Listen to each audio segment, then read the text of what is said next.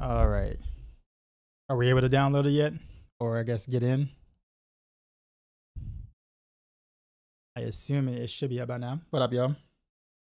Sorry, I had to go do real life stuff. Before starting, I just got home. Appreciate the follow. Let's see.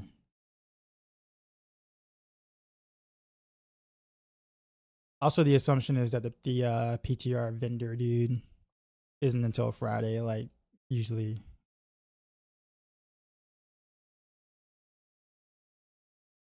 Hold up.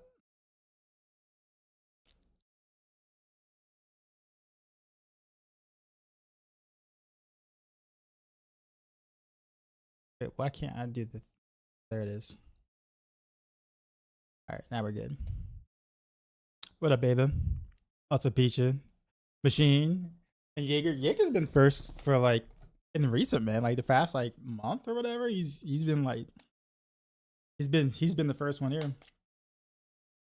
There is an update. What's the update?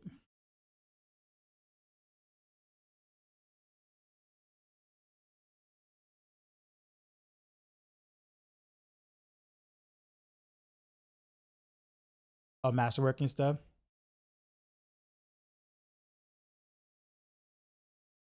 All right, well, trying to get back on the PTR again, see what happens.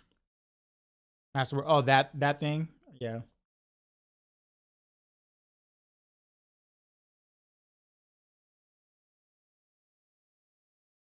Pig, what's up, man?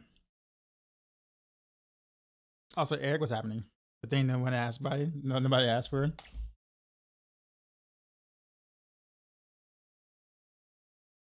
I wonder why they went that route. I guess maybe that's just temporary, but I'm just surprised that like anybody else getting this error that I'm getting or what?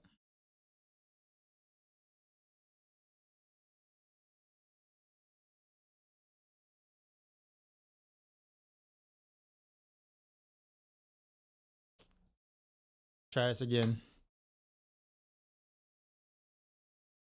OBD still the same? Yeah, well, they mentioned that it was gonna still be the same. That they weren't gonna change that in the campfire chat. They lowered everything else but that.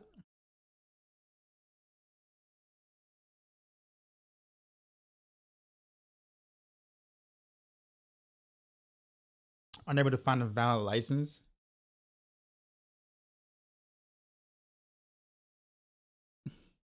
Anybody else getting that error, or is it just me? Let me try live real quick.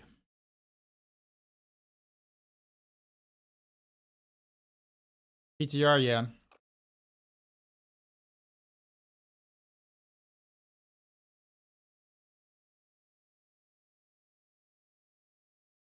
Can I try PTR?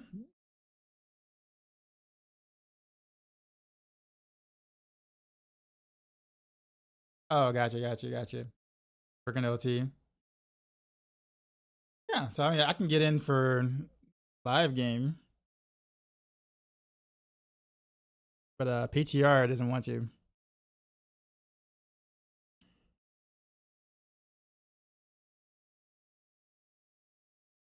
Of course, the Vapor is going to be Godly for poison builds. I'll wait to see it before I believe it.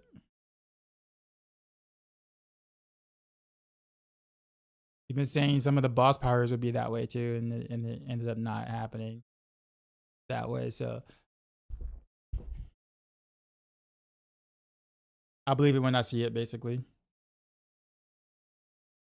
You said 30 minutes left? What's 30 minutes left? Cam.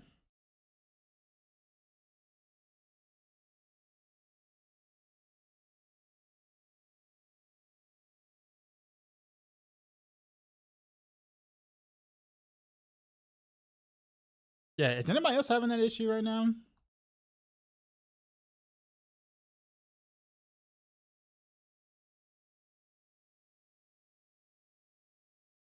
It's about that. What's about what?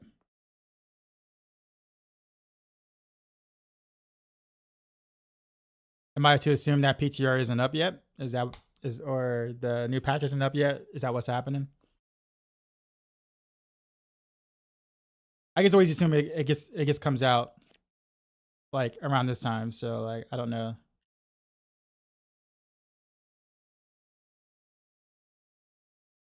Let me check other streamers, see what they're doing.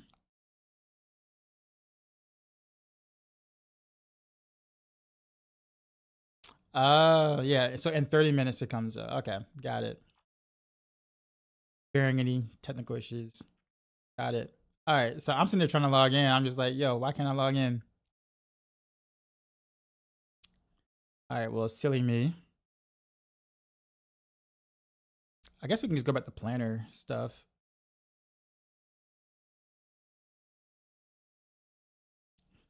Yeah.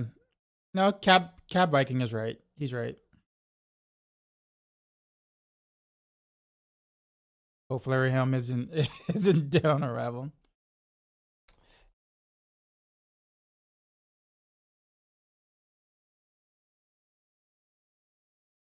Do I have a link to your planner for the builds you're gonna be testing? They're in my Discord. I finally made a Discord section for my build or for the builds I'll be doing.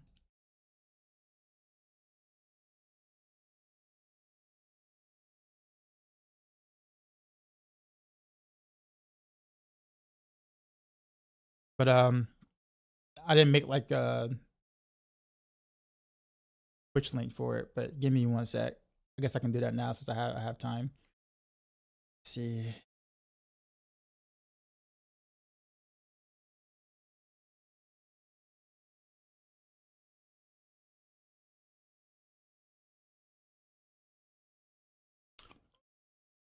Bro, leveling's gonna be smooth with Heartseeker.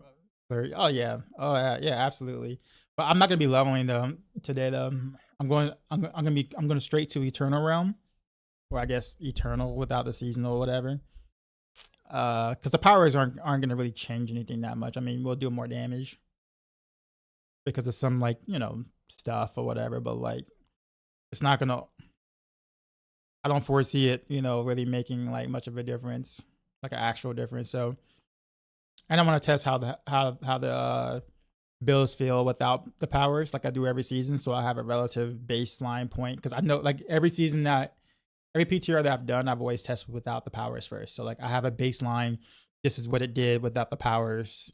Each PTR basically.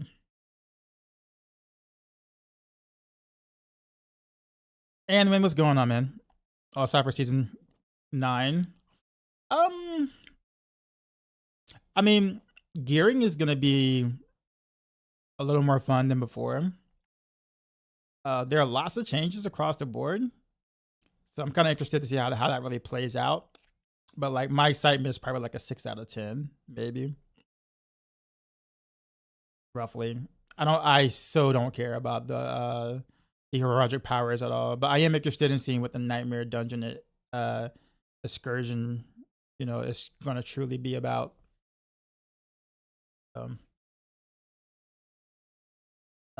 Let's see.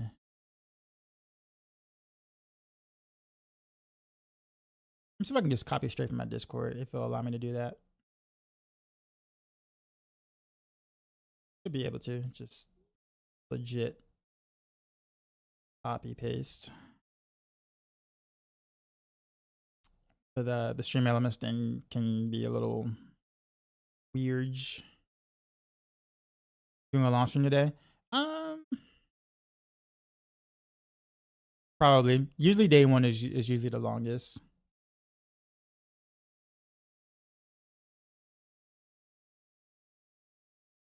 So thinking maybe 12 hours, 12, 13 hours, just depending on how fast I get through. Because I mean, I don't really have all the items that I want. Like I don't have all the mythics that I want. I still need a Shaco because I don't really ever keep Shakos. So I probably need to see if I can borrow some runes from like other Rogue players. I was asking in the Rogue chat if they got runes for Eternal. I probably have enough like sparks to just be able to like, from previous seasons to be able to just craft them, I guess now. Now in terms of like range builds or whatever, like yeah, those yeah, range builds aren't really a thing in D4. Like Rain of Arrows is really the only like technically range build.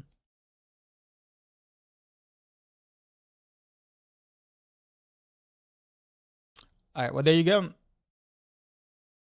That is all the stuff I'll be doing.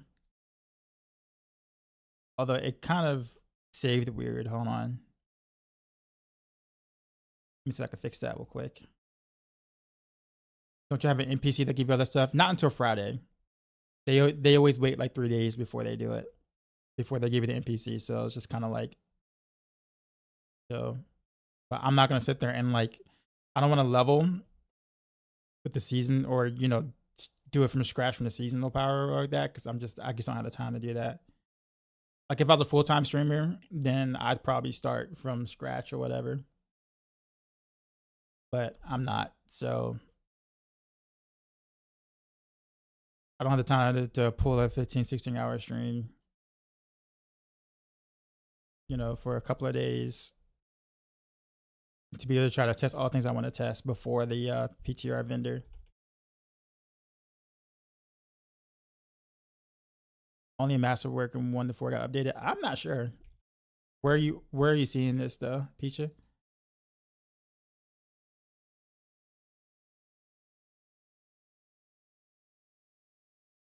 Live? Yeah, I've like vaguely looked at that in the patch notes, to be honest with you. Yeah, let's see if that works. God dang it. All right, it still saved kind of weird. Hold on. Why is it so hard? Why is it so hard to get this to work properly? From Stream Elements bot or whatever. It's always a pain.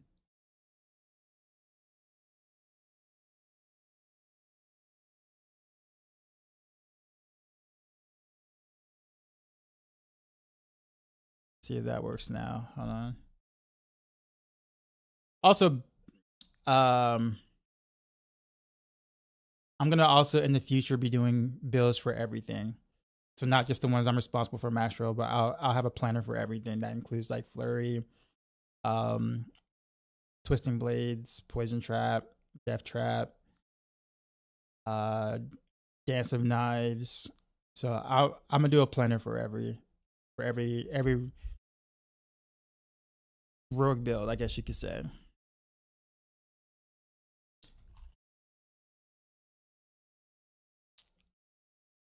Or every skill, I'll put it that way. All right, that's probably the best I'm gonna be able to get that done.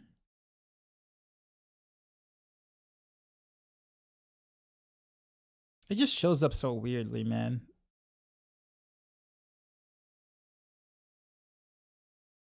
Oh well. Yeah, that's probably the closest I'm gonna be able to get that.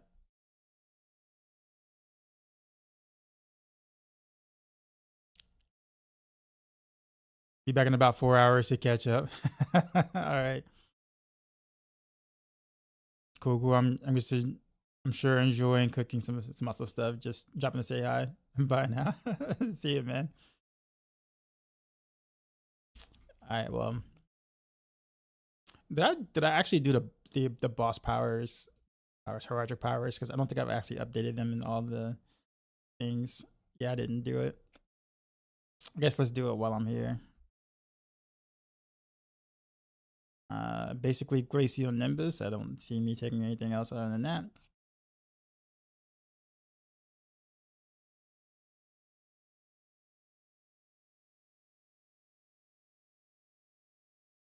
Although corrosive vapor could end up being okay. I just think with the scaling, it's really not going to be that great. I know Phil Mike really wants it to be, but like on Rogue, I almost have a hard time seeing why we wouldn't take Glacial Nimbus for most things.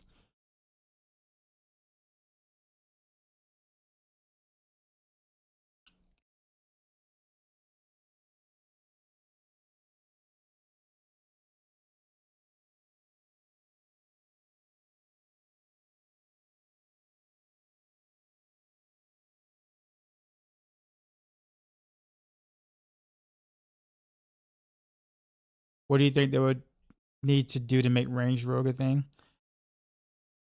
Honestly, with the way the game is played right now, I really don't know. Well, I won't say I don't know, but I think that um, there's just too much incentive to gather things into a tight ball for the most, like, to be able to hit the most things. And it was kind of like that in Diablo 3 to a certain extent, but it's definitely worse in D4. There needs to be more multipliers or more incentive to do something at a distance to start with. I don't really feel like the incentives are good enough. I think Deadeye is a start, right, from the skill tree. Like Deadeye is a start when they added this.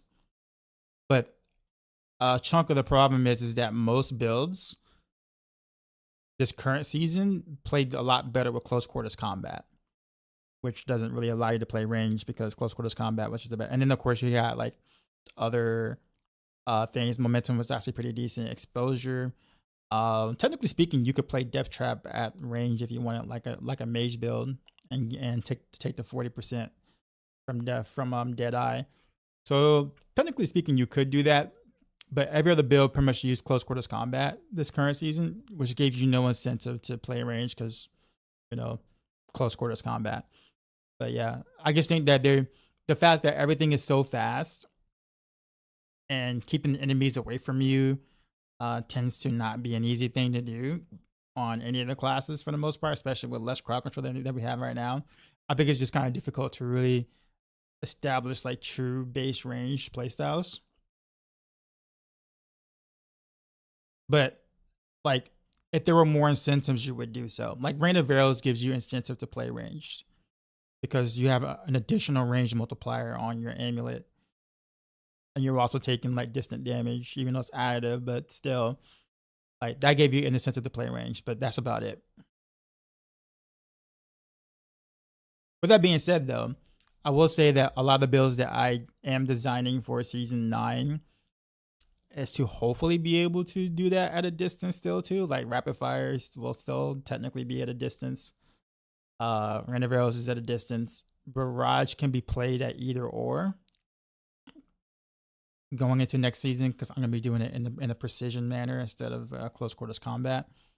So like you'll be able to play that at a distance if you don't want to shotgun single target sort of like that.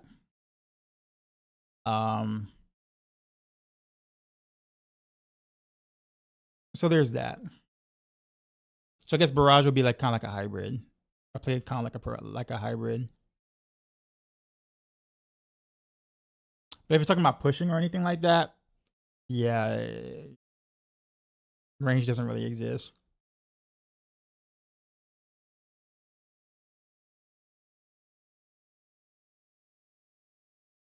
I can't.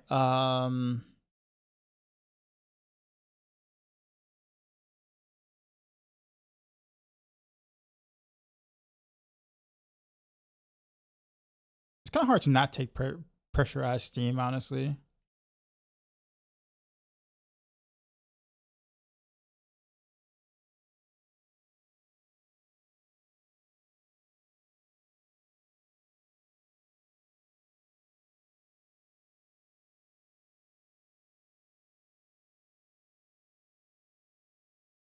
This is basically my source of vulnerable. So you got stun, vulnerable, and then whatever else. Yeah, I mean, you're welcome. But yeah, I mean, I want to do range. Like I'm that's my preferred way of playing things. I would like for Heartseeker to also, be ranged again at some point, or have a more ranged playstyle. I don't really necessarily like building Heartseeker around close quarters combat. it doesn't feel bad. Like it feels fine. Like it feels good to play Heartseeker. But if I had to have a choice of if I had the option of being able to play at a distance or playing up close, I would always choose at a distance. Even if close quarters combat does feel good, because it'd be nice to be able to kind of feel like I can play it without being in their face for the most part.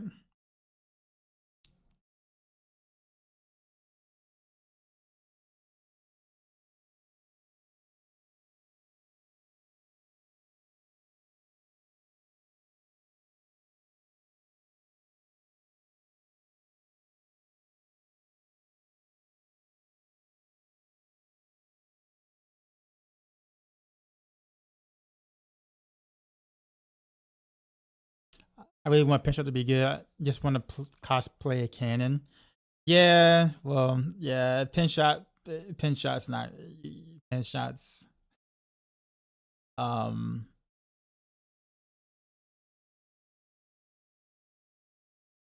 yeah, it's just not gonna be anything for a while. The Pinshot had kind of its, I'm gonna say, glory days. It's actually kind of hard to say because I remember like in season 3, like maybe did like maybe in Lucky did gear swap shenanigans and stuff, which kind of made Pinshot able to handle single target stuff, right? But it was really clunky for those who didn't like doing gear swap shenanigans or whatever. But there were other builds that were also good. Like Twist and Blaze was still pretty decent at the time. Rapid Fire was actually, in my opinion, Rapid Fire was stronger in season 3 than Pinshot was. In terms of just being able to like clear. But Pinshot had like the bigger numbers. Like the big numbers whenever you gear swap properly. But I mean, past that point, I mean that was pretty much it for Pinshot.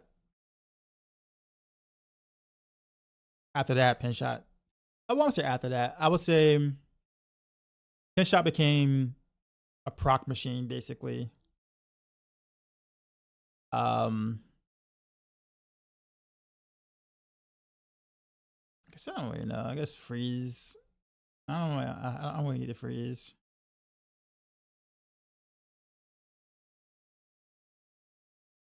Yeah, but after that, Pinshot just became a prop machine for Victimize, and that was not really. I didn't really find that fun. Because why have like a cannon like skill that does 0 damage except for the Victimize damage?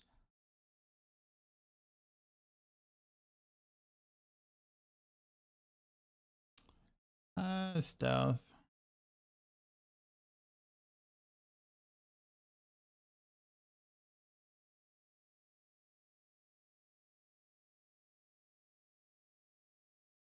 Sure, we'll do that one.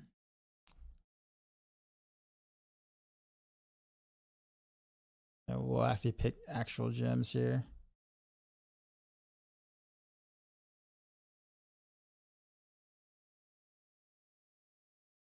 Idle for below is obvious.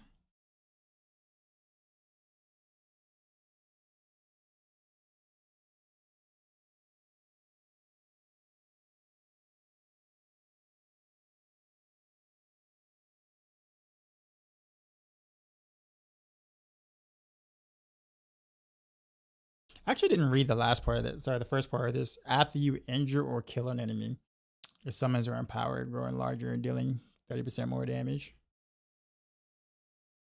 So this is actually not. This is like horrible on the boss. Is Dance of Knives meta yet? For leveling, it is. End game, no.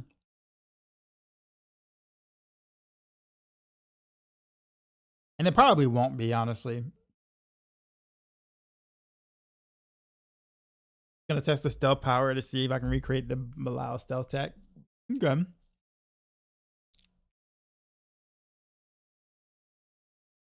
It probably won't be, like, ever. Because here's the thing about that. Because Dance of Knives can deal its damage on the way, like while moving, right? Like, you never have to stop. you're always in the move. The knives just kind of shoot from you. You don't have to do anything. If that became the absolute strongest way to play Rogue, you would never play any other build because everything would be far weaker and require more work and just like feel incredibly clunky by comparison. I'm not saying Dancing Knives should be as weak as it is, which, you know, obviously not. But it being Rogue's best build would give you zero reason to play anything else. And there are people who don't like Dance of Knives, believe it or not.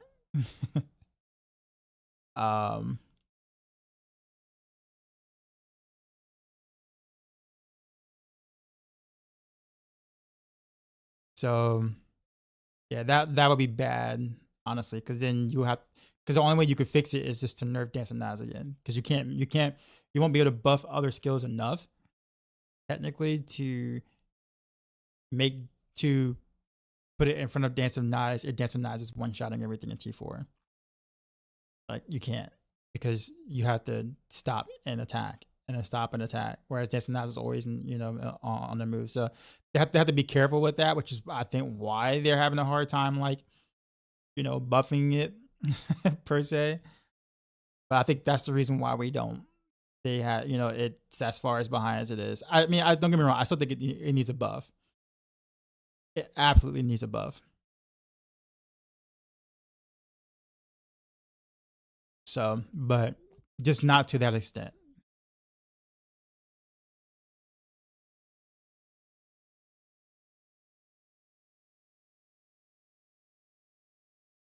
I guess we'll do the catalyst on the ultimate then.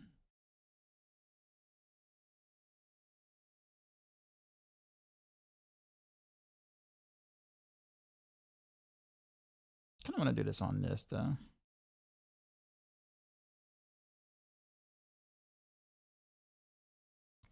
Yeah, this is fine. This is fine for now.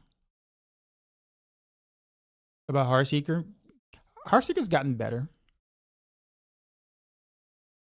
Heartseeker's gotten better. The thing is that current Heartseeker isn't bad. Like it hasn't been bad the past couple of seasons at all. But I think people's idea of bad is if it's not the best build, then it's bad. And I think that's, you know, it kind of gives other builds like the, you know, a bad rep. Like for instance, like Flurry's been pretty decent the past couple of seasons, but because it's not the best build, no one cares. Unfortunately, except for like your enthusiasts, like those who are gonna play Flurry regardless, kind of thing. What time's PTR? It should be in about 10 minutes.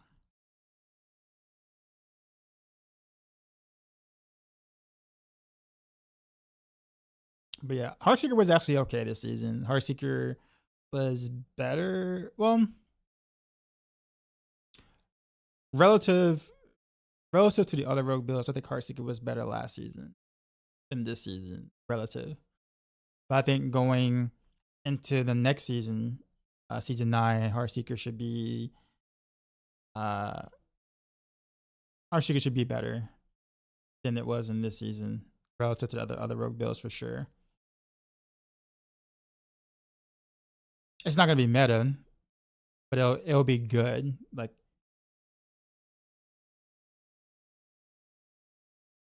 I know every time I talk about it, like I lose people when I say that. It's like, oh, not meta. I'm not interested. Like, well, yeah, I know.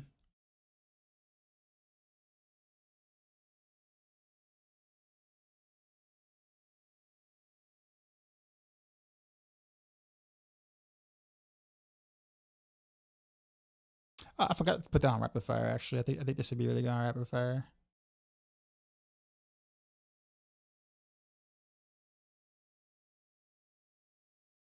So I've already spoke this, but what's the best build looking like for Rogue? Death Trap again.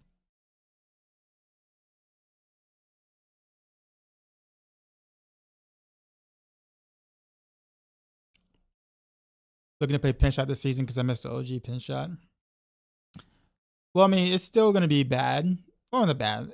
It'll still be underwhelming, but at least it'll be a little bit more fun because now the bounces actually happen every attack if you can find a wall to bounce off of, and if the bounces actually do hit the target that you want. So I think it'll be kind of some like silly fun in like T4 or whatever. It'll be a little bit more fun to play. I'll say that much.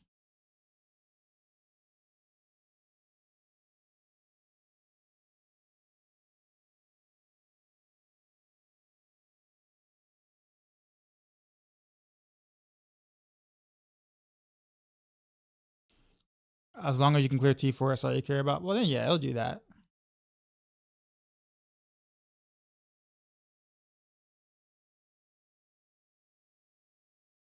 I actually don't even know what the last one should be.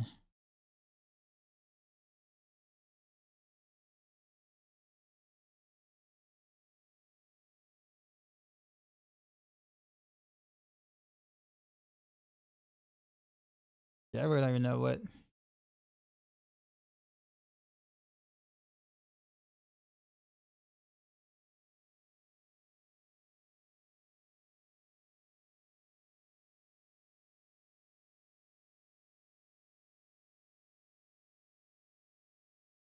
I mean, that's really the only one, but I'm gonna be capped anyway for attack speed. So I don't even know what if it's cap 1 or cap 2. But whatever, we'll do it. Stun. Actually, which skill did I take for? Okay, every third thing. So I don't really need the vulnerable. I guess frigid heart should be good then. I think the stealth actually is gonna work. My advantage here for this build. All right. Update.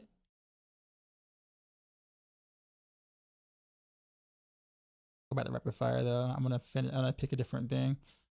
It's 8%.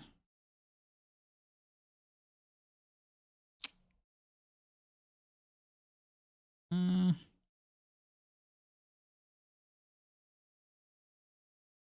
think the elemental one would be better.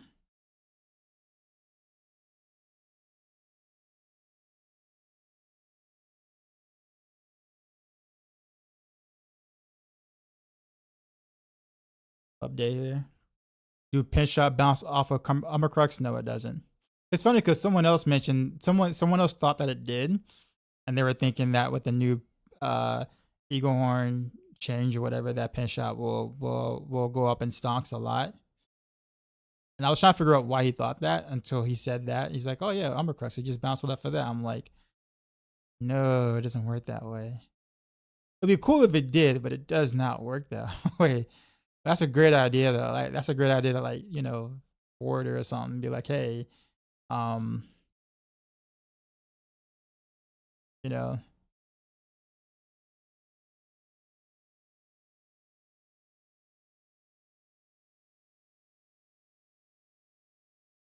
what's my favorite item in D4 and why? Oh, that's a good question. Actually,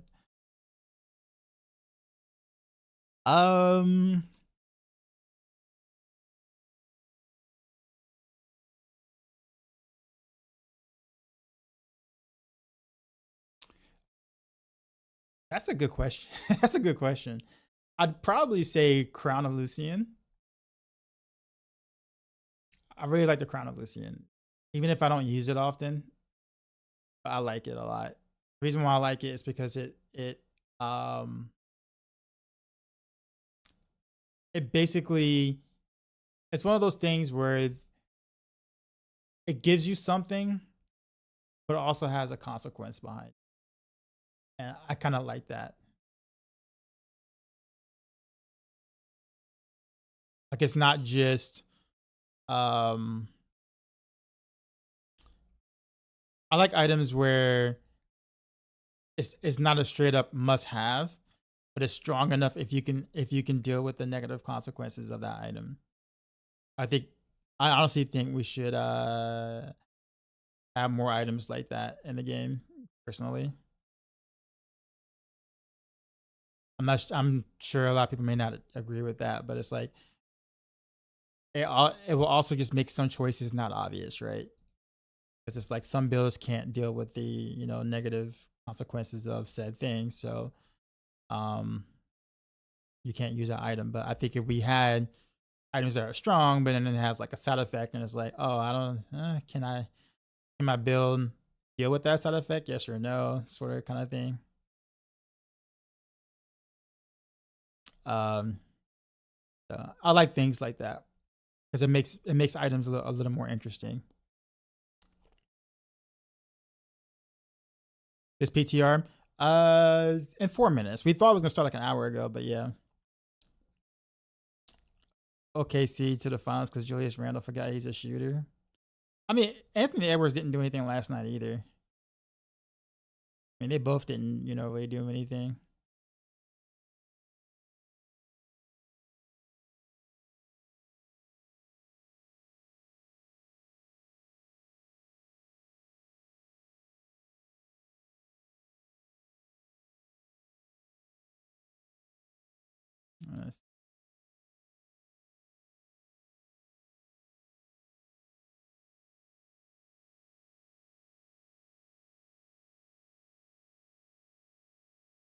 Yeah, and only had like 4 points in the first half, so like I shot twice in the first half. Do we know the buff with Eagle Horn? Yeah, we do. Basically, it bounces every time now, but it gives you half the multiplier it did before.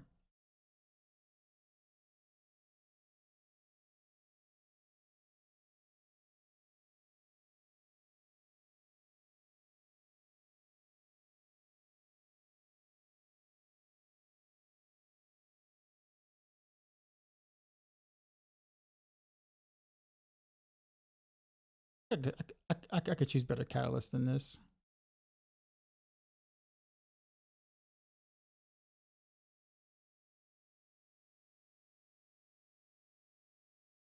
Like this, like this is really good.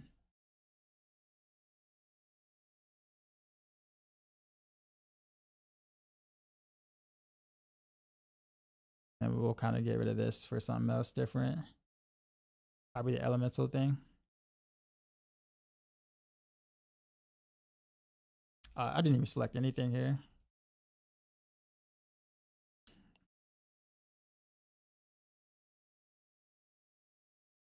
That's important. Stun is important, obviously.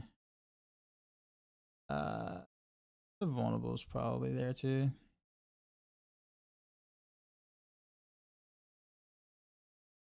And we'll do it on the invigorated straight though.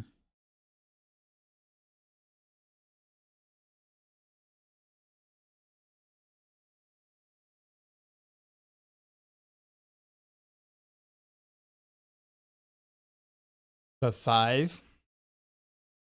Who we got? New York and Indiana. Indiana has more depth. I would prefer, honestly, I would prefer to see New York win, but I don't. That's not happening. And the only reason why I say that is because I'm actually from New York, so I'm not necessarily a Knicks fan, but I am from New York, so I have to have a little bit of bias, but I don't see them beating Indiana though.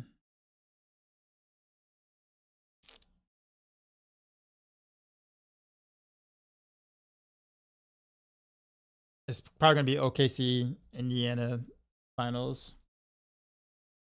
Is what I'm predicting it, or is what I'm seeing, I guess. I think Indiana will have a better shot than New York versus OKC, even though they'll still lose to OKC.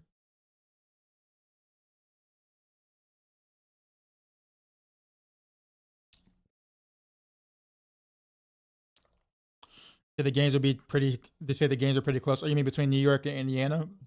Yeah, but you also got to think about who's like New York only has. New York has. New York doesn't really have many scoring options. Like they play more ISO basketball. Like Cat will have to ISO, will play ISO. Jalen Brunson is 1000% ISO player. Like, Who was he? Who was the player who played well off the bench the last game? What was it? Was it Marcus or I forgot his name, but he was one that actually kept them in the game. Um, and he probably should get some more minutes because like he can actually score. But like New York is more ISO, right? Whereas like anybody on Indiana can kind of like, I mean, the way that they play ball, like they don't have like superstar caliber talent per se, other than like Pascal Siakam or whatever. But like any of them can kind of like shoot.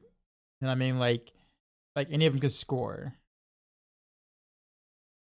And I think that's the thing that New York just doesn't really have. To Halliburton. I mean, Halliburton doesn't have to score though. That's the thing. Like he doesn't have to, as long as he facilitates the ball, like facilitates well, which he actually does do that well. He doesn't have to score at all, really. He just have to set his teammates up to score, and like since they're so used to doing that, Indiana, like anybody on the Indiana squad can score, and like make you look silly, which is how they beat Cavs and some others. Like I don't think they're the more talented team. I just think they just as a team are better. Like I don't think they have better. I don't think they have better in like. I don't think they have more talented individuals, but I think they're better as a team.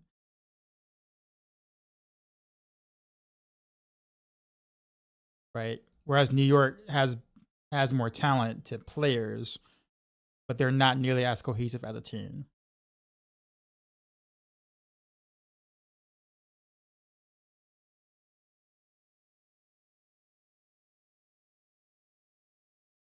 You said check PTR. Okay. Let me finish this little thing here, I guess.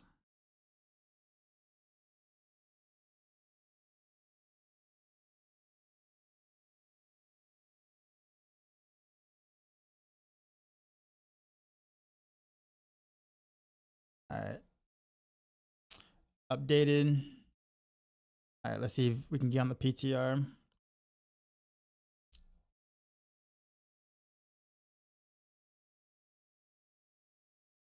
Leaning toward New York. I think they're on the road for the win at home now.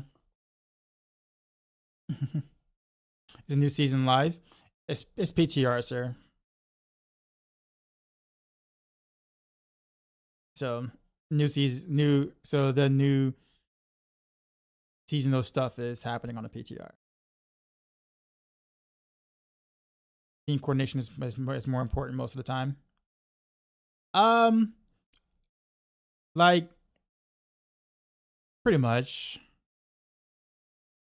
At least nowadays it is.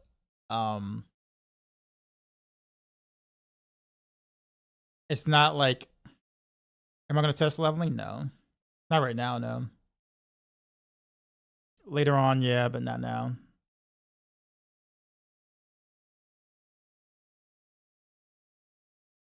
Nope. I'm going straight to Eternal Realm to see how the change, like how the changes, the affected things are changed or whatever.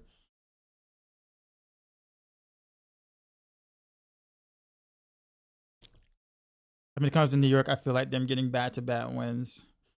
So they have what it takes to ace to win and need to just close out at home because they have both.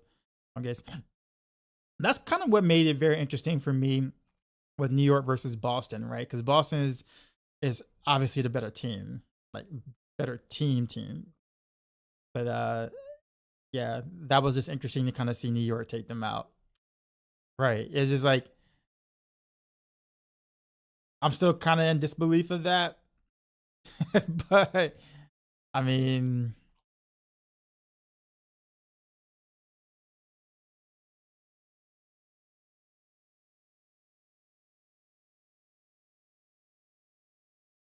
not that I like Boston. Like I don't typically care for Boston, but like I just, you know what I'm saying? That was one of those things where like the better team did not win. like the better team did not win, right? And that New York's like star players carried real hard. Like real hard. I just don't like with that being the case though, like it's gonna be really hard for New York to like keep doing that. Because like you keep relying on those very few people who are actually doing stuff and you're just not gonna like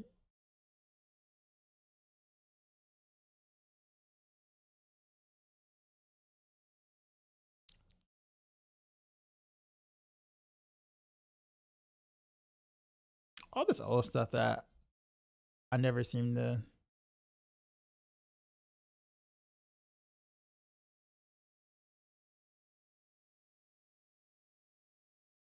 Why do I have any of this still?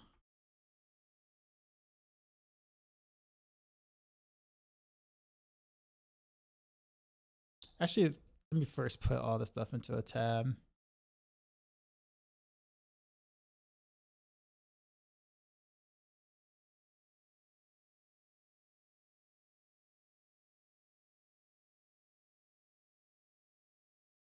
Okay, let's.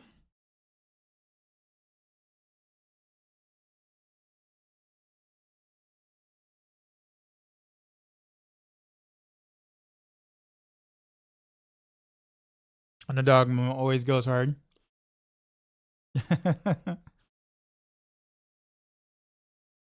You expect servers to go Dookie mode today?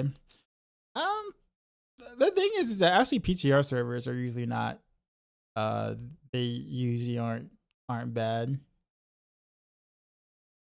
Or don't do bad. Let's actually see what my materials tab look like for Eternal. I got 21 respinner sparks. Okay, so I can attempt to try to craft me a Shaco. Actually, I don't even know if I have the runes for it. Do I have the runes for it?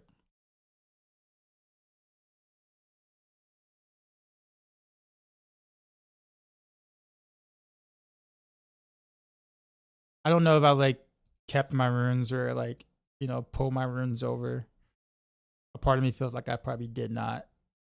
So I don't know if I can just like walk up and just craft the Shaco.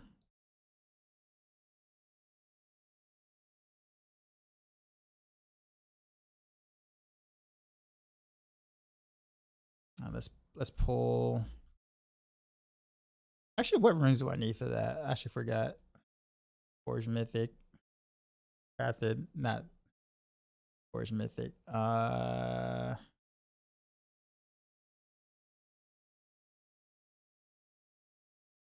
actually forgot where I do this from.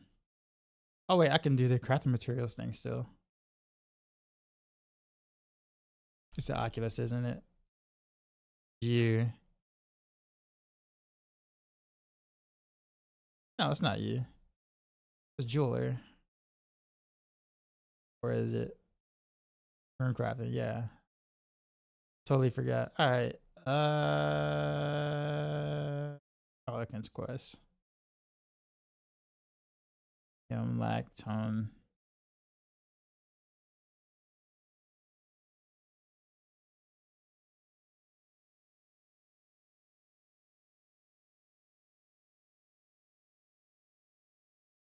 Yum. 0. Lock. And then ton. May Heartseeker great again.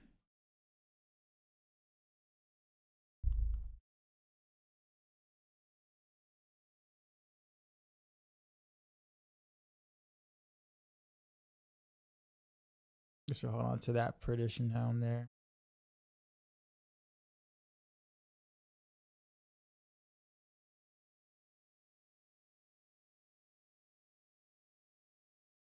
So we're looking for I got none. Yeah, I didn't think so. Let's see if I got lock. Bunch of those. I'm sure I got 10. Are we cooking? Nothing that I haven't already cooked in the planner. It's just a matter of testing what I've put in the planners. That's all. However,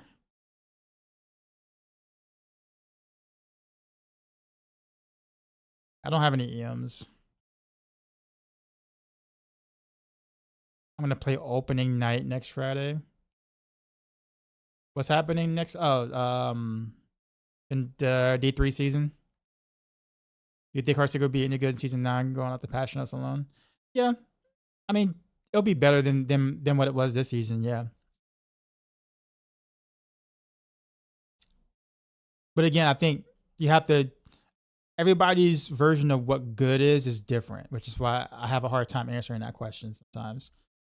It seems silly, right? Whereas, like, what do you mean I have a hard time answering that question? Well, to be honest with you, some people think good is meta, right? It's like, it's meta, so that makes it good. Okay, if it's not meta, then it's not good. Some people think good is, oh, well, is it like a top 2, top 3 build on Rogue per se? Then they're not considered that good, right? And then some people was like, oh, well, can it blast T4 easily? Is that good, right? So people's version of what good is different. And I think when people expect, like, let's say, like, make Heartseeker great again, for example, people are thinking meta. Make Heartseeker the best build, the best build of Rogue again. And it's like, well, that's probably never gonna happen. It never was the best build for Rogue, ironically enough. People thought it was, which is partially why people played it. But in reality, and season 4 Pinshot was actually the strongest Rogue build. People just didn't know or like Pinshot. Lost Dream was going on. Good to most people means it is strong and fast. I still think that is, like, community dependent for sure. Is Flurry going be pushable this season? I mean, you technically could push with Flurry each season. It just depends on how high you were looking to do. So you have to, like, it just depends on your expectations. Like, if you're, what, I mean, like, it's all the same thing at the end of the day. It's just the number, right? So it's like, those new gems in the PTR, they are, but I'm not leveling a new character right now.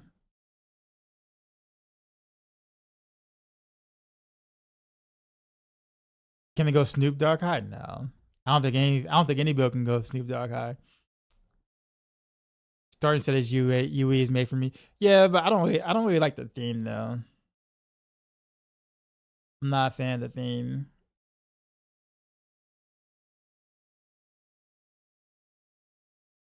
That's the only thing. Okay. I really need to give me a Shaker though.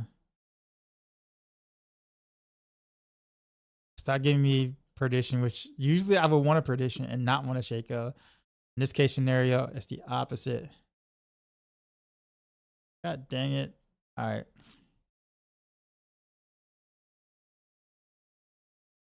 We'll save one Starless. We'll save that one. Everything else can go.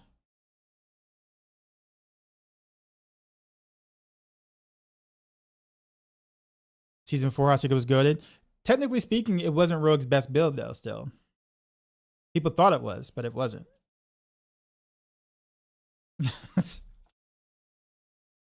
Heartseeker, honestly, right now, Heartseeker is more fun now than it's ever been. It's just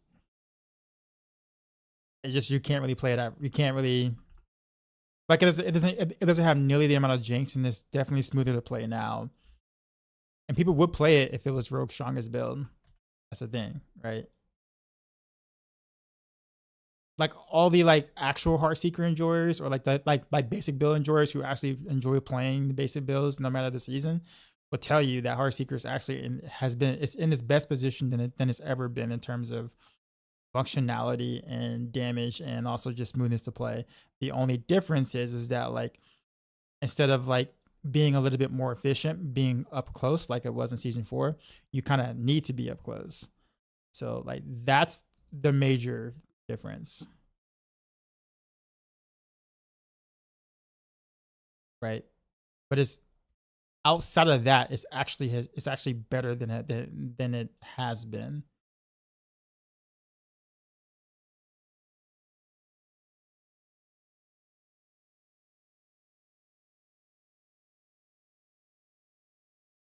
Only difference really is that it doesn't have the S tag at the end of it, whereas like S tier or whatever, and people are just like, oh, well, it's bad now. Right? It's terrible. It's awful. And at that point, it's like, well, but everything is relative, right? Other builds get stronger too, so.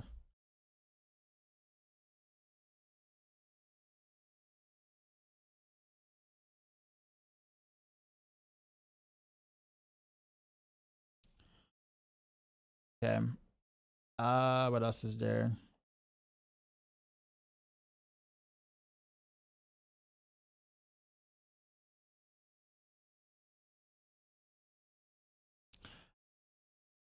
I might have to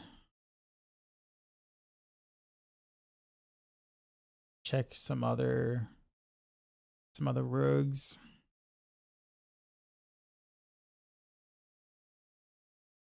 That's what's going on.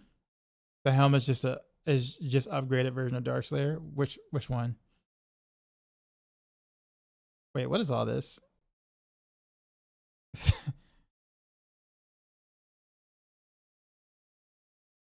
Optional welcome back booster. Oh, this is an old character. I wonder, like an old character.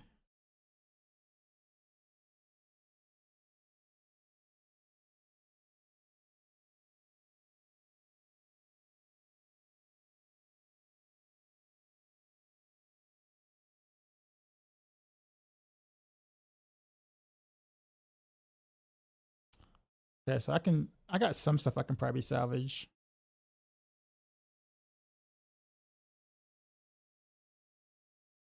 Probably not. This is all the same withdrawal stuff, right? Yeah, it is. Okay. But I can salvage that. Whatchamacallit, let's throw this guys for spark. Oh man, these stats were awful. Oh, I can get some Masterworking mass back from it. For this stuff. There we go.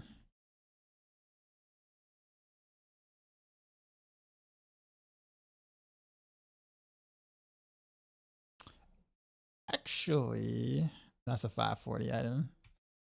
I was going to say, yeah, all these are way back in the day items. All right.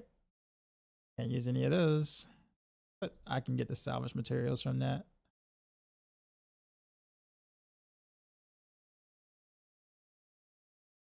Bryce getting picked off and LTA season is over. Truth. All right, let's see what this character. I don't want to hear that. I want my super S tier Heartseeker one shot everything. I guess it's just perception, right? I think it's just perception. And like I get where it comes from. Oh, here's a Shaco. But the older Shaco. Just have to salvage, the old Shaco. Give me a spark. Clevo, what's going on? Let's do Diana.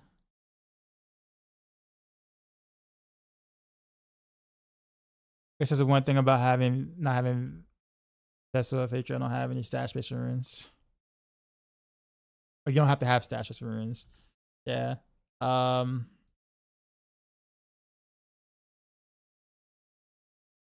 Okay, well here's a Shaco. Obviously, I didn't keep it for the maximum resource though, but that's okay. At least I got one.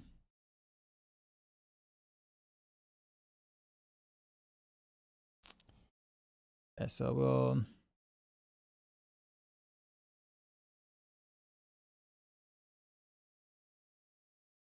Okay, always our legacy items. Wait, is that Shaco legacy? Yeah, it's legacy. Hmm.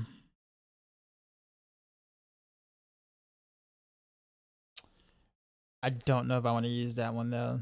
But I think it's still like the right stats though, right? Like I think the maximum resource is still 26, if I'm not mistaken. So I think I can use it.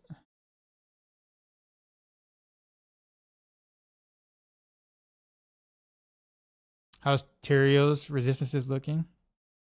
I mean, the same as it was before. Um,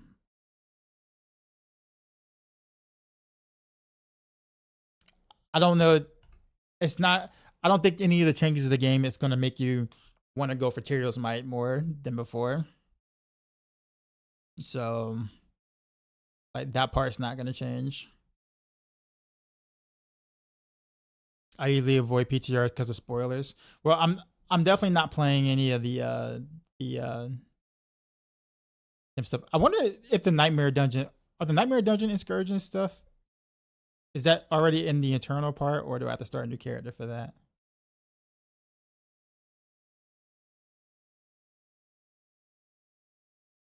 Chief Heartseeker was great too, but was not a fan of the resource dependency from the unique sword aspect. Oh, so you don't like the sword? That's what it is. Okay, I can see that. Okay, this is a good star list. We'll hold on to that one. And actually, do I have any runes that I kept in here? I could possibly use Ja, Thil,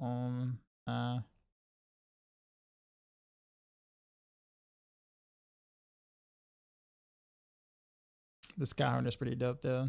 Actually, no, I have a better Skyhunter than that. Believe it or not. Uh,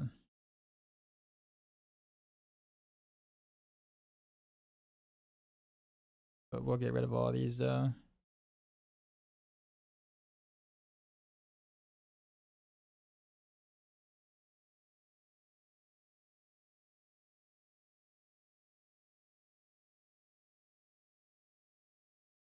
Yeah, I'm just trying to see what items I can keep and which ones I kind of give or not bother with.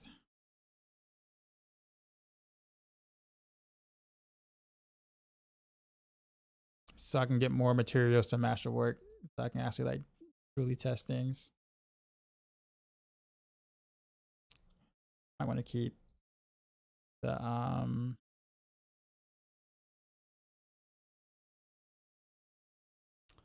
this one just in case. We'll salvage everything else.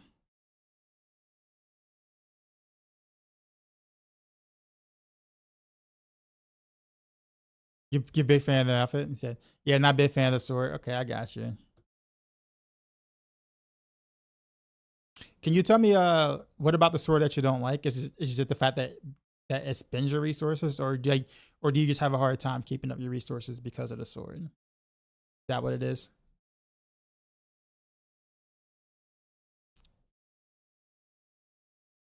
What are we testing for? 6 things. Renovaros, Heartseeker, Invigorating Strike, Barrage, Rapid Fire, and some sort of victimized setup of some sort.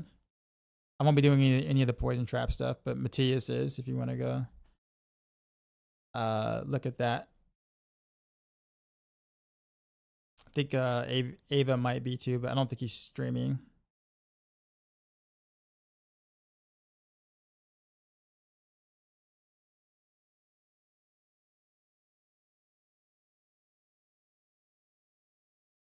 Wait, that's level 26 though. Can't do anything with that.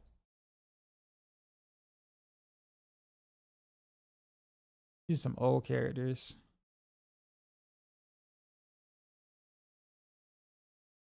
I like the for dancing nods because it appears in both student channels, but it's not strong by any means. It just looks cool, right? I guess.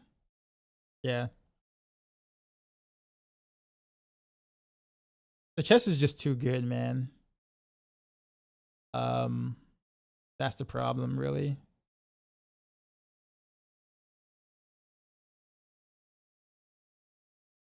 Ooh, I actually do want to keep this dance though. For a reason. Also these boots for reasons. Everything else can go though.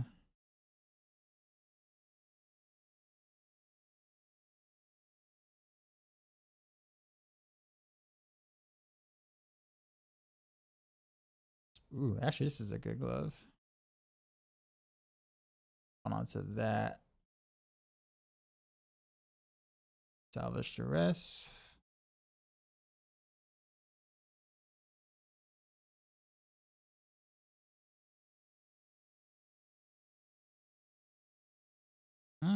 Actually, I probably should hang on to some of these amulets though, because some of these amulets are actually pretty good.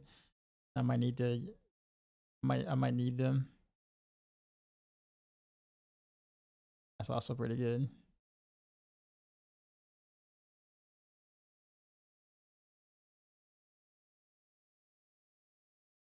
Yeah. Any runes or?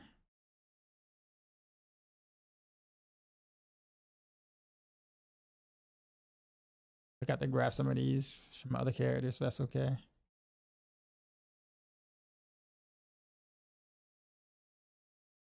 Hope Dance is good this season. Dance didn't get any buffs. Any specific buffs. So like, I wouldn't expect much. A cold clip puncture will behave as expected. What are you looking for or from cold clip puncture by chance?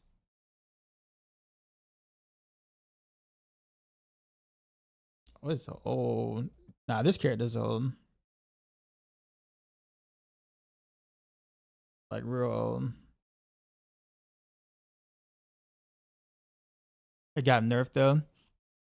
30 to 34 meters traveled. I mean, that's for like early game. End game, you don't care about that.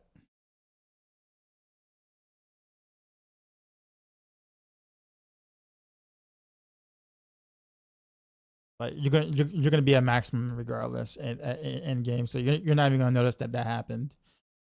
It's just to try to make it a little bit more inconvenient for you for leveling. That's all. That's literally all they did.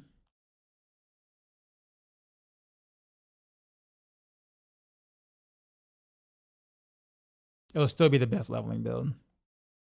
I was able to keep up the resource eventually, but initially slapping it on, it took a while for the build to feel comfortable when you spam Heartseeker. Okay. So I mean, I guess at that point that just becomes making sure that you that you get your build going in a sense. I think a lot of people's problems with Heartseeker in general with the shard is that people tend to attack with it and not hit anything, and then they run out of resources, which is usually what ends up happening, or which is usually the problem I tend to see happen.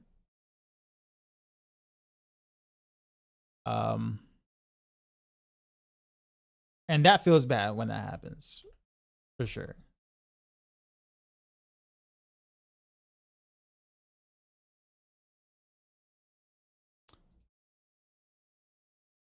Sorry, I need to go back and check for some amulets. You think Azarath version of it will perform well for what build?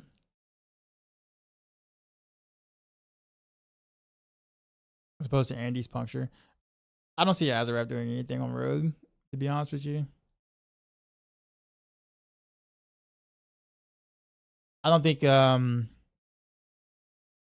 I won't say much is not going to change per se. I don't want to say it like that, but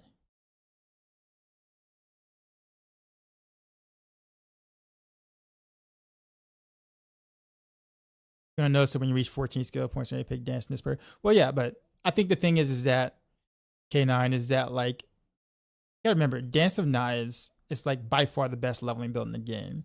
So if you give it a little bit of inconvenience, like just a little bit of inconvenience, like that's okay.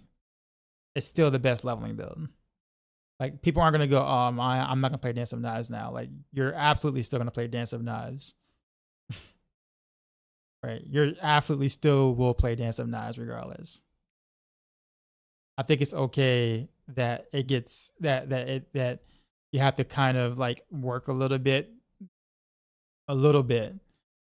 for leveling for it being the best build in the game, best leveling build in the game. And I'm sure that's probably an unpopular opinion, and I understand, but it's like, you know,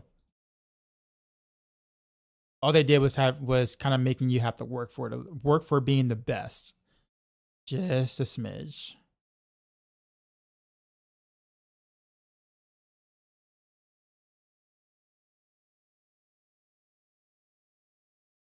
Otherwise, you'll never run any other builds ever. It's one of your favorite skills in the game as well, so I don't really care as long as it doesn't do 0 damage. Yeah.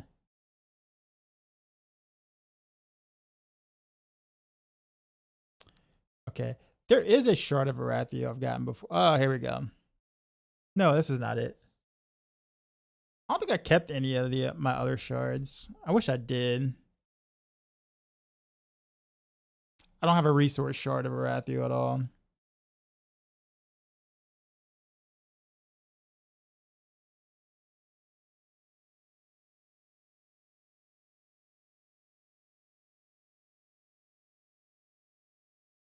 Yeah, I had this one. But I swear there was like a 3 or 4 GA shard of Arathio I think I had at one point. I don't know what I did with it.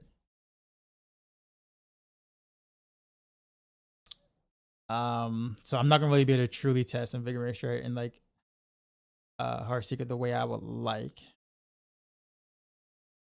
But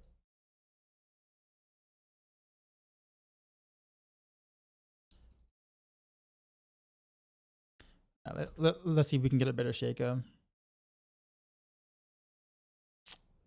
Oh, there you go. First try. Well, not the actually first. That's like 19th try. But it's exactly what I needed. So GG. For mythic stuff, I think that's kind of it. That's kind of all I needed.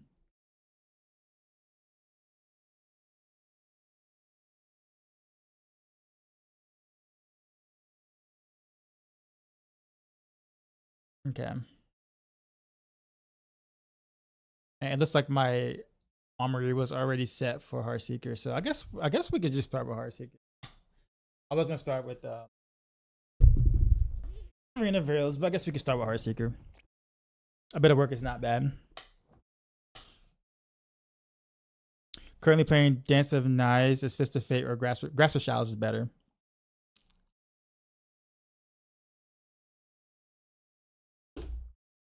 Grasp of Shadows is basically needed for every rogue build that isn't Poison Trap or an ultimate base build.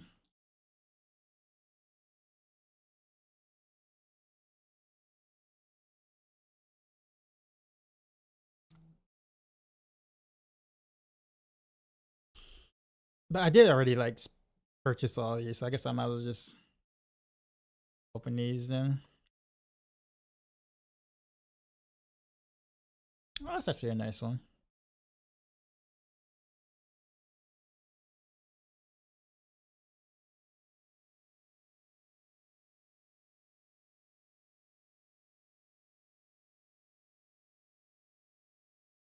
Okay. Yeah, so I guess we'll start with Heartseeker then. Can we play with Nightmare Dungeons on or the new Nightmare Dungeon things, or no? Without the seasonal thing, because it's supposed to be like permanent in the game, right? So is it already permanent, or do I have to go and like do the seasonal thing first, and then it becomes permanent afterwards or something. Maybe have Cold Beam on the bar so Eldritch Bounty can activate. No, we just don't take the board. No, taking the because removing a multiplier to keep a multiplier just doesn't make sense.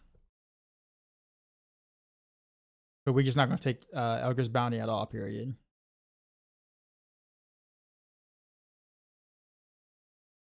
Yeah. All right. Well, so Heartseeker first. It is. All right. We'll do that. Put that here. I got a Tabos Will somewhere. Yeah, this one right here.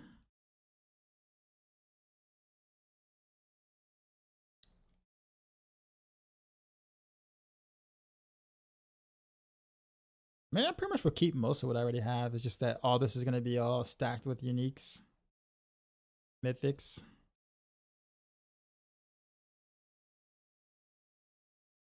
Are we rogues in shambles? Well, technically every class says that they're in shambles at their patch notes. So, take what you will from it.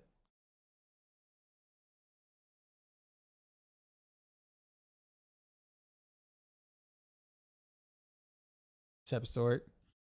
I mean, they say that they're in shambles too. They just have Hydra. Right. One build doesn't make an entire class, but a lot of people like to think so. Like, as long as one class has one good build, the entire class is good. It's like, nah, that's not how that works. But Reddit will make you think and believe otherwise.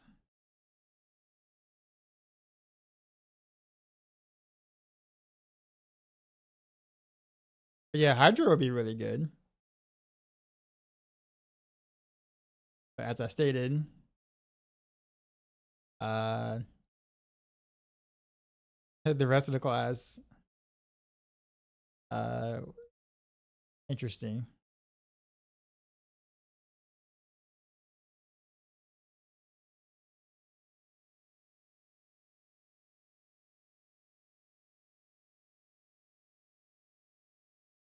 Let's put.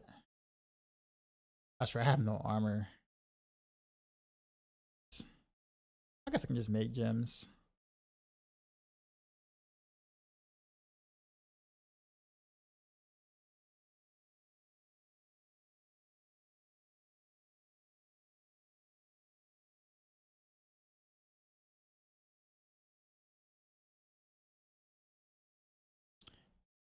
We need to do. Is it Shadow Grasp? This is a really good one. Grasp of Shadows. Okay. I've been advocating for balances within classes at the topic. Well, that's the thing though. Like, it sounds weird to say, but like, yeah, people tend to not really care about the interclass balance as long as there's one really good build, and then people will say that class is good because it has one really good build. And it's like, it's not necessarily the player base fault per se, or like, you know, the average player's fault. Like, you hear streamers say it too. Like, streamers say it all the time. It's like, oh, this is, you know, this class is dope. They had this one good build, right? And so they just kind of repeating what the streamers are saying as well. And so we just get tricked into believing that, oh, you know, X class is really good, you know, because of one really good build. And it's like, no. It's like, no. Right. Like, Sorceress is kind of was in that category, like this current season. Druid was in that category. Rogue was in that category as well. You know, getting you know, propped up by one build that's like really good, and then that's kind of, you know, or one build that's like really good and the others are just kind of like, you know, kind of falling behind a bit. Not just a bit, but like a lot compared to, like, you know, the strongest build.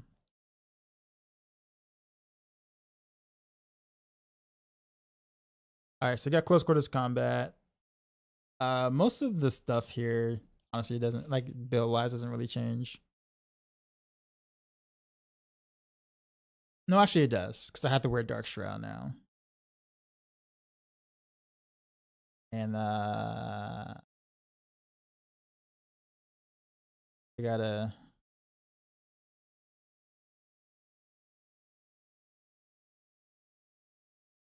yeah, we have to wear Dark Shroud. So put that there, put Dark Shroud here. My movement speed is so bad though. Jesus Christ, it's so. Do you have a better pair of Beastfall boots, or is that the only one I got? Probably the only one I got.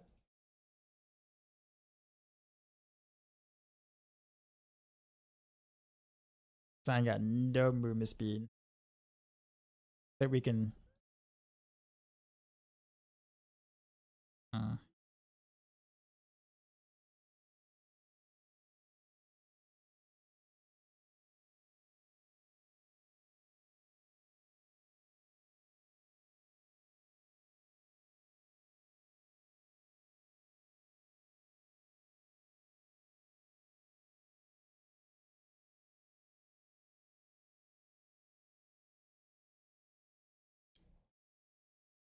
So wait.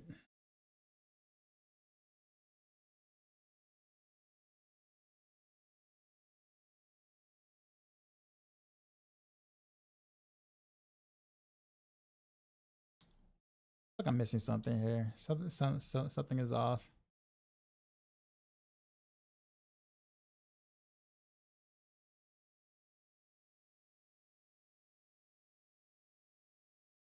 Like that should be just it, right?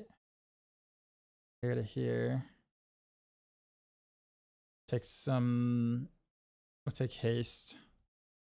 Put some movement speed because we ain't got none.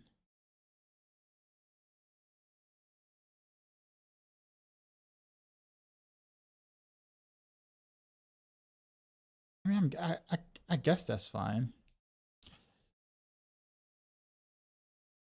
All right, so Paragon board. We have to get rid of Eldra's Bounty. Also, Tricks of the Trade. Both of those have to go. So we'll just refund them all.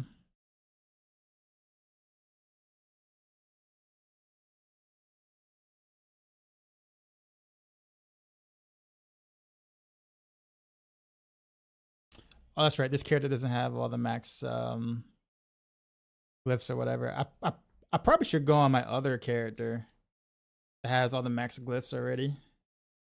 But I guess just for I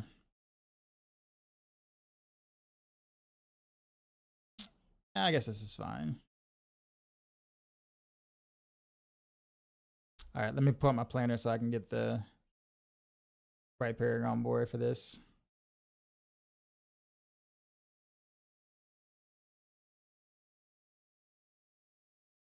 So Heartseeker.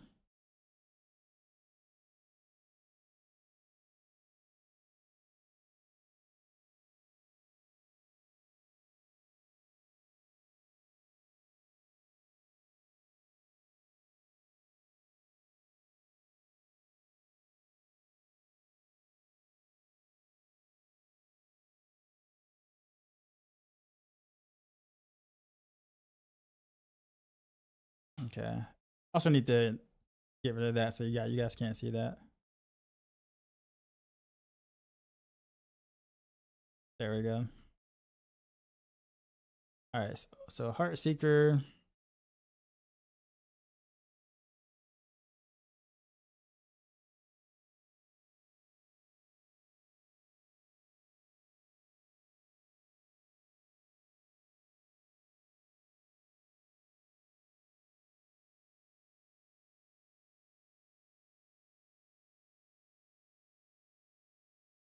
Oh, I actually kept Tricks of the Trade, but why did I do that?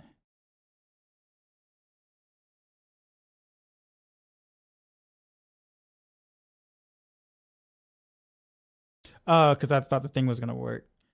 I probably shouldn't do Tricks of the Trade then. I'm gonna do Exploit Weakness there. I'm gonna have to rethink this anyway. Okay. Or try Eldritch Bounty to a multiplier to element. I'm telling. Targeting with the stat sheet, not in all damage multiplier for For example, like intercom aspects. If I'm doing more cold damage instead of all damage, I simplified to multiply that stat and that in the stat sheet as well. I see. I guess for me, with the new Eldritch Bounty, since you have to have the imbuement on the bar now, I don't think it's worth losing a multiplier to try to gain a multiplier. I think that's what I was originally trying to say. That's all.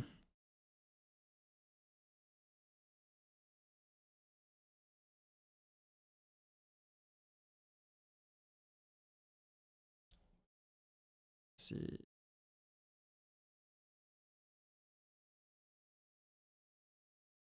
Roll. Well, I think of the new Flurry Helm Dart Dance. Uh, waiting to be seen, because I'm just kind of hoping that it all works the way it's supposed to. I think that's kind of the big thing. So I'm just kind of waiting to see if it actually plays out like it says it should. I think it'll be all right. I don't like the fact that the new Flurry Helm is on the helm. Like the aspect is on the helm. Like it feels like a ring or like a or something like that. That would be kind of neat. I think the helm is a very contested slot that doesn't really give you, you know, like the helm itself is like, you know, practically almost just as good as an Air of Perdition, if you want to be honest, in terms of overall output. So it's kind of like it's not bad. It's just the wrong slot, in my opinion. If it's gonna be in that slot, they need to buff it. Like instead of being 50% more damage for a flurry, in a sense, just make it 100% to make it kind of like an obvious choice for flurry.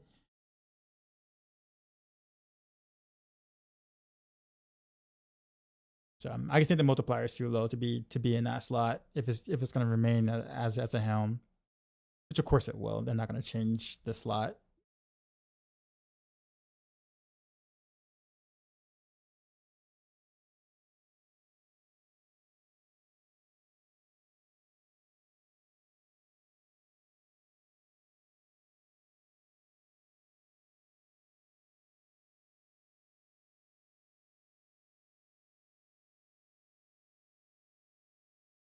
Okay, and then I'll just go straight into cheap shot.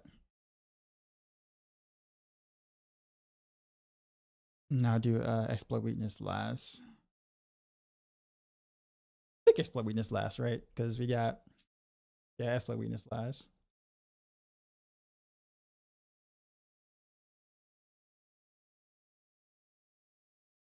We're hoping for the attack speed is capped to at least.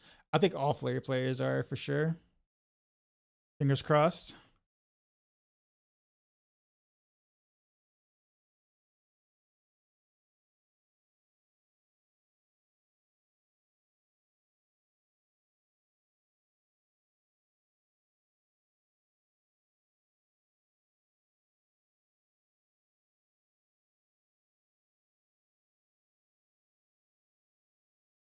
Let's see that here.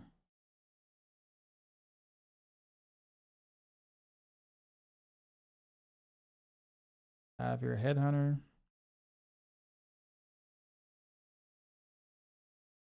Just putting it out there. This is not gonna be min max by any means, but it'll be close.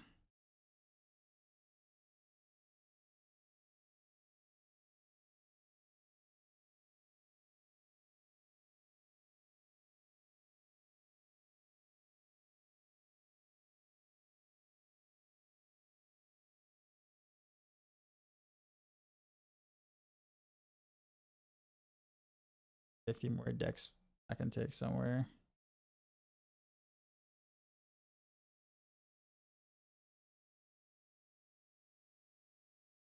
That's close enough. Out this way.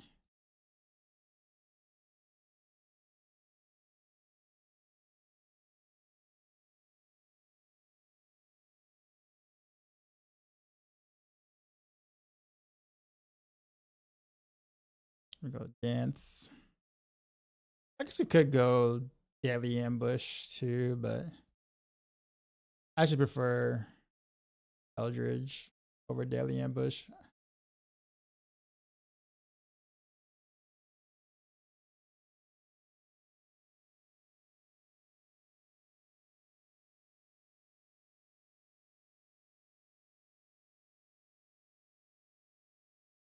New Paragon UI. No, this is the same. Nothing's changed.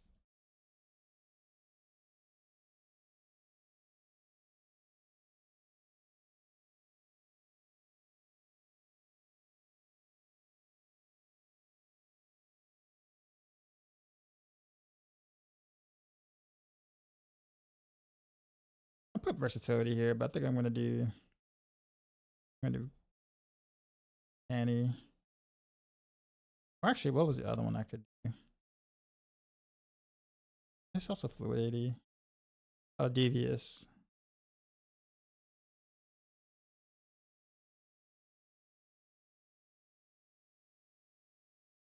And then Canny on the other board. That makes sense. At least for now.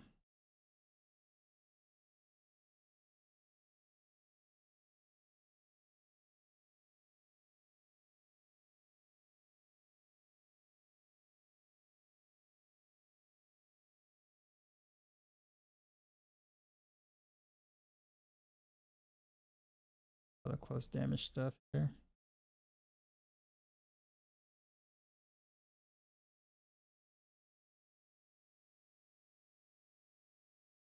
Just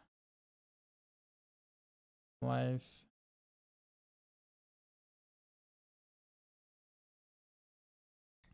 But just paying test right now. This is Heartseeker.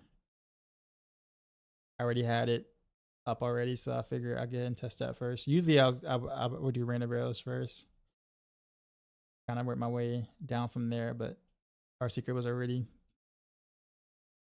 built from whenever I guess I transferred over my character from the PTR or from the live to PTR. So I was like, you know what?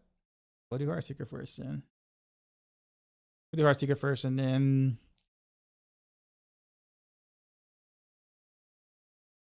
I'm about to figure out my gear for invigorate because like I ended up salvaging a bunch of stuff that I probably should have kept for some things.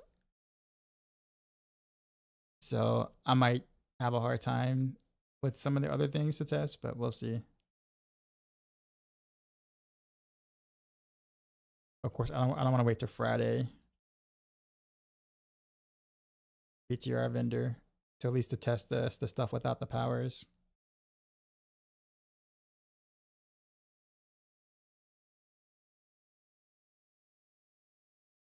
Appreciate the follow.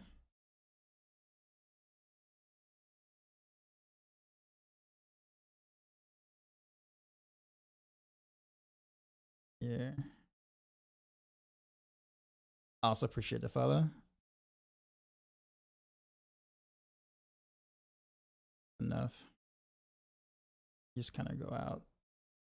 I'll pick some vulnerable damage stuff.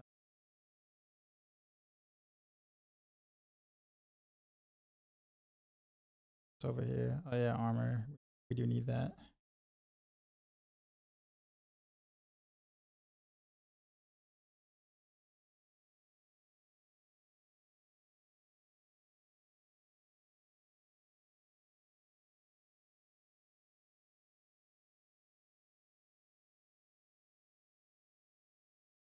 Armor here too. Well, all this extra, so we'll get to. Alright, control. This can't. All of those are here.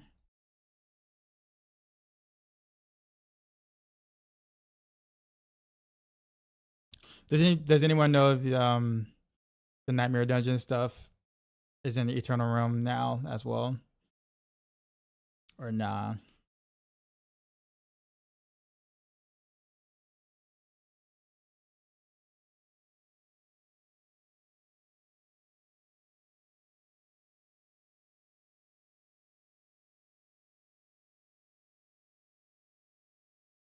Demise key passive tooltip seems a bit odd. It shows the damage instead of the current bonus, so it's not clear how close to the cap you are. Also thought it was capped, and then I changed a couple of days and damage value double. Still figuring it out. It was like that in the planner too. Was like that too. Because I think it goes up to 360% instead of 300%. At least that's what it was when it was like kind of buggy on the planner. So I'm assuming it was the thing. The game was that was buggy and not the planner itself. Yeah, so it's time to masterwork. You want to hit maximum resource. All right, that goes one. Put on reduction. I can get maximum resource twice.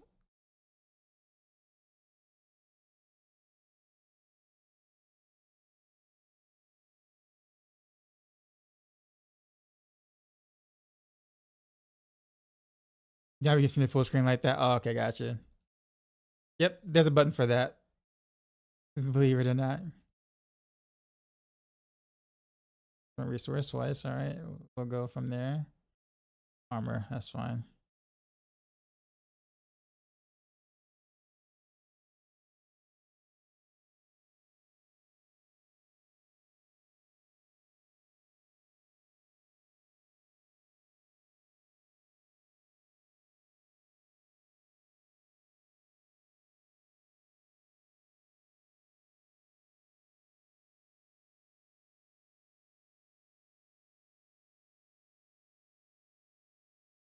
It's gonna have to give me a maximum resource twice, so at least I will not do this without that.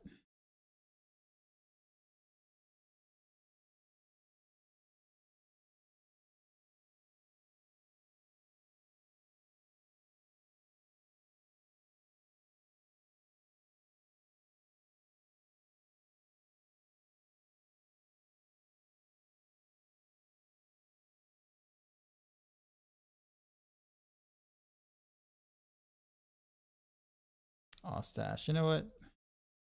See if we get their maximum resource again. I'll stash twice. Nah.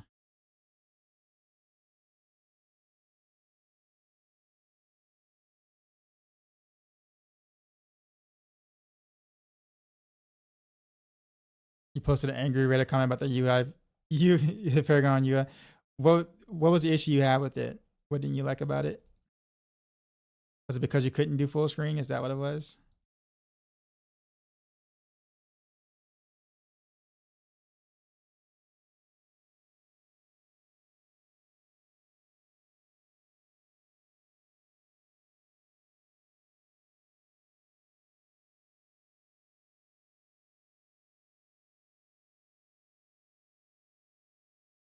I also edit my stream and make sure people know that I'm doing this without the boss powers first, or the powers.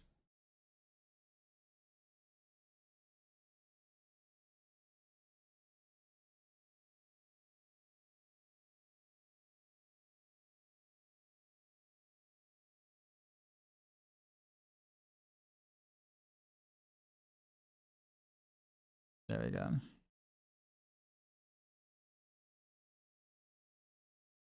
Yeah, but this was going on, man.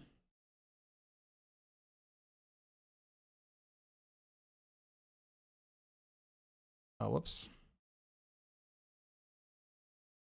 Because I thought you can only ever see 1.75 rows of the oh, okay, gotcha, yeah. To be fair, though, I only do full screen when I'm doing stuff like this. Oftentimes, I only just use the part of the screen to begin with. So it's rare that I even use it myself. Yeah. All right, let me make sure I'm actually capped in my close quarters. Yeah. I'm not gonna re-roll anything for like roll off close quarters combat damage. I'm gonna just leave it as it is. How much resource do I got now? 261. Okay, that's actually not terrible.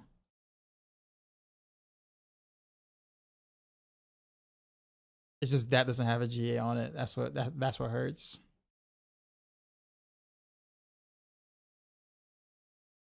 But yeah, I mean, I didn't know.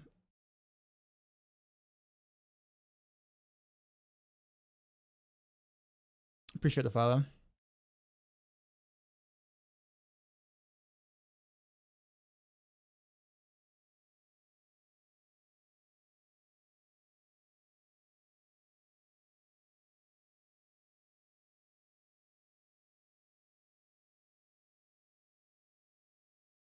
Yeah, why is it only giving me critical strike damage? Seriously? Wait, why is the only option critical strike damage?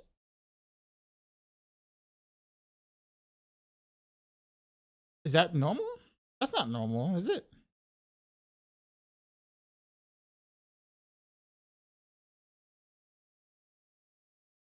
Let me see if it's not. Yes, yeah. So I'm only getting critical strike damage option. Why? Same thing here. I can only change out to critical strike damage again.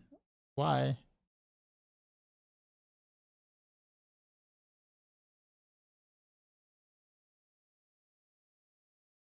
Okay. Uh. Hmm. Well, that might cause some problems with something. Sorry. I might have to get another weapon.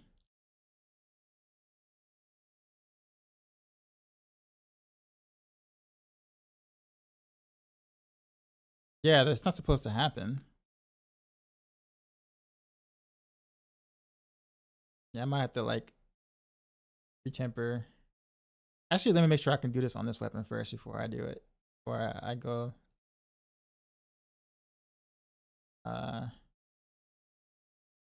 Okay. So it's looking like if you on the older items, like the imported items, you can't enchant out the thing. Is range gonna PTR? I mean, PTR just got up, so we don't really know. But I'm gonna already tell you that. I mean, I don't really know how to answer that question totally, to be honest. Like range doesn't really truly exist in this game outside of maybe random arrows and for rogue.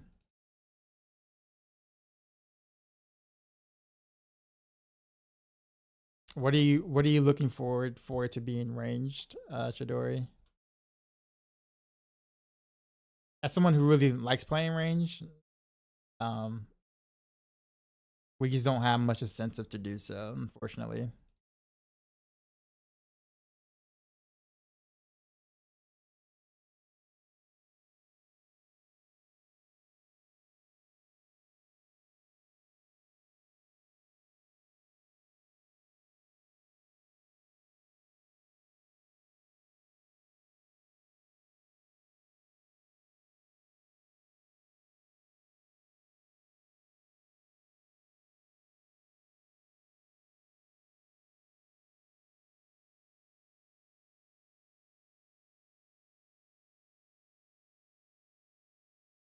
Damage.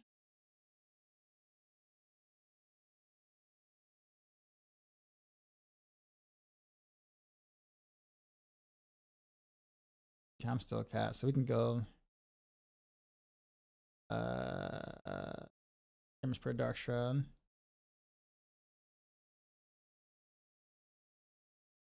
Where is damage production? I forgot. Oh, it's only in the 3 category. That's actually nice. That is kind of dope.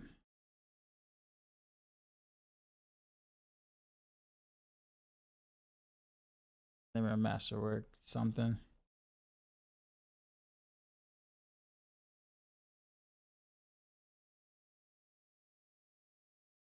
Wait, what?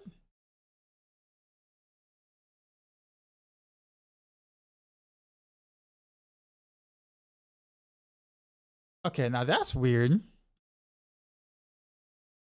How did I skip? Wait, so this is only wait. What? Okay, now this is weird. Let me take a screenshot of this.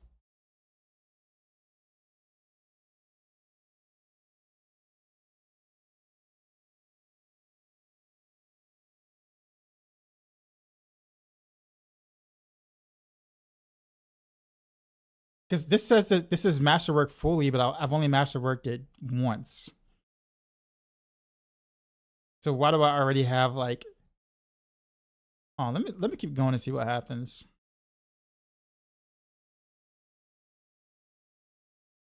What? What? Let's go again. Let's take another screenshot.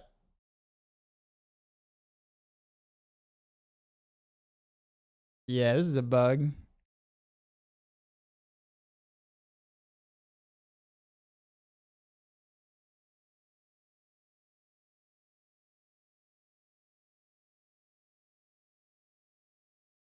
Okay, and now let's do another one.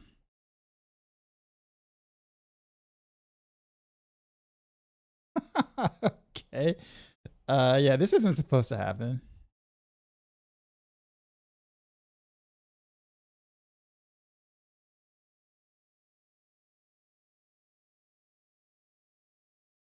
That's actually kind of funny.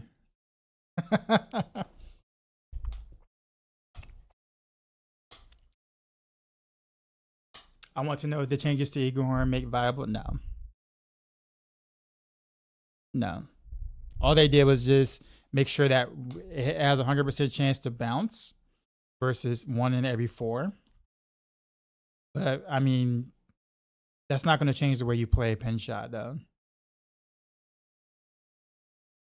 Like at all. I'm gonna use it. I'm gonna use it. I mean, it's not gonna affect anything like in a serious manner, so I'm gonna use it anyway. But that's kind of hilarious.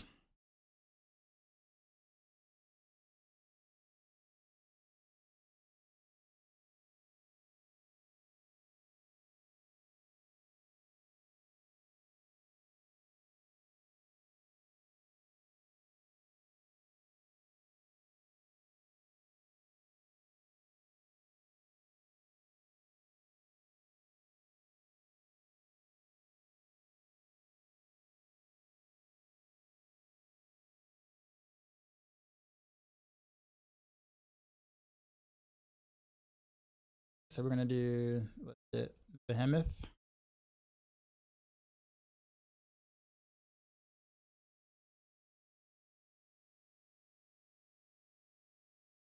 We got Moonrise. Got the ability, which should be a lot better at going forward. Oh, let's check out the Starless guys. We have a better one. This one for sure.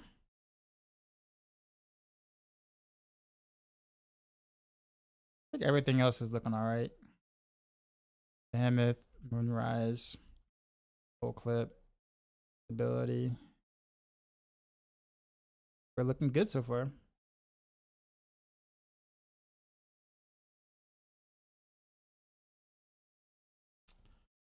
What else am I missing? Oh, we need a resource elixir. That resource at 286. Nutty. What else?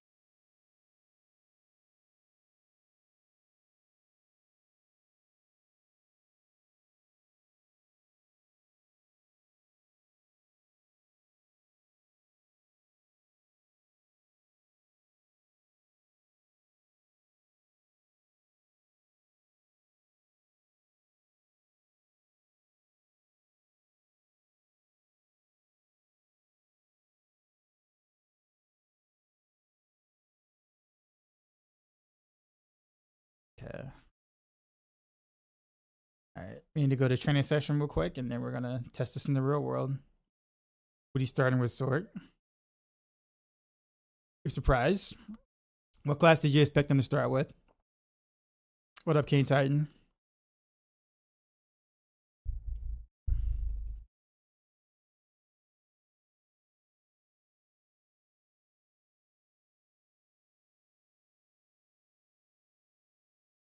Okay.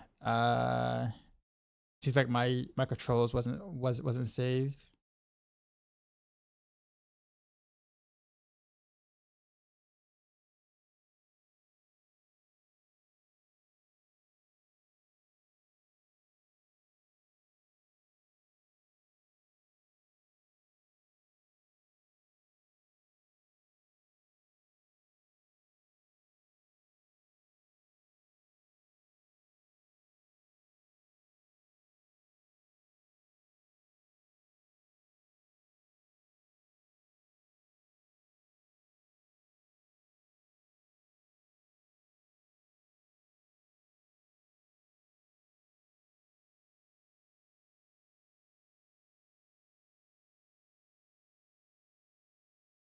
Alright. Kind of what I expected, considering the nerfs to close quarters combat. Let's see.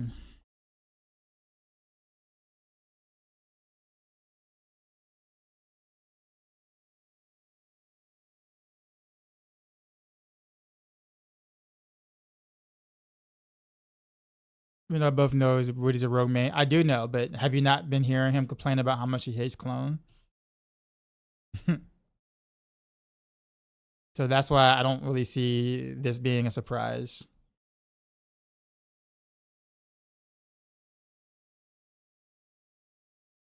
Heartseeker is a build this season. So yeah, it is. It will be.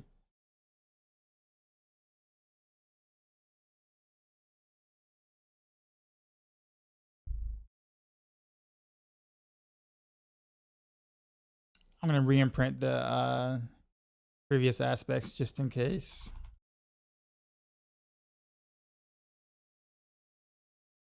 Yeah, Woody hates clone.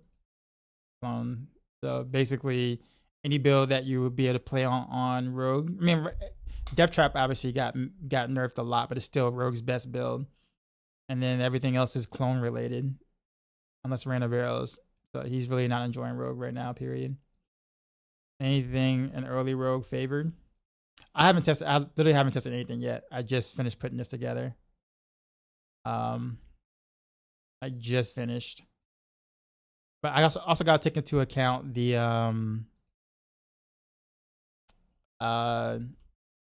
close quarters combat nerfs as well. So, and I don't have any powers, so you also got to keep all that in mind, like any of the Roger powers. Not that they would amount to much, but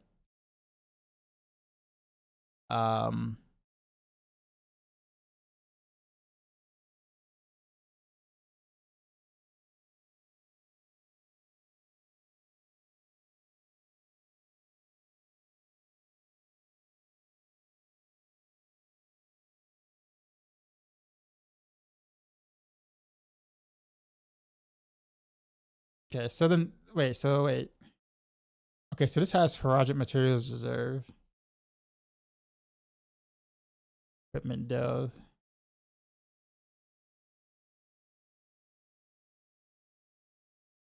Yeah, let's try this one. What I think about the Eagle Horn rework? What is there to think about? They really lean into range roll. I know. I complain about that every season. Trust me, I do.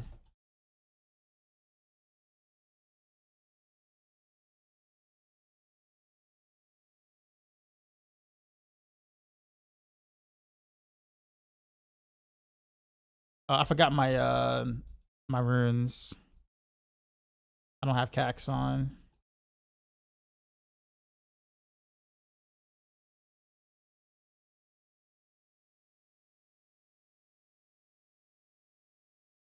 Actually, let me make sure.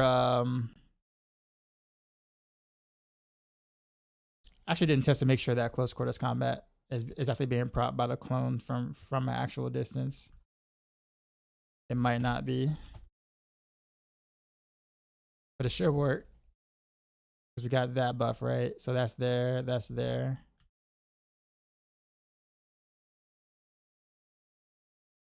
Hey, what's this? Oh, Horagic Chest. Okay.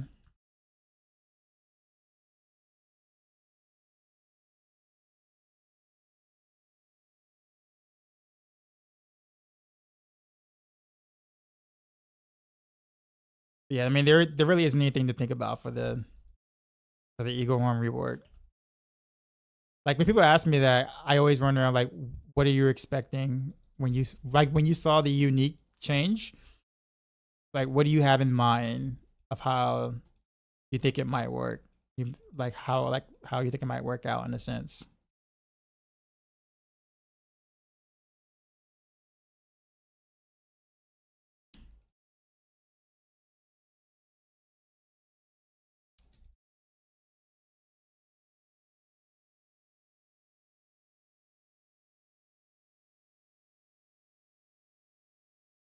honestly don't know if they really want Rogue to be the stuff between Amazon and Assassin. They don't know to pick a lane. Well, it's supposed to be a hybrid. That's what they wanted it to be in the first place.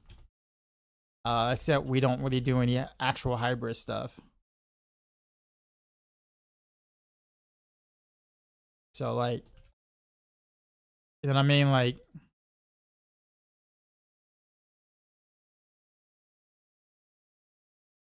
in the trash.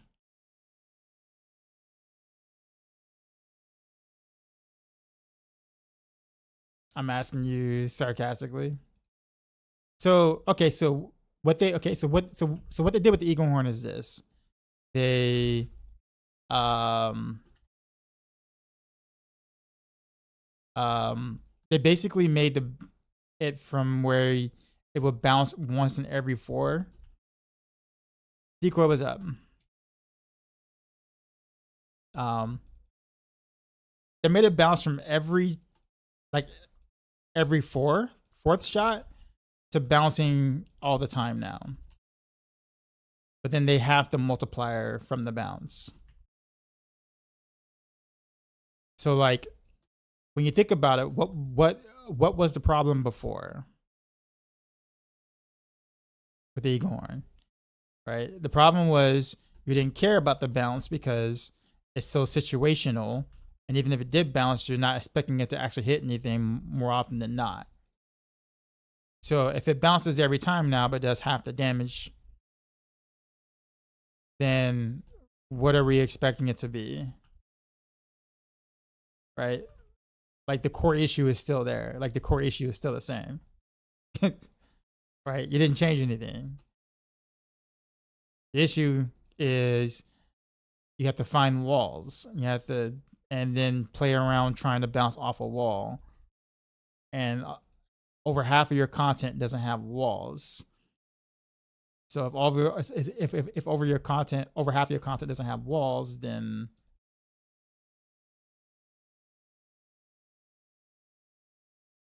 yeah.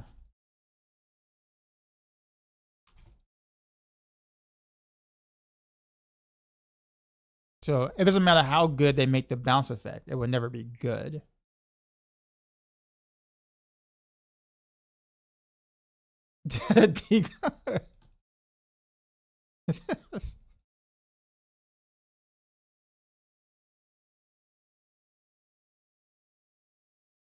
Alright, I'm missing a bloodstone somewhere. One shot kid, what's up, man? I like. Oh, you mean if you shoot the arrow, it'll return? Not if you shot the arrow and if returned or whatever, or shot the pin shot and they just returned straight in a straight line, I'd be all right with that. Like that would be all right.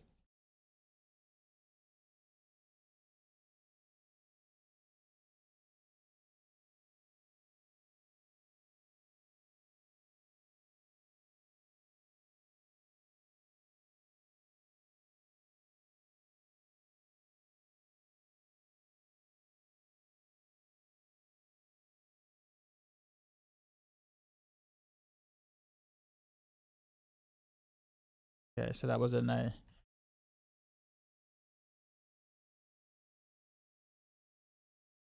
Let me somewhere.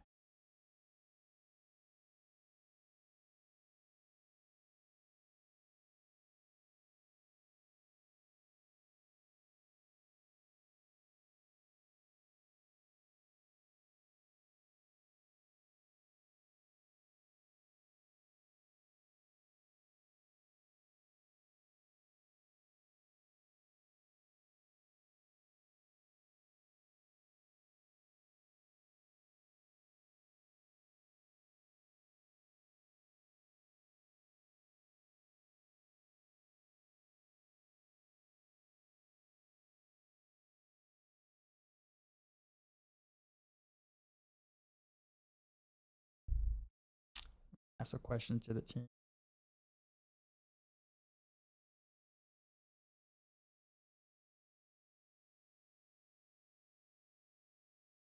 Yeah. Let's test it moving to a different dungeon.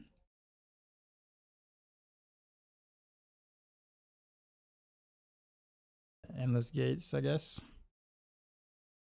Like the bouncer should do way more damage to reward you for using the mechanic. But it's also a very clunky mechanic. Even if they do reward you with like 400 or 500% more damage, you probably like it'll be an ass to play because then you would.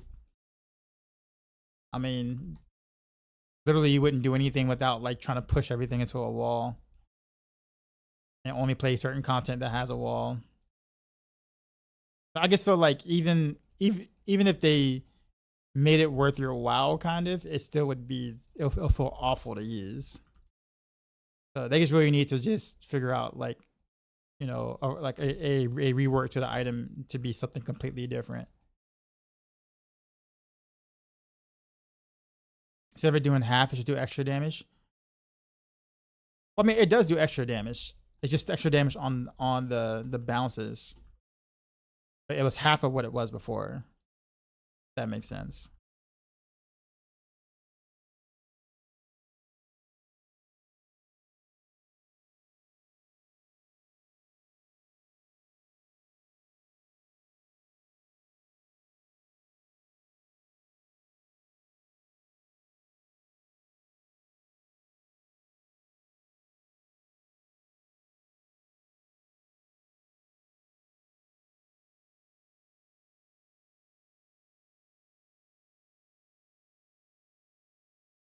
Yeah, I do enough damage to kind of play this at a distance without necessarily getting too close. In Nightmare Dungeons, of course. Any speculation on best rogue for next season? Death Trap again, probably.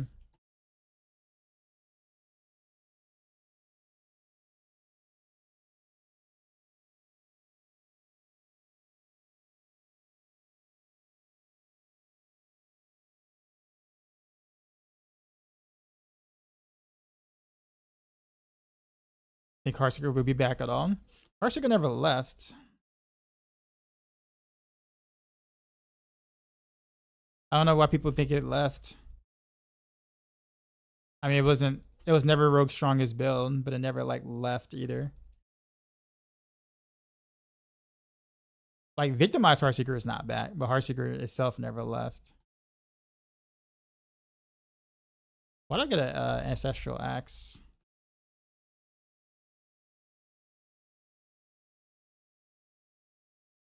Don't question, I was messing with Steel Grass, Iron, Ostrom build and found a basic combo of Unbroken Change plus the third blade for some pull down 10% of the ring to be fun to play, but I can't figure out if it's possible to scale our damage from Iron Maelstrom from T4. I haven't seen anyone try this. Are you wasting your time?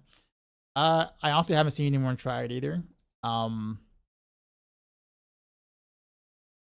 Generally speaking, people tend to look at like the S tier builds, build those out, and then that's kind of really it. You don't really see many people exploring outside of that. So what you're probably doing is definitely like probably B tier, maybe C tier in terms of like actual output. Can it do T4? Probably. Like you can probably scale it high enough to do T4. So like if that's what you want to do, you know, yeah, for sure, go for it. But I don't know of anyone that's actually like made the you know, the effort to do it. Does Victimize still not work properly? The way that they changed it right now is it's just awful. It's not that it doesn't work properly. It just doesn't really like. It's just bad.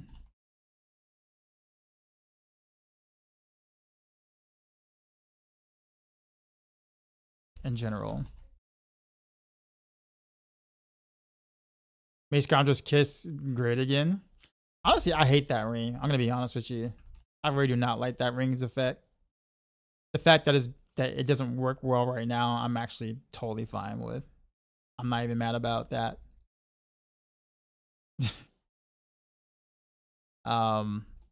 They really should figure out another unique effect on that too, to be honest.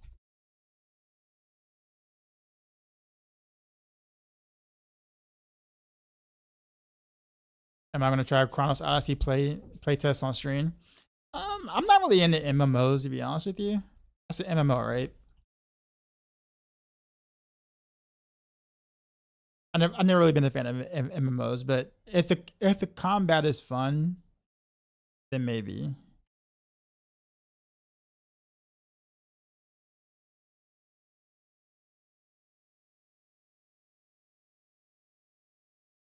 May Iron Maelstrom scale well into T4. It started at pit 65. And I'm replacing Unbroken Chain and 100,000 set. Yeah. Well, see, that's the thing though. Like being good in T4 and being good in like higher level pits are two different things, right? So like it's gonna stall out earlier on pit than some other builds, but it just depends on what you care about. Like, do you care that it does that, or are you only concerned that it can clear T4 content? And that's kind of the question you kind of have to ask yourself.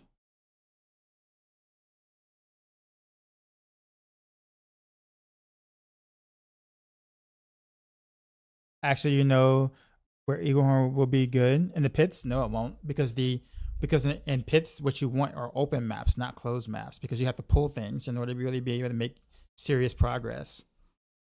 So like it's like the anti-pit, if anything. You don't want closed maps because then you're gonna make less progress, and it's gonna be harder for you to progress. I mean, maybe on the boss it can be all right, but good luck getting a boss to kind of sit in the corner. Sit and stand still in the corner while you bounce your shots and hope that it hits where it needs to. Okay, we got a Horagic artifact. Hey, brother, where do we start season journey on PTR? Don't know. Did you make a new character though? Because you can't do it without making a new character. Yeah, so that part I don't know because I'm not doing the seasonal thing right now. I think that's kind of what gets me. Do they just fundamentally not realize the game doesn't have walls? Beats me, man. I don't know. I truly do not know.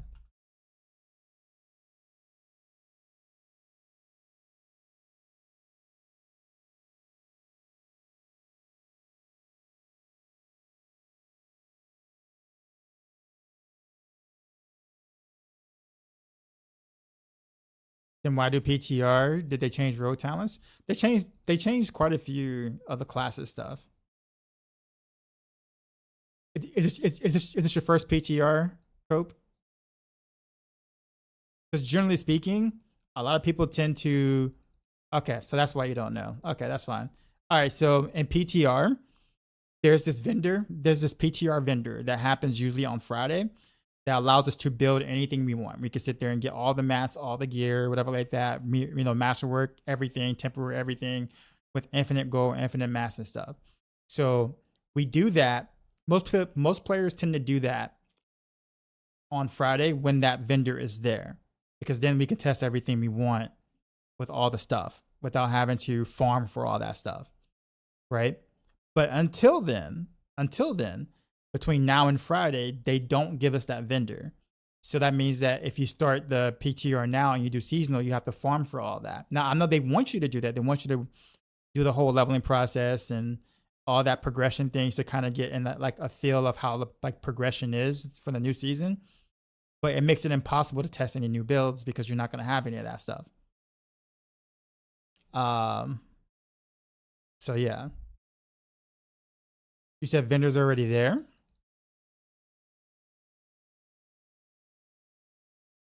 Wasn't it the delay boost, which is for last period? No, it was like every PTR they've done it. It's always been like on Friday. Oh, really? Okay. So that I was not aware of. No.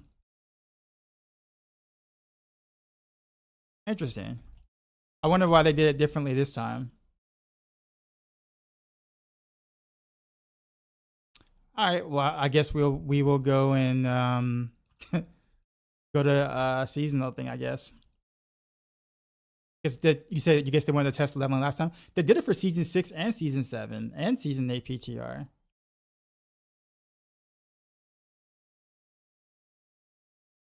This is the first this is one of the first PTRs where I guess they didn't do that. Okay, well, all right. Well, let me finish this Nightmare Dungeon then, and then we'll just go to seasonal then. I'll probably still test without the boss powers first, but yeah, I did not know. And actually, since I've already built Heartseeker, I guess I can go ahead and test that without the Heroic powers first. Just I'm gonna do that anyways, and then I'm gonna test with the Heroic powers later. But yeah, I didn't know the whatchamacallit vendor was there.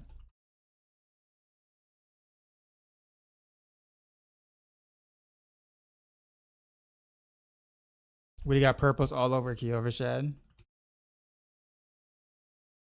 I'm gonna tell you this though: the first like 2 hours of the stream is gonna be boring because it's literally everybody trying to gear up stuff.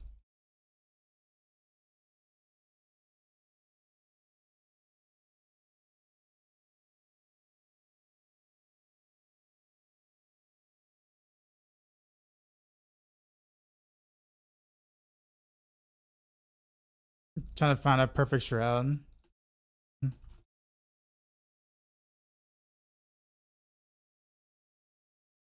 The thing is that it's gonna be harder to kind of test some things because you might need like a GA and like a very specific like GAs in very specific spots or whatever.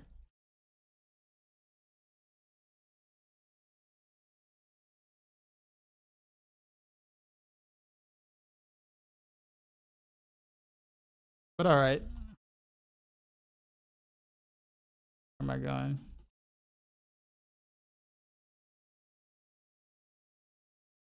You don't remember it being that way in the previous PTRs? No, it was that way. It definitely was that way. The past 3 PTRs, we didn't get the PTR vendor until Friday. Literally the past 3 PTRs. Because I remember because I would play like the first day-ish. I would play on Tuesday, and then on Wednesday, and I would take a break on Thursday. Like I wouldn't even play on Thursday. I would just wait until Friday because I already did everything I wanted to.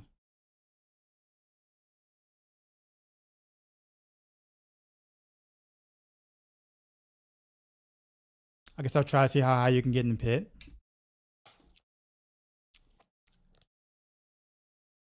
I'm gonna tell you this much: I think everybody's pit clears are gonna go down a little bit, going into next season.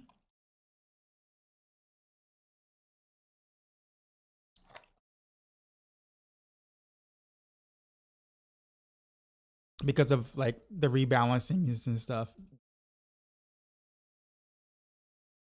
So expect everybody's pit levels to kind of drop a little bit unless there's some sort of like broken interaction that hasn't been found.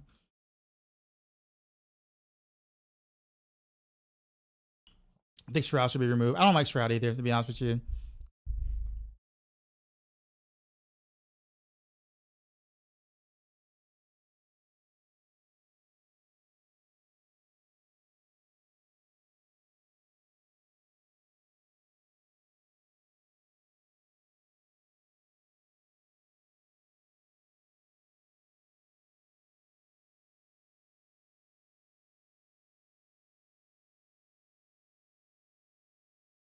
The Heartseeker changed, no? It's always attacked this fast the past 3 seasons.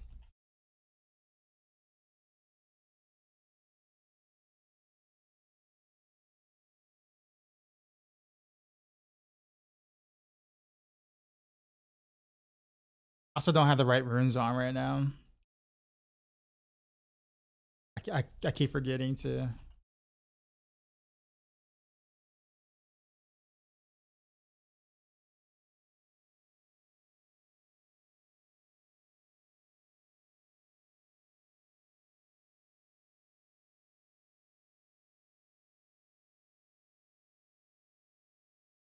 I'll be lurking. You play on PTR later, but are you gonna test post Heartseeker build for us? Oh, this is Heartseeker now.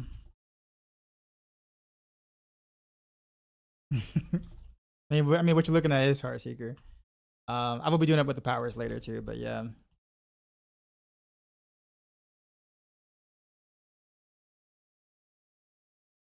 But yeah, there'll be like 6 builds I'm gonna test first. And those are the 6 like macro builds I'm responsible for. So those would be first. And then if there's anything else fun I might want to do on the side, I might, but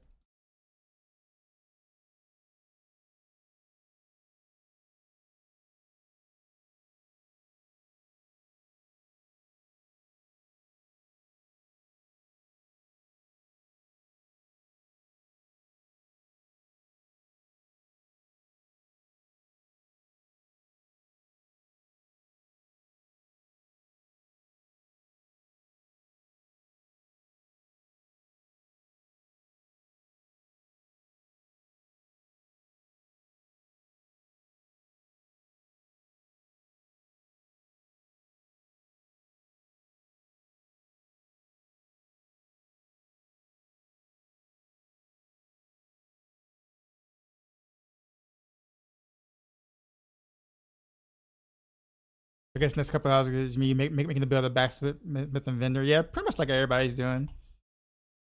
I was gonna do that on Friday. Like I thought the vendor was gonna be there for it, but I guess I was wrong.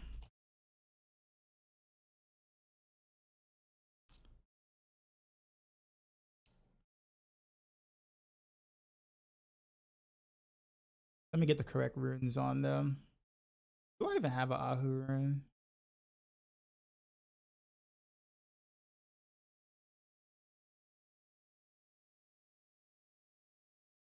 Right now, Neo Ohm is what I have. Should be Neo Cat.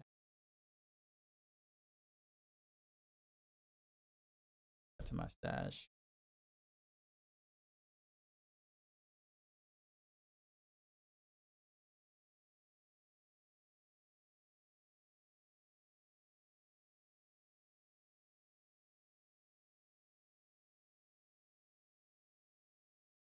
Heartseeker A tier. I mean, it's kind of hard to know where anything's gonna line up until everybody tests. Because then our metrics for hit tier stuff, it has to change because everything kind of got nerfed, or all classes got like a pretty big rebalance of key passives and stuff. So it's hard to say where everything's gonna end up being. But relative to other rogue builds, though, like Heartseeker will be a little stronger than before. Relative.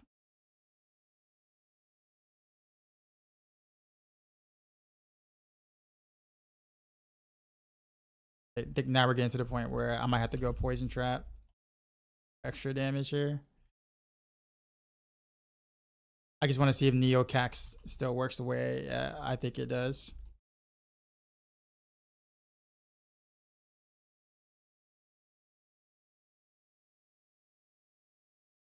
Walls are bad.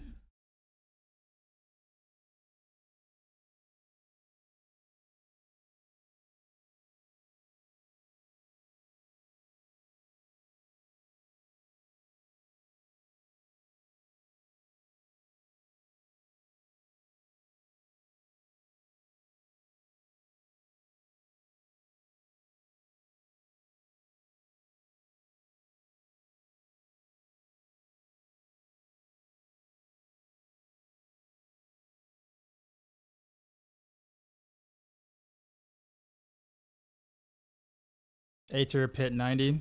We don't really give out our metrics, but like I will say being able to clear 90 would be considered like the top of B tier probably in the current metrics.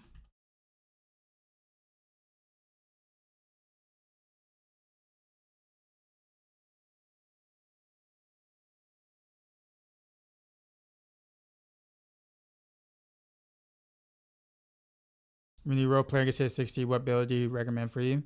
In the current season? Probably Death Trap. We want something really strong and kind of neat to play. Death Trap.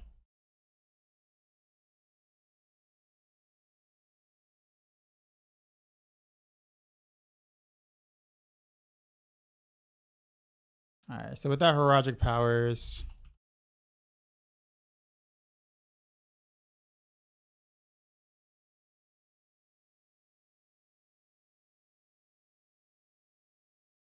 Wait, do I have the artillery strand on me?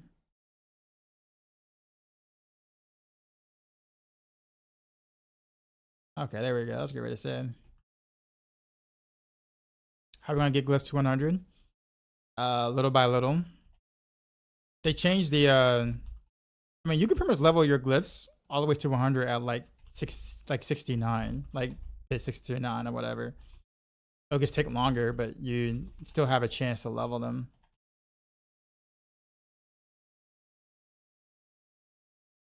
Like, they won't be as easy as before, but you'll still be able to level them. Like you don't have to do pit T 100 to level your glyphs to 100. All you need is what, like 69 somewhere, like 65 or 69 or something like that, which every build should be able to do.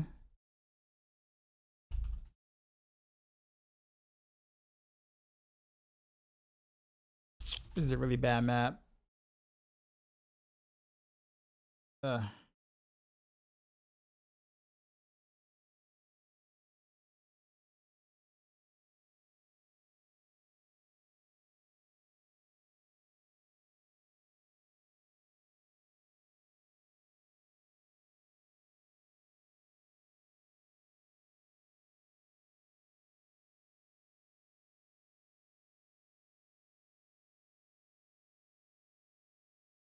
Come on.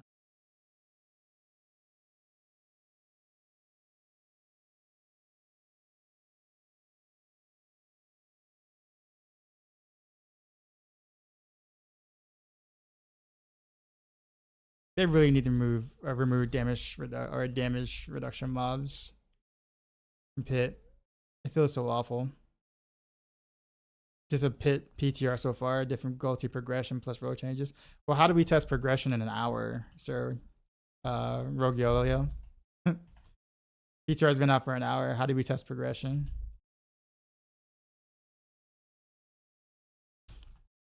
Yeah, no one has a sense of what PTR is like at all within the past hour-ish.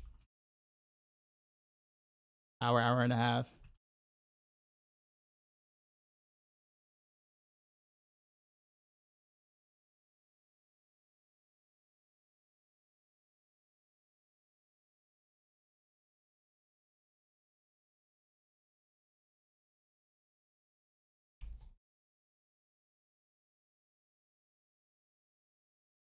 Yeah.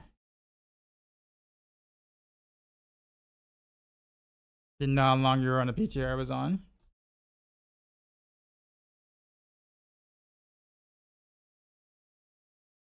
Oh, since yesterday? No, PTR is today. Yeah. Nah, if it was yesterday, I would have streamed yesterday, and you would have known then.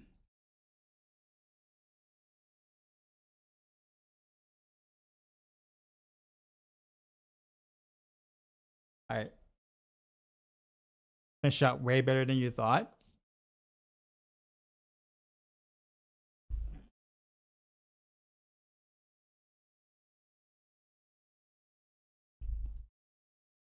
What you feeling? Got super bug where it resets your controls every time. Yeah. Yep. That was like one of the first things I did whenever I got on the whatchamacallit. I hate seeing that too.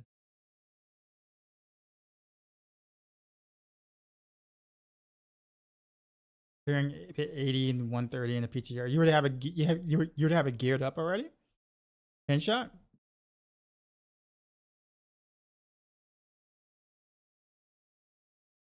Like, that's quick. Most streamers are still kind of trying to gear up their stuff now.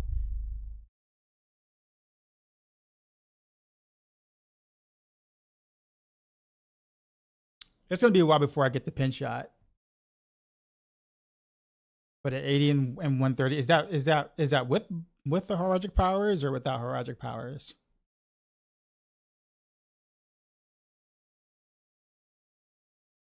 Also, would you go close quarters combat or precision?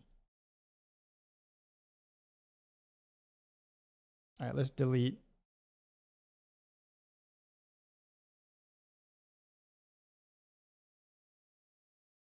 That's strange because like you can't even clear a 75 in the current season with Pinshot maxed out with boss powers. So for 80 in the minute and 30 seconds,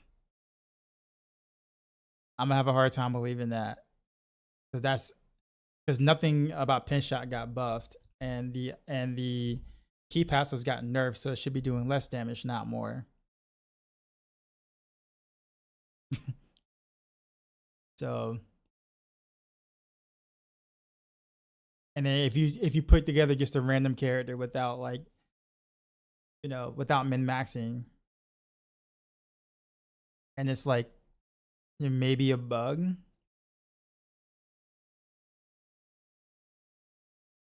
I don't know.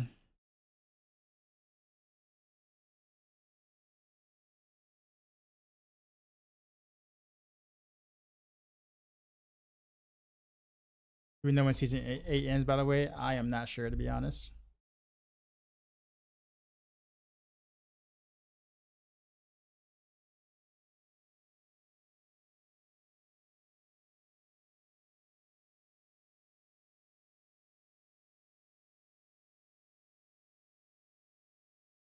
Yeah, me look more into because I mean, yeah, because like it should be performing worse, not better. Yeah, but 80 in like a minute and a half. Really want Heartseeker to come back because it was so much fun building. What part of it did you want to come back? Or I guess what part of it do you miss?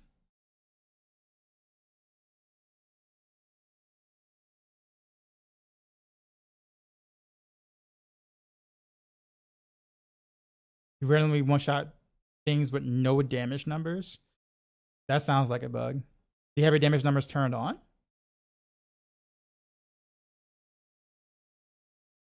And nurtured into the ground.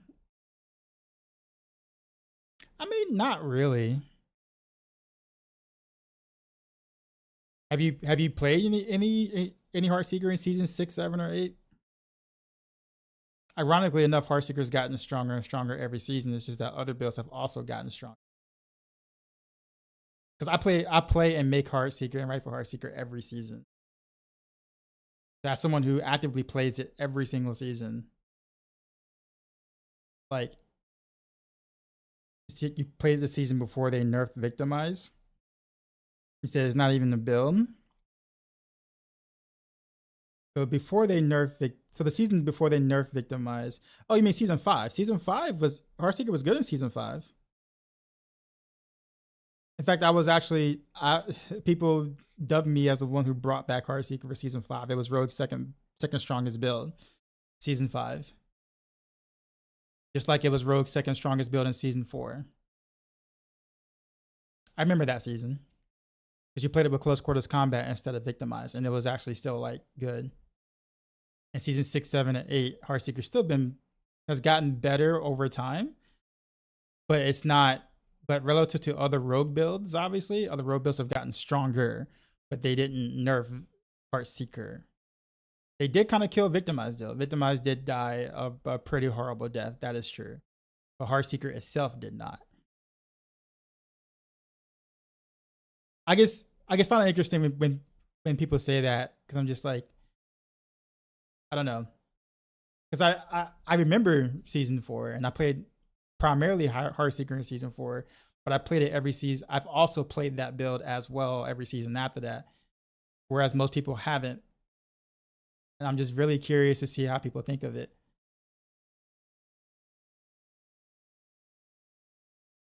Now, it's not Rogue's best build, obviously, no, but it hasn't. It's not horrible. It's not bad. It didn't kill it. Um, can it be stronger? Or should it be strong? Or should it be one of the better Rogue builds? Sure, you can argue for that, but like it never died. People just look at it and it's like, oh, it's not S tier anymore. Then it must be bad. That's kind of it. Like I have this conversation every stream, like legit every stream.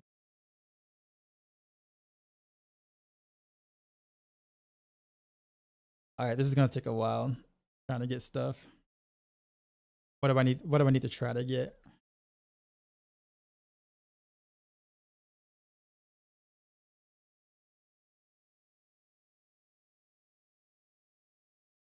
So we need to try to pick up helms, boots, gloves, chest armor, two-handed sword, pole, sword.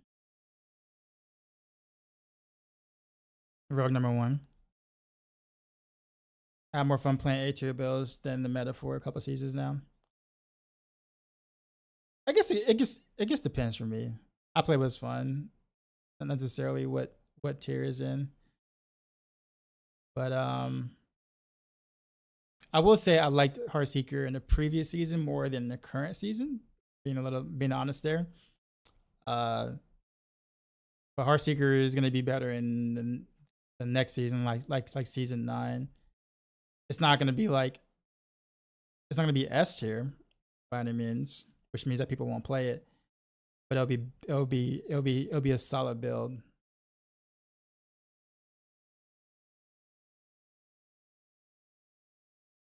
We'll keep that for Flurry. What am I looking for? Because all this is pretty trash.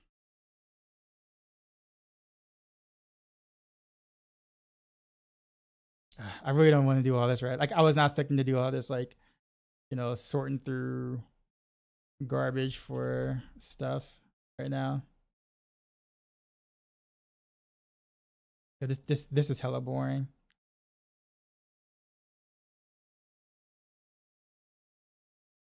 I'm sure it is for you guys too.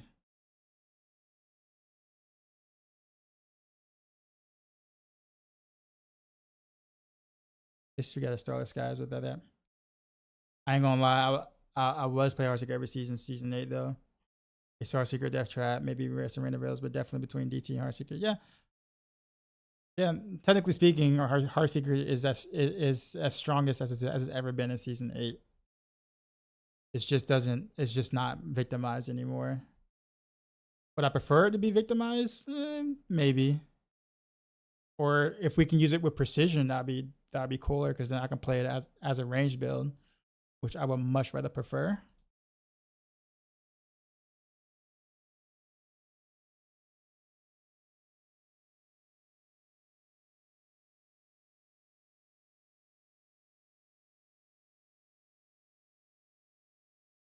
You mainly play Rogue recently, but it makes sense. D4 Rogues. Rogue's strongest builds don't really play like you would expect the Rogue to play. Pretty much. Pretty much. You are not lying about that.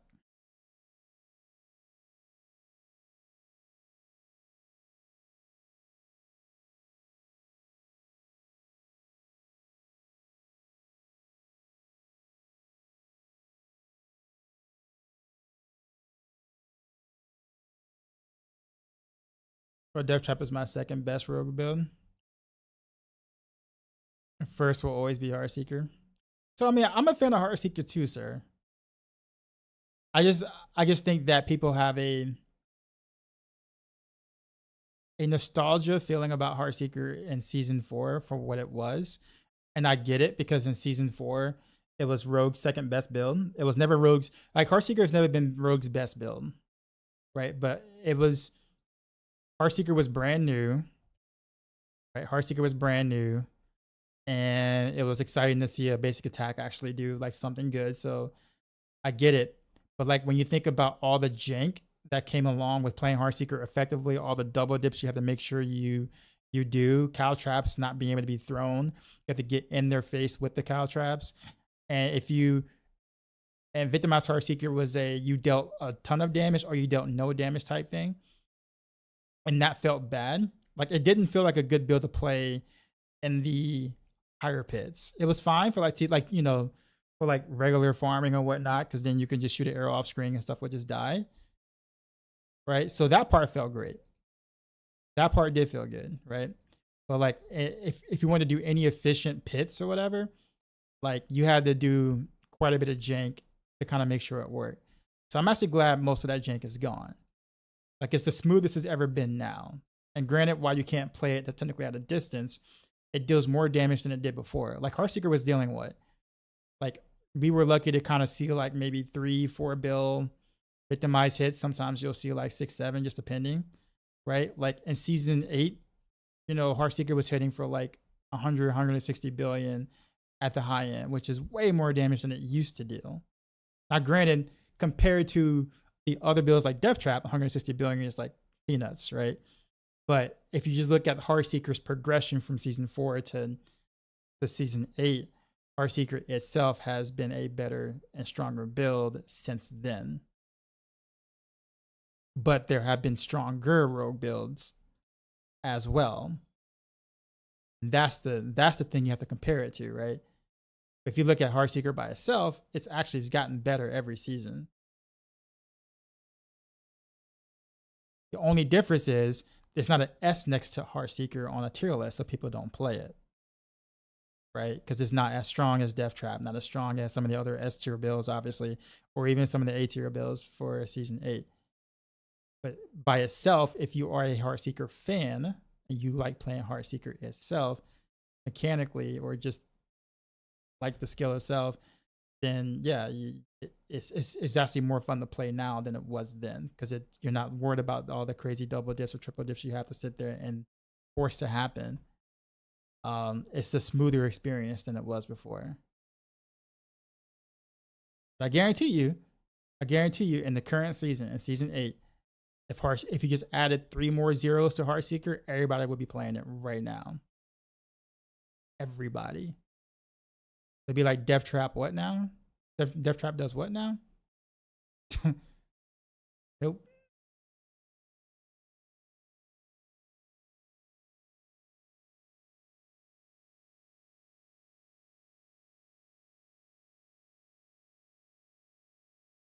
Numbers are king. It's a Diablo game. Well, yeah, but then I guess in that case scenario, so Andy's barrage rip. Well, yeah, so Andy's got destroyed, yeah, and that's unfortunate. Andy's will never be what it once was. I won't say never, but let's just say it's pretty much dead, and it's been dead for a while. That's unfortunate. I wish they didn't kill that. I was not really a fan of Andy's, but I don't like the fact that that happened.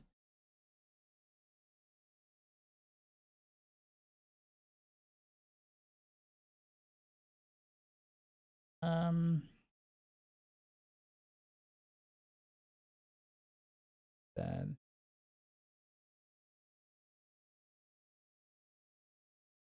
backstage, well, yeah, they absolutely would, and then they'll be like, "Yo, Heartseeker's so great right now," because it's it's S tier, right? And you're playing an S tier build. Playing an S tier build makes you feel good. Makes you feel like you're playing one of the best builds. Yeah, you totally would play it right now.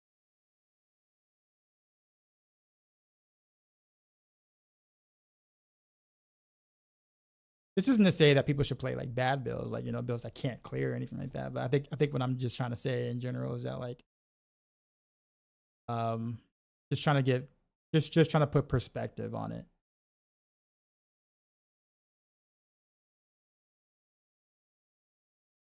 Sad that nerf victimized then actually they nerf victimized in season 5.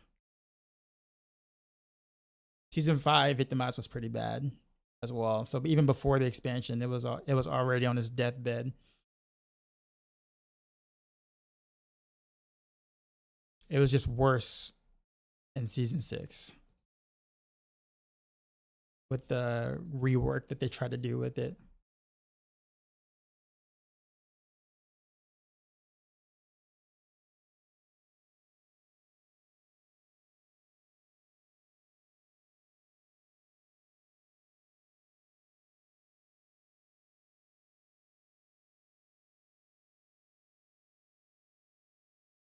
All right, got here.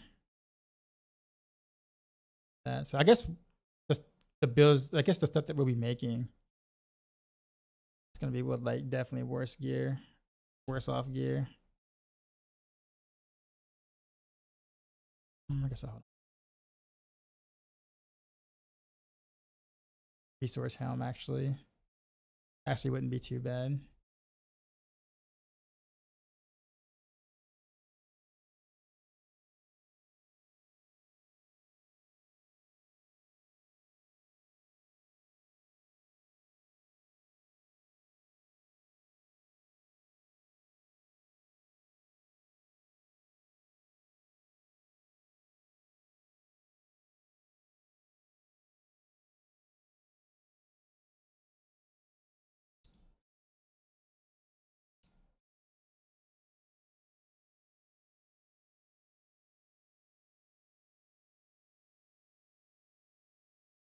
So much stuff to pick up. What building want to test?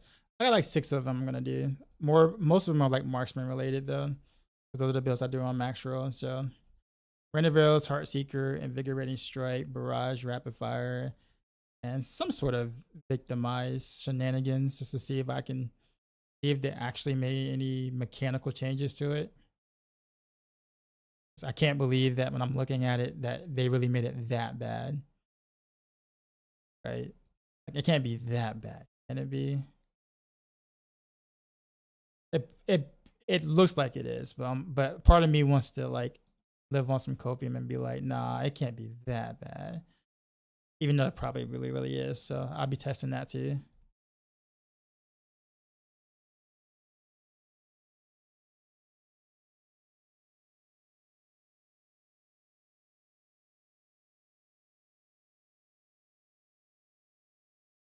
And I wonder if there's there's a 150 pit if people will struggle out tier 100 in season 9. Honestly, 150 was never really supposed to be reached. It's honestly just for the people who just want something else to do with their gear. And pit is just a horrible content anyways, let's be honest. Pushing pit is a horrible experience. But it's just there just as a carrot because they don't really have anything else to give you in game related. So I was like, oh well, this will keep them busy. You know, the super ultra tryhard is like really busy. You know, trying to get that extra pit tier or something like that, even if it's like, you know, far away. So leaving it technically uncapped, quote unquote, makes sense from I don't have anything else to give you design. But yeah, I mean, that's pretty much all it is. It's not healthy for the game to make builds weaker and weaker each season. I wonder if the casuals will come back to play the same content over and over and being weaker and weaker season after season. I think what they want to do, honestly, is just try to get rid of some of the power creep because the opposite is also a problem. Like, you're not wrong. You're not wrong in that sense. But Blizzard has had a problem controlling power creep. It's had a huge problem controlling power creep.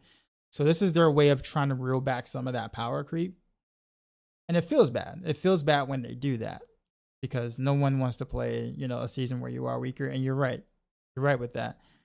But something has to be done. They could wait till the next expansion to do it. They can do it slowly each patch. They can do it in multiple different ways. But yeah, in my opinion, I think they should have just been more transparent about it because they worded it in the sense where it doesn't sound like they were trying to rebalance to make the game artificially more difficult, right?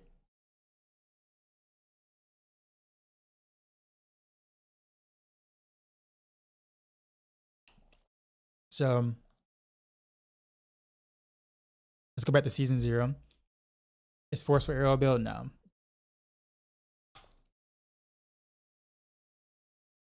So, but they kind of did that to themselves though. Well, not kind of. Blizzard did absolutely do that to themselves. They shot themselves in the foot with allowing the power creep to be the way that it is. And now they're trying to reel it back, and there really is no positive like reaction to that in a sense. I do agree with them trying to reel back some of it, even though it feels bad, honestly. I do agree with some of it because it needed to happen, but um considering that we don't really have good build balance across inside the class,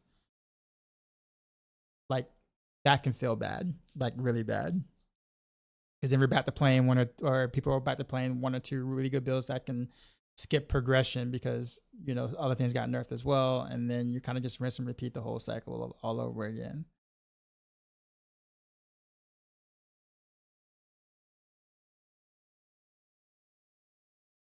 Want to like grant more masterwork materials.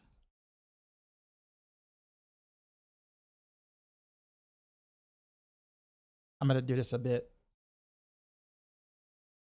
and then we'll get the gear for. Wait, what? Why did I just drop to the ground? Oh, I'm maxed. Oh, sweet. Okay. They actually made that faster than before. I am not mad at that. I'm excited to try a pure poison build, focus on poison trap. I hear that that's probably going to be a bit of fun.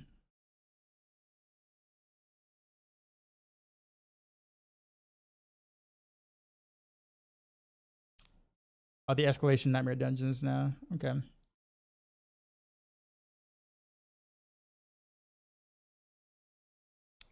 I think it needs more nerfs. There's always one build is above all. I don't know.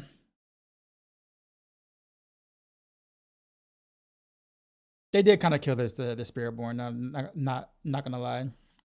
So they just have a hard damage capacity. People absolutely despise it. I don't think a damage cap would go over well either. I just think I don't know. I guess to me it's like not only just the damage, but also the damage numbers. The damage numbers are also out of control. Like we're already at or even surpassed Diablo 3's level of damage, and Diablo 3 has been power creeped for like 12 years. So I don't understand why is it so difficult to make like the top end damage numbers be like somewhere in like the low millions or so, like 3 or 4 million as like the highest damage number you see or something, or even the 100,000s or whatever. Like this whole like trillions and quadrillions and all these scientific notation damage numbers are just not it, man.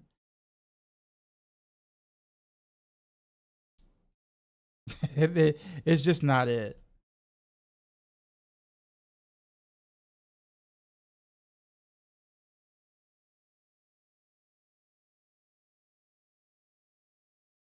Actually, I don't know if I did all these already. Flagrate potion, unlock all torment tears, around 300.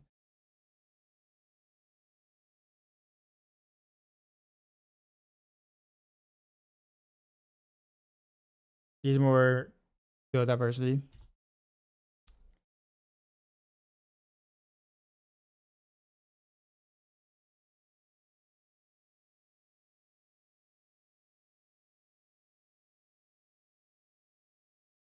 You know what?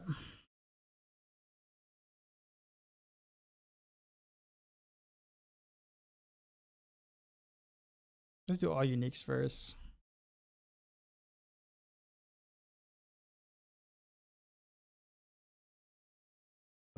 Aspects already.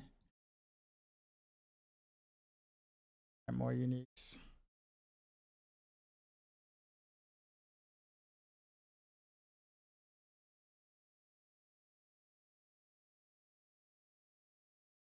Biggest bug if you try to like click on it like multiple times, you have to kind of click on something else and then click back on the thing you want.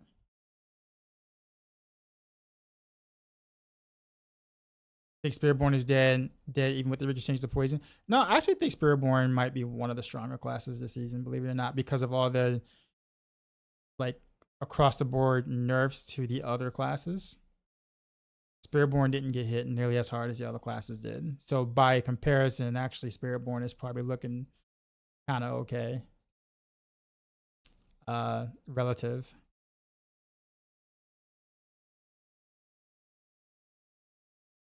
Let's see what we got here. I'm not gonna really test Nick combo point stuff. I'm probably not.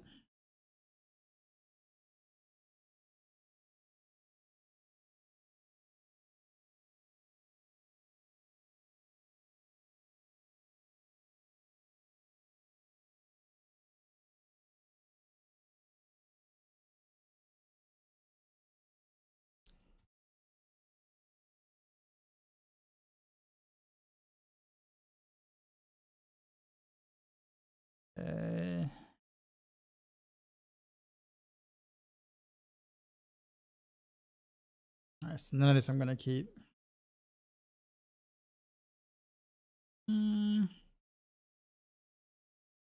Might actually keep that.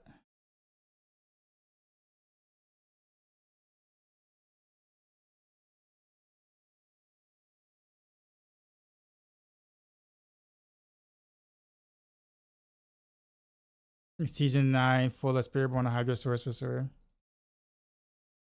Well, it is PTR. We'll see if Hydra makes it, you know, with it being as strong as it's predicted to be. Might be.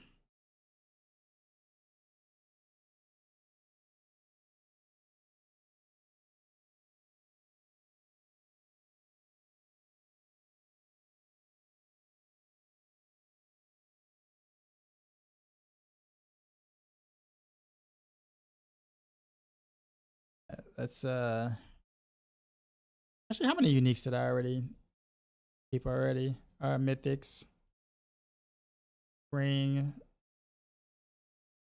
chess. Probably still need another ring too. Honestly, I think for PTR, they should really not do like non-ancestral items in these things. Like, why do we have non-ancestral items in these things? I don't get it. We'll on the Pinshot one. Onto that dagger. No, no, no, no. Actually, yeah, that's fine. No, no, no, no, no, no.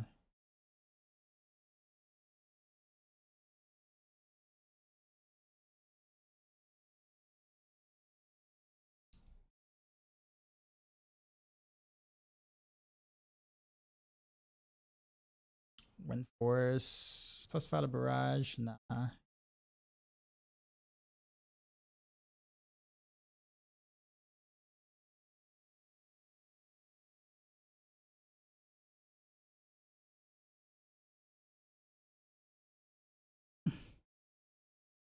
All ultimate skills. So Woody one shotting everything already. Oh, he's playing Hydra right now. He's got his Hydra up.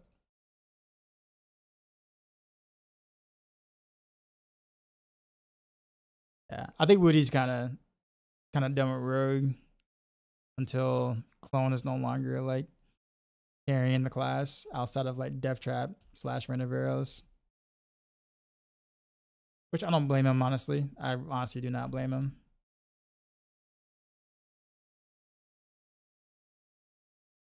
I hate Clone too.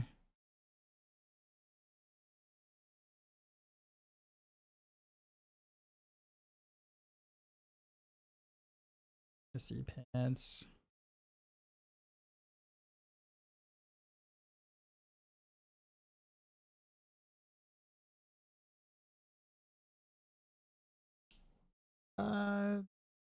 The GAs on the things I don't want GAs on. Flurry, 38%, really. Eagle Horn, Sky Hunter, no.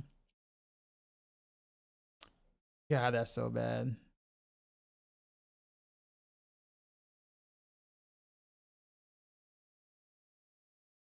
I hold on to one Scoundrel's Kiss ring.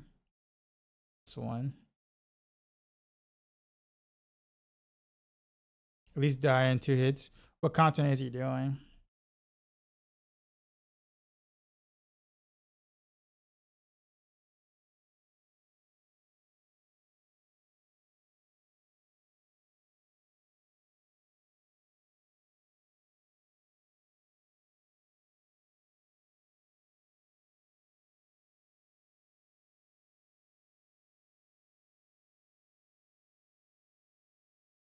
Gloves.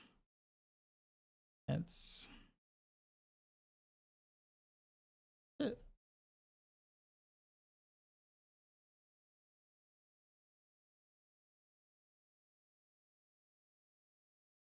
Trying to think of what I like need. I'm not trying to go for anything perfect because they'll take forever. But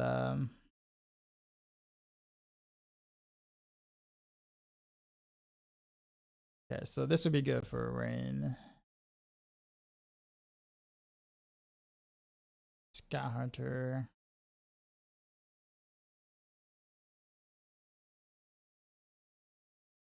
Not really, but I mean, if that's the best we get, I'll hold on to it.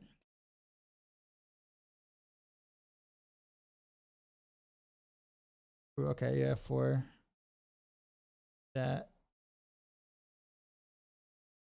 The PTR so far, everybody's just trying to gear up right now, so we don't really know.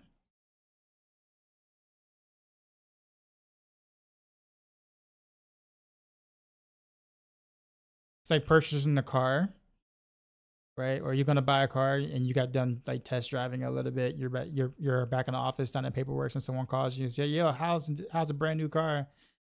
It's like still sign the paperwork. Got to test drive it though, I guess, kind of, but not really drive it and do all the button stuff myself.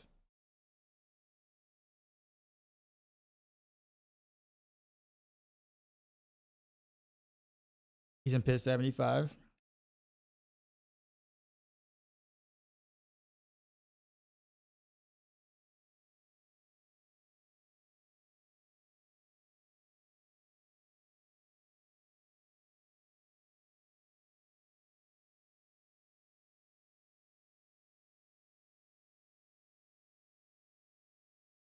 Throw that down there. So,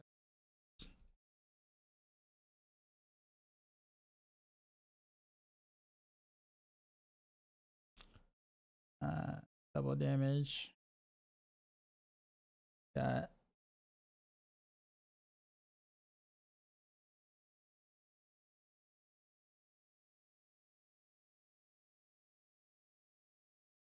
oh, okay. I was like, that looks weird.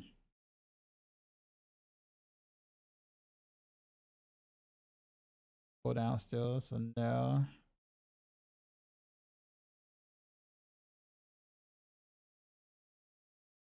Okay.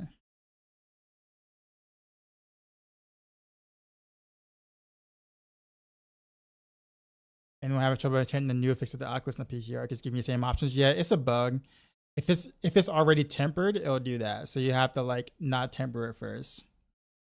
You have to change your thing before tempering. Yeah, it's a bug.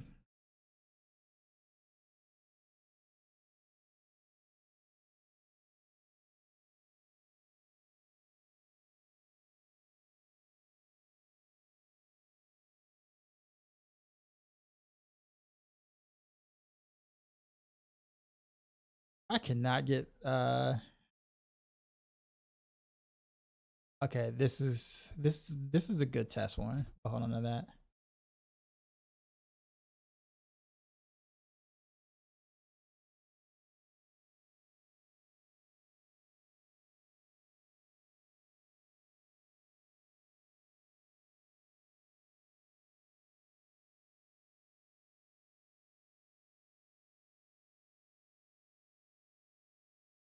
Um ring S.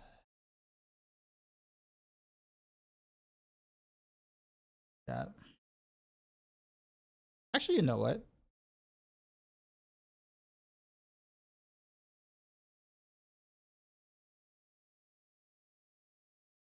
That oh oh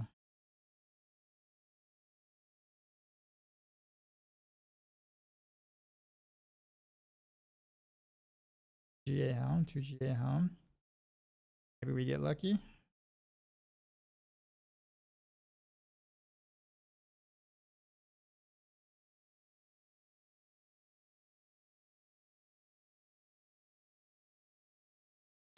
Okay, yes, this works. We got a helm. This works. We got other helm.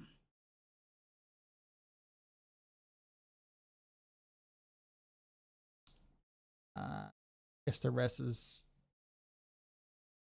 doesn't matter.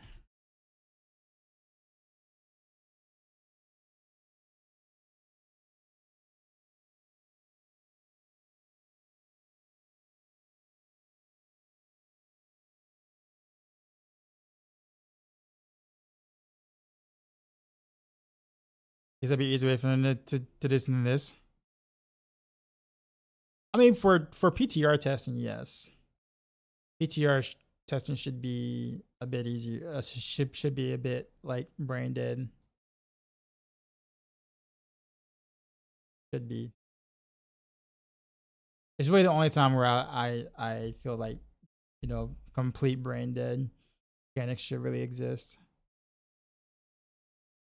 Because we shouldn't be spending more time putting the stuff together than we do actually playing this stuff, which is usually what ends up happening every time. Okay, I don't even care about these honestly, unless they give me like another 3 GA chess, a 2 GA home. I said I didn't care until I saw multiple GAs.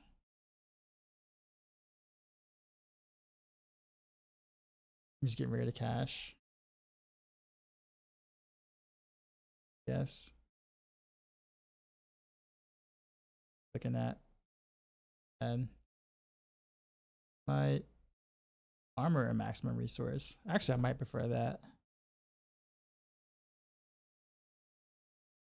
Sure. Also, that's not bad too. Isn't this only a week long? Yep. Yo, check this out. I can't even evade. Why does my evade look like this? Look at my evade. Look at my dance moves.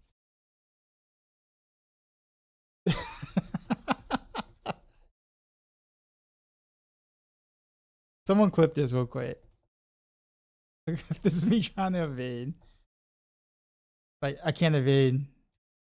I get the look at them dance moves though. That's right, that's right, that's right, that's right. Get him, get him, get him, get him, get him, get him, get him, get him.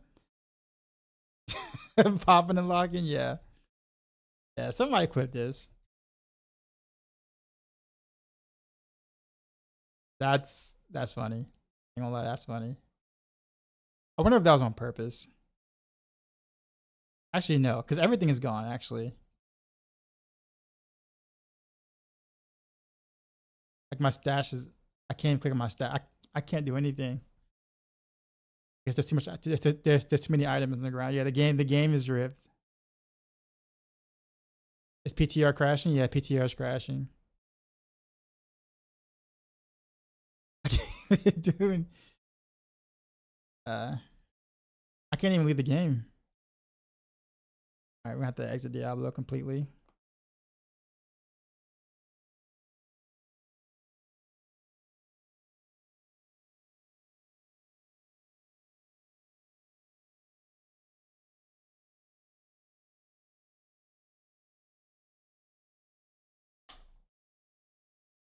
So I guess I will be testing with the boss powers first, I guess.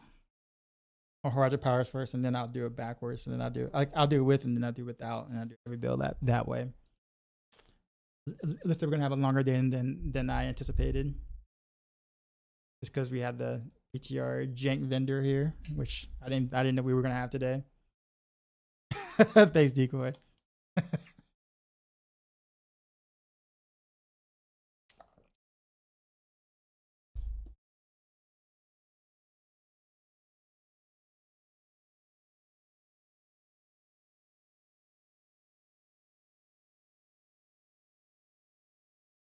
It's kicking me out.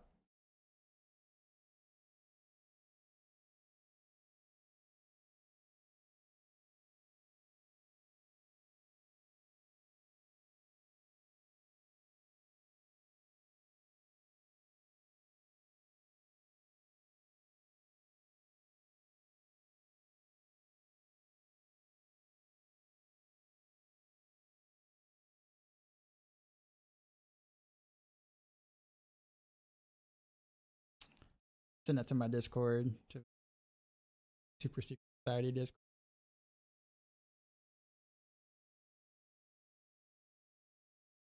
Actually, I'll just send it to the Rogues.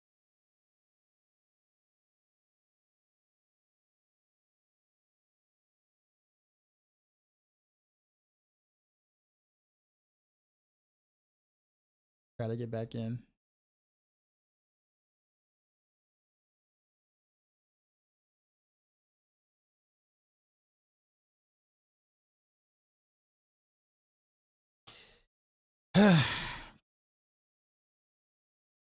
I'm fine hanging out, watching him gamble or whatever for a shroud. I like it'd be better for him to just give him the damn GA once instead of the build the cleaner one. But yeah. To be fair, to be honest though, it was actually worse than this. Like the PTR vendor was actually a lot worse than it is now.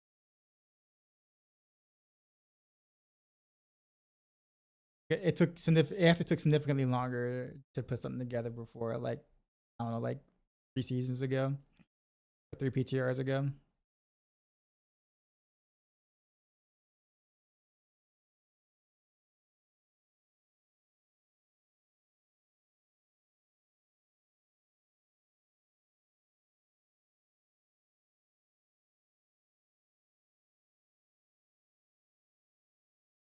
So, uh oh, are you kidding me? It rolled back my character like a whole like 15, 20 minutes ago.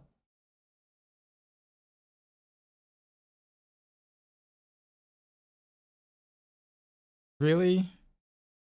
Really? Like really, really? Yeah, because I don't have my mythics that I had here sitting here in the thing. Ah, you gotta kitty kid, I gotta do this all over again. Man.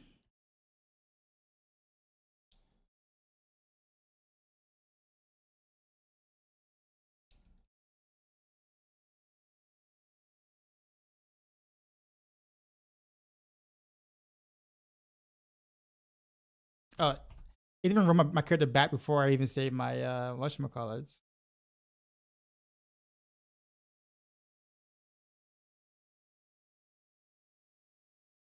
Or I guess it just changed, it just redid my whatchamacallits. So all of my controls are back to what it was. Why do people link um 4GA items in chat? I don't understand. From the PTR, that is. I can understand and I can lie, but why on the PTR?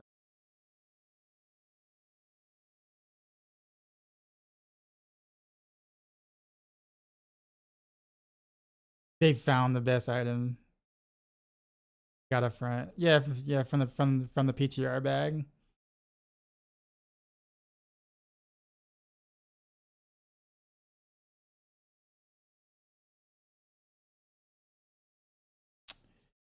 I gotta find all that stuff again.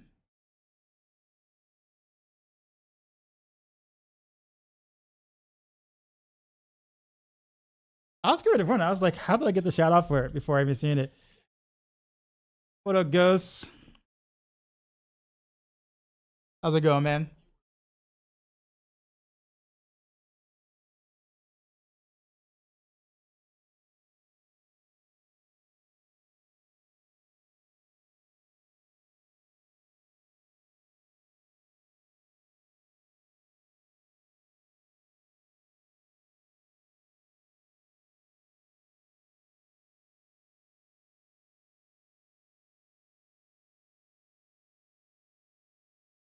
What up, man?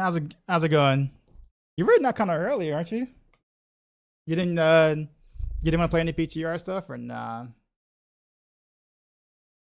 Welcome, man. I'm just trying to gear up for a PTR build, so this is definitely the most boring part of what you're gonna see for a bit, because every streamer is pretty much doing this. But we are here, and I had to like actually my stuff got rolled back because the server crashed, and so it didn't save what was the most recent. So now I got to go back and find some items I've already found that I was gonna keep. So here we are again. Speed.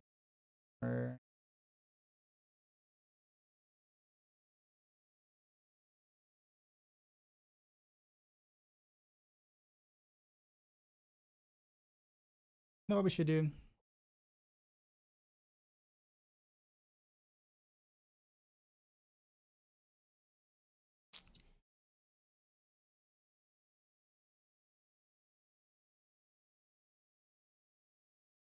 I wonder why it like rolled me back so far though. Like that's kind of annoying. Not kinda, it is annoying.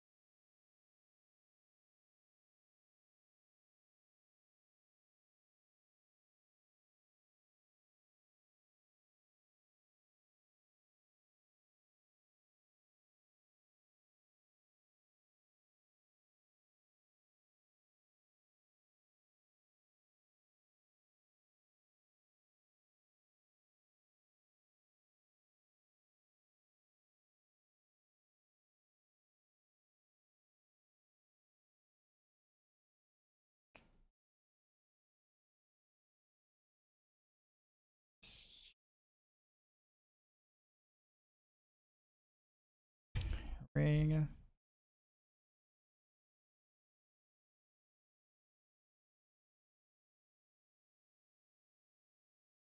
That armor and go down there.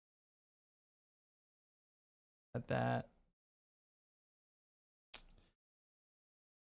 I really didn't want to have to do all this again. Oh, maximum resource and maximum life. Cool. Say yeah to that. Appreciate the sub.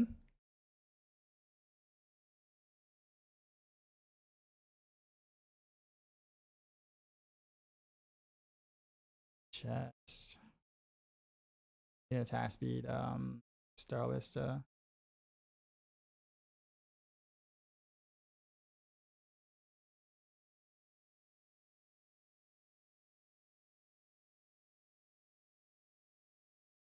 gonna test flurry. Later on, yeah. Definitely not today. Like I won't get to it today.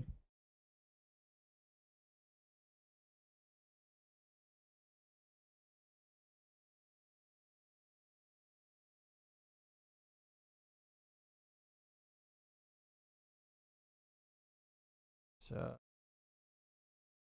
sure.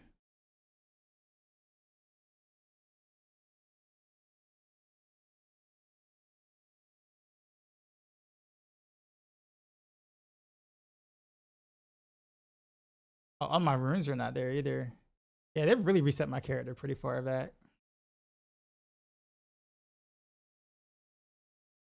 Or unless they're in his stash.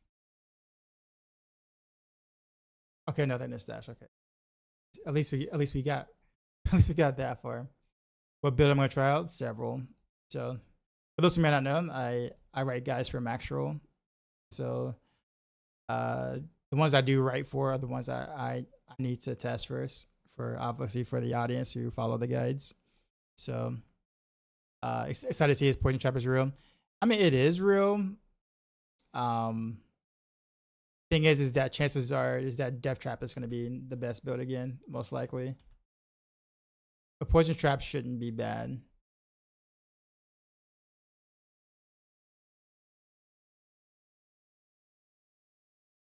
But again, everybody's version of what real is different, right?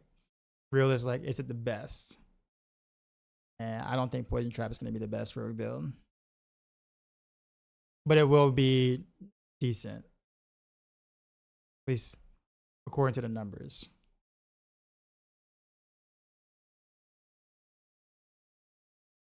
Let's see, boots, pants, gloves.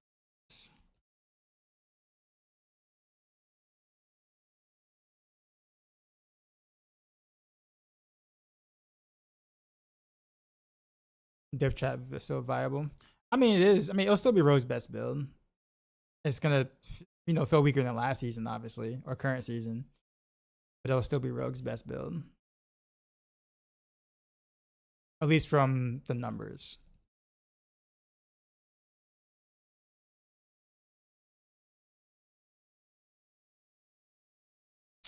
It's a bad Sky Hunter.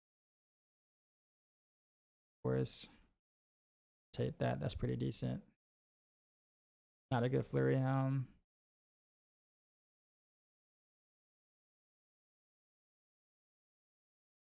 Tacits, really.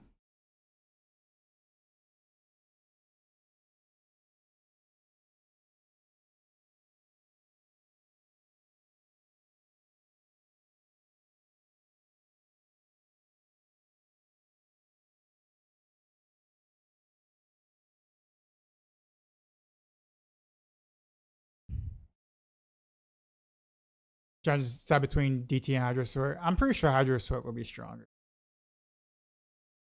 But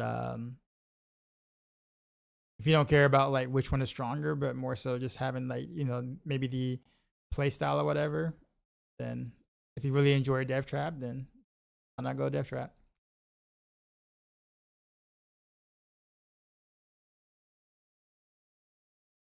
I don't need gloves.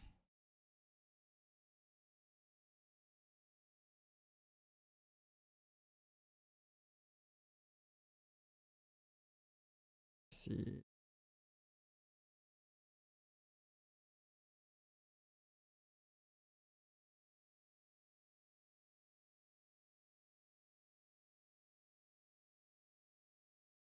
Still bad. Still bad.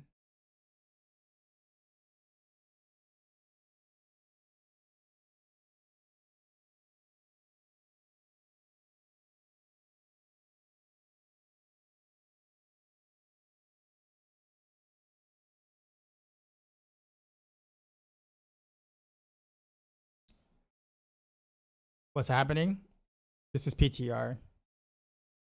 So this is how we gear PTR. Literally go to the vendor that gives us everything, but it does definitely take a while to get what you want. But at least you have access to be able to do it in a semi I won't say quick, but in a decently time manner, I guess. But it does take a while.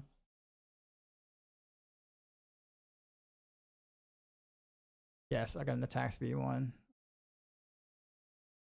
Did that. Appreciate the follows. Yeah, it's gonna be a bit before I'm able to actually do anything here. No, that's not what I want for the Shaco. Okay, now this is the Shaco.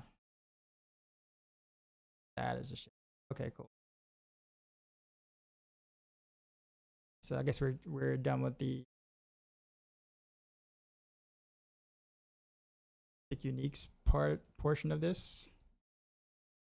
Hopefully the game doesn't crash and loses all my progress last time.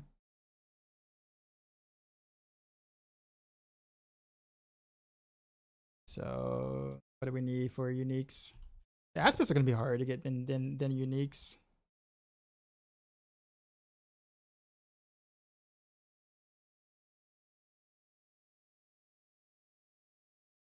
I think if I leave town and come back, all that would go away, right?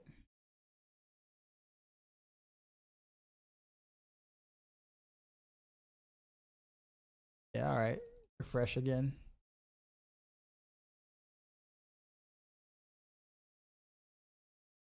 I don't need any unique daggers, do I? So no dagger. I don't really care for ancestral rings. So it's gonna have to just be bow. Bow helm. Uh-oh. Uh-oh. Okay, no, I can still dash. Okay, I was getting worried. I was like, I'm not gonna be able to pick up anything. It's not good.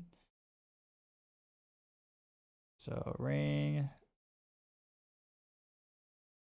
Where's a unique sword at though?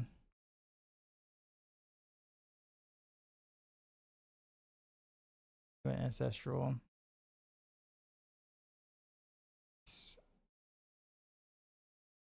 Ants? Nah. I need to. I don't think I've seen a single pair to boss will, unless I'm like crazy. Got an ass. He's missing everything I said. Are you still in the ad?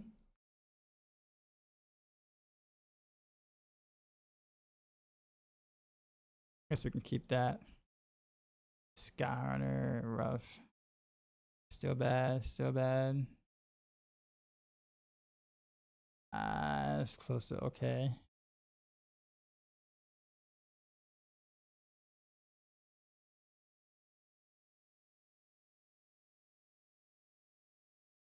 Is there a new patch for the live service today? No. Oh yeah, yeah, there is for Masterworking. Yeah, there is. It's for Masterworking.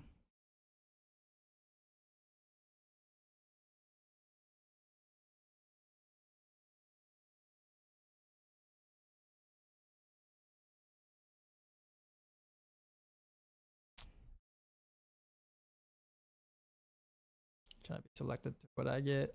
It's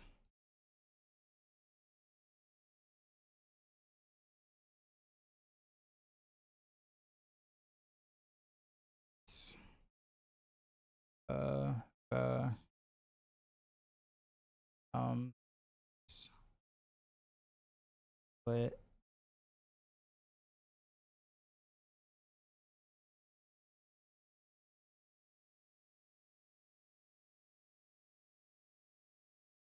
All right, let's see what we got.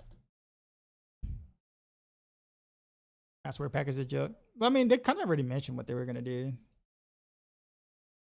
Hope no one was like expecting anything different than what they actually said in the campfire.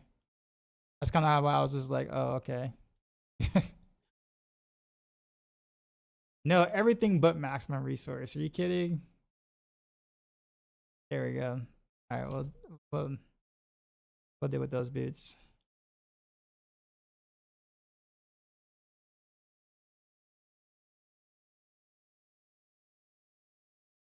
No, I mean, yeah, I mean, it's basically what they said they were gonna do.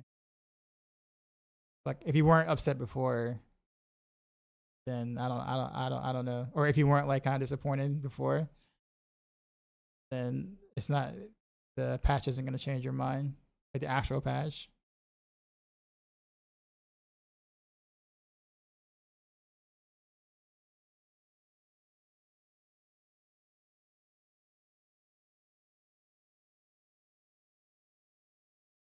Okay, so we can keep.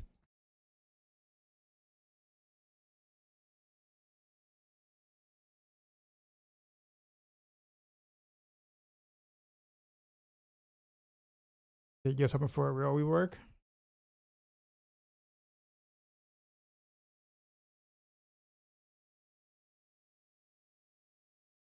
Aren't the mass working materials a little easier to get next season anyhow? A little easier, I think. I mean, that was kind of like my main issue, but I also didn't masterwork that much. So I didn't run into the other mat issues that others had.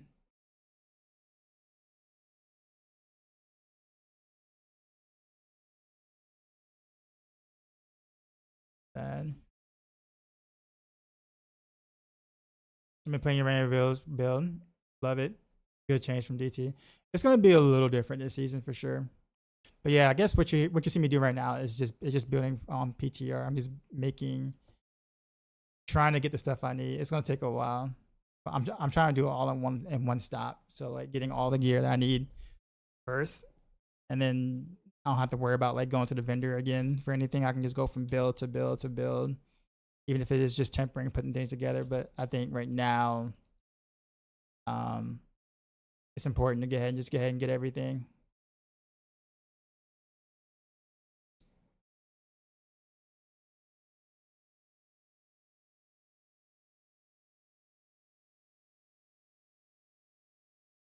Okay, X.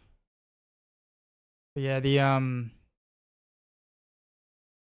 whatchamacallit is gonna be a pain, like the actual legendary items, which thankfully actually going next season we're gonna be using more uniques and stuff.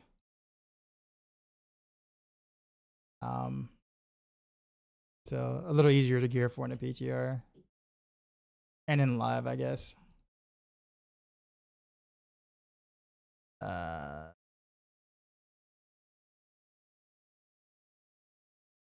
So I wonder why the generic uniques don't roll Why don't they roll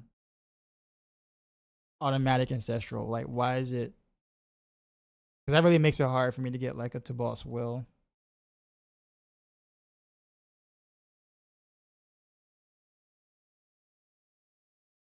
And some other things. You're picking up like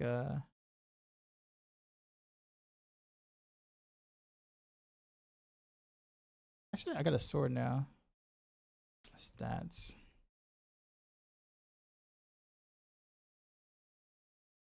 Let's see.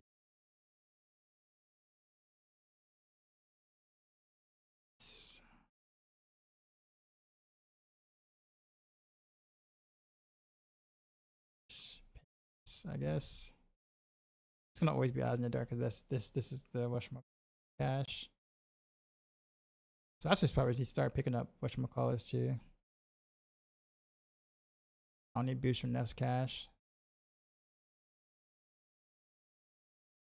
See, like here, these are like the non-class specific stuff, right? So like in order to try to get, these are class uniques. But the generic ones never roll all ancestral, which is really weird. DT is still looking pretty strong. Yeah. I already said that. He was here when I told you that DT is Rogue's strongest build. Still.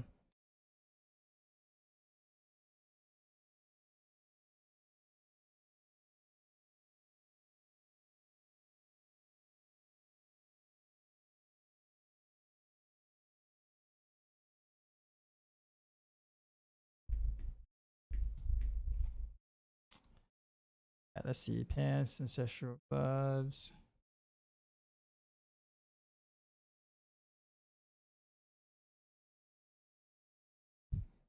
How long did it take him to do it though? That's the curious question. Was he like speed farming it, or was he or like did it take him a minute to do it?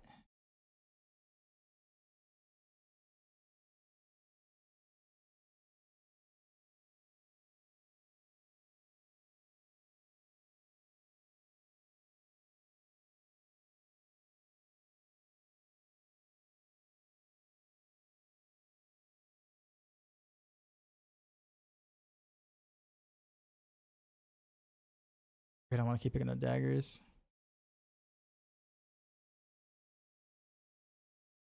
Yeah, Shard of Wrath is gonna be hard to get to.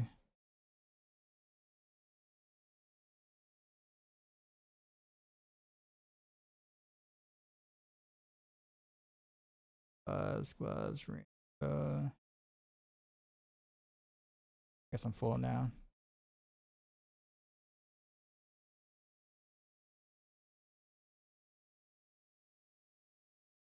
Not speed farming.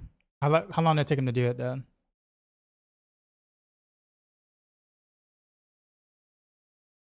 That's probably the best counter I've gotten so far.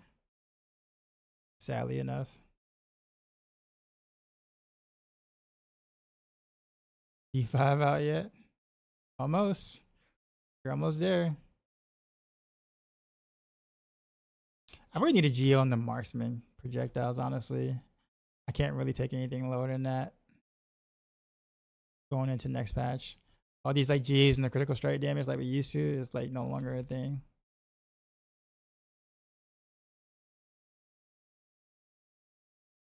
Yeah, I am struggling getting what I want though. Quick attacks, so hold on to that.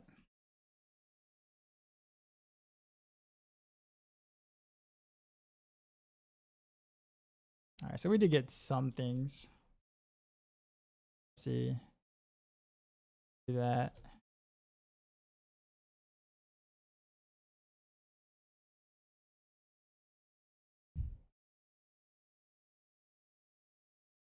Do that any news storyline with a new expansion?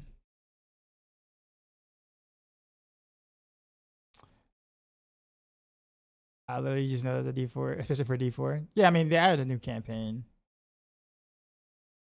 Like the expansion came out last year, October.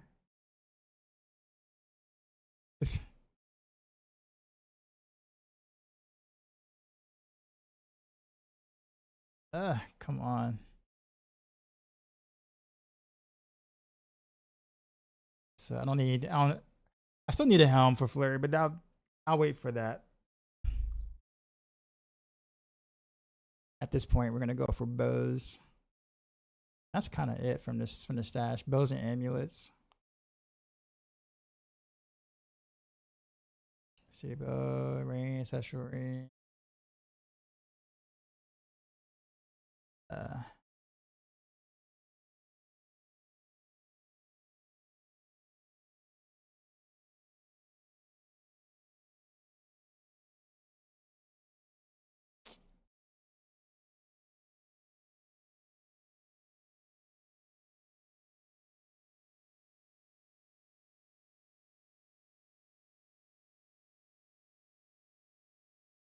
mm,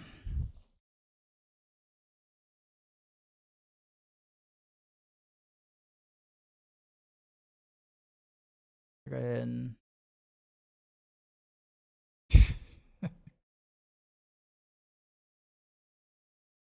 juicy.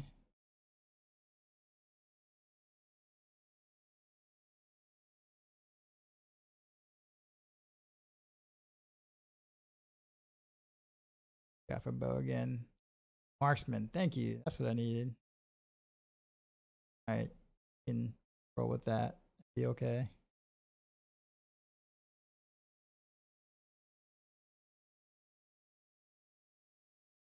All right, we can kind of get off the class uniques now.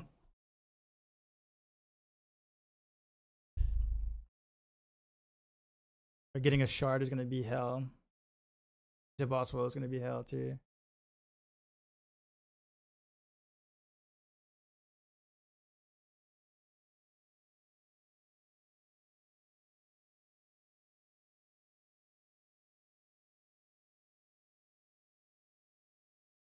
Just the cool Diablo font down. It was easy to read it. Yeah, me too. I give a PT credit that yeah, after maybe 30 seconds. Oof.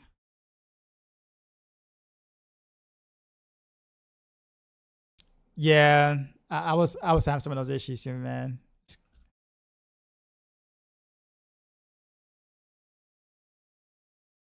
Wait, when did I get this grasp? That I needed, but when did I get that? Wind Forest. I was just saying 2 GA Wind Forest, and I only see 1 GA on it.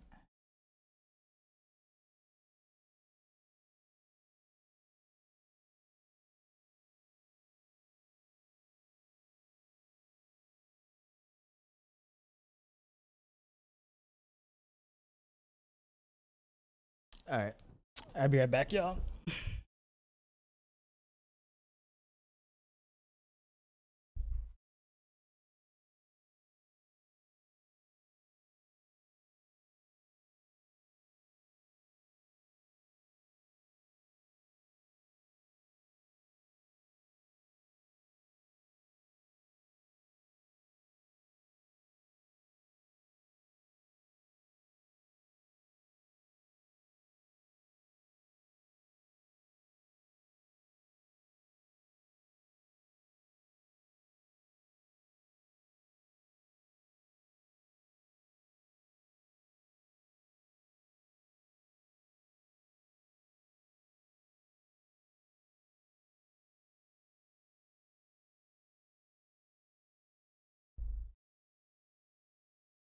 Okay.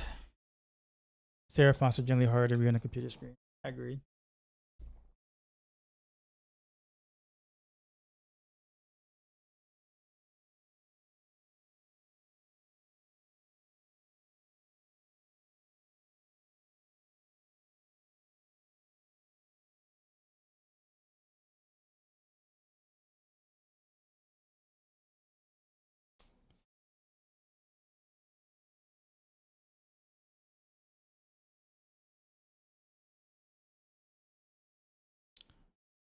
It's my song though. Equipment again.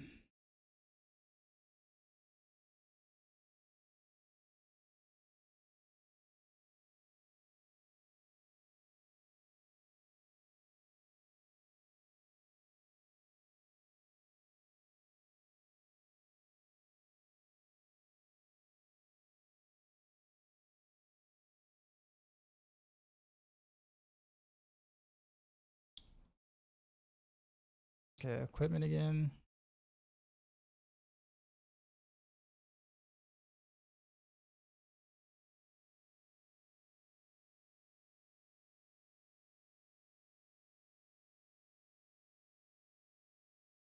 Generic. Pants, finally. And his maximum resource, 17% though. Still probably the best I'm gonna be able to get though, to be honest. Sword.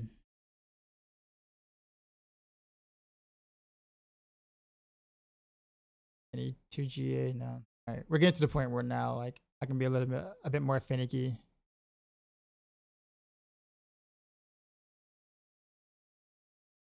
Wrong sword. And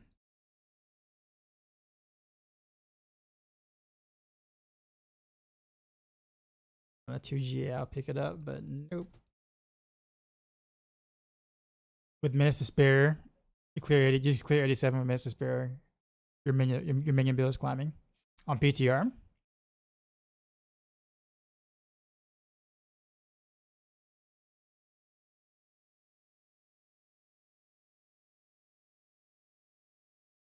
I'm assuming Necro, right?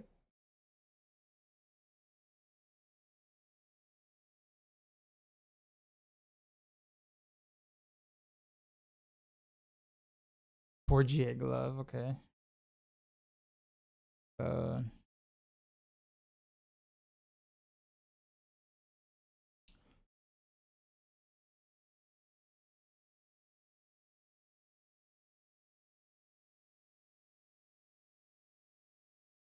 Nothing exciting there.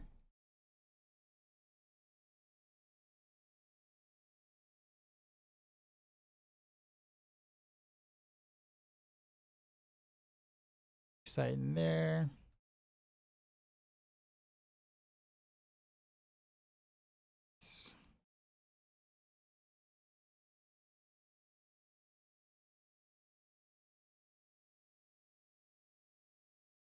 A pair of boots.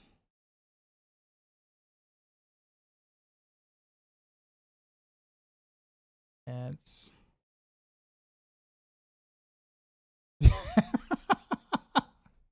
I guess I went too far out. I absolutely was not expecting that.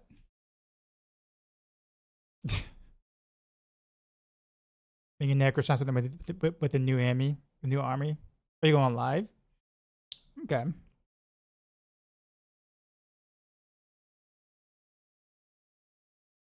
You mean new army, right? I think. All right, what we got here? I'll take those gloves. Those gloves are nice.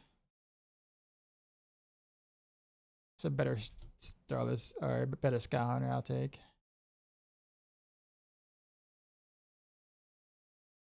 Nah, these Beast Fall boots are good. Well, it's still bad. So really, in terms of uniques, all I really need now is sword, Varathiel.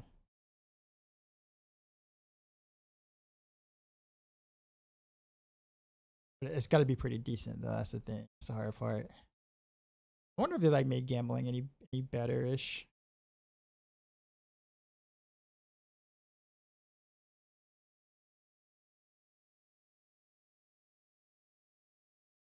I might try to gamble for the shard.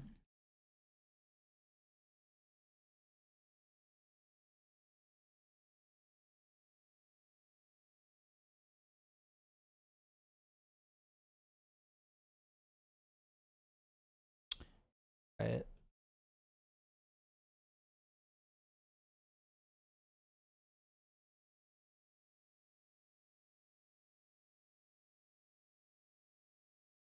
Guess I probably need to try to get some I'll call it anyway.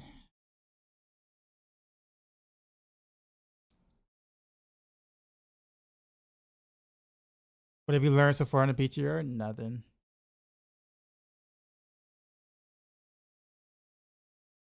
The shard.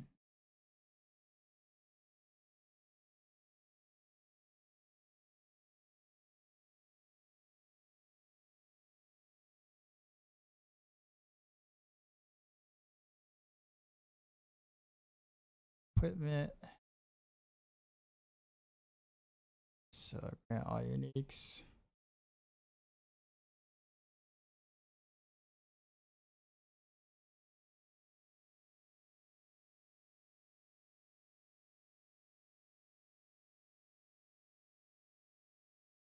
We're a little closer though, I will say that much. Appreciate the follow.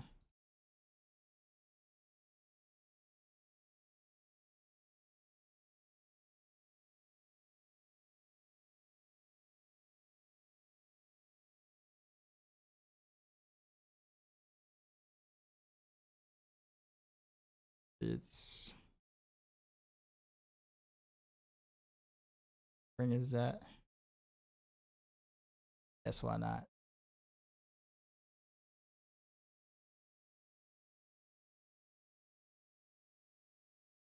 It's armor.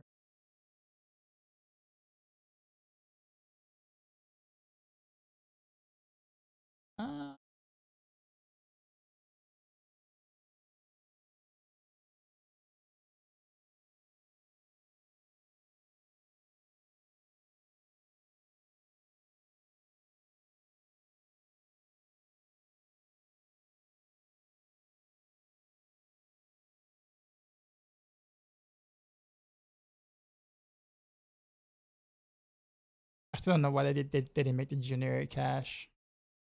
All ancestrals.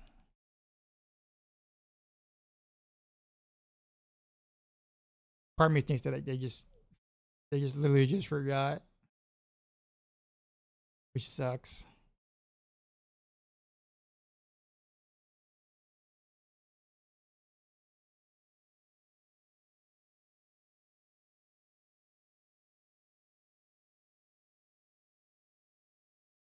I still don't have a good penitent greaves yet.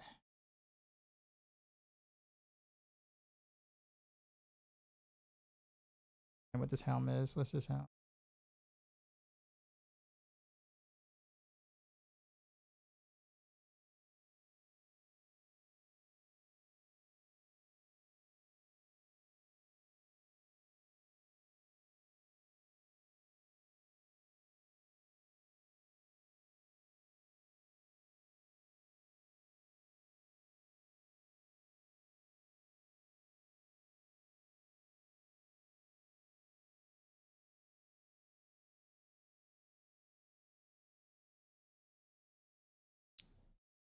Oh, now this is a good flurry helm. I'm glad I picked that up. Got that.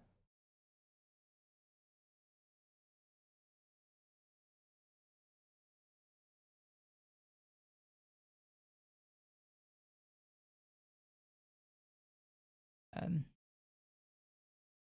worth, not worth. That one. Hold on to that.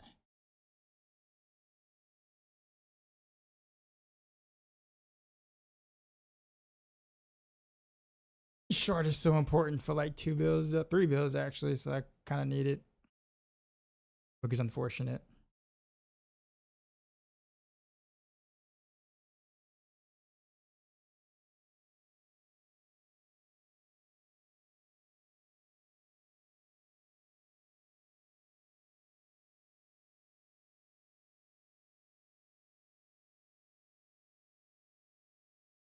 It's because I figure I can't like it.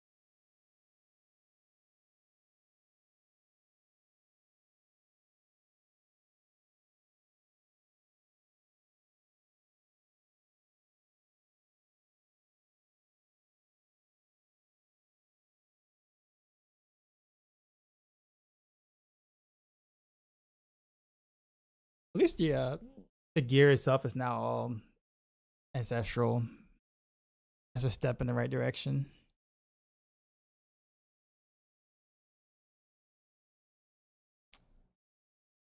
That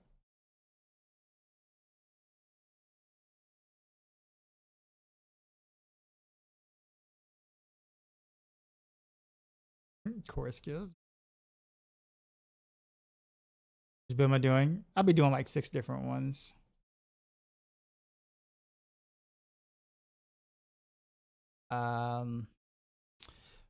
Renovaros, Heartseeker, Invigorating Strike, Barrage, Rapid Fire, and then maybe Pinshot. After I finish with all those, then I'll probably try the new Flurry, or not new Flurry, but the Flurry aspect. I probably won't do any poison trap related things just because I don't like traps in general.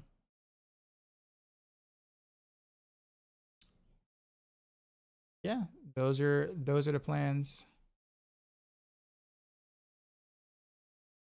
I do want to try to get everything first before I do stuff, so I'm not having to like do this between every single build.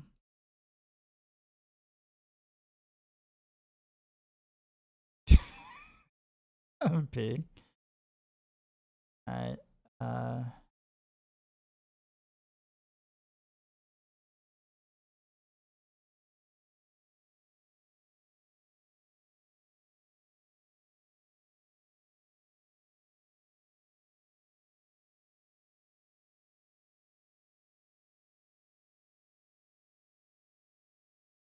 All the epic caches.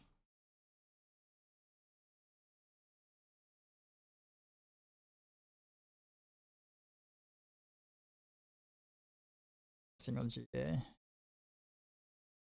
3 GA something.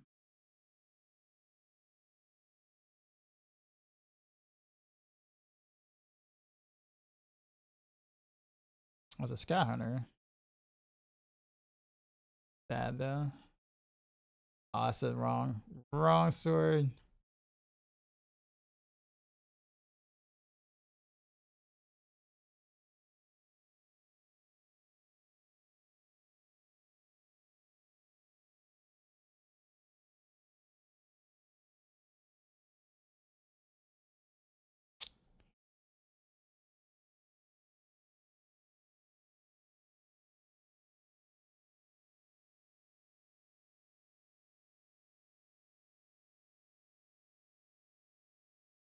I do need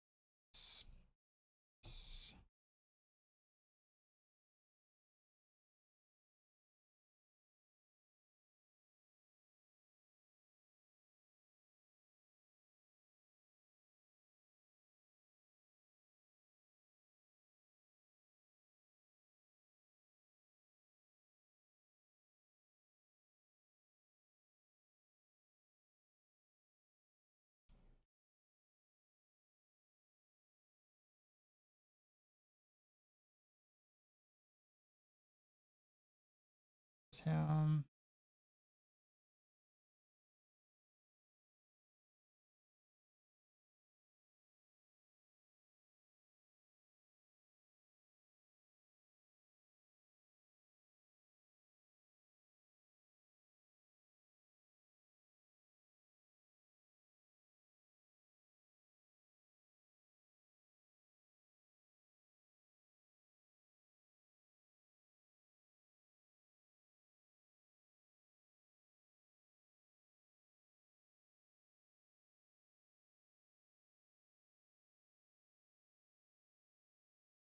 Probably shouldn't have did. I didn't mean to put them both at the same time.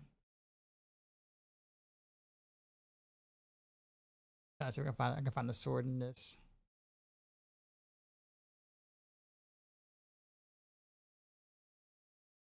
Didn't roll GA.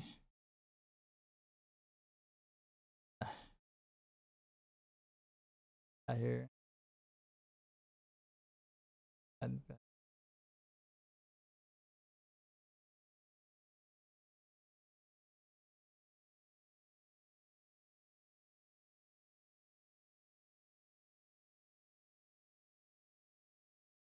All right, reset the town. Do it again. Looking for our secret build.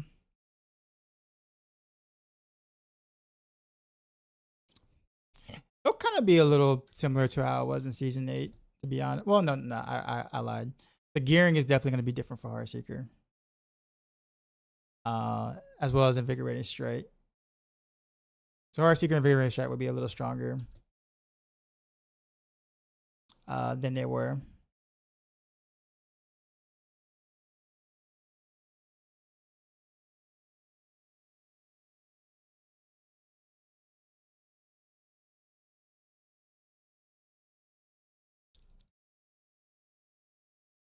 Equipment again.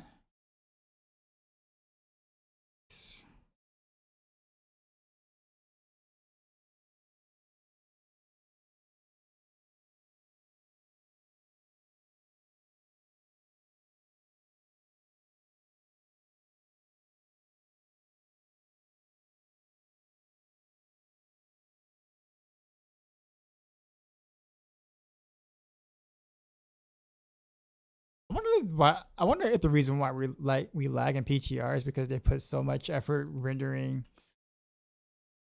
his dance moves in town. Pretty sure he probably eats up like 25% resource.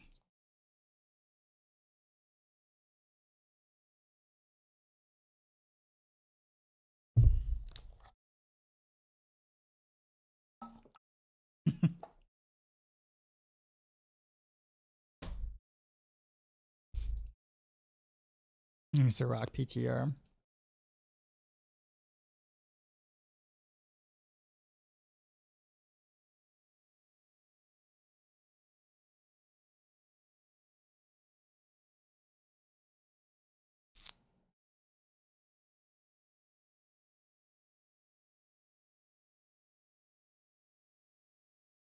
Probably shouldn't have chose this town to port to because it's gonna be a bit busy there. You have similar dance moves. Alright, so boots.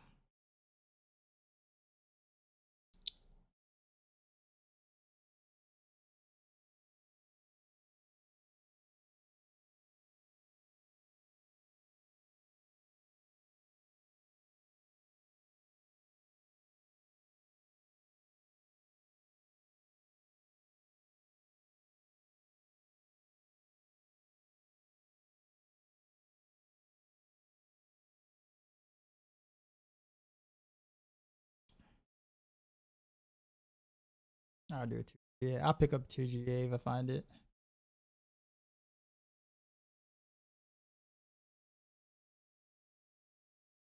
Anything with the amulet.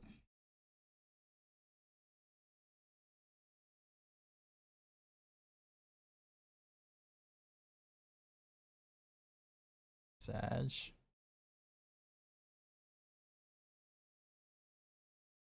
Sad. Okay, GA sword. Okay, what we got? Oh man, that's rough. I could probably still use it for random rails though.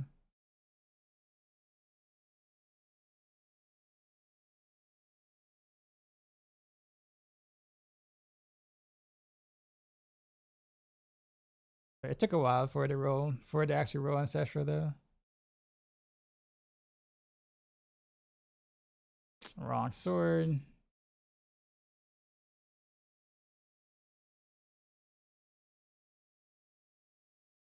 Also, I need G on the movement speed on those beasts though.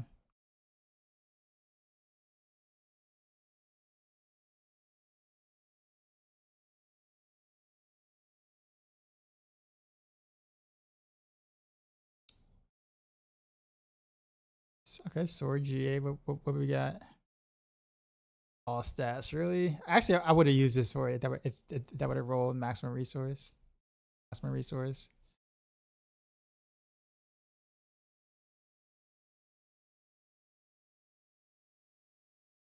Oh, like we gotta.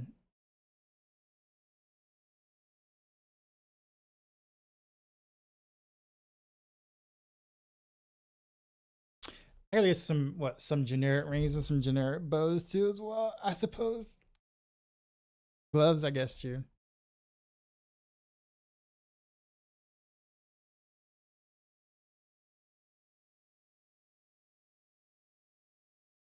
How looks Dancing Knives in season 9? If you know, of course. Probably. I mean, it didn't get like any actual buffs, like buffs to it in general. So like, I wouldn't expect it to be anything more than what it was the previous season. As in, like, relative to the other rogue builds, it's still going to be quite behind in the in game portion of things. The powers aren't going to change that. In fact, I don't see the powers, like the actual like powers, changing much of anything. If I want to be honest with you.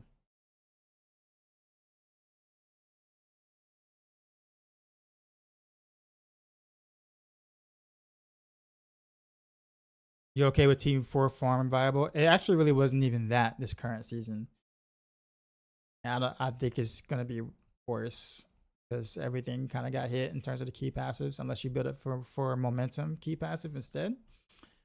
So I don't know. Maybe with like really good gear, maybe, but like it'll be hard.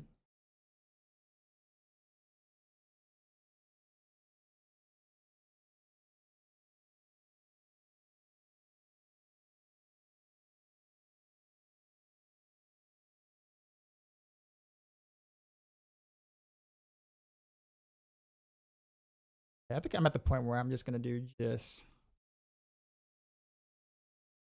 non-class uniques at this point. I don't care. The class uniques.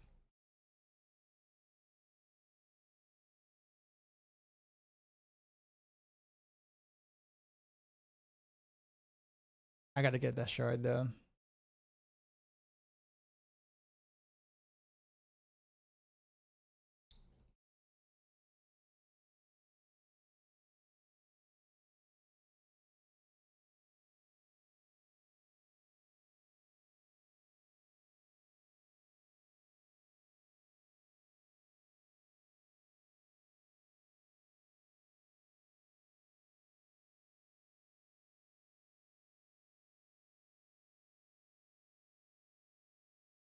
All generic.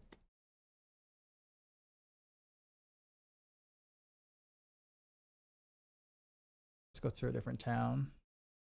Maybe that'll give me some better luck. Let's go to where no one is. I'll go here. Well, it does momentum for the key passive.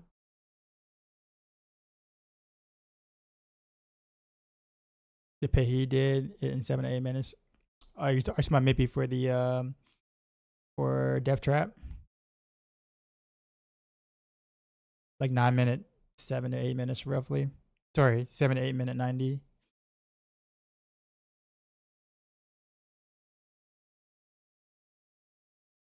Sounds about right.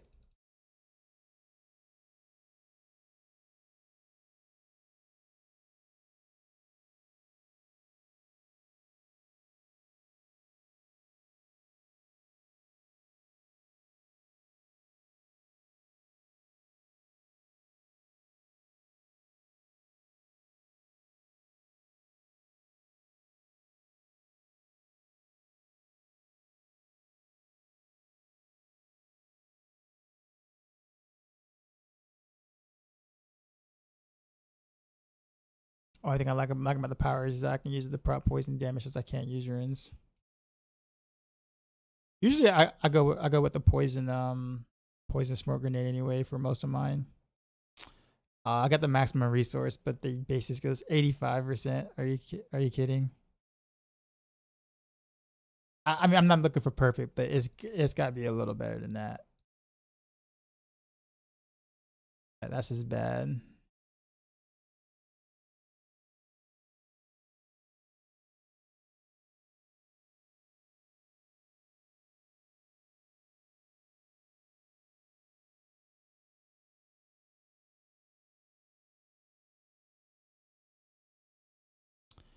$95. Got resource again, but it's 95. The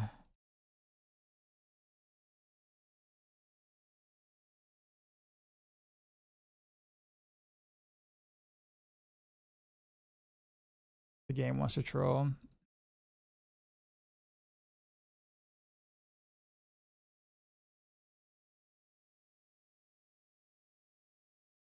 But like flurry, but for dancing that is either nothing or an all aspect. I think I'm. Oh, okay, for flurry, I got you.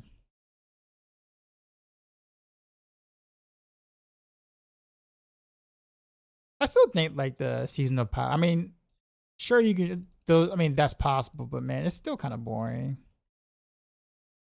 Like, I just think the season theme overall is just boring. I like the idea of being able to, you know, apply it to a power, like apply it to one of my skills. I think that's neat, but that's really it. Oh, they were waiting on me. They were waiting for me outside. I just got mauled.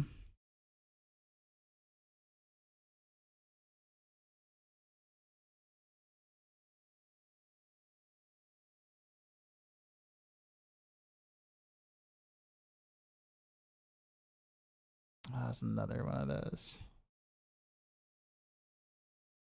Uh, okay. No, no, leave me alone. Leave me alone. I didn't do anything to you. Let's see. Let me see if I can get past him and go in town. Ah.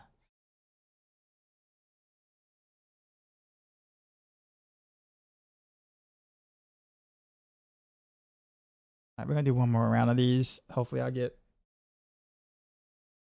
something. Even like, I'll take a shard that isn't GA on the max resource as long as like it can hit something else decent, which I don't have right now. The shard is so hard because it's either in front of hordes or these three. Like if it was something I can farm bosses for, I would just go like beat up a boss for a bit, but I can't. And this roll like 8 maximum resource, like the very bottom bin of their maximum resource, which is so bad.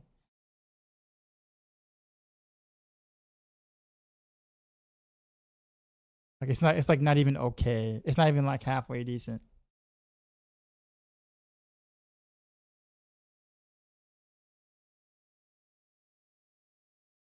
Surprised they make you RNG for items and P. I know.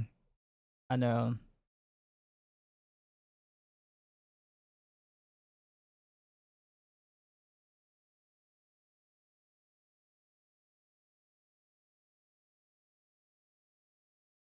Oh, Amulet's gonna be a bitch to get to. I just realized that. Not just realized that, but that's gonna be.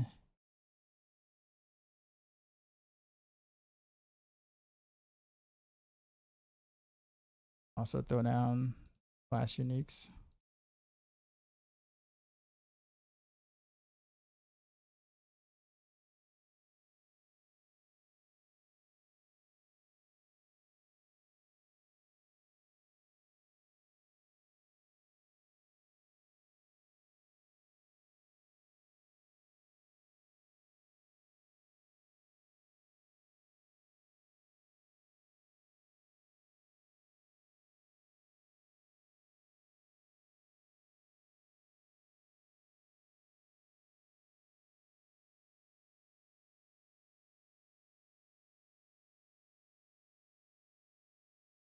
But with that being said, though, that is a pretty big hit to Death Trap, though. In a sense, like a 7-minute, 8-minute, like 90s far cry from what it was doing before. But granted, we are using PTR gear, we're not maxed out gear, so but still. But ironically enough, that is still like probably Rogue's strongest option, all things considered. Because of the key passive rebalances slash nerfs. Also appreciate the follow. All this. Oh, whoops. There's a generic unique one.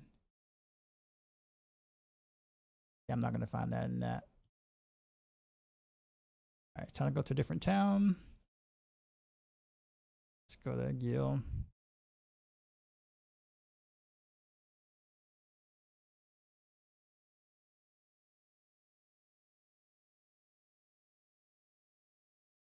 Wrong sword. I'll pick it up just in case. Yeah, wrong one. Please let it be movement speed. Ooh. No, I'll hold on to it just in case. Oh, sword. This is the right sword. It is. 3 to basis skills. 40. You know what? It's probably the best I'm gonna be able to do. 15 maximum resource. You know that I'll take it. I'll take it. I can't. It's not good. It's not great, but I'll take it.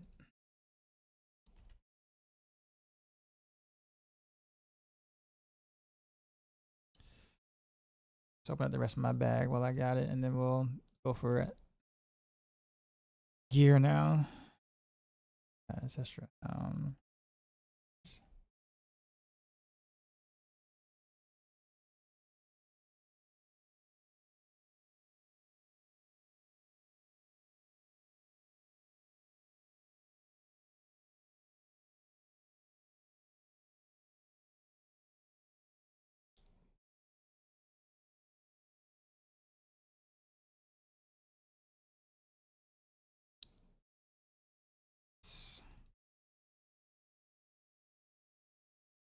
Gross. It's just 18%. Hell no, we're not taking that. 2 GA, so that's a Azarath.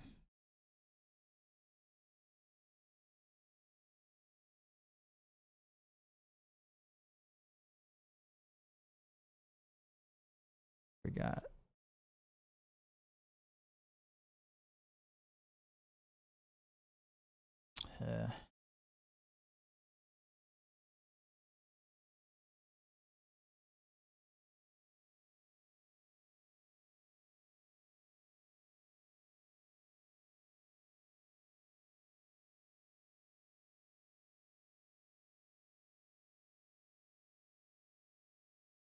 boots.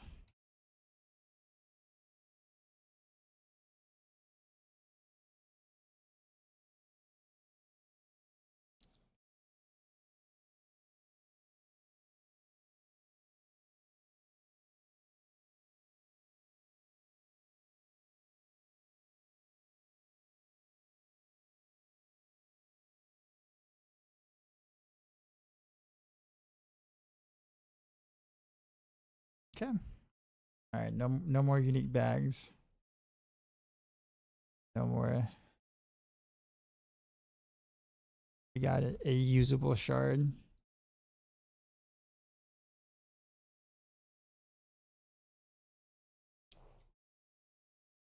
Does anyone know what the definition of attack? A dot tick, for example. Can you give me more context? Like, what are you trying to apply that to?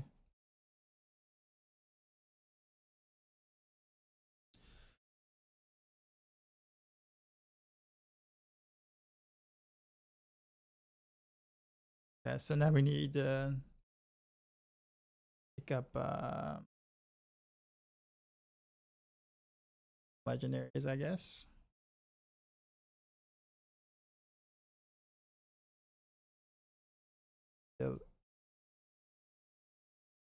A little easier than what I was trying to do before.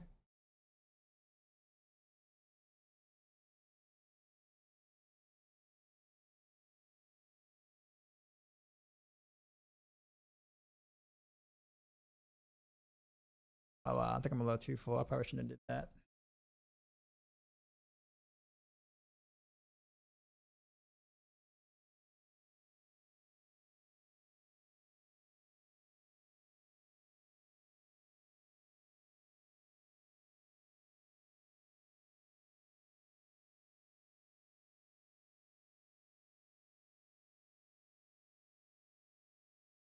So actually we need to pick up cities.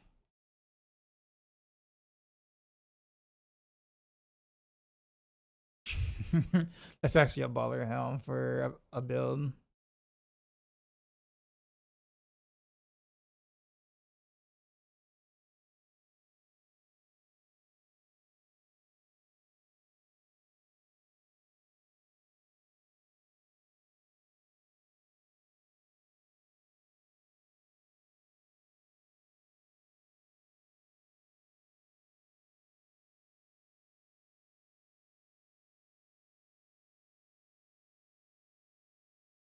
So honestly, I'm just not picking up.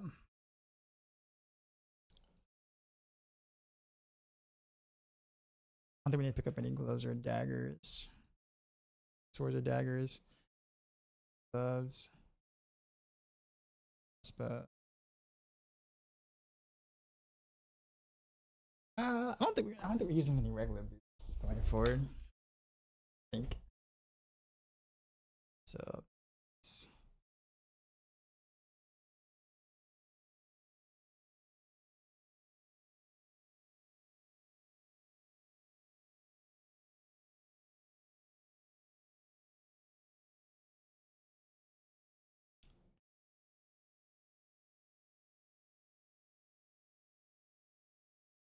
sorry.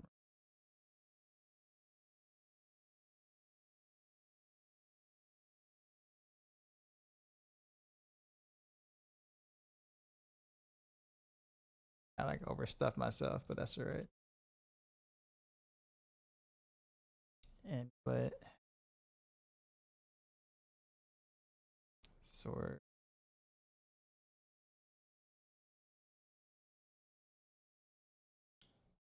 Could do ring still.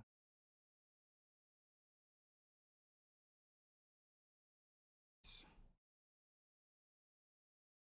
kind of hard to see these things.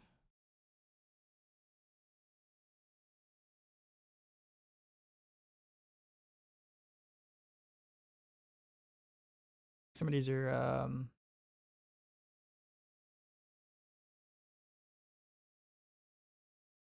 guess they're just yeah. I guess they are just like random.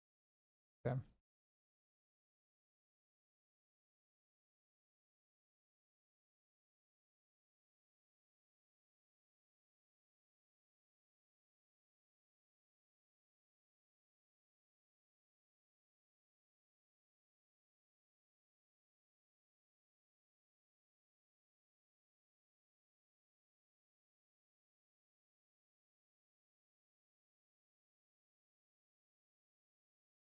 So, but I suppose.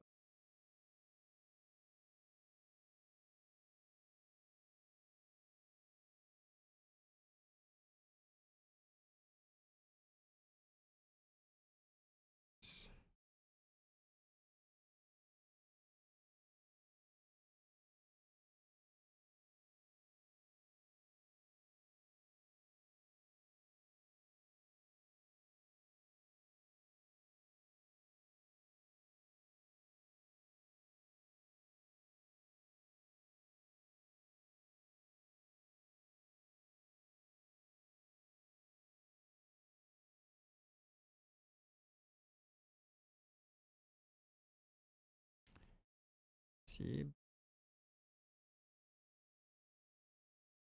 Swords.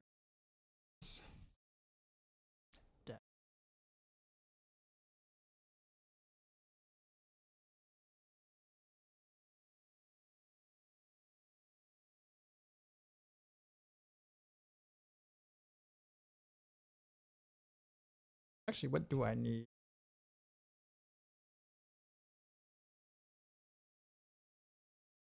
Look at my stash again and see what I actually need.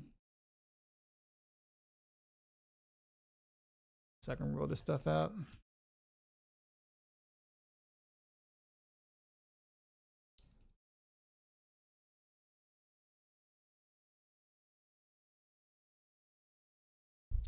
Okay, so what do we got? We got armor glove. That's for random arrows only. Got rings. Alright, so I probably still need to pick up some rings.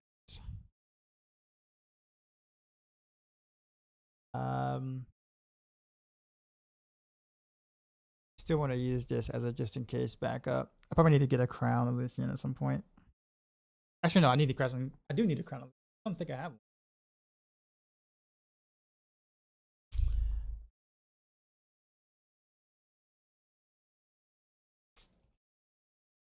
All right, that means I have to go back to the unique bag. The good thing about the crown is that I can actually just use a non-ancient one. Fine. I gotta go back to the unique bag after. That's not cool. Wow, all the stuff I gotta do. I'm supposed to be building for. That'd be so difficult to build for in the PTR. Why am I tasked to do that? Electro, what's going on, man? Uh, uh, yeah. All right. So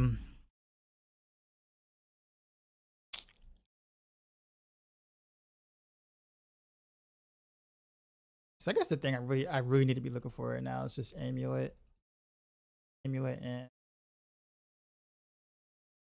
ants.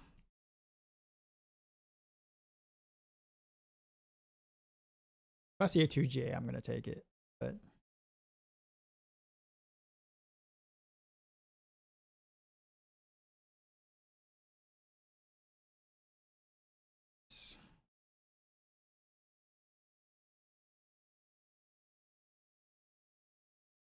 I think it might be quicker to kind of do maybe gambling might be a little faster.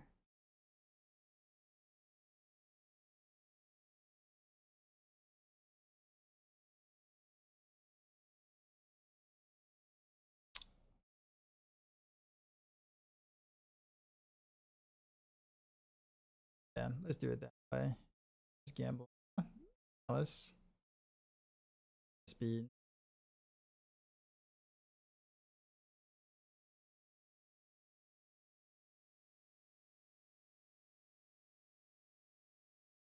Yeah, let's do it that. Just go for elbows.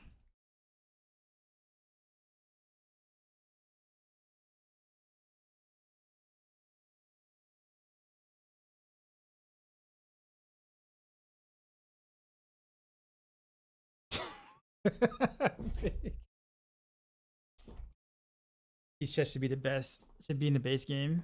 You can beat this Dasher in my backlog games on us so quickly. What else are you trying to play? Um,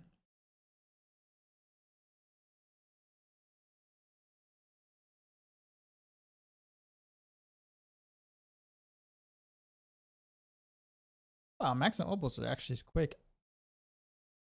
It's actually really convenient. Okay, or mostly convenient. But my chest be lying about these double GAs in my stash I'm missing. Like game lying so hard. The BTR so far, I haven't done anything yet. Never even played Monster Hunter Rise yet. Rise? Wow. Okay. Yeah, that's a.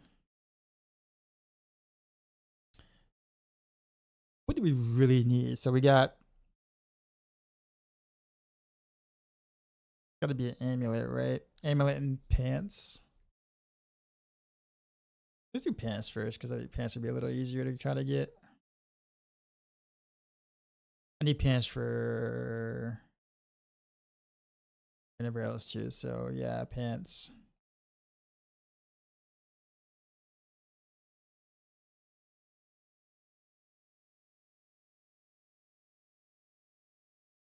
Wilds, yeah. Wilds is fun. Just waiting for the. Honestly, at this point, probably the expansion.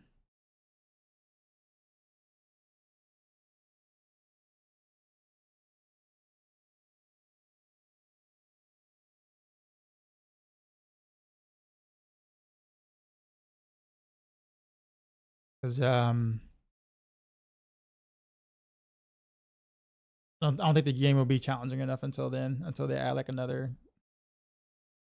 Like it's fun to play, but it's like there's very little reason to continue to like grind for anything better, just because like once you have a pretty decent understanding of the mob, like the monsters, like they just kind of feel like pushovers.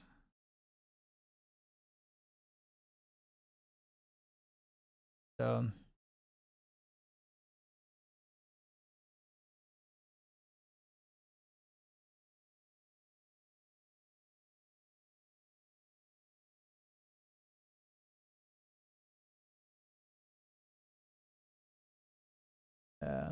This is better to do it this way.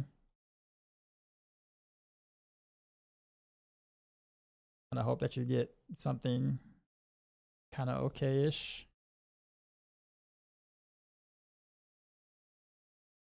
That's any game of the genre. Dodge shooters kick about when you first played, but now you can speedrun the whole game. I guess the thing is, in a game like that though, like where you're supposed to beat up monsters to carve their parts. You know what I mean? Like to carve their parts to be able to do harder things later on. Like that was kind of the purpose. And when you don't need to do that, then the whole like getting their gear stuff starts to become a little pointless unless you're just going for like Fashion Hunter, right? At that point you have more to do if that's your thing. But if it's not your thing, then you're kind of done-ish. How did his Death Trap? It's still probably Rogue's best build. I mean, they definitely did nerf it. Don't get me wrong. It's they did hit it pretty hard, but I think people have to remember how far ahead Death Trap really was. So instead of it being like way ahead of everything else, it's only like a little bit ahead of everything else. But that's not what it was supposed to be. They wanted to not Blizzard didn't want Death Trap to be the meta again, and at least for the PTR's sake, they have seemed to failed at that. We'll see what happens live. That's the route they want to continue to go.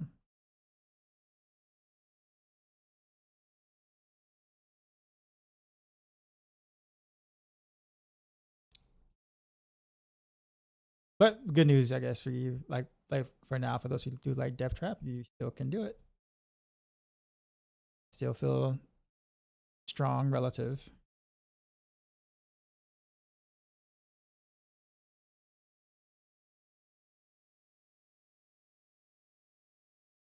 Oh, I forgot I still have bags of opals. Now we're gonna go for the hard one, which is the amulet, right?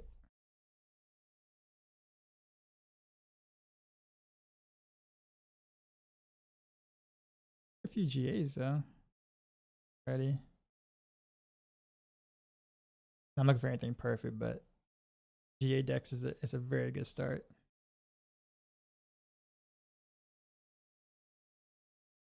I'll deal with the other later.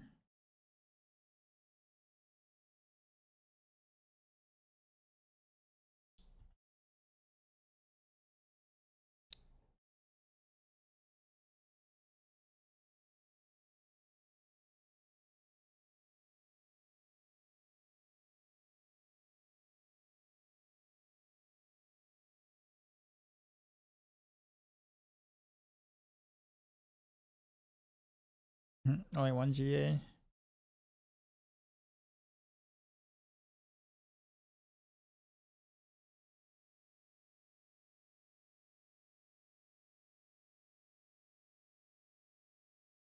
Blame was up.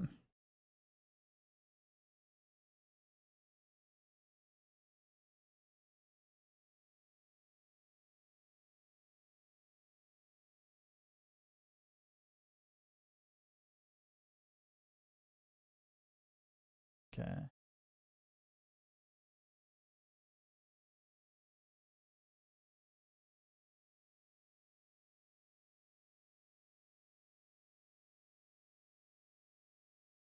One thing about the amulet slot though is that for one build, I actually do want maximum resource on the amulet thing. So if I get it, I'm actually kind of happy about that.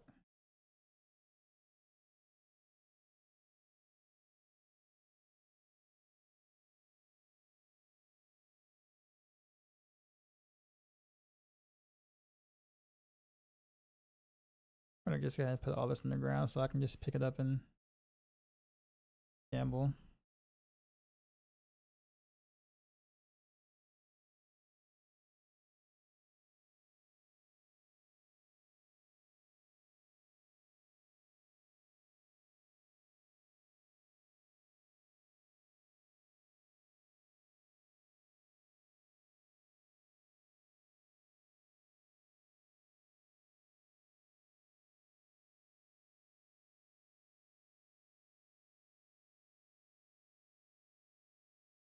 Chance.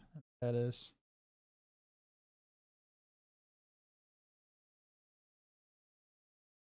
Everybody linking their 4GA items.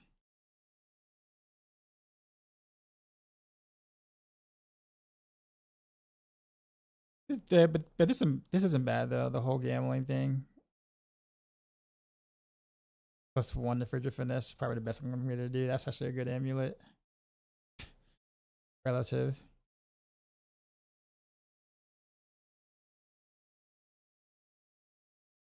Probably a 5GA item. You know, it wouldn't surprise me if that was actually a thing. There are some bugs in the PTR though with Masterworking.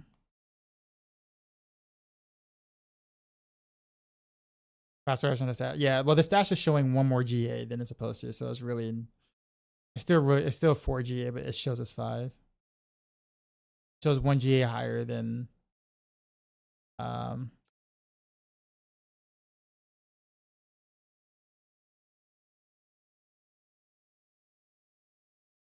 to get all the achievements done in Expedition 33. I still gotta go back to that game. I'll be doing that sometime later on the week after I finish testing stuff. I got duties to do at the moment though.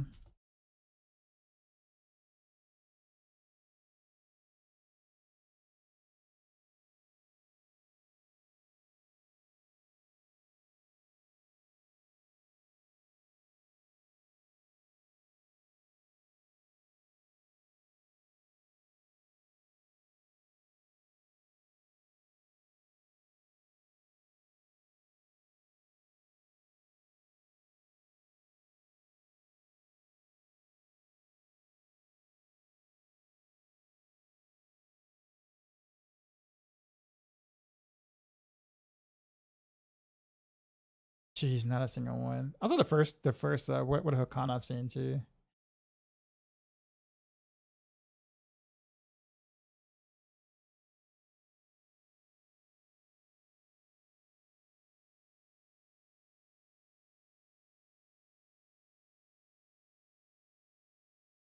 I think I'm about to just oh wait, is that resource? There's resource. But it's got the GA's on the crit chance though.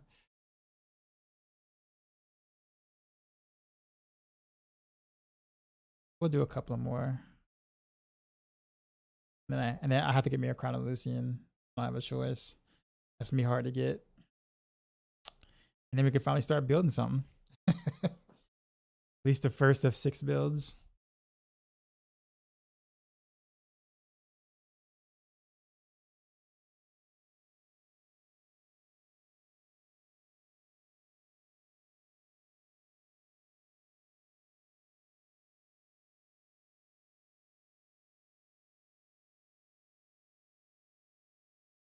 We'll just litter the ground in ovals.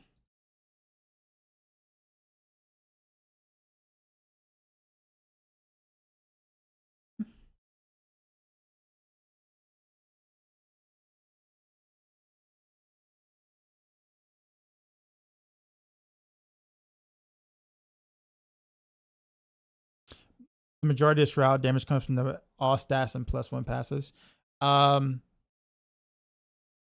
Yeah, the aspect is pretty useless, yes.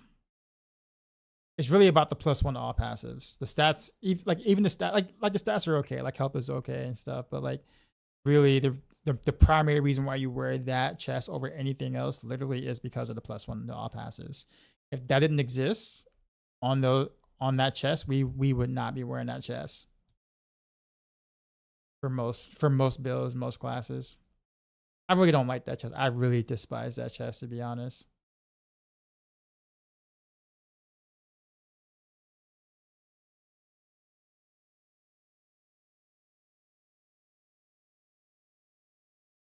But it kind of is what it is.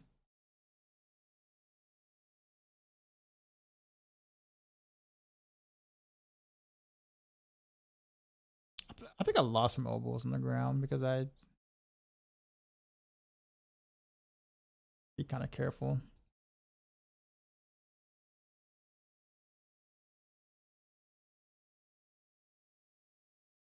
Lucky hit chance.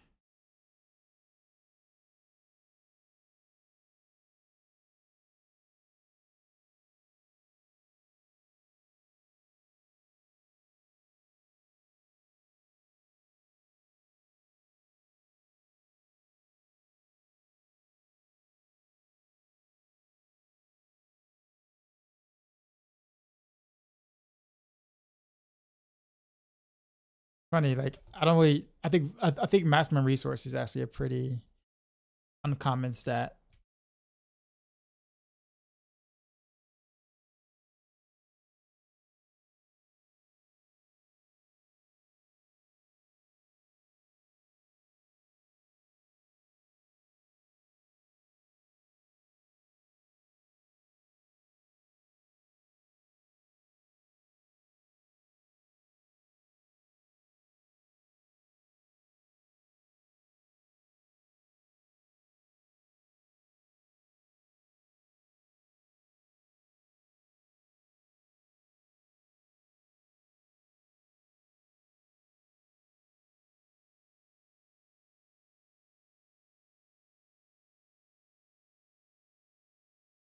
Three GA energy on kill.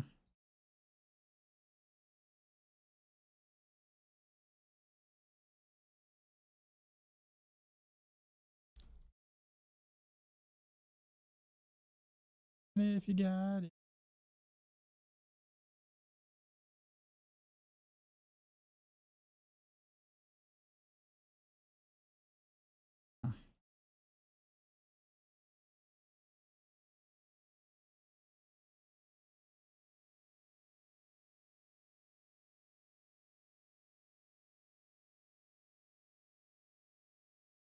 Spilling PTR.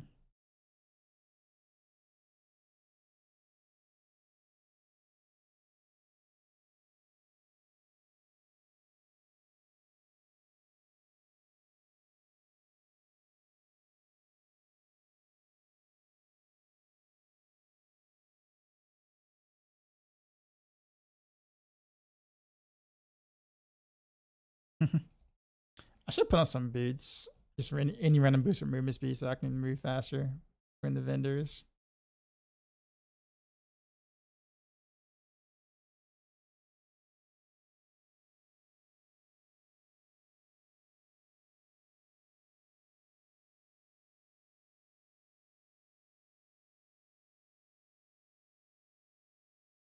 They announced the season's not started yet. I don't think they did.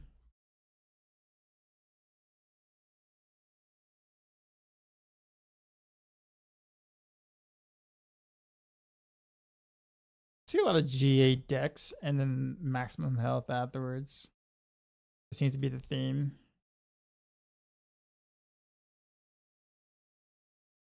For my gambling.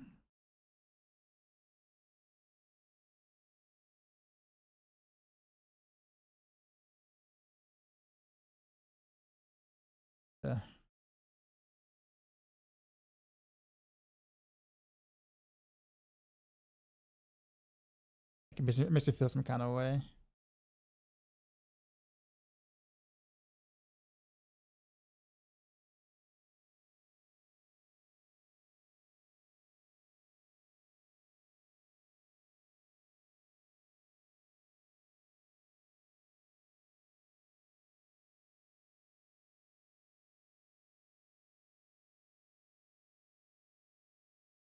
Yeah, no announcement on the season 9 date yet, and I kind of need to know because I got some things planned, or some things I kind of need to plan around it.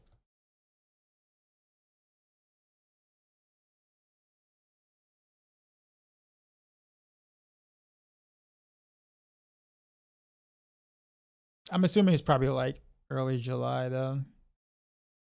If I had to take a guess.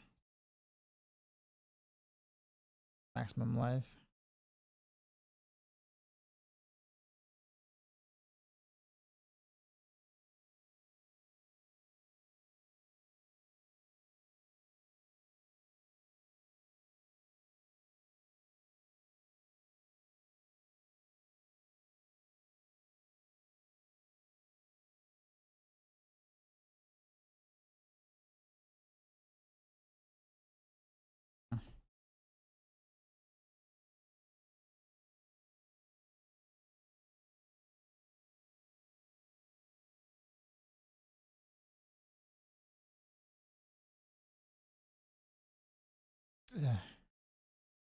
Come on. I'm not looking for anything crazy, but something usable.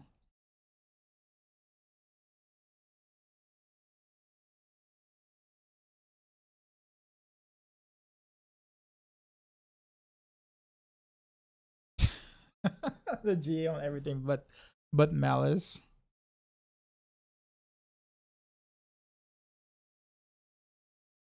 Alchemical advantage, if only.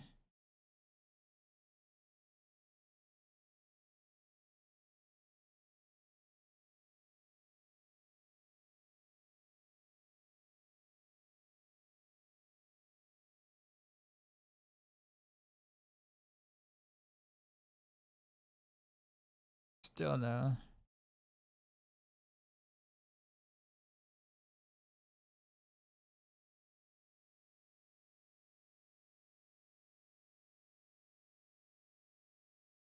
Why is his name Poo Thrower?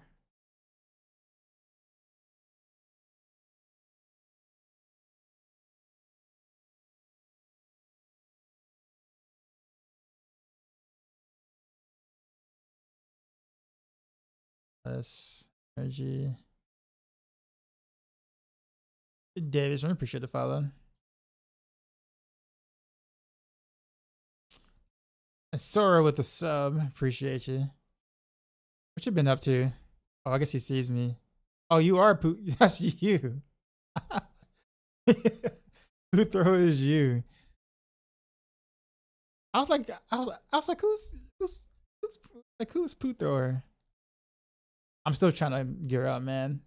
Some of the items I need are just hard to get because, for one, I need an amulet. Amulet's always hard, or a couple of items for different builds.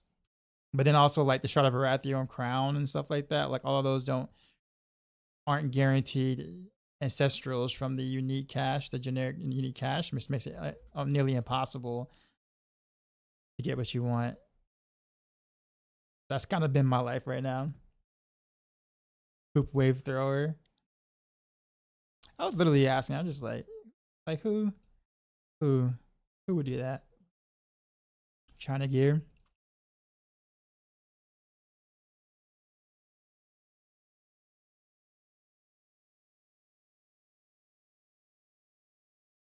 Well, silly me. I didn't know that the PTR vendor will be on day one because like the last 3 PTRs they made us level. So like for the first 3 days. So I literally started on Eternal for like the first hour thinking that it wasn't gonna be there. I was just like, so my chat was like, "Yo, it's there, it's there." Everyone else is doing. I'm like, "You're kidding?" It's like, "No, it's there." So I'm like an hour from change the route. I did like test some Heartseeker though a little bit while I was there, so I don't think I have to do as much there. But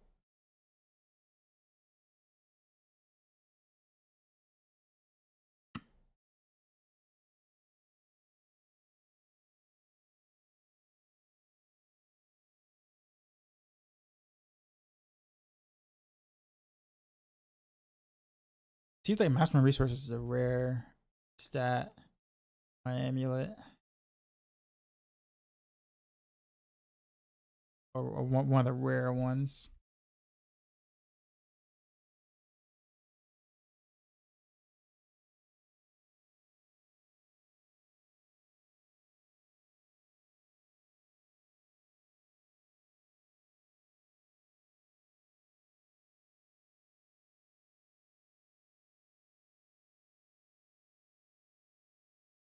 Yeah.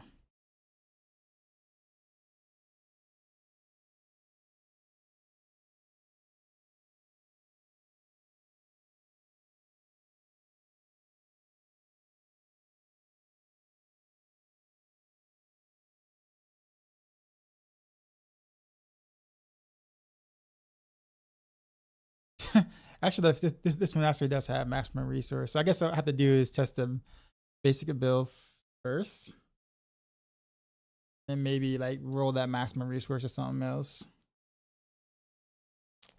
Like that's like the best I can do.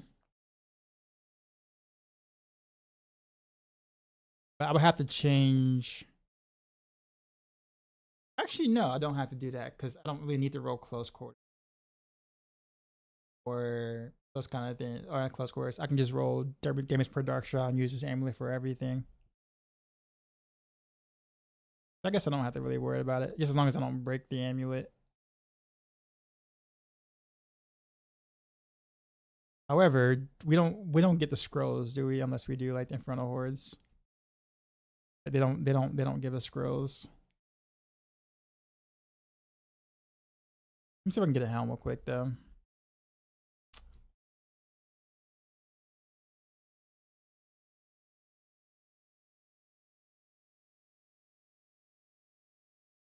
Where is it?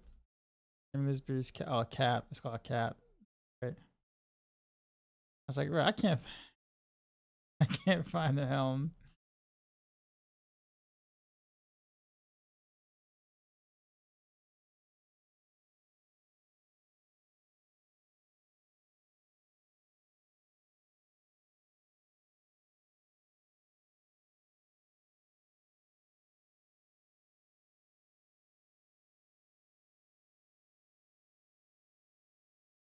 But that might have to come out the generic thing again though.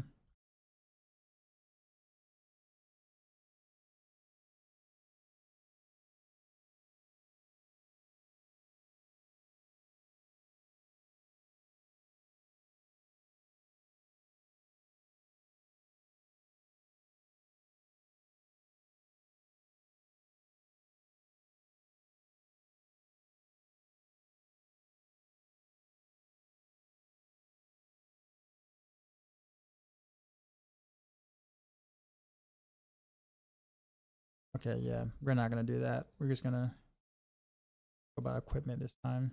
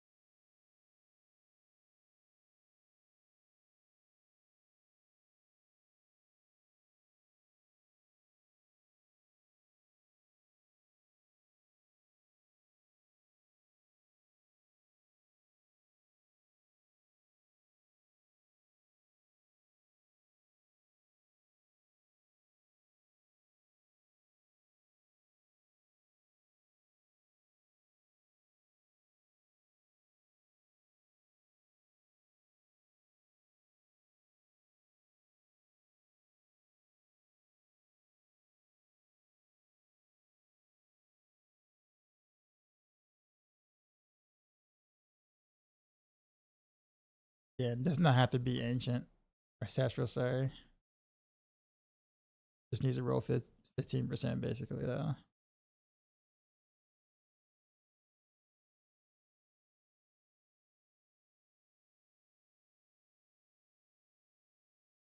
The throw these amulets in here.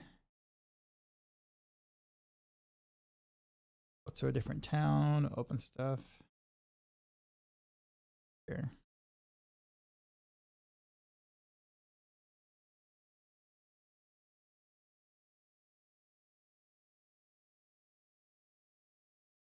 But they're just like, yo, somebody came by. Somebody came by. How many helms are there? 1, 2.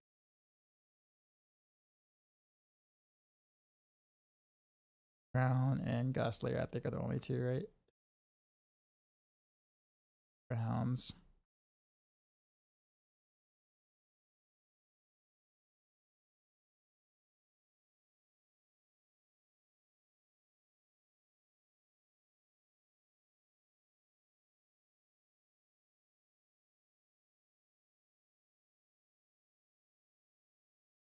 14%. That's actually not bad.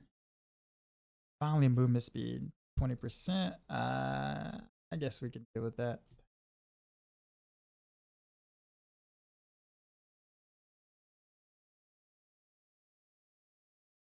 But we got all these caches though, so we're gonna use them.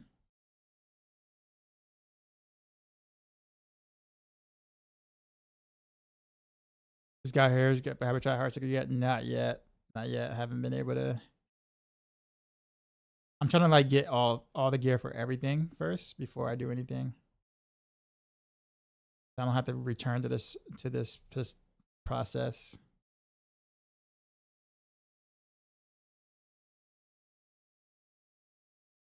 Okay, that's even better than that one. So we'll put that there. I did do some Heartseeker on Eternal. I didn't like finish the process, but I mean it was okay. But I need to do it for real on the seasonal side of things.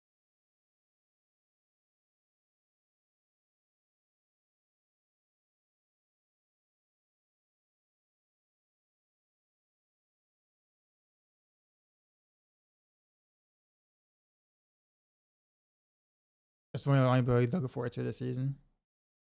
You like basic builds, or just Heartseeker by itself? Like Invigorating Strike is looking to be pretty good. Whether in season 3 or season 4. Season 4, everybody did. I'll put it that way.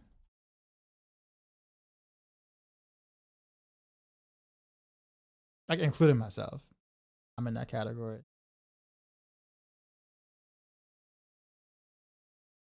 I just didn't give up on it past season 4 though. I still played it in season 5, season 6, 7, and 8. And it's really not a bad build. It's actually gotten better. It's just that the other builds have also gotten better. So and you know, when you look at it relative, it feels like it's worse than before. Or they nerfed it, but they didn't. It's actually gotten stronger.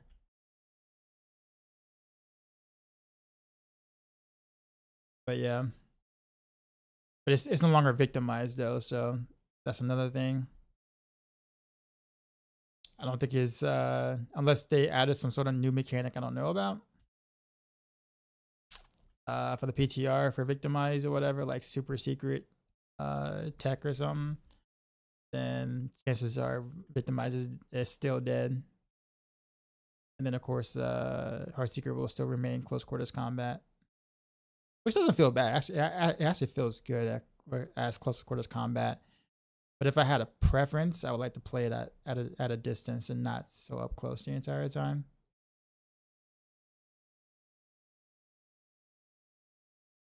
That's kind of my wish, I guess.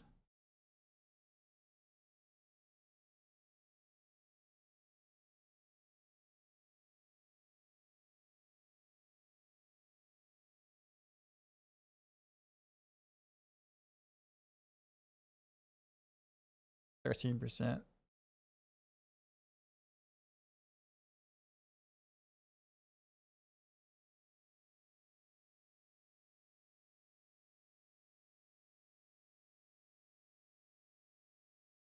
Got the pants. See what we got. Pass this again.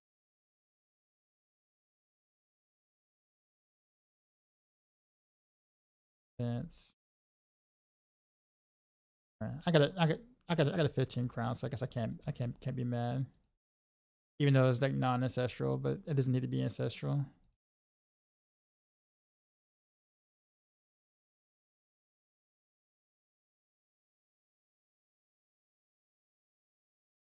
All right, I think we can finally put together a build. Can I do a Pinshot build? I will. It may not be today, but I will. I mean, don't expect anything crazy, but at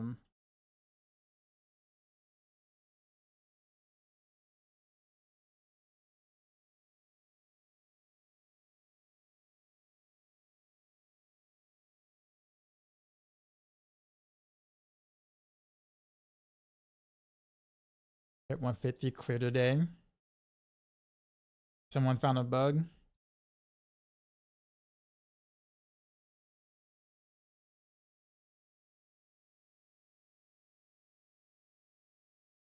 If so, which seasonal power was it? Oh, you mean for me? Yeah, nah.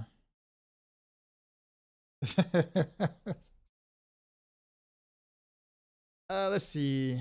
All right, so I guess we'll, now that I got all the pieces of gear, I guess we'll go ahead and see, what am I gonna do with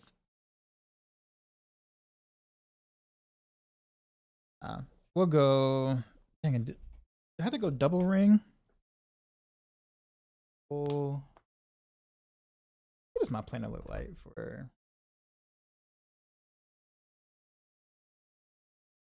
this first? Go down from there, because like a lot of the builds kind of share gear. Rain of Rails is the only one that's kind of like outlier for those. So the other ones will be a little easier to test once I get to them.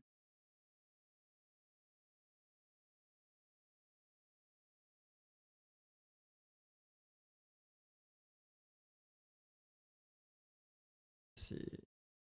Yeah, so it is double regular ring.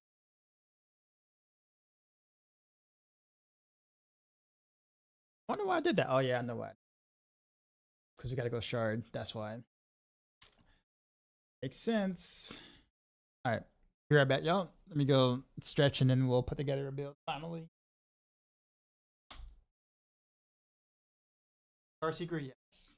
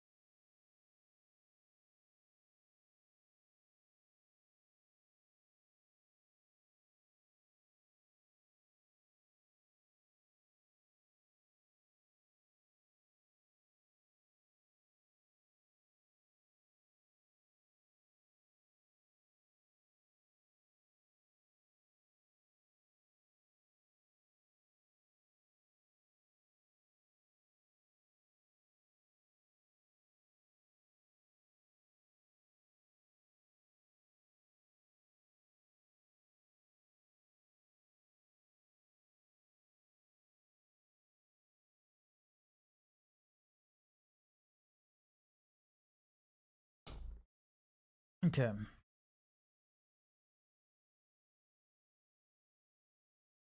Delphi need infinite progression so we can make Pyre Pit possible and become stronger with the.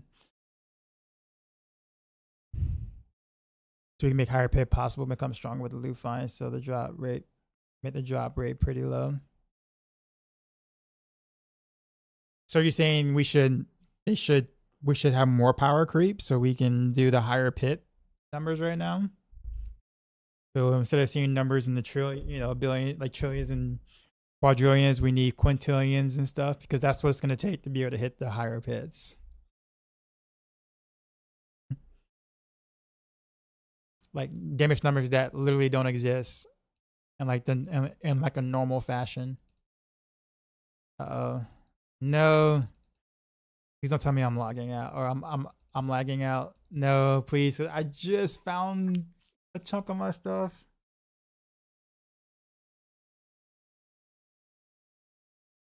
Please don't tell me.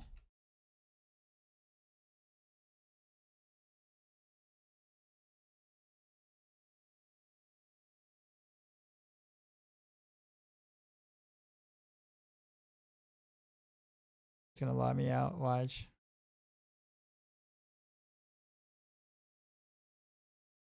Something.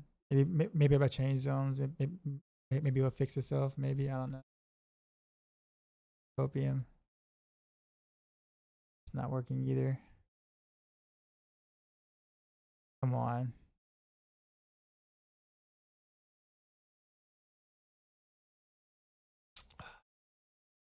I wonder how far it's gonna take me back in my. Yeah, because this be the second time it happens for me. And if I gotta go through my bad to find out like part of the things I just found.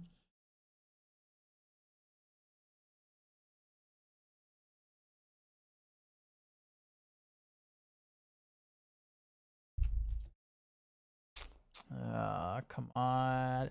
I do not want to log back in.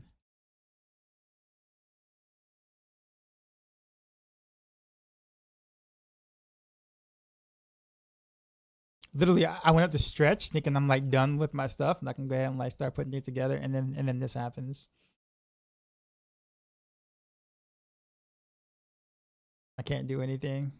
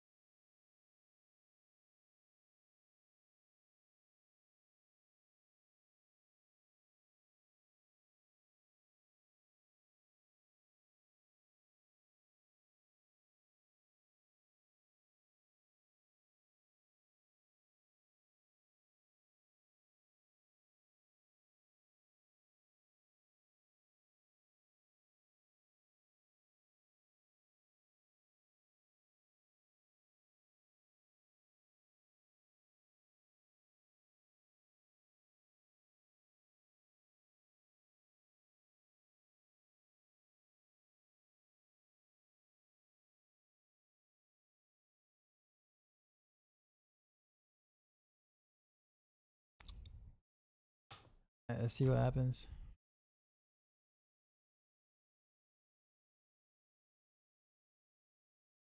Put this shit out here. What up, y'all? How do y'all test anything? I swear I'm like losing progress every time. Every time I have to log out because like the PTR just craps out, I lose like 30 minutes to an hour's worth of stuff kind of building. Gear. Because like it yeah, yeah, like so like literally like anything you've done past a certain point, like because it pretty much like reverse you back to a almost like a certain save point. So like if you just finish finding something or been spending like the past 30 minutes or an hour finding something, like all that's kind of reverted.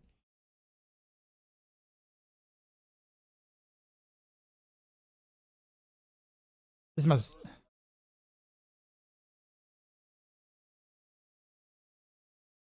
it's happened twice to me so far. So like I'm hoping, I don't know how far I have to freaking go. Like I thought I was done. Like I got to start doing a build now, but I don't know now because I just DC.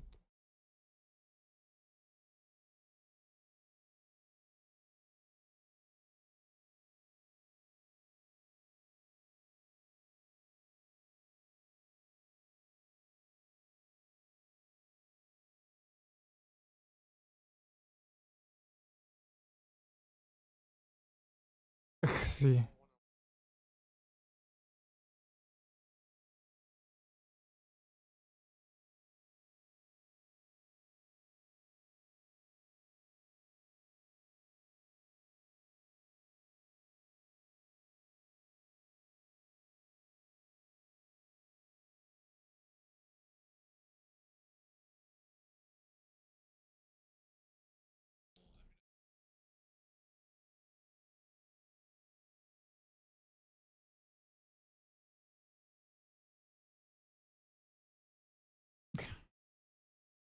Yeah, dude. Yeah, I'm just like, I don't know. Trying kind of stay sane.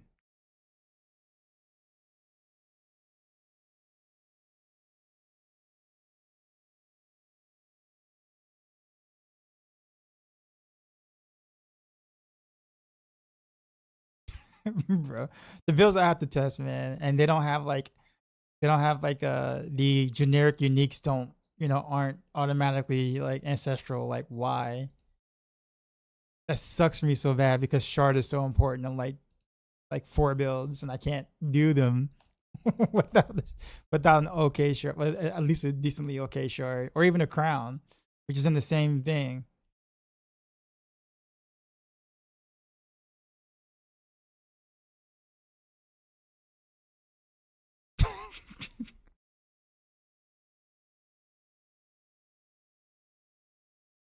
Is Royal Lucas Solar absolutely justified? Well, we don't know. PTR just started like a couple of hours ago, so everybody hasn't tested everything yet.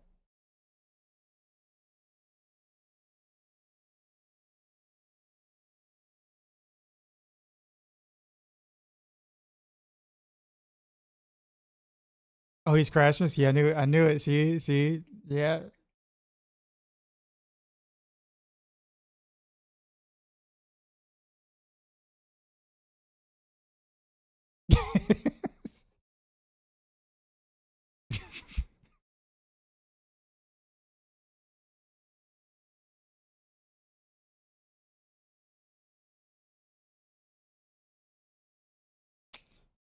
I still gotta do all the freaking master work.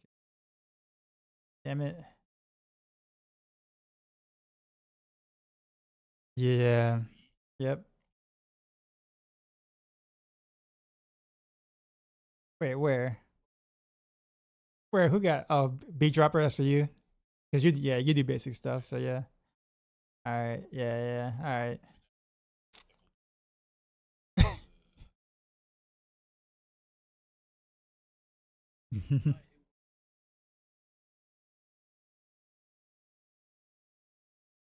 That's a just in case. Gotcha. All right. Wait, what happened to my actually good scout hunter I had? I actually had a good scout hunter. I don't know what happened to it. It might have been that one time where I thought, yeah, it was probably in that the other. All right. In the first DC that I had, I think I had like a actual decent scout hunter. I guess this works.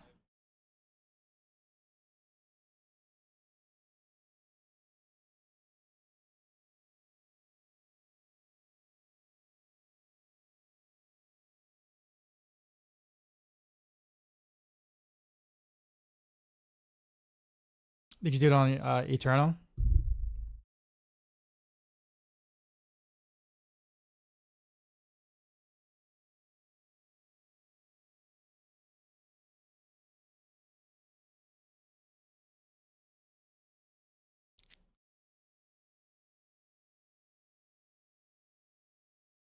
Okay.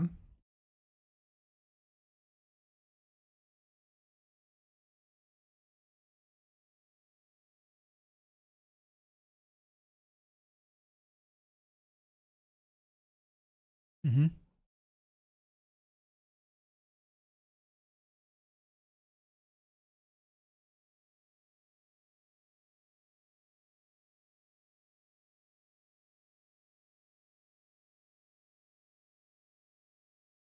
Okay.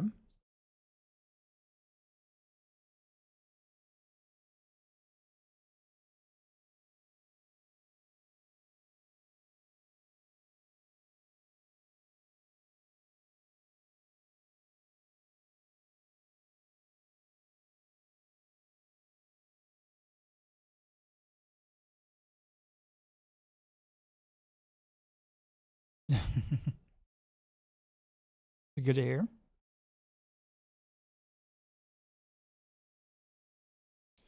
Uh, did you just not hear my rant? Well, see, because so I actually did do a little bit of Heartseeker on Eternal because I thought that the PTR vendor was going to be a Friday. not, you know, Tuesday like it normally is. And so my chat was like, "What are you doing?" It's like, what do you mean what I'm doing? I'm testing." It's like, "Why are you on Eternal?" Like, because the vendor thing is on Friday. It's like, "No, it's now." I'm like, "No way." He's like, "Yes way." I'm like an hour and a half behind Gary, so it's just like, of course it'll be me. But yes, um, I didn't get very far before like abandoning it and just going straight to gearing up stuff. Um, it felt okay. I was expecting a little bit more, but then I didn't really have uh like GA resource like maximum resource everywhere, so like I know I'm missing a lot, but it felt okay. I was kind of hoping for a little bit more, but hopefully I'll be able to build it a little bit better on the seasonal side of things. But I think it's gonna be hard. I think it's gonna be hard to like get what you need requirements for it to feel the way it should. That's kind of my concern. But I guess it's kind of hard to see what's happening relative because, of course, all the nerfs to the key passives and stuff. So it's like, what is good relative? Like, you know, like what's a good fit now per se, right? Like that's hard to gauge.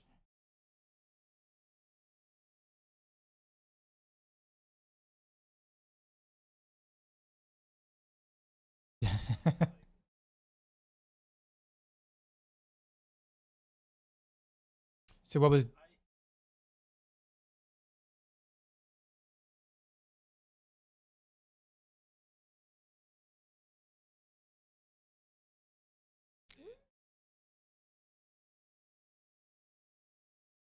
in 90 minutes?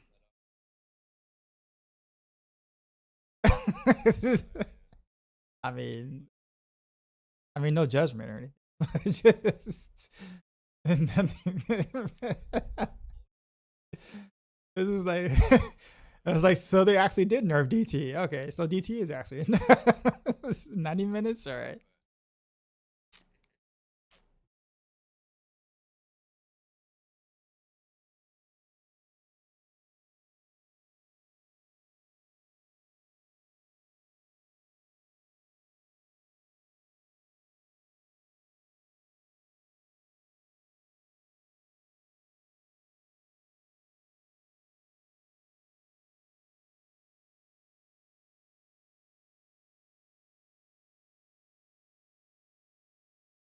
That happened to me too. While Miku appears, but hasn't said anything. Sneaking in. You said hi? I didn't hear you. Stream says hi.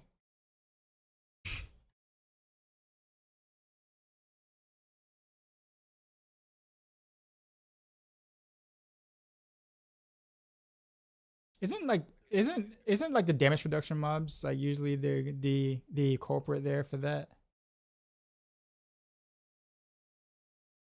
Yeah, if it just didn't exist, right? Right? Wink. You can fix, you know, the engineer is getting pissed at you, right? Or pissed at them, right? It's like, you know, from having to run this, right? It's like, hey, you can just not do that if you just did the other thing. You know, like,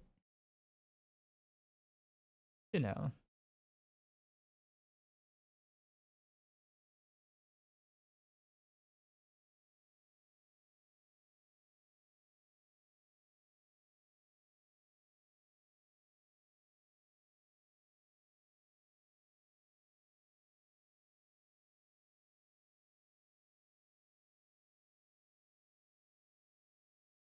Jesus.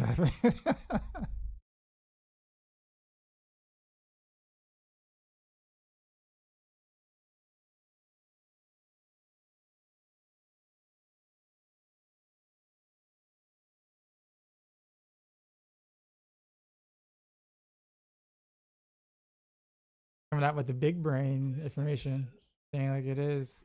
Dang. What? Uh, I didn't know. I was not aware until This very moment, yeah. You make a solid point there.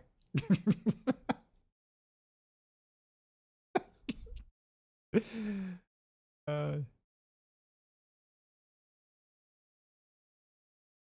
Big dropper. You think they're gonna like ever fix like pang orders in a general sense?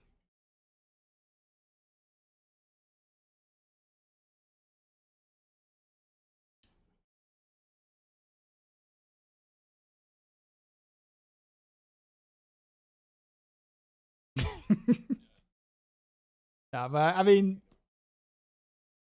I think I think just look at the patch.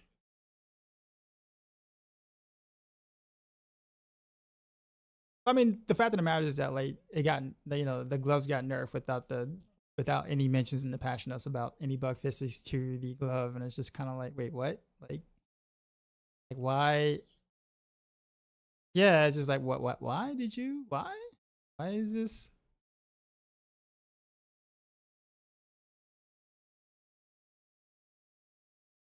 Ooh, share. You know.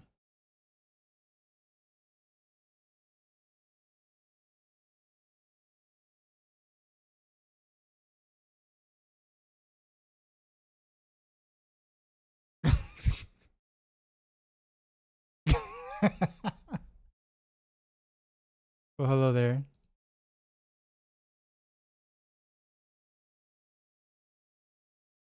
Thought that was supposed to be like a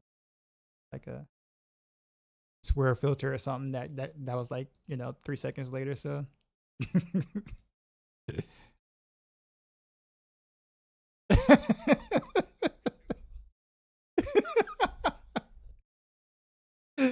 Oh man.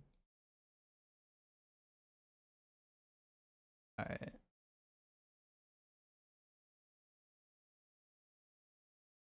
I'm gonna do. Anyone done any of the Nightmare Dungeon excursions? Uh,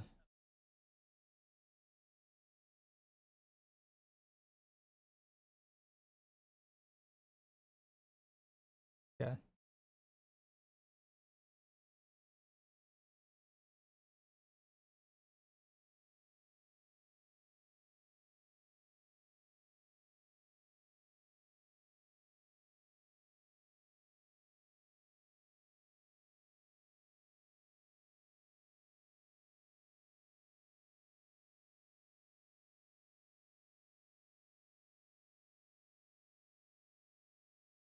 Okay. So now I guess I can tempers. I'm gonna do rain first. Get it out the way. I'm just making sure it feels good. That's kind of mad with it. Does it still does this particular version feels good because we don't have the harbinger power anymore? So I got to go back to shard. Yeah, shard and crown.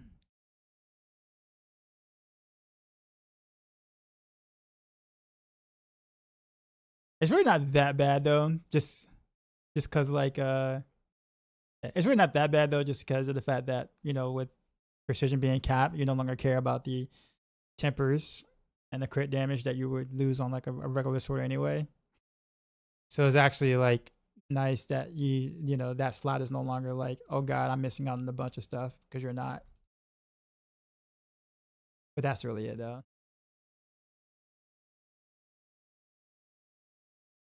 So damage per dark shroud.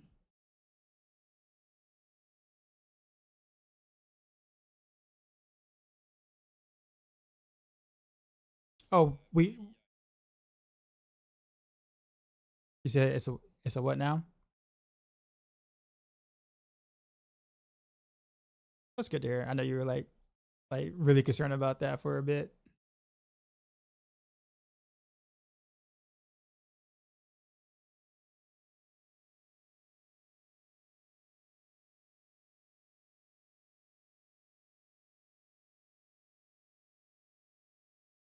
Poison trap.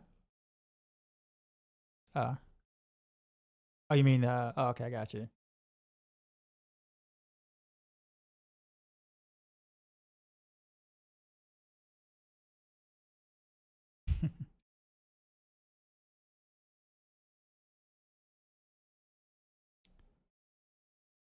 Let's go bear. So how do we get the scrolls to reset temper on PTR without doing in front of hordes, or they haven't figured that out yet?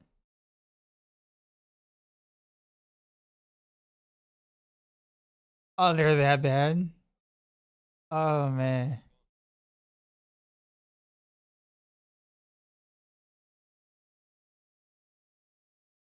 Hold on. I just got rid of this. I got to do a dance. What up, Mippy?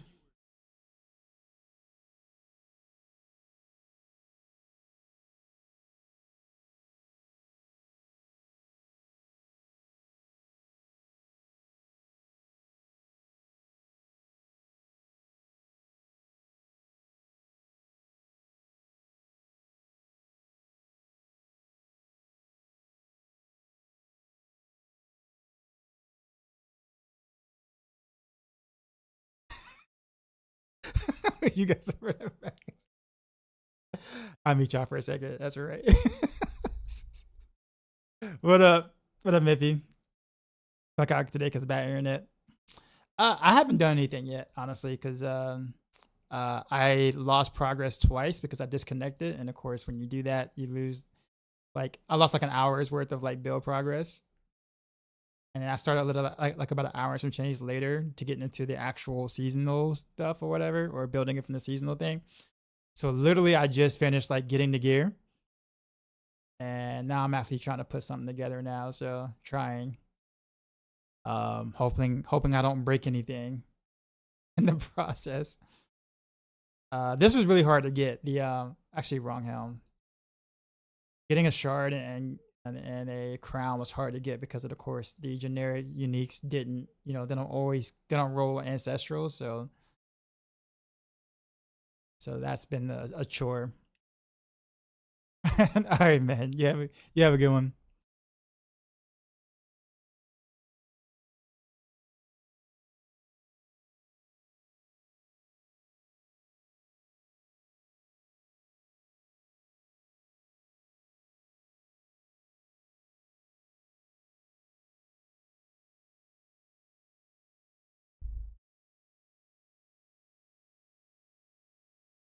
Okay.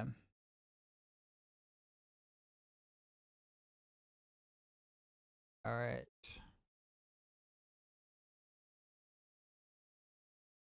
I tempered one item.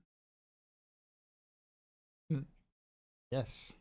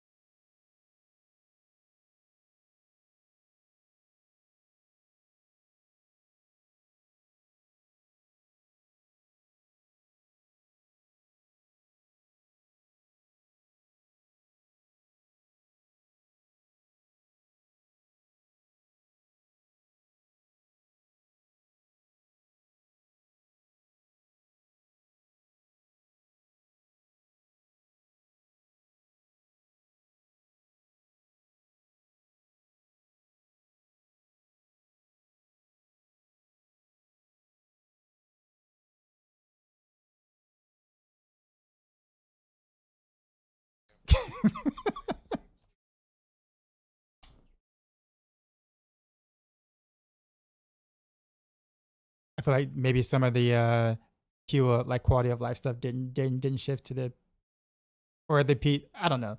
I can't even explain it. I'm trying to make sense of it, but nah.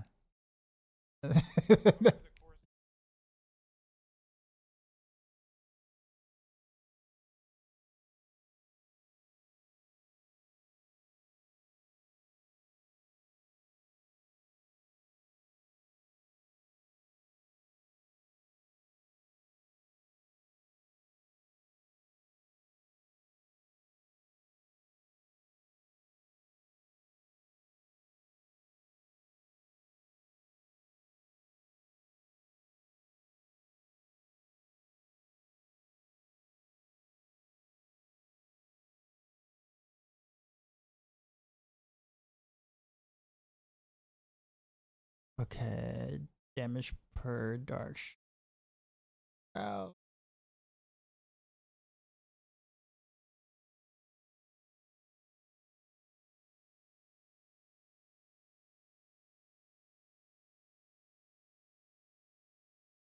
you serious? Please don't break. Please don't. I can't do anything if it breaks.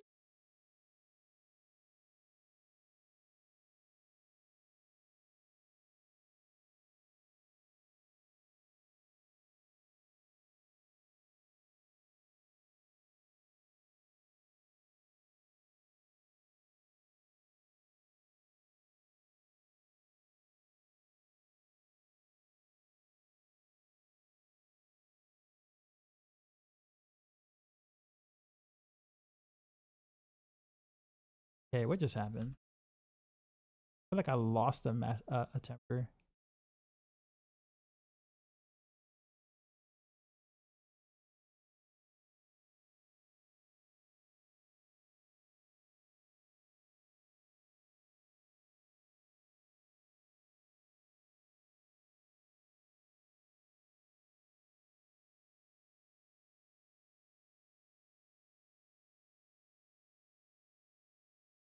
No, like I was tempering, and I swear I had like 2 rolls left, and then like all of a sudden, like the screen blinked again, and I was out of tempers, like temper chances. That's what I mean.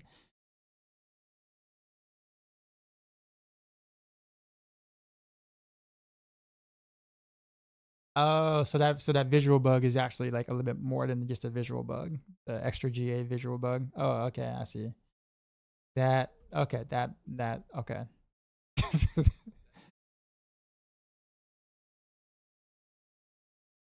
uh wow, okay.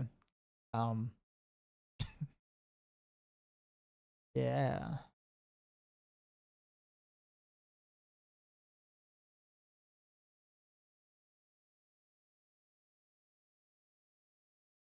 You got a question? What's up? Let's try one more time. What's up? What's your question?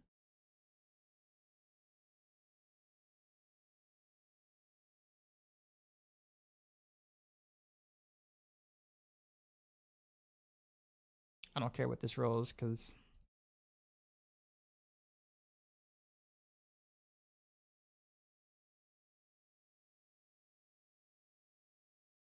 you care what this rolls though. Oh, that's fine. Actually, this is fine. Whatever. Go on. Double resource regen. Yeah, whatever. We'll take it.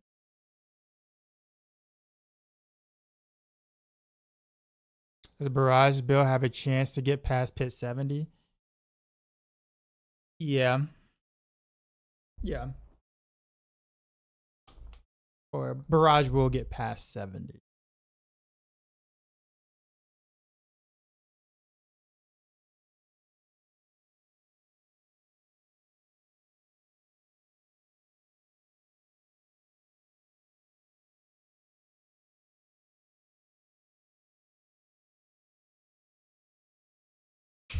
I forgot it does all this weird shenanigans.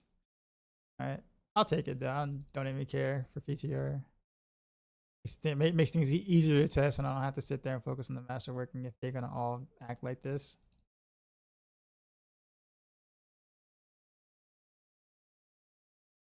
Although, except that didn't roll on any. We're going to redo. Regen.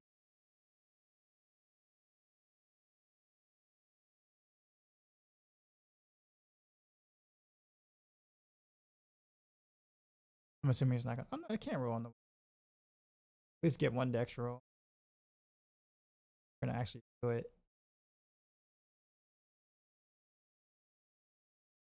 Or is it gonna roll the same one every time? It spread all 4 of them out. Okay. Let's see what happens. This is so weird. All the stats except for dex.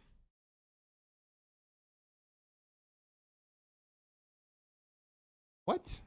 I can't reset? Oh, I get reset. No, I can't reset.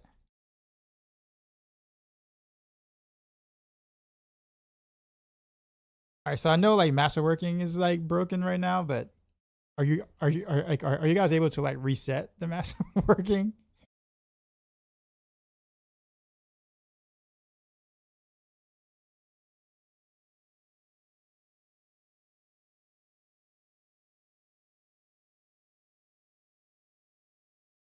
Oh no, I mean, no. I enchanted it first, so like that part I know. But like I maxed out and I reset like twice already, and then but it won't let me do it anymore.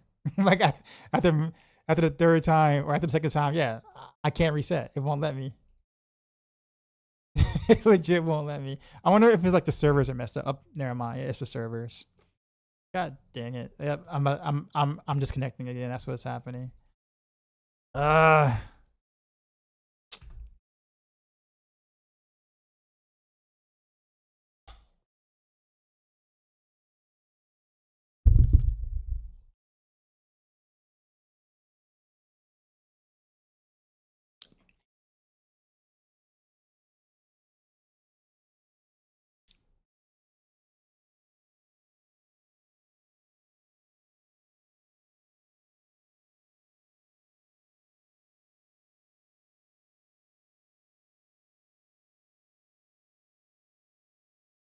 for that to happen, do we absolutely need like Starless Skies and Uber Helmet for 60% damage?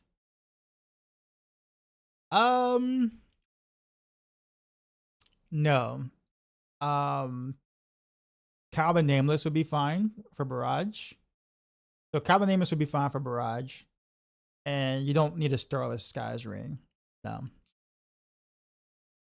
Starless Skies is like a little bit better than a legendary ring, but it's not like a like the difference between a Starless Skies and like a regular legendary ring. It's like not even a pit tier.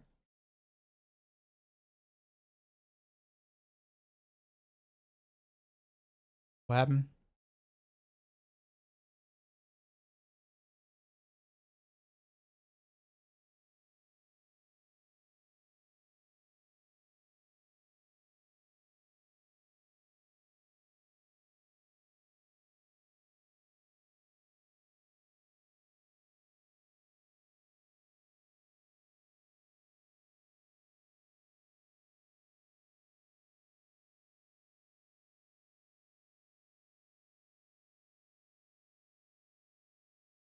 I can't even. It's not letting me log in now.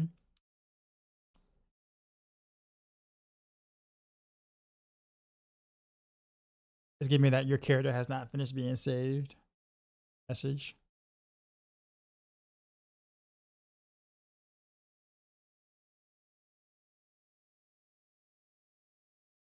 So what was it about the Nightmare Dungeon escalation thing? I think I got raided when that happened. When you were telling me about it.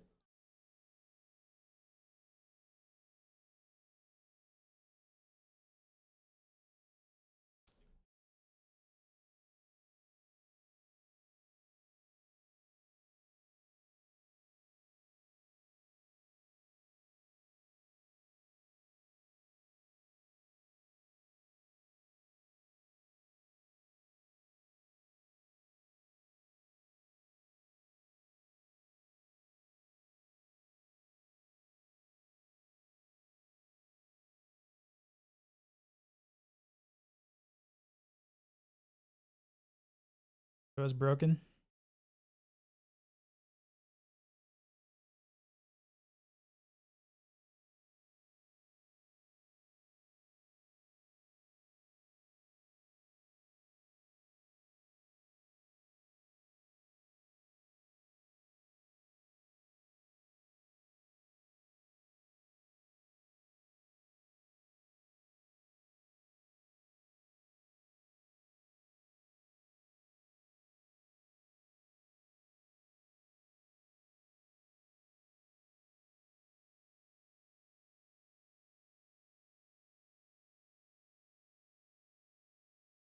It's funny. Now that I'm back in, I can't get my masterwork to hit Dex on this one item. Oh, finally, even with the bug masterworking of like hitting 3 or 4 things at the same time, it just would skip Dex most of the most of the time. I was like, what?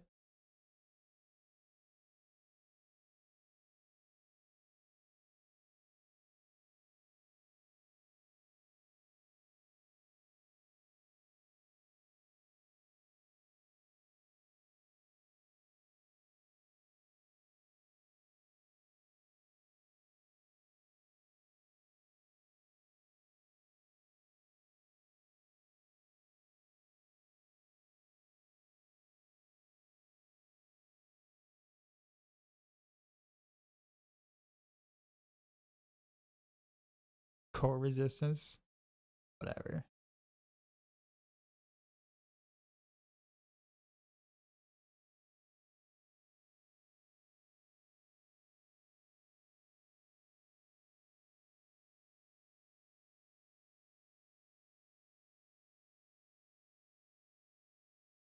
That's perfect.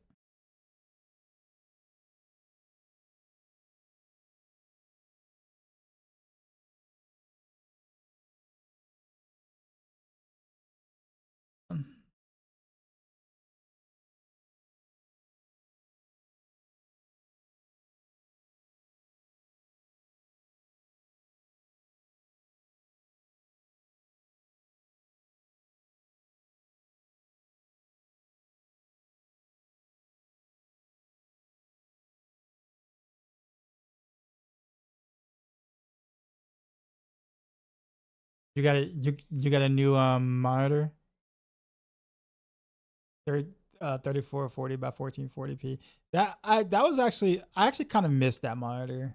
It was actually like so good for so many things, but it was really hard for content creating because you have to kind of deal with the black bars in the top or bottom. And I guess you could be creative with what you can do with it, but for making videos and things, it can kind of like be in the way or get in the way. But part of me kind of wants to go back to it because it's like I feel like it's like the perfect mix between having like a because like the pixel density is like really good or good for like it's like right in between like a typical 1440p non ultra wide and like your typical 4K. So like things didn't look blurry or anything. It was actually like and then but not stressing your system out too much either.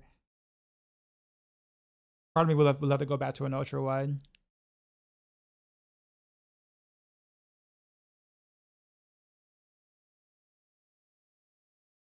Yeah, I would love to go back to an ultra wide, but I don't know. I would have to change my entire like stream, like my stream layout, like how it looks right now. I wouldn't be able to do what I'm doing right now with my layout. I have to go back to like the bars on the top and the bottom or whatnot.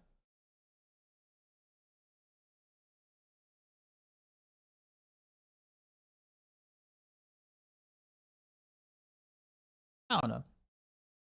Maybe one day I'll think about it. Might make the jump. Not a jump, but like maybe I'll go back to doing that. But I do miss that ultra wide.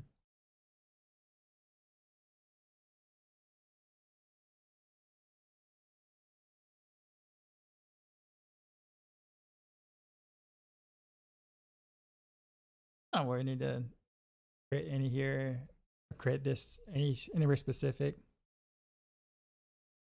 Or basic attack speed probably would make the most sense if I can get it.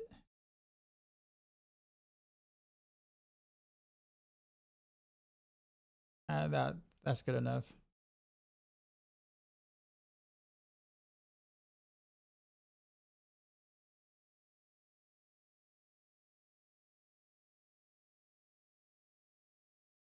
I'm gonna need for the crit decks though. Definitely we need model arms suspending them.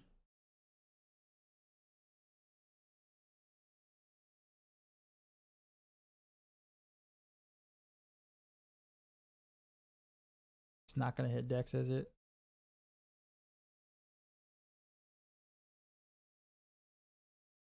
Actually, that's exactly what I needed to hit.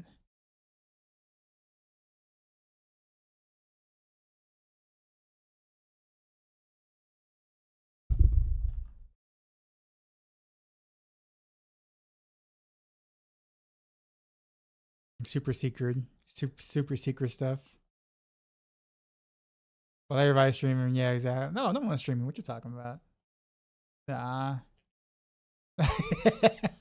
No, I'm kidding. Right.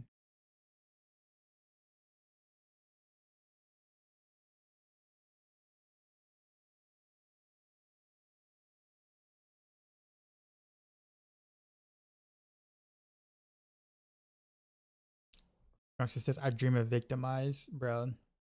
You missed me testing victimize on live last week. Like literally, it was so bad. Like I felt victimized playing that build.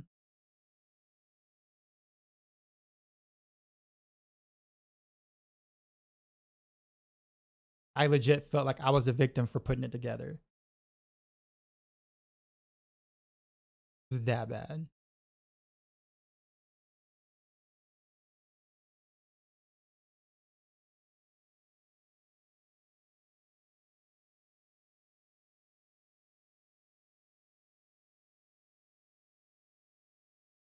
The best build of all time.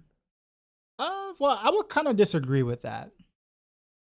People remember it being a strong build relative to other Rogue builds, right? It was Rogue's second strongest build, but what people don't remember was when you had to like when you were trying to like push a little bit higher in the pit tiers, how janky that build was.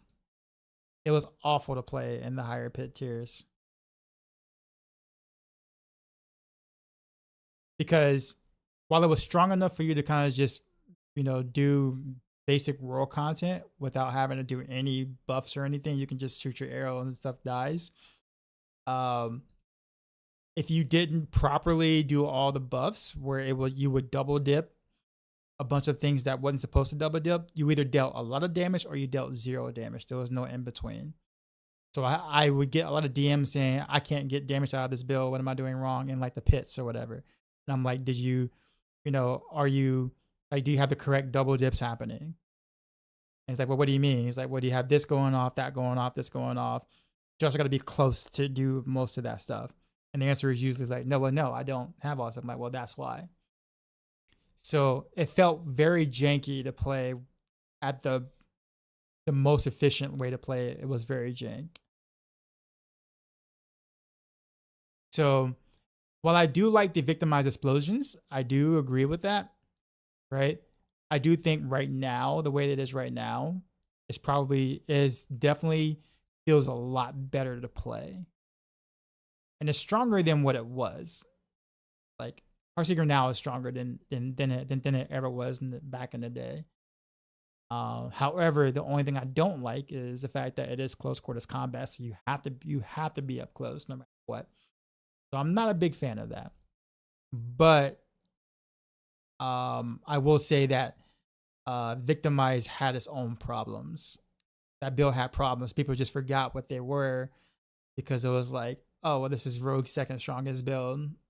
I'm playing an S tier build. Let me rephrase that. I'm playing an S tier build, so we kind of forget and just kind of brush off what the problems of the build actually was. But I guarantee you, if Heartseeker has been what would have been S tier the past 2 seasons, then everybody would be playing RT. Not everybody would playing Heartseeker, but like if Heartseeker was strong on the Death Trap, everybody would be playing Heartseeker and be like, yo, this feels so good to play. Right? Everybody.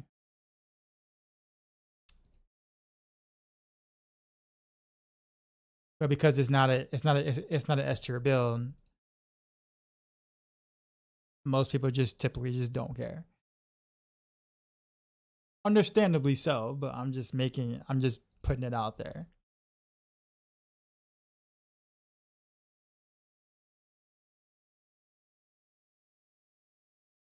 But I would like, honestly, if I can get Heartseeker, if Heartseeker worked with precision in a interesting way without messing up combo points or precision random arrows, I would much prefer that it be that over victimized, to be honest. If they can make that happen.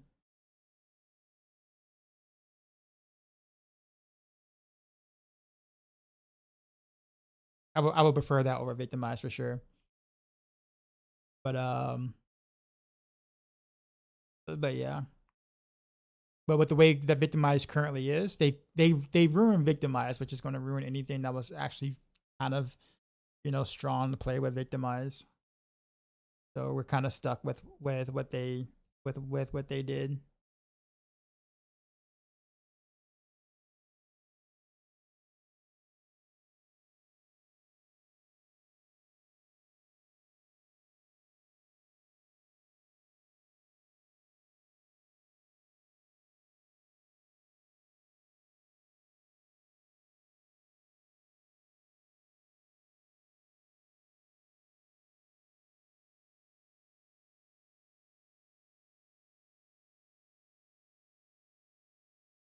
Then temporary, then masterwork. Yeah.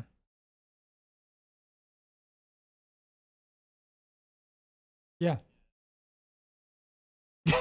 No worries.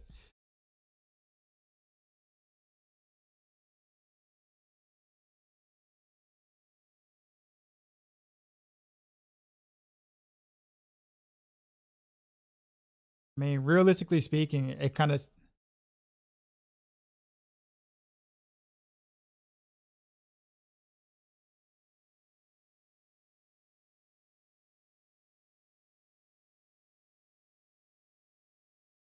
I just use. I mean, I use it. I use it as a way to be able to hit the things I need to hit. Basically, I'm not trying to overdo it, but like if it's easier to do it that way, I'm not. I'm really not complaining. Most of the stuff is just fluff anyway. So if I get like a yellow on the,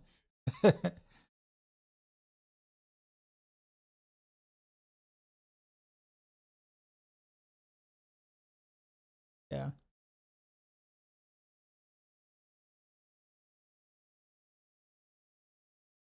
Hmm.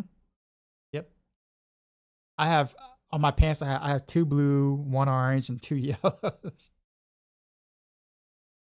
Yeah. It actually looks pretty cool. Like like color scheme wise.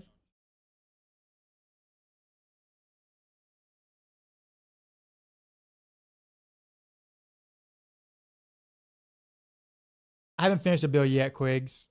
I just connected 3 times and kind of lost gear twice, so I'm a bit far behind, honestly.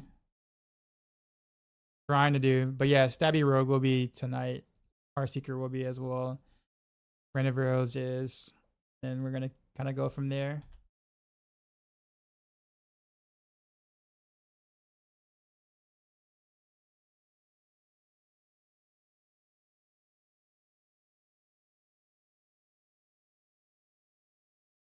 I mean, I think this might just be just a PTR problem. No, I mean, not. I mean, this isn't like some like there are. I mean, there are some things that are legit just PTR problems because they try to force. But this is an older build for one too. Like what we have around now on PTR is definitely an older build. Um, than what they are doing than what they're working with right now currently. So, uh, but there's been stuff like this before where it was only a problem in PTR, and some things still continue to be a problem only in PTR. That just comes back every PTR, and you're just like, why is this still a problem? But yeah, I mean, this wouldn't go live. I can't, no.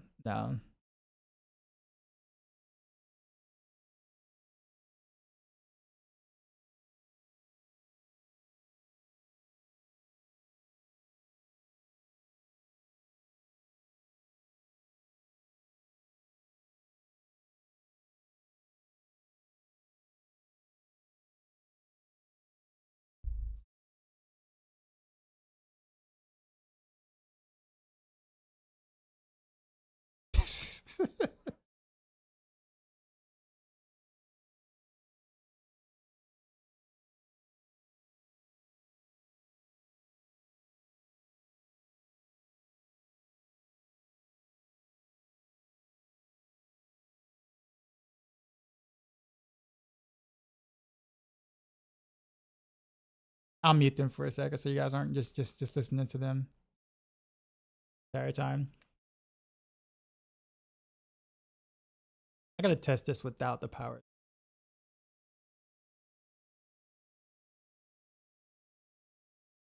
We're gonna do without the powers first. I don't have two. I guess what was I doing on live? I think on live I was going up to about what 85s in about 3 minutes with the boss powers. I think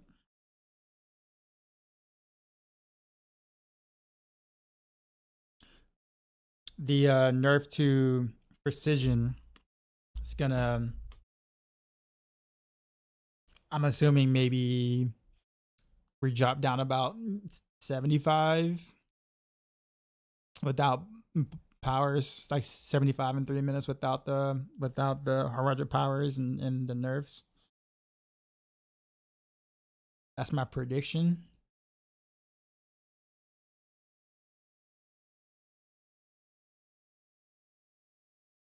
Okay, runes.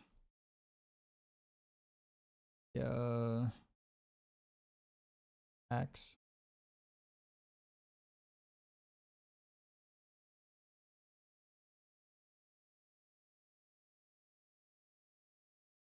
Contact.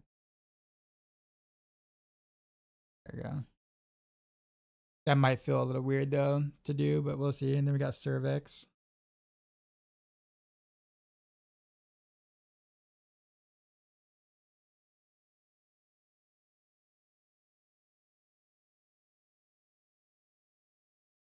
Gonna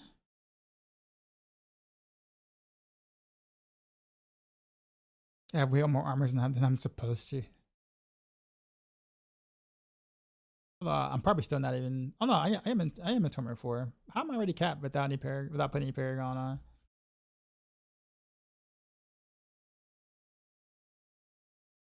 Yeah. Well, looks like I'm gonna have to just do all tier. Go to den for my mercenaries. All right, so we're gonna get to the skills in Paragon. So hopefully in about 15 minutes, roughly, actually start playing. 15, 20 minutes, start playing A build for once. I wonder if we'll ever get Diablo as a proper third-person MMO action RPG as opposed to just action RPG. They actually were gonna do that at one point. D4 was supposed to be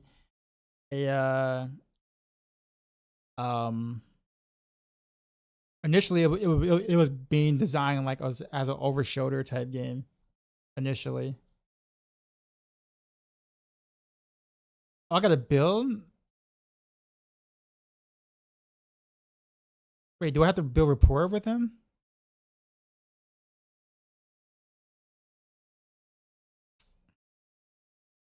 Oh man, okay. We're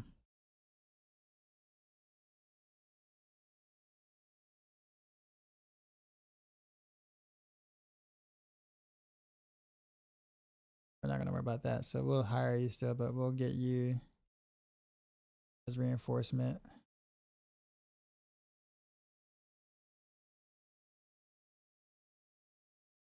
That's Shockwave for now. Do it on ring.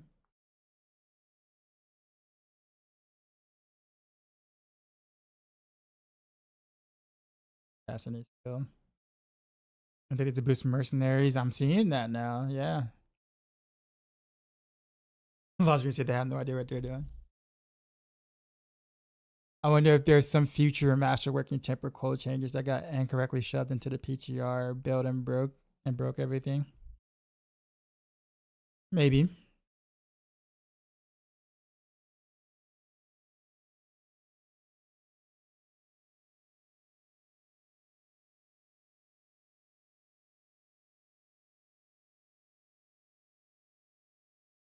We're almost looking like we're about to have a build short.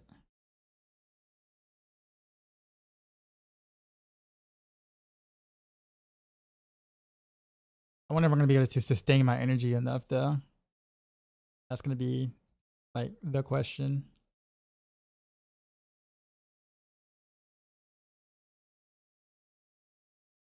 Wait, what am I missing? I do another one there, I guess.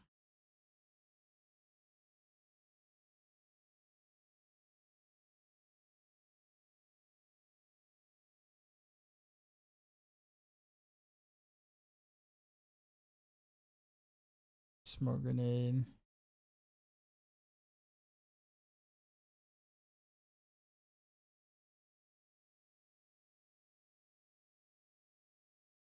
Oh, this. Technically speaking, I could fit poison trap in there. Probably for like the push variant of some sort.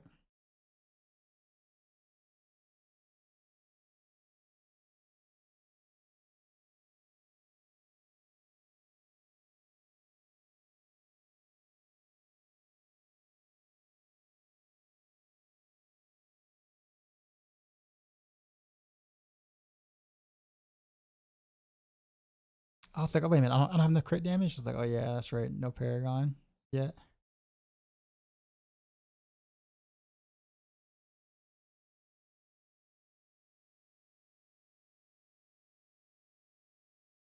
Innovation is important. What is important? That. What else am I missing? Got 6 points.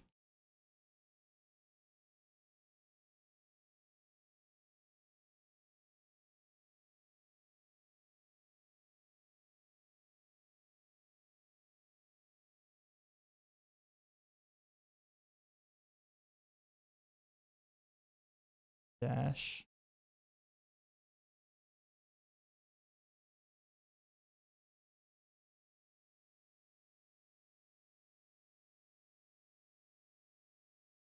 There we go, but what am I missing? Oh yeah, Deadeye.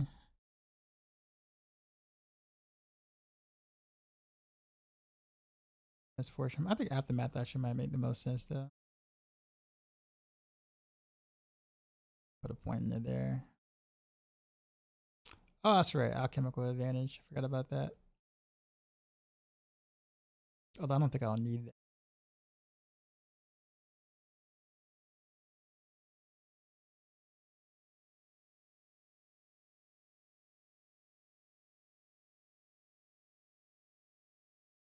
We'll do that anyways.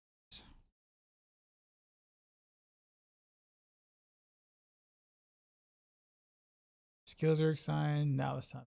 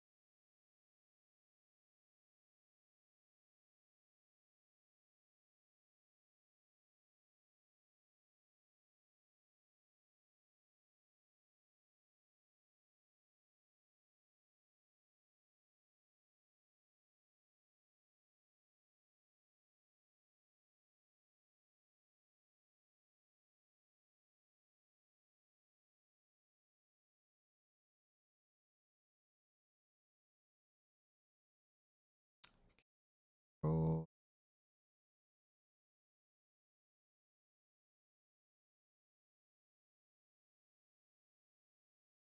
Dance.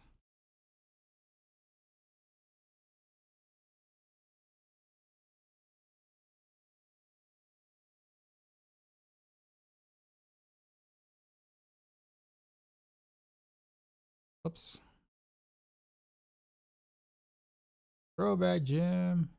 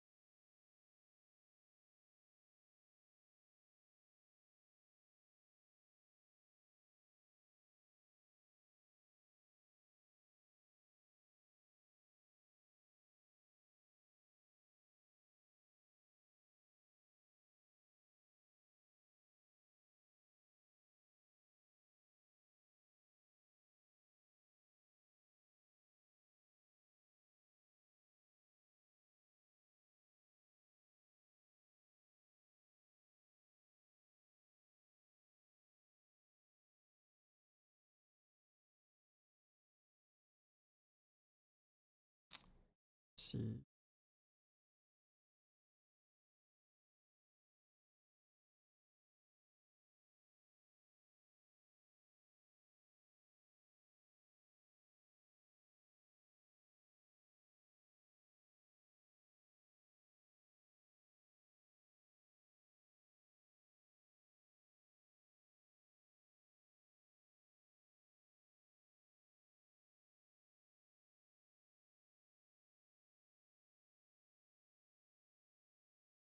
Did I really do it this way? I did. I forgot to put a glyph in here.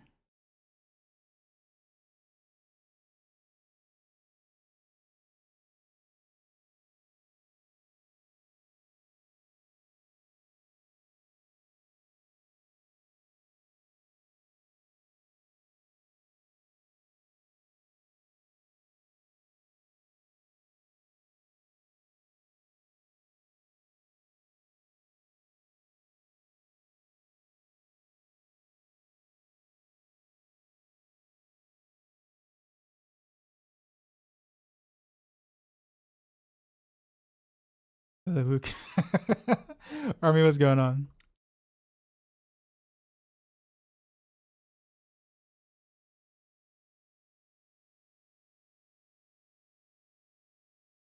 I still don't know what cotton candy had to do with the rest of the comment. Like, let me see that 2-0. Like, what was the point of the cotton candy sweet and gold line? I'm sure they could have came up with something just a little more clever than that. I mean, we didn't really care back in the day, obviously. This was a gem and still is. But when you get older, you start thinking about stuff like, wait a minute, what did cotton candy have to do with it?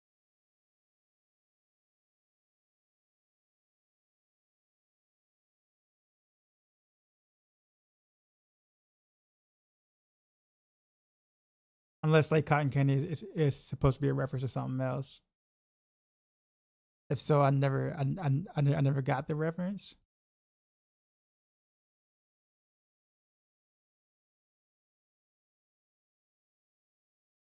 No, no, you want cotton candy and a 2-0.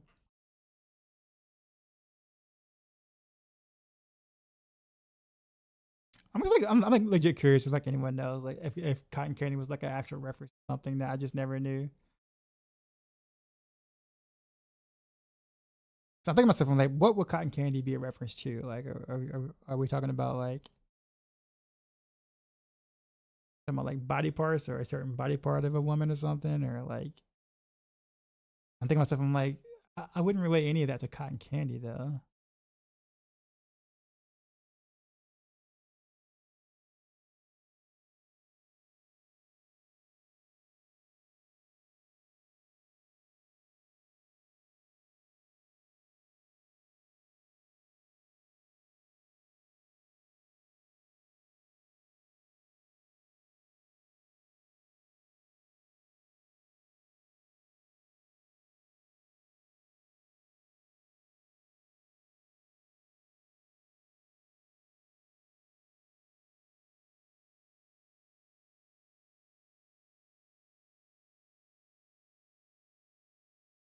Yeah, what versatility?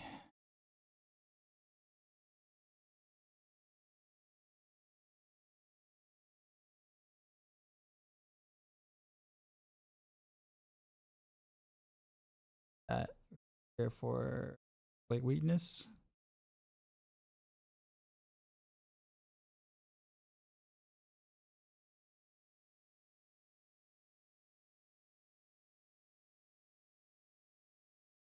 Headhunter here, I guess.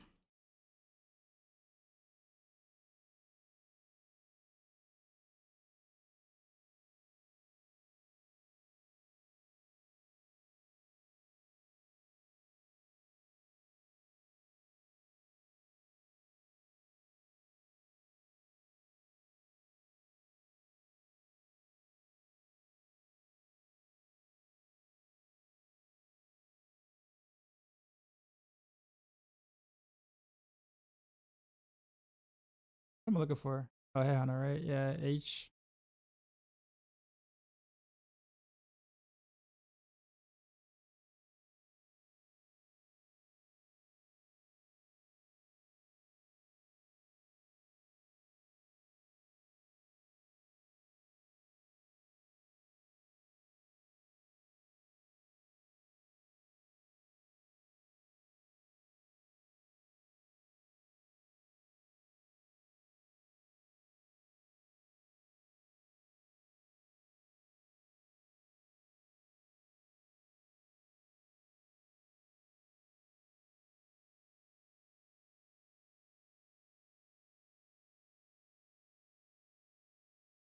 What's the leveling builds looking like for season 9?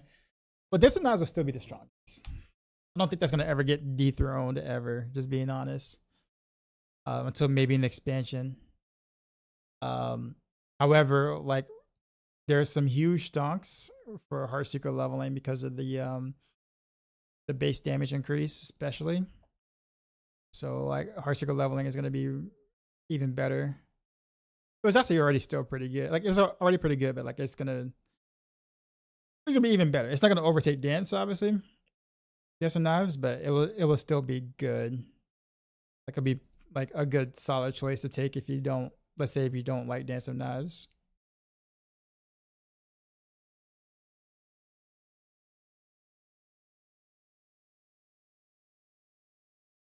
Okay, I think I got all the stuff I need.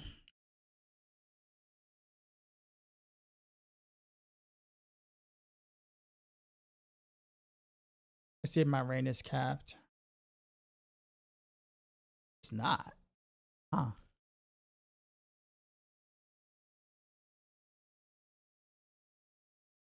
Wonder why. On my planner it says I'm capped, but here it's saying I'm not.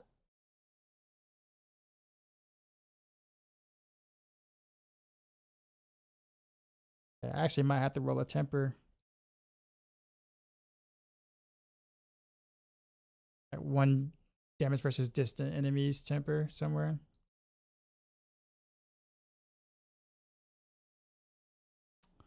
I'll probably put it here. Although can I change my temper now because I already masterwork? Would a bug do the thing?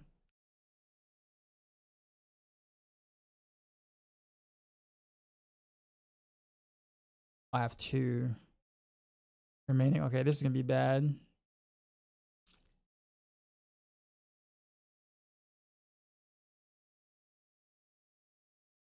How many do I have here? I have 8 here.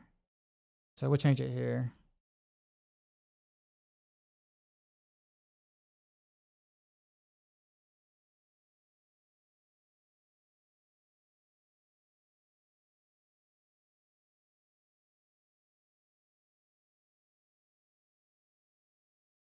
Just gonna give it to me.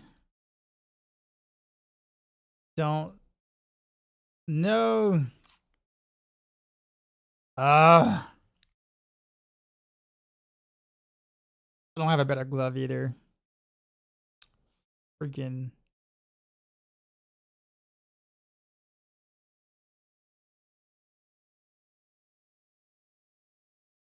Might have to do it here. Here, I guess.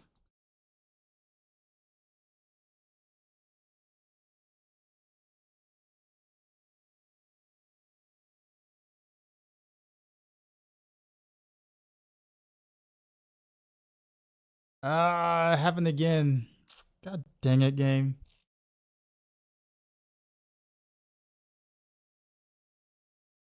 All right, well, looks like we're back to having to pick other gears again.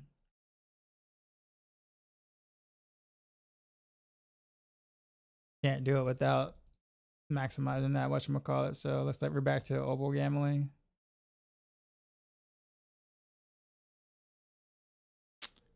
I guess gloves. I can't play the game, guys.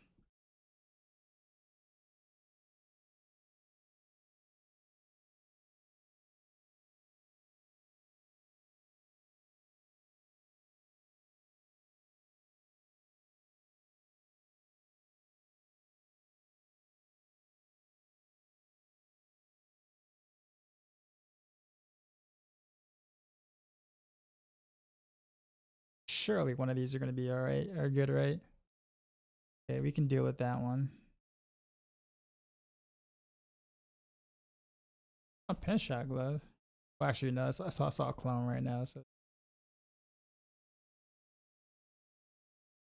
yeah, well, that glove is cool.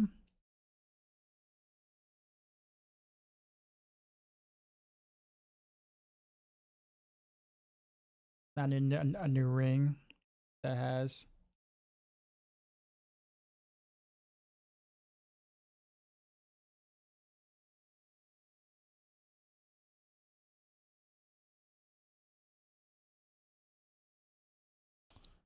Got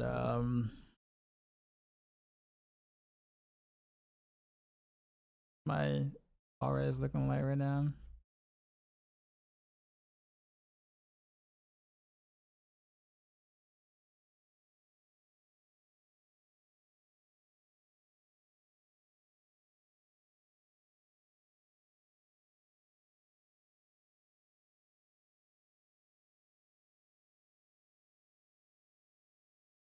My res is actually capped. Somebody capped it.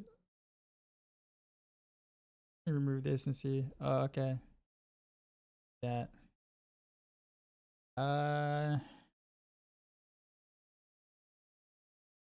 This works.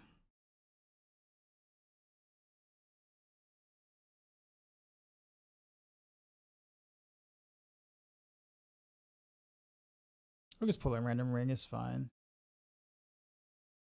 That big of a deal, we'll just do this one. Gotta not break it.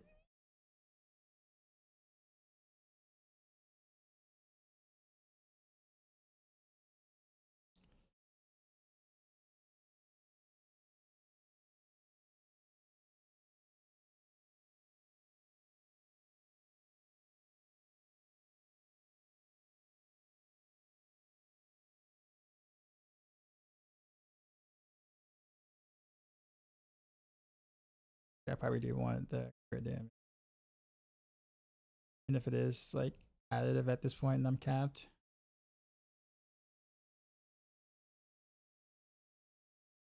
Oh, my whatchamacallit reset too. Connect.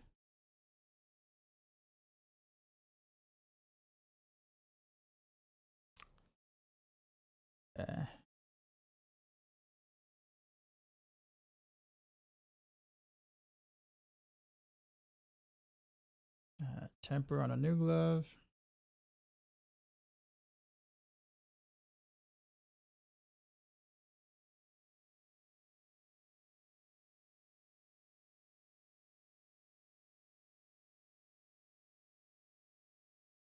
There we go.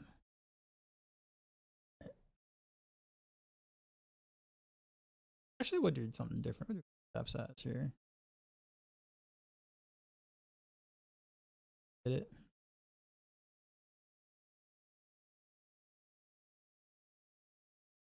Couch observation.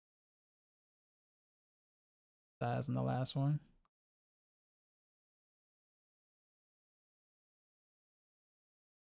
Work.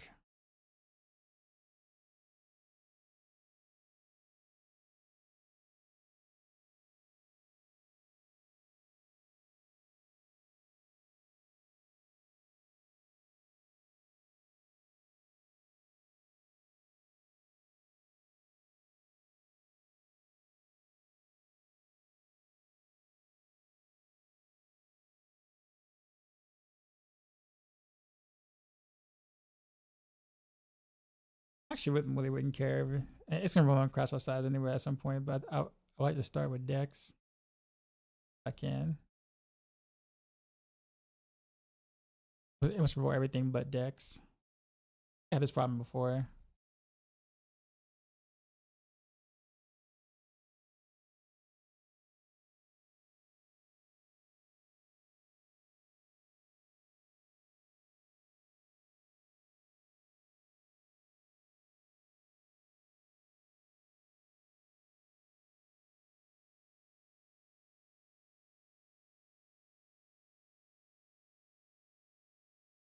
It's not gonna roll anything else but those three.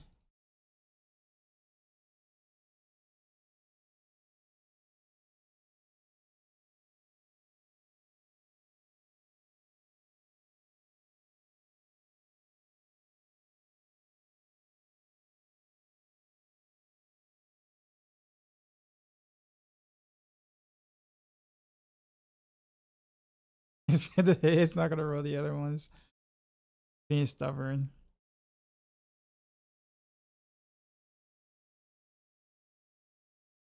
I almost think it's just a Masterworking problem on PTR. Because it's sad. It's the same three that it always goes. All right, there we go. Like it didn't even roll armor once.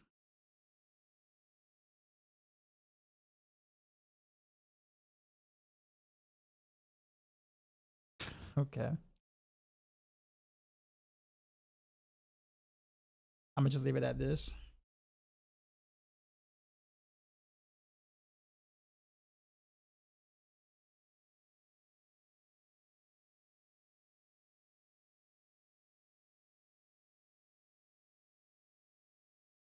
And get RS.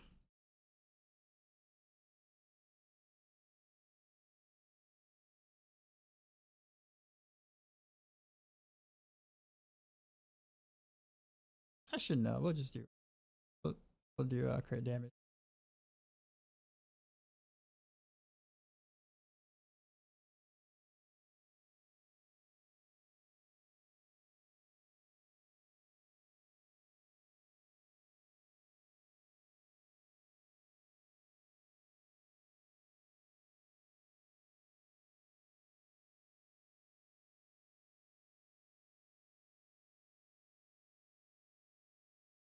Temperature.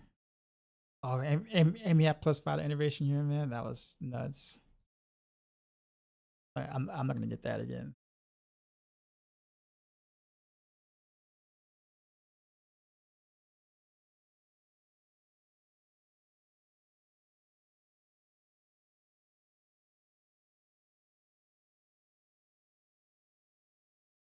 Are you serious? This is bricked. Basically bricked. Unless I can get innovation here. Nope. No rush.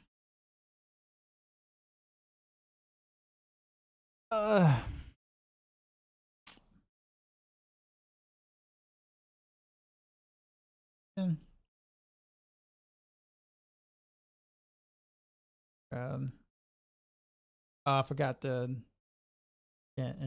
right. I messed up because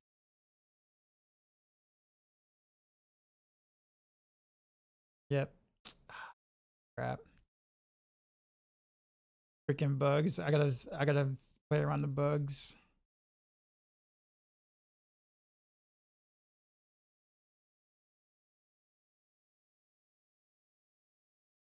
So those two are bricked.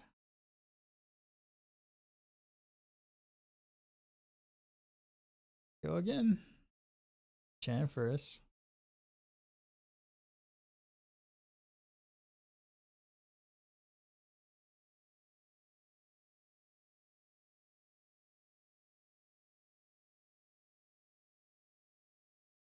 I had crit damage.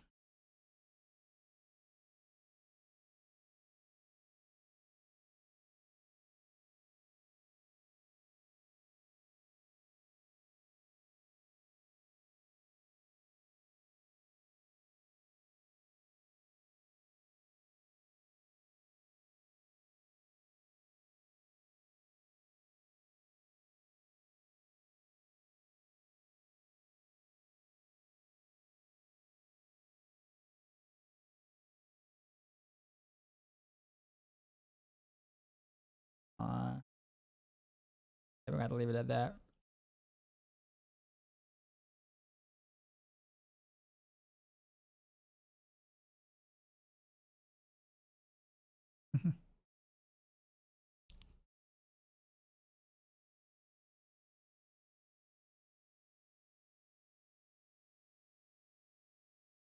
Pace favors, huh? Surely you're going for Heartseeker testing first, right? I kind of did a little bit on the whatchamacallit, but no. I always start with what I assume is going to be the strongest of the builds I'm responsible for, and then I go down. So that's going to be Rain of Arrows still, and then Heartseeker next. But I have all the gear for it though, so like once I'm done with Rain of Arrows, I can go right to Heartseeker.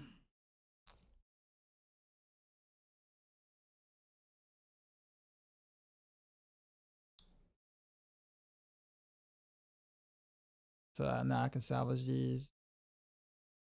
The fact that I've been sitting here like putting together stuff rather than actually building anything is like, how you doing today? What Kenyon? I'm all right.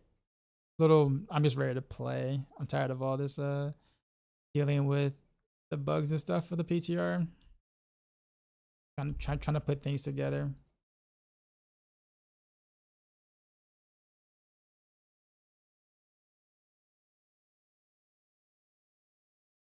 Wait. The vengeful aspect is here. Let me double check. Awesome Heartseeker going forward. It should be better this next season for sure because of the basic buffs, but they did nerf some of the aspects with basic attacks.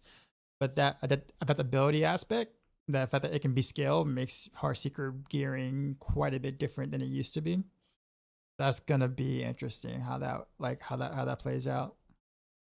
I mean, it's not gonna dethrone Death Trap or anything, but it should be a little better than what it was before.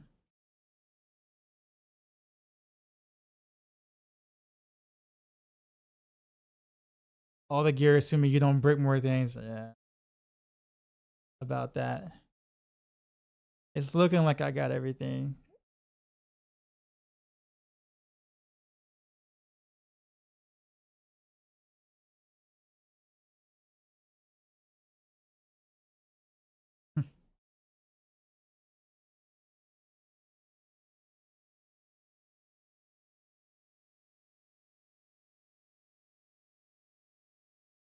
Okay. Skill tree, make sure we got everything. Precision, max. It's max. For her. Umbris. Actually, we don't need Umbris anymore. Got the dark thing. However, if I did Umbris, I could probably do the poison trap. But that's gonna be clunky as hell. That'd be for like a push variation, but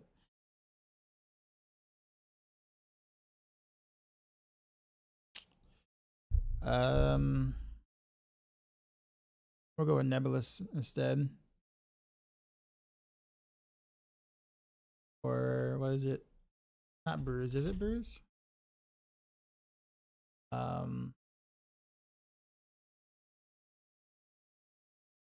Siphon 50, yeah, here we go. Alright, I think now we can almost play.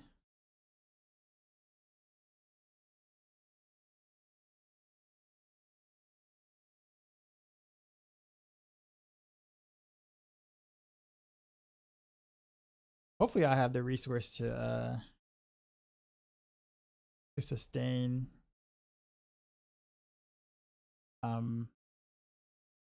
that's gonna be interesting.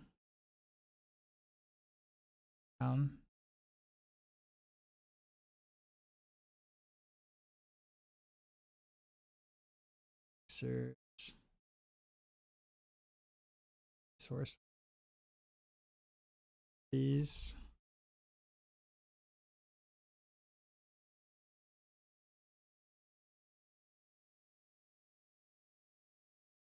I guess, yeah, let's go to the training room, make sure everything is supposed to be doing what it's supposed to be doing. I guess it's still likely going to be close quarters combat, yes. Unless Victimize surprises me in some weird, crazy way, which is, I doubt it. Then yeah, it's going to have to be close quarters combat. This track took me back to the Pit My Rad days. Love it.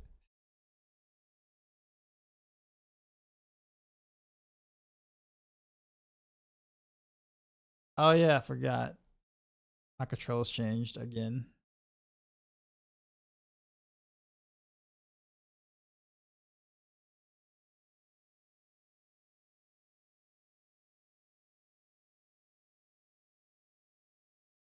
There we go.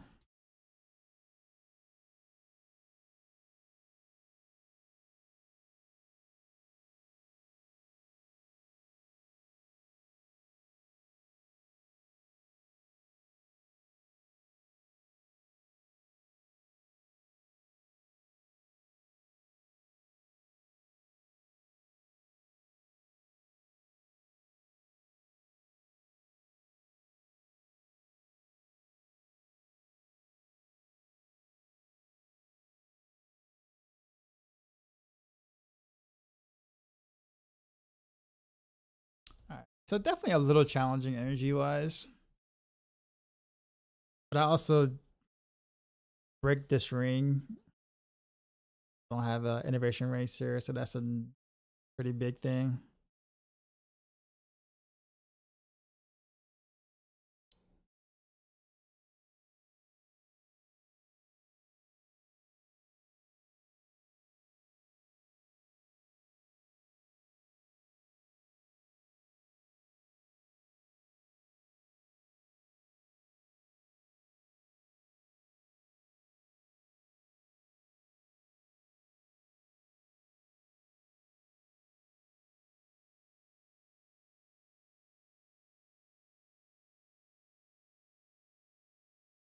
Okay, I don't know. I might have to get another ring.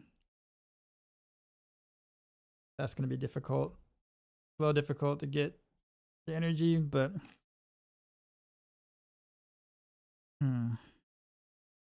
or maybe invest into aftermath.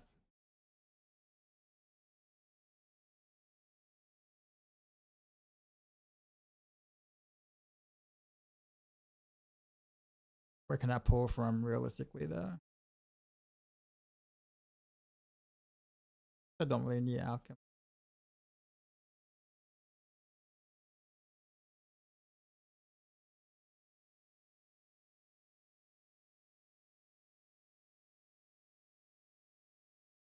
Still.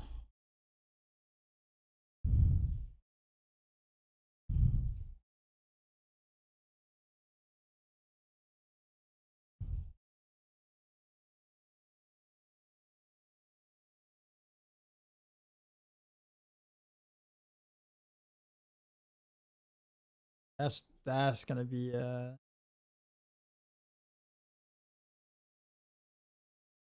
are ways around it, but we'll kind of leave it at that. Barbarians achieve if infinity damage again on PTR. Why does that not surprise me?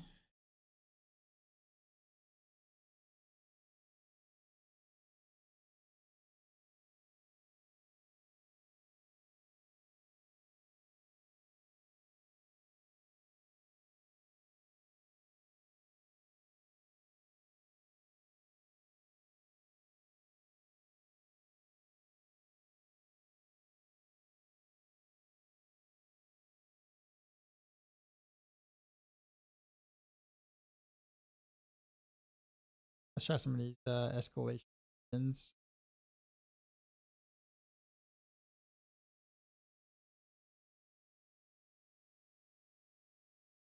Try looking up a workaround for controls, but everything leads me to believe that they're store server side, which explains why they're always getting broken. That's rough. Make Heartseeker great again.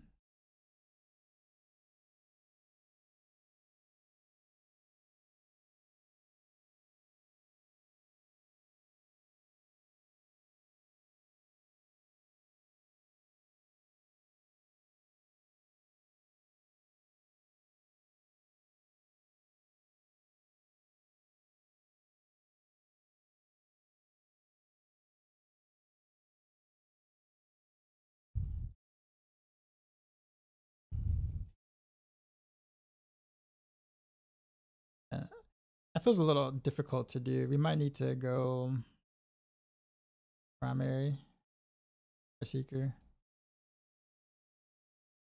Like even with all of this, I'm gonna have to and then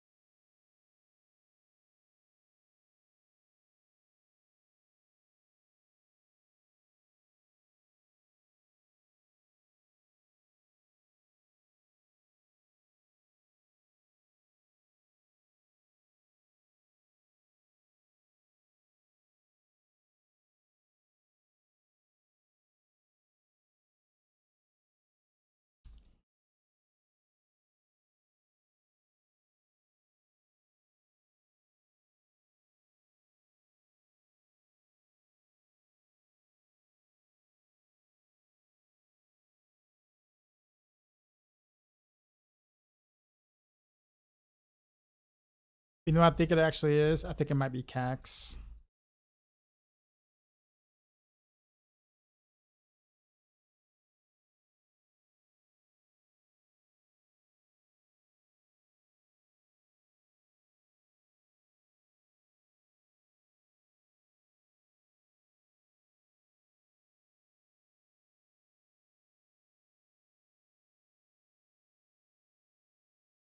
Because in Pinshot, it starts to struggle at 55. I don't think there's even a way to make it better. How'd you build it? What key passive did you decide to go for? You know, you going like spam Pinshot or combo point Pinshot? Just out of curiosity. I might actually, yeah, I might have to change my rune. Combo point. And what key passive?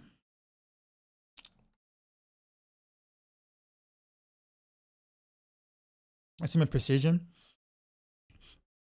Yeah, I mean, I think you have better results doing not combo points, honestly, with Pinshot. That's been my most recent findings.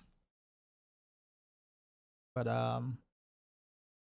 it doesn't seem like it would be that way, but in reality, yeah, I've had better results with without combo points. Going precision, going clone.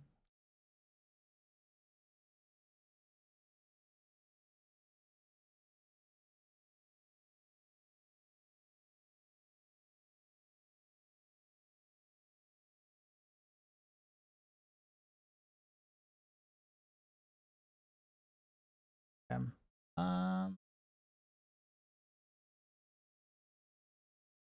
what rune am I looking for? I guess so.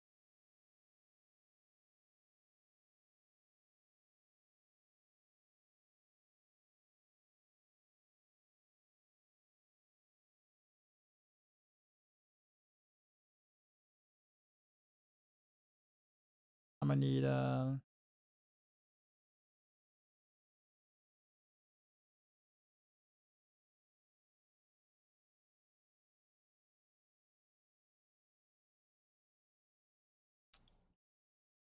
we're gonna let's pick up Starless Skies real quick.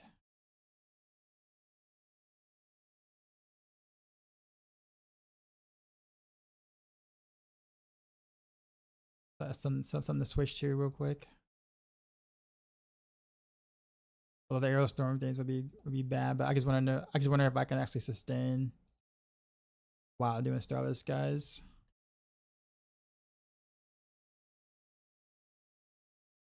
I don't know if I'll be able to get my cooldown enough with that if I have Starless Skies on, but we'll see.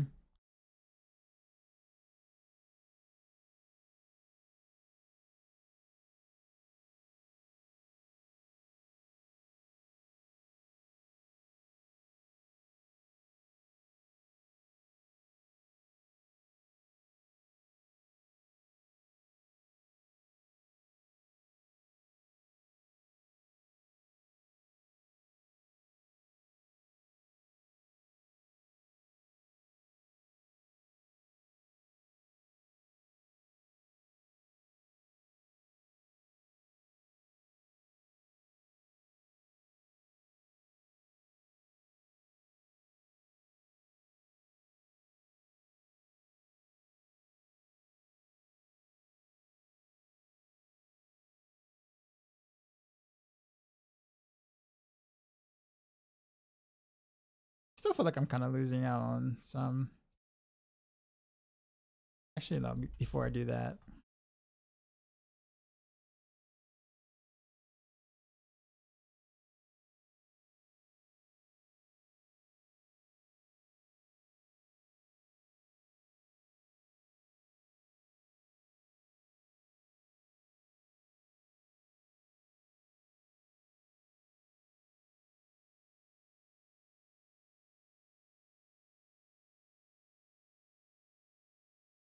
let's I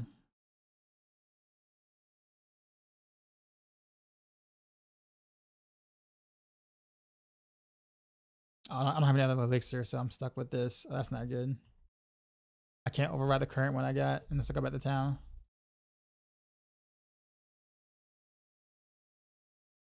Yep, that's not good. So Rainaville is the top build now. The entirety of the class is different to the ground. No, Death Trap is still. All the classes got kind of got big hits. It's not a rogue thing. But no, Death Trap is still Rogue's strongest build. I'm pretty sure. So if you like Death Trap, you can definitely build it again next season.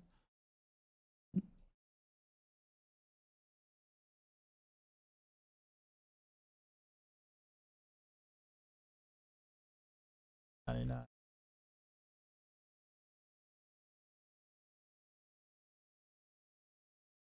Heartseeker will be back.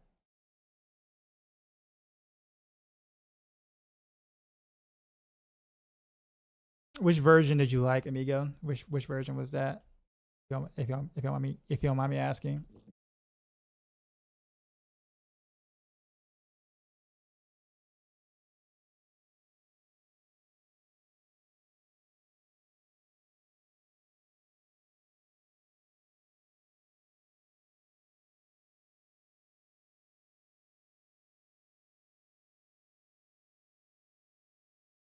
It was a season without Rain of Arrows.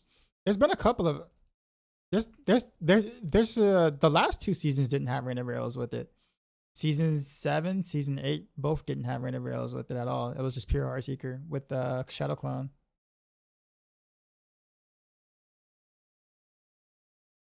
Everybody says I miss Heartseeker so much, but like, what makes you not okay? I'll put it this way: other than Death Trap being extremely strong, what makes you not play it in season 7 or season 8?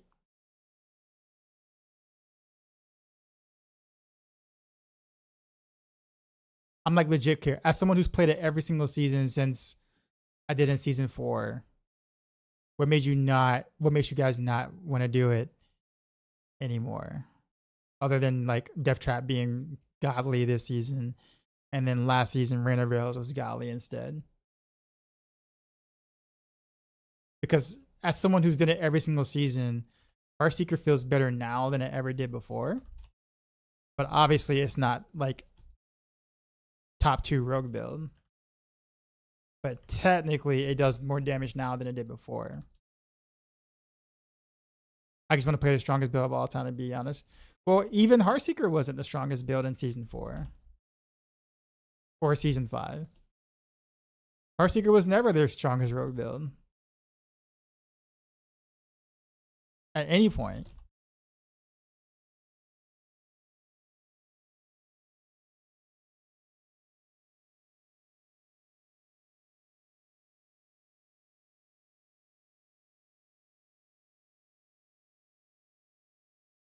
The original, yeah, that also wasn't the strongest rogue build either. Like in season 4, which was when it originally came out, like Pinshot, victimized Pinshot was actually the stronger rogue build.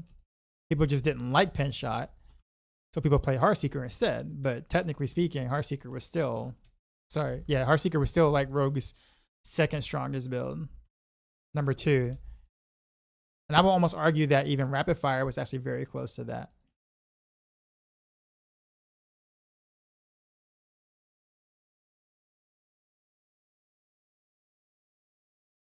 So I'm just wondering, is it because of close quarters combat that people don't like it, or what is it?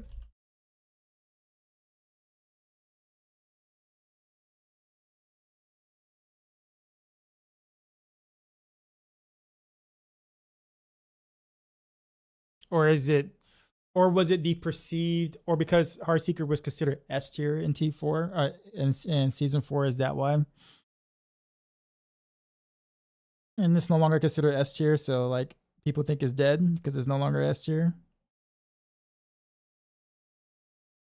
I just want to know because like I hear this a lot, and like I play Heartseeker every season, and like, or I also play Heartseeker every season. I put it that way. I played all the other. I play a lot of different rogue builds, but I also play it or put it together and do a guide for it every single season.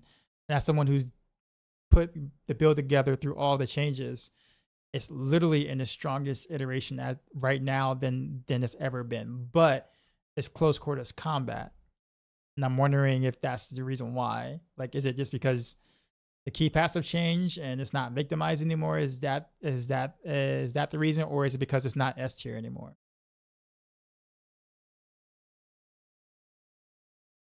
Because it was S tier in like season 4 and season 5, and then it kind of dropped to A tier and kind of struggled to like stay there. But in terms of T4 is concerned, like if you just want to play T4 or you want to level your glyphs or whatever, like Heartseeker still does that. So when people say it's Heartseeker back, it's like, bro, it never left. Heartseeker never left. It never died. It just wasn't in the form that it was in season 4. But to be honest with you, like it was never the best build. Or sorry, it was never the strongest build. I'll put it that way. No, but it was fun to have the victimized explosions with it. That's probably when you only play the S tier builds. Oh, no, I'm just legit just asking. Like it's not like I'm not taking shots at anybody or anything. I'm just legit getting a bigger, like a wider perception of how people see Heartseeker now versus how Heartseeker was. And honestly, the biggest difference, honestly, is really just the key passive change. Right? So like, sorry, there's two differences. One is the key passive change, of course, and two, other builds also got stronger. So think about the single target damage. Actually, Heartseeker single target damage is actually pretty decent, or has been pretty decent. So like that hasn't really changed.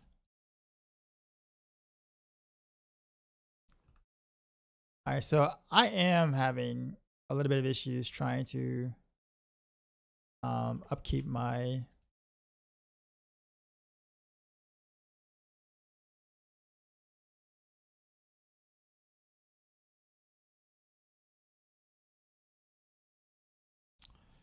rain of arrows and like keep my rain of arrows up in the concept. But this is literally the best way I'm going to be able to do that. I'll have it set up now.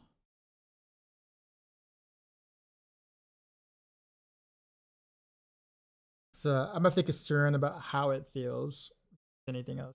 Didn't know that. Yeah.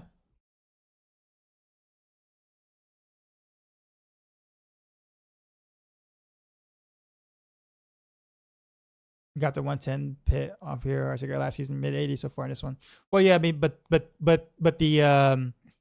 pits rescaled. Remember, so like pits became a lot harder this current season than it was before. So no build. So it didn't get nerfed. It actually got stronger between season 6 and season 7. Sorry, between season 7 and season 8, it got stronger. But the pits was rebalanced, I guess you could say. Wait, do I have to do all the pit tiers again? Oh man.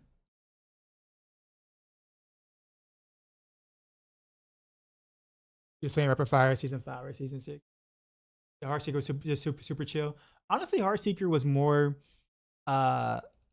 season 4 Heartseeker, if you were playing it in like higher pits, was an absolute mess, man. Trying to get all the double dips and stuff to happen or whatever to make sure you actually dealt damage. It was actually quite annoying to play in the higher tiers.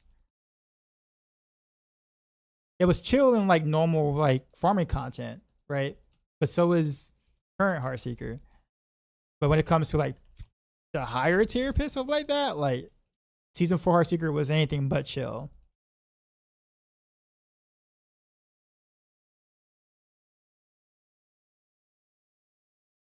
Unless you know someone that can invite you to the higher ones.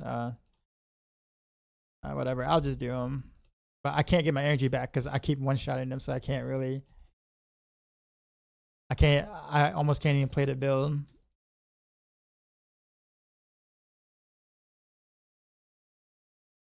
Like I literally can't play the build because I can't hit anything in 20.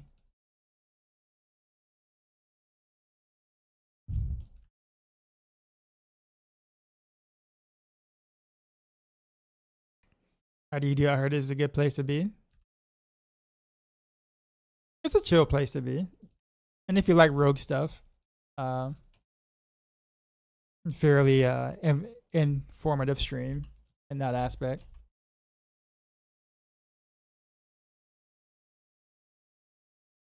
That's why I want to build it on PTR. You want to try it again? Yeah. Well, people want to try it again because they saw the buffs to the basic attacks. That's where that's coming from. But it's still gonna play very similar to how it does in the current season and the previous season. Oh, it's crit. Get the changer. Wait, what happened, dude?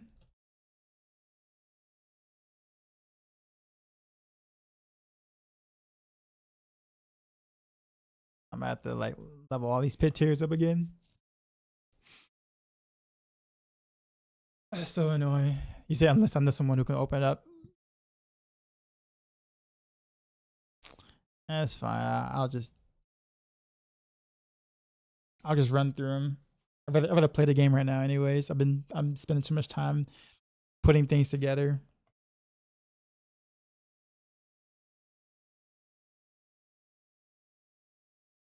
To change anything from on rapid fire, Pinshot, this PTR, they're still dead.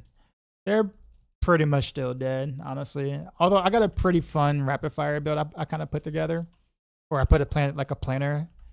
It'll do T4, but and it'll be technically a ranged build without the rapid fire ring too, since the ring is kind of bugged. Not kind of, it is bugged.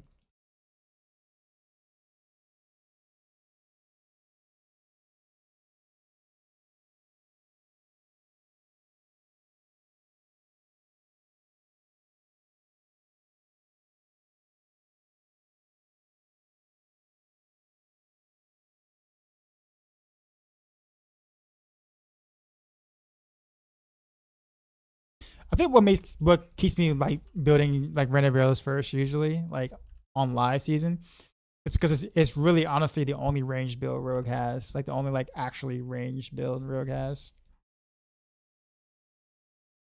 Like everything else is kind of up close. So like if I want to play range, Renovaros is kind of where it's at.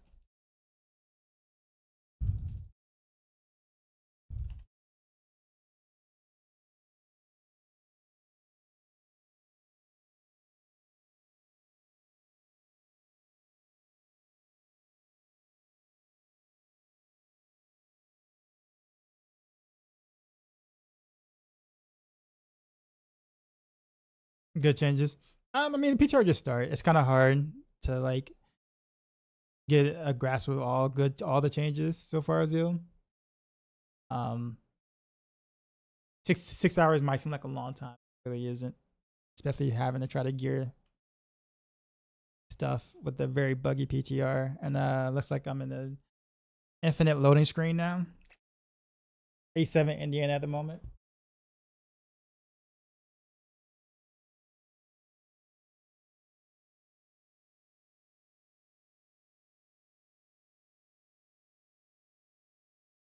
It looks like it's like a infinite loading screen.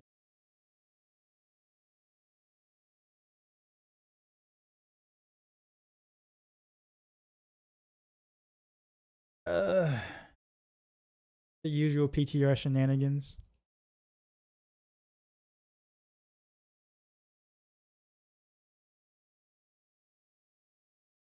I'm too casual, working family. I just have to pick one per season. Did Renovaros season 7, Death Trap season 8. So you go for what's the strongest because of time constraints usually.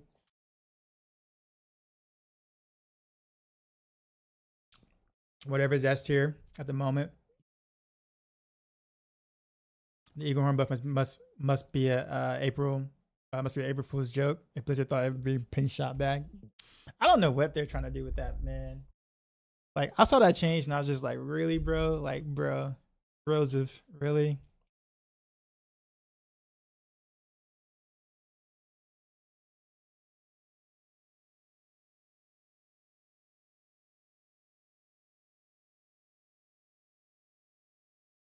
So right now I am doing this without the powers on purpose. So we're gonna do it without the powers on purpose, and then we're gonna do it with the powers uh later. But I'm not gonna spend too much time on it though. Like I think I'm Now that I took so long to try to get the proper gear for most things, I'm just gonna probably do like maybe an hour ish of testing on each one, see how I can make any changes or better or things I thought might work out but didn't work out. Oh man, my controls and stuff reset.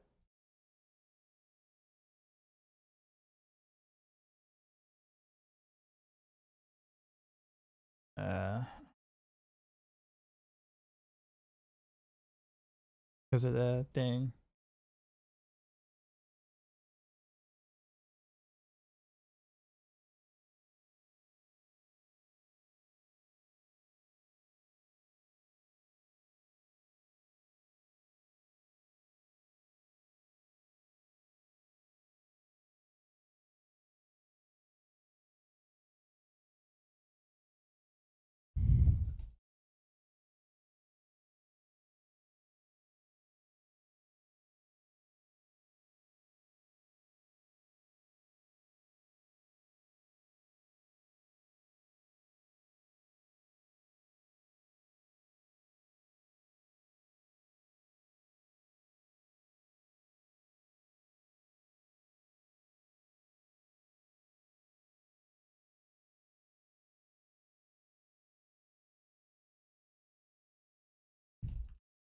Kind of, but fun is starting to weigh in.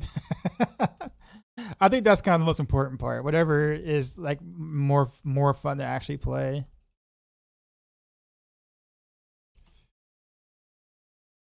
Not everything at the top is necessarily fun to play. Sometimes,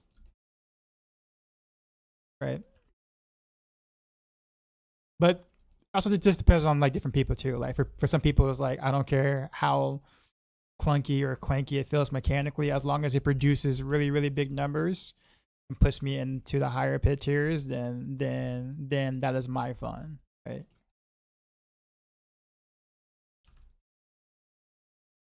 And there are people who, a lot of people actually who are like that. And then some are just like, I just want to something I can like reach tier 4 and have fun with. I'm not trying to push pit or anything. And then at that point, it's like, all right, well, then you have way more options. You were jumping for a good pin shot though, season. Yeah, but that's not. Yeah, pin shot. I don't know, man. I definitely don't know. I legit don't know what they were thinking with that change and where they were going with it. Actually, like in the campfire chat, they mentioned something about wanting, to buff range rogue or range player or something like that. You guys remember that? You guys remember when like they legit said, we want to kind of like bring range rogues, back into the fray or whatever. And I was like, cool, right? And then they didn't do anything with range rogues at all, or range play at all. Like they did nothing.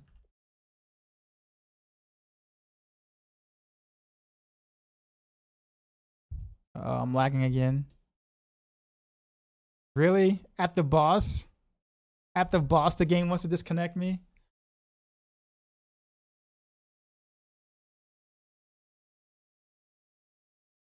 I can't even play the game. You use DT to finance your other odds. That's fair. Yeah, I can't even. Yeah, I can't even play the game right now.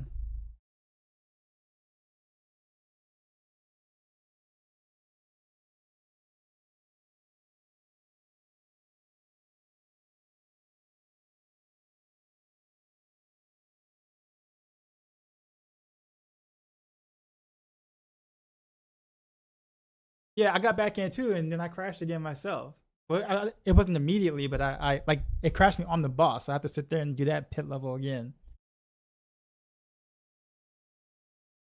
We try to come up with a puncture cold clip pestilence points build. Actually, it works well in season 8, but it seems to be garbage in PTR.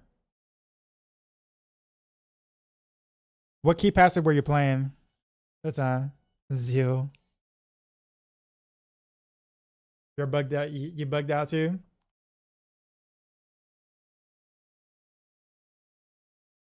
I don't think they think. Alright, I'm gonna give them like maybe 1 or 2 more chances. Otherwise, I'm like done with PTR for the day. There's only but so much of.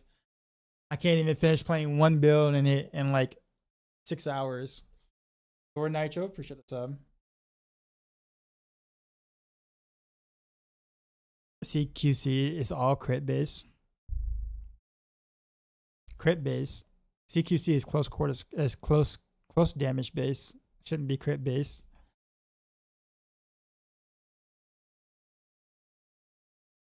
I mean, you want to have 100% crit chance, but you don't want crit damage. Also, how do you want, like, so like pestilent points? Aren't you wanting to scale your poison damage? So you actually don't even want crit, right? 100% crit chance. Okay. I can't even get back in.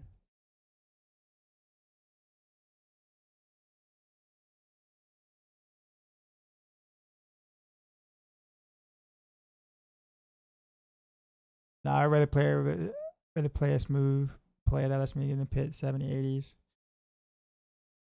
But field range plays abuse, I'd rather play range. Me too. Like I said, that's the reason why I tend to play random rails a lot. I honestly don't like how convoluted it is more often than not, but it's the only ranged build we technically have, which is kind of annoying.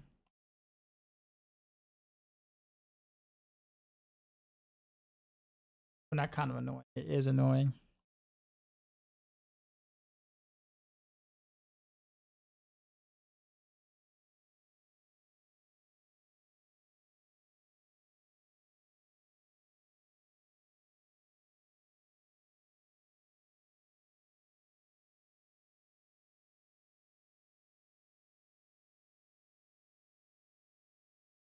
To focus on code, yeah, because you can't really you can't scale poison without going all in on poison.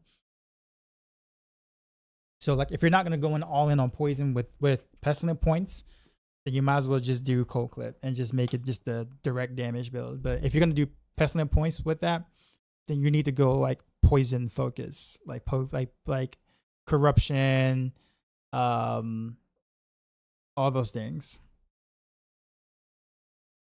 I gotta change my. But if I disconnect one more time, though, like in the next like hour, I'm done. No, I am done with PTR for the day. Just saying, I'm not gonna keep changing my controls and stuff.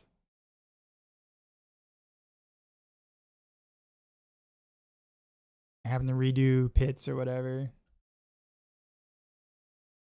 I want to test things, but I mean, I can wait to the next day if it's gonna keep being like this.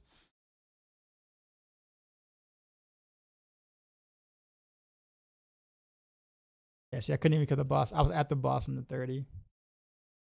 It's like the concept of 2 imbued without having to cast it. Yeah, but I mean, but if you're casting poison imbue, or pestilent points? What's the pestilence points for? What's the poison for? I guess is the question.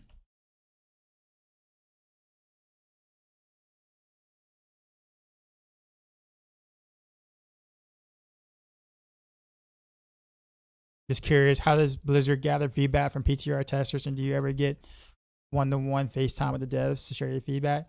Not one-to-one FaceTime, no. No. We don't get that. But Diablo partners, we're kind of like ambassadors, I put it that way. Like Diablo partners kind of work as like ambassadors. We're basically we all have our own community, and yeah, sure, we share our thoughts with the devs as a whole or whatever. We more so advocate for our communities, and we kind of give them we tell them what our communities think of certain things. So like, you know how we talk right now on stream and whatnot, like I'll ask certain questions on purpose, just to kind of see what you guys think. So like I'm looking for responses from y'all so I can get a bigger picture of how people really feel about certain, like, you know how the whole Heartseeker thing I was talking about earlier. So like, yeah, while I might want to know what people feel about it, right? In a sense, like for myself, that's information I can give back to the devs as well and be like, okay, well, I might feel a certain way, but here's what the community thinks about, you know, Heartseeker in general right now. You know, like, so I can get different points of views on that. So I'm looking for people to say different things on purpose. With a wide range of topics. So, but yeah, but I do get to send my own feedback too as well. But I think our primary usefulness is more so advocating for our communities, basically. And also, it does help us be able to like report bugs quickly because we can report it directly, or like if we have our own feedback that we want to mention, we have an outlet to do so. But yeah, those are what I would consider secondary to what our initial purpose is.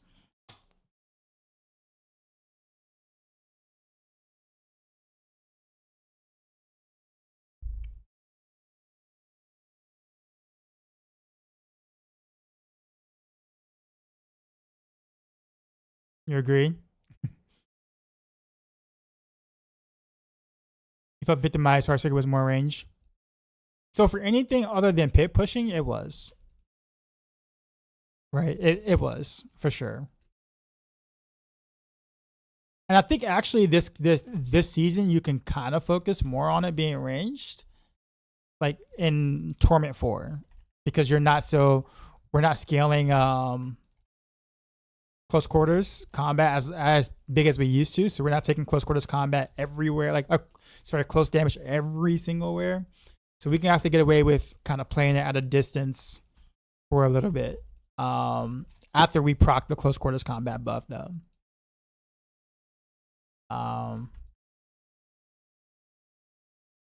So I will be experimenting that with that too as well. But it will almost be like season 5 where like you jump in just to proc the close quarters combat buff and then you can play it any way you want past that point.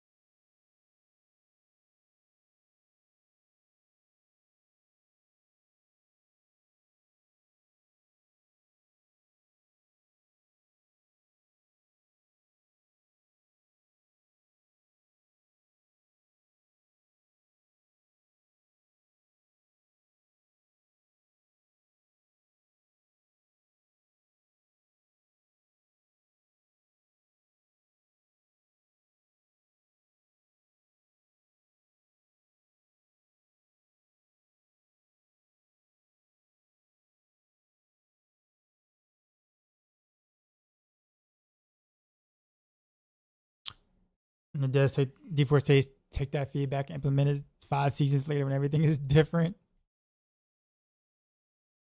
I mean, I have no comment on that one.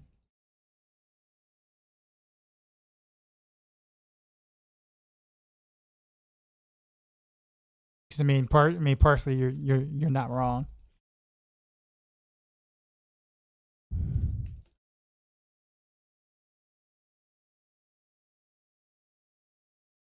Something feels a little off still. I'm gonna have to figure out what that is.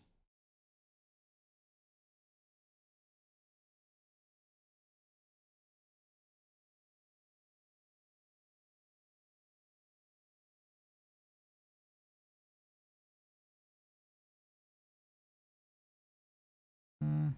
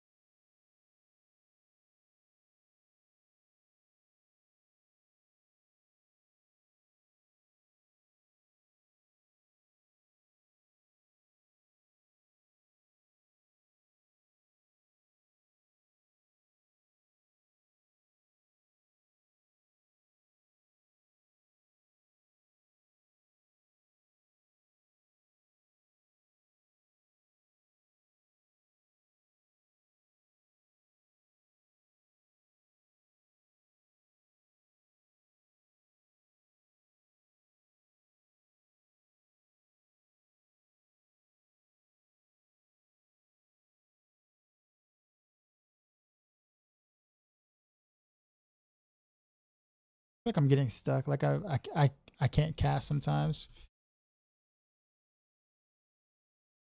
So I don't even know if it was cax that was the issue.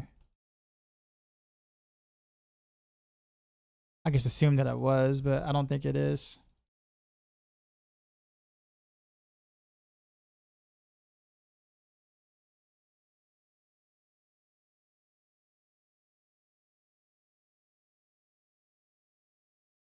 I can't change rooms right now though, but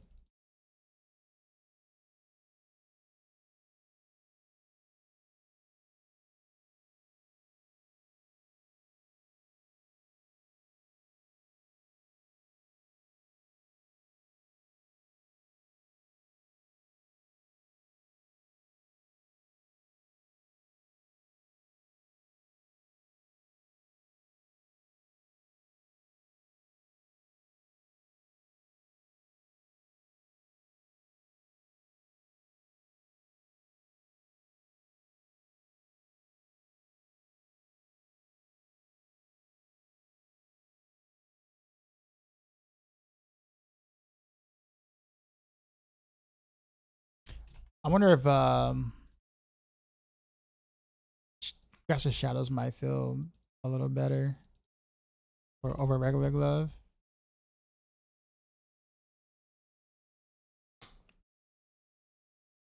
Give it a go. Just whenever range build that clears packs and bosses up to 80 to level glyphs.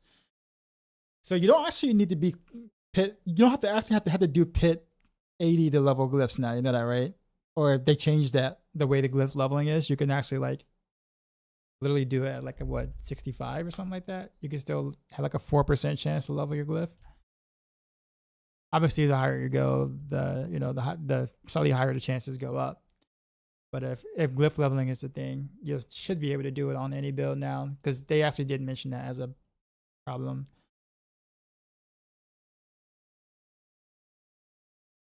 3031 Indiana.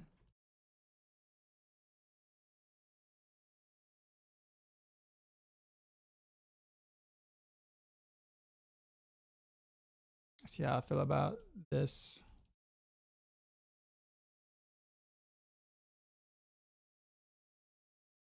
I'm gonna have to hit the whatchamacallit.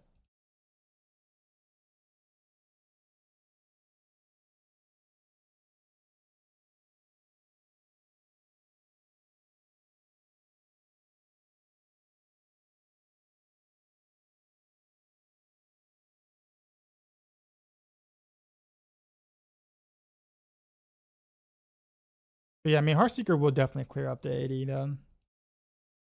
I mean, it did that this season. Like you can, you were actually able to speed farm 80s this season with Heartseeker, like on current season.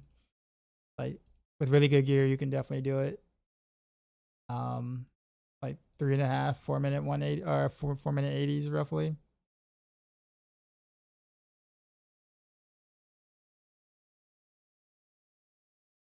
If I could change anything about the game to make it more fun and enjoyable for a wider audience, what were some of the things you would like to see changed?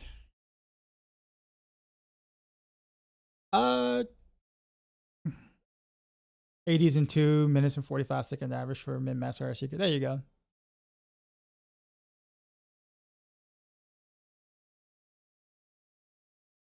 Do you think more buff Heartseeker or is enough? I don't really know. I haven't done too many Heartseeker stuff yet.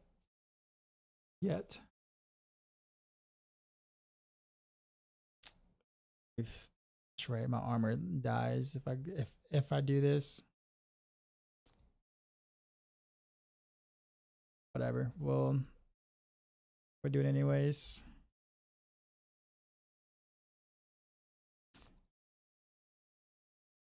I would say it's kind of hard to know because like you're gonna have to have really good gear or really good rolls on your gear. I'll put it that way to really make like the buffs matter on Heartseeker.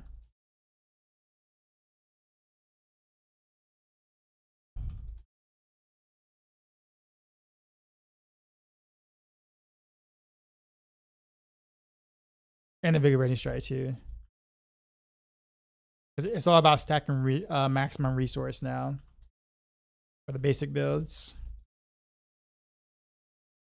I hope they work. I hope that the adaptability actually like works properly.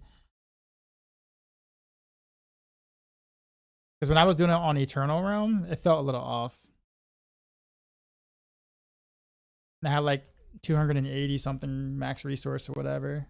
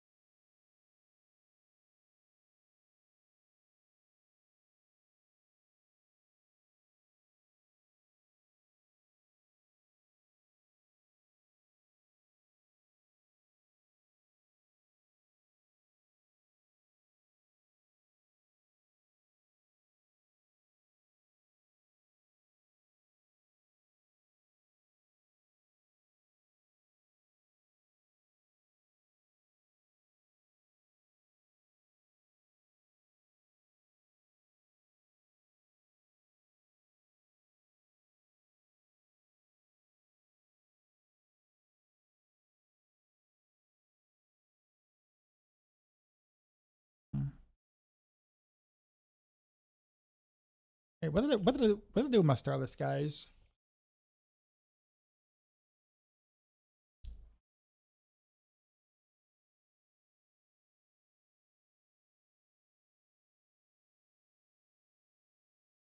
I'm trying to make this feel good. Like it feels fine for most of it, and then there's like I don't know, like maybe like 30% of it is feels feels a little like strange, a little awkward.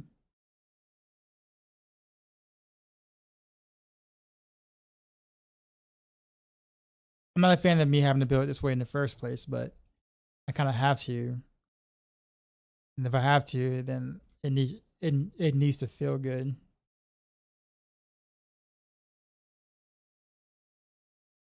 But yeah, I don't know HJK. That's actually a good question that you asked. I gotta actually put more thought into that. Um, I think honestly the biggest thing is bug fixes would be the first foremost. Um, Too many things just don't work like they should, and because of that, it makes it hard for like a casual to like put together their own build or do anything of that nature. Like because the tooltips don't necessarily do what they should do. So like honestly, just a whole you know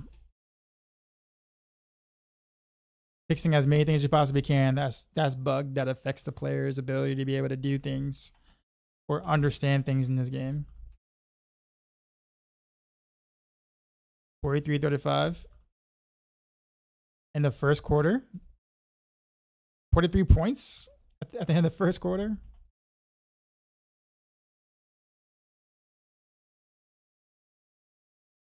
Gamed out again for you.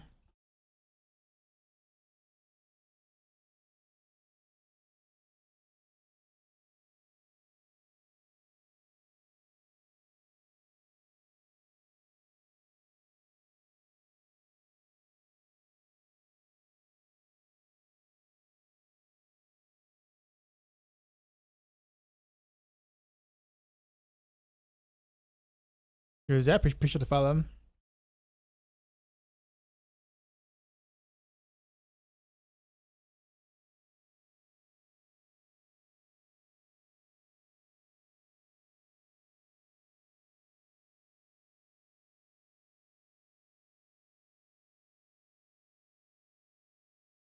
Okay, so Starless is definitely not.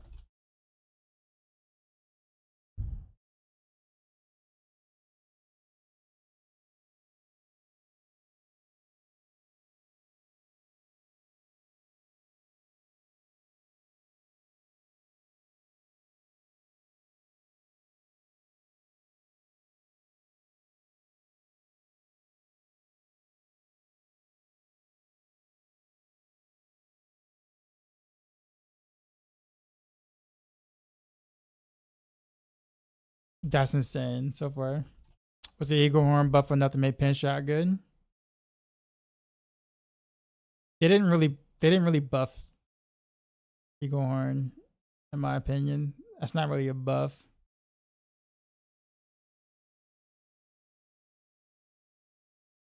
All they did was just make the bounces happen each time versus every 4, and then nerf the damage of the bounces by half. But the initial problem is there, and that is where you're gonna find walls consistently to bounce off of, and then try to find some way to control the bounces so they actually hit targets. So when over half of your content doesn't have walls, then legit, what's the point?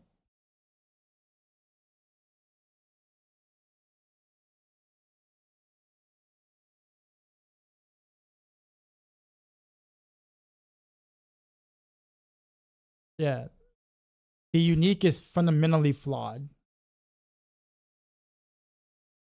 and there's nothing you can do with it. You can make the bounces do 700% more damage instead, and it still won't matter.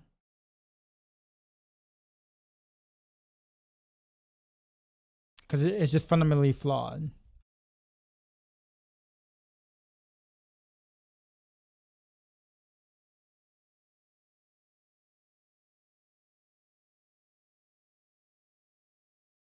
If the bounce is unlimited range, it still wouldn't do anything.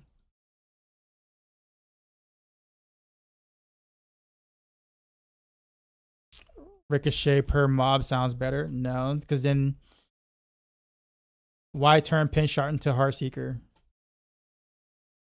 Then why would you play Heartseeker?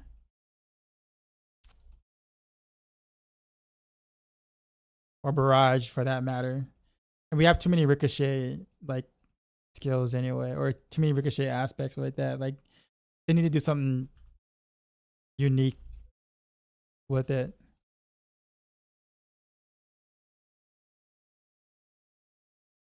Would be fun on T1.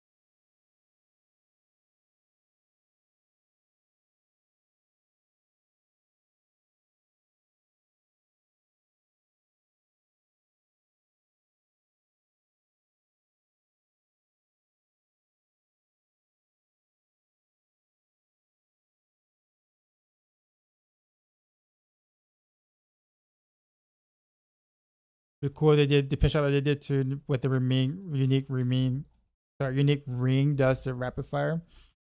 So same gameplay but different. The problem is people don't even like the unique ring for rapid fire.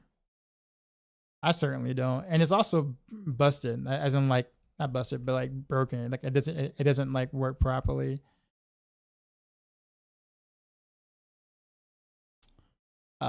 So honestly, I've been building rapid fire for this current PTR or the PTR without the ring because the ring doesn't work properly. So be careful what you wish for.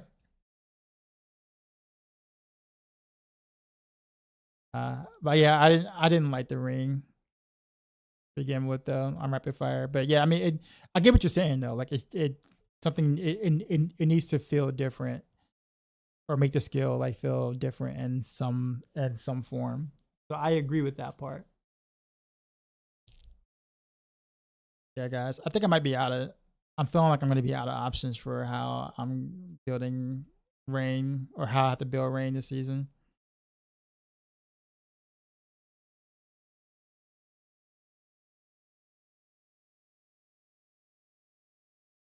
I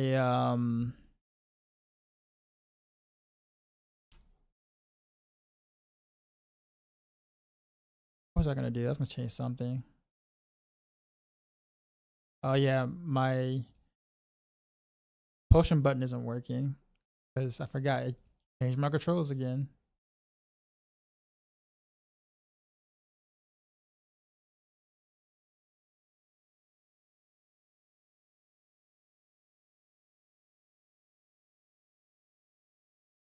Very important, actually.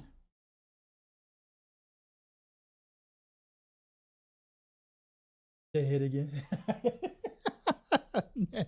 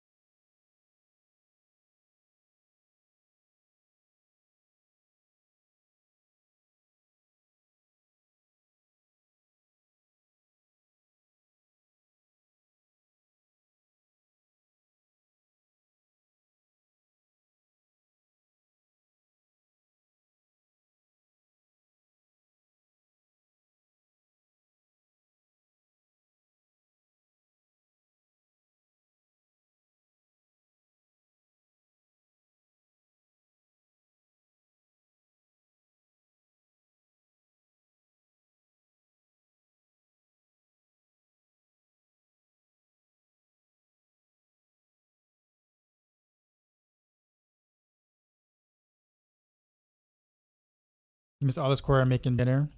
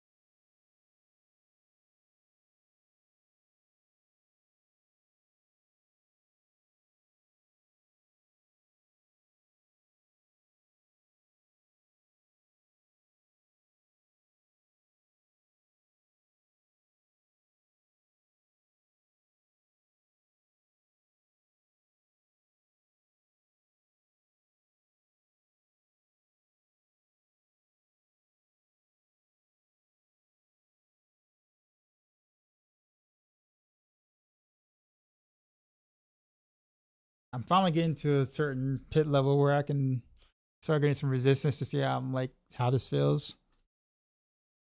Steak, mashed potatoes, and a side salad.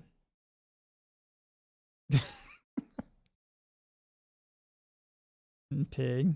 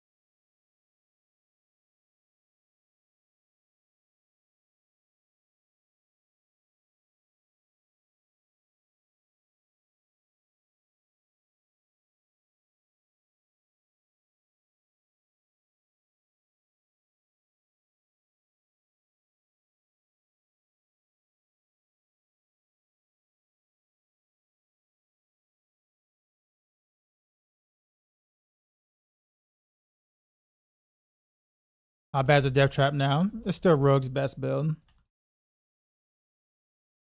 Like you're looking at like 7 or 8 minute 90s, pit 90. So like it can probably clear 100 with the Haragic powers, most likely. 100 low 100, like 102, 103 or something like that. So the nerf isn't really that big.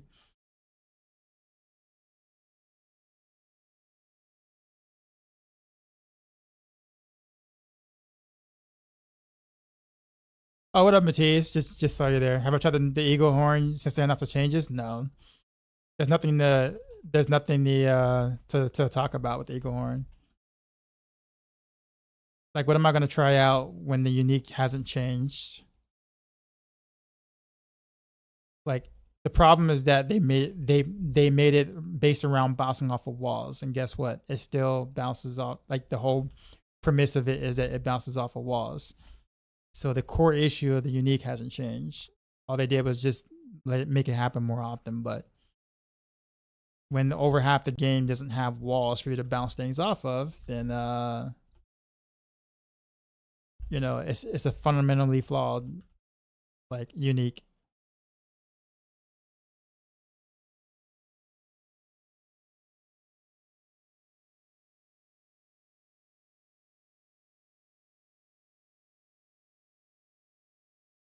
They're not gonna do anything with the Eagle Horn. Like the thing is, right now, it's too late for them to do anything unique, like interesting, without being able to like internally test it. So the only thing they can do is just change numbers around at this point. And nothing. There's no amount of numbers you can do that's going to make that feel better. Like maybe if they were to make the entire pin shot, like all the pin shot, get the 80% bonus, right? Instead of just the bouncing, then that might help a little. I'm talking about like maybe like 3 pit tiers worth, but that's still not enough. Is the instant cooldown on Death Trap gone? That I don't know. I don't think it is.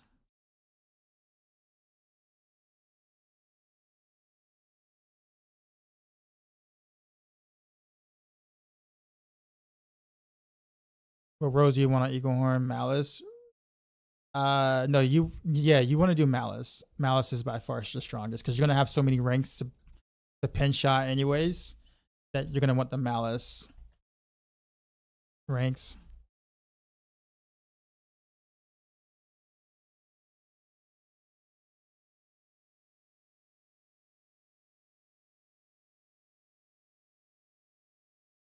I tested the new unique helm now. Uh, I've been having a hard time testing anything because I disconnected 4 or 5 times, lost a lot of progress because of it. So far, I've only been able to do Rain of Arrows so far.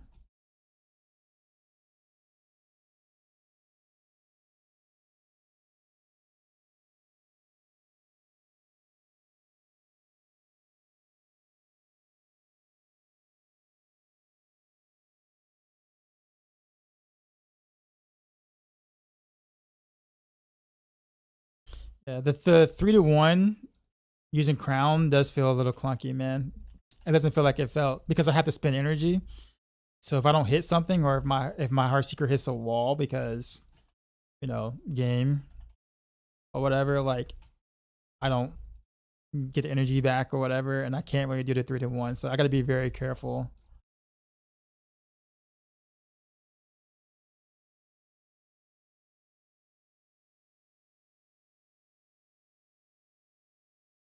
Like I'm almost wanting to even like consider doing Beast Fall Barrage version, even though I really don't want to do that. But not proc and precision now is not as big of a deal as it once was because it's capped. So even if you're on an inverted rotation, like it's not the end of the world like it was, but you still can't see it. So I don't know. But this feels harder. This feels a little hard to play in an environment like this.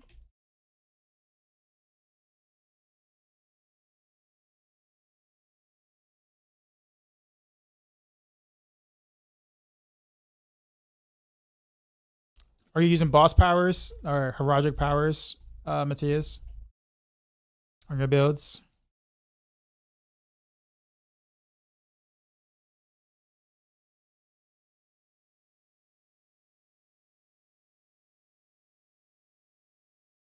Everything seasonal? Okay, yeah. I haven't even touched the boss powers yet. I keep saying boss powers. Might as well be the heroic powers. I haven't touched anything yet. Have you found anything unique with them yet, or no? Or were they just kind of, you know, fluff with some with a couple of perks here and there?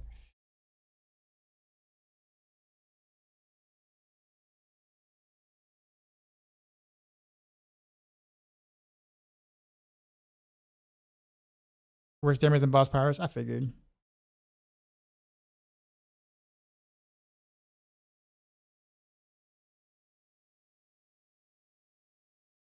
The DR aura removal is nice. You'll give him that. That's gonna be very important on Heartseeker because Heartseeker struggles with that. Because you don't know where uh the arrows are gonna ricochet or whatever too.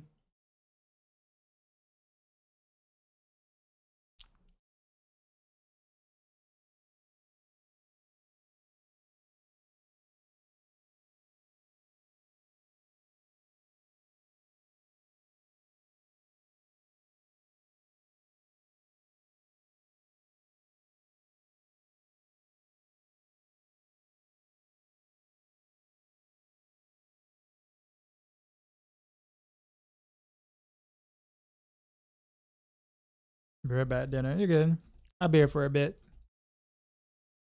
As long as I don't disconnect from the game again, because if I do, I'm done for the day for PTR. Star Fox, what's going on? Heartseeker looking good. This isn't Heartseeker.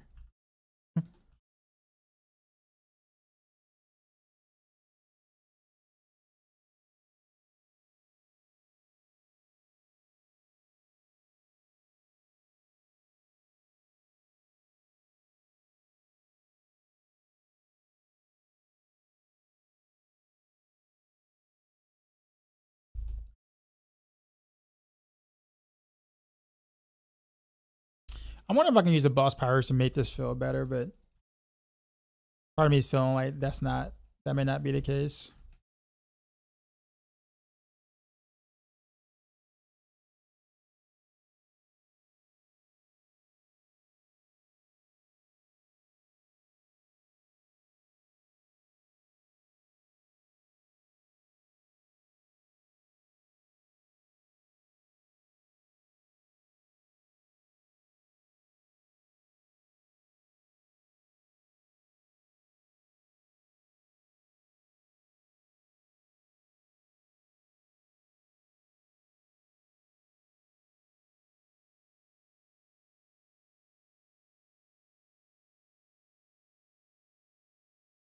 Okay, did I make him unsellable for real?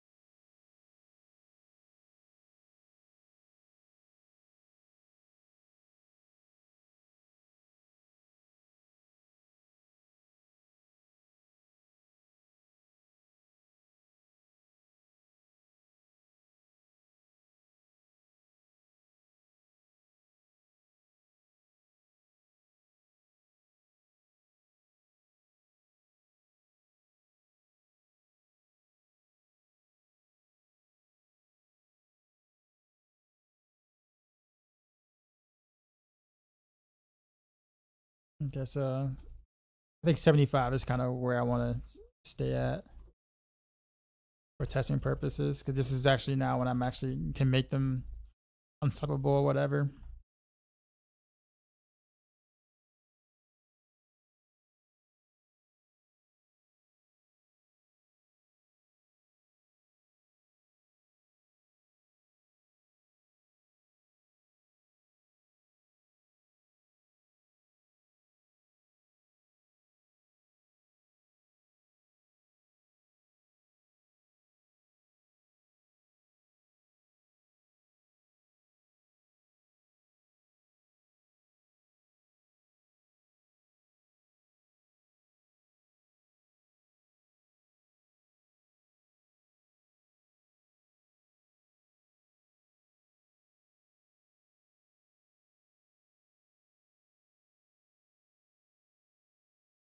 See if I got anything.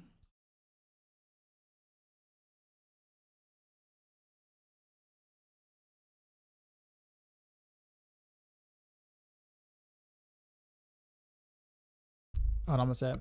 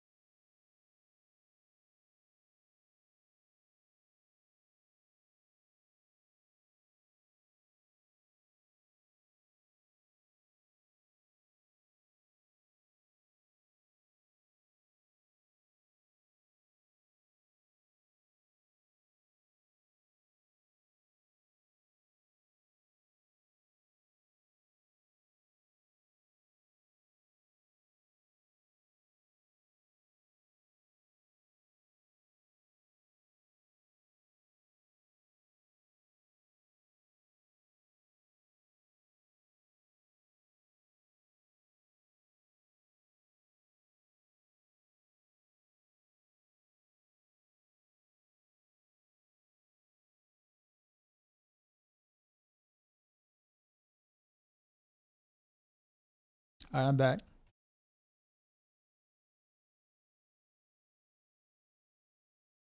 What was I gonna do? Freaking forgot. Oh yeah. Let me see if doing this actually helps anything. I lose 15% on single target, but it should be fine.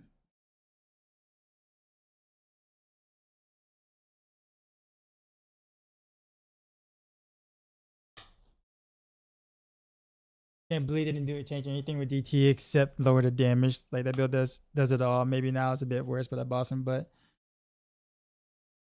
I just think it's hilarious that they think that that they thought that the changes wasn't. I'm gonna say the changes was enough, but it's like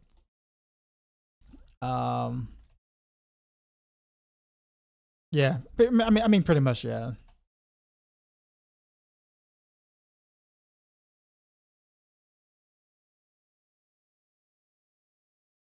Yeah, I don't. I mean, for people who like DT, that's good news, right? But it also means that the meta's probably not going to change for Rogue.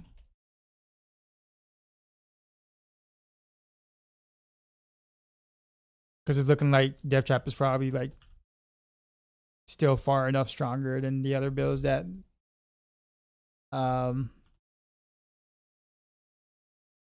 it might be in a separate tier from the other Rogue builds, depending on, you know, the metric, the new metrics. How did I gamble for Pants and Varathio? So that was the hard part. I didn't. I guess basically just got a bunch. I mean, a hell of a ton of the generic unique caches, and just hope that the items I wanted roll, you know, roll ancestral. It's not perfect. I still don't have a resource like a GA resource shard at all. That's good. So I'm kind of stuck with just a GA basic attack or GA basic shard. But I wasn't gonna spend like all night trying to, you know, find a GA shard. Like a GA resource shard that rolls well enough. Pants actually wasn't as hard. But the shard definitely is. And then my crown of Lucian is non-ancient just because I wasn't having that mess.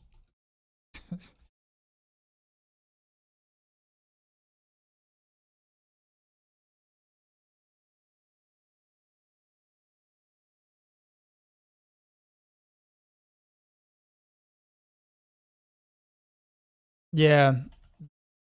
That's why I wouldn't even try and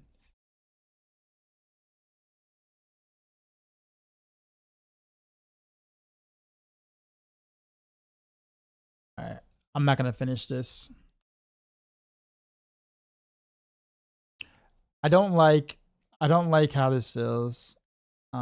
It should, like the way it feels right now in current season with the Harbinger during 3-1 feels fine, but like trying to do it with the crown shard and generating enough or spending enough resources without running out of energy at the same exact time. Hard.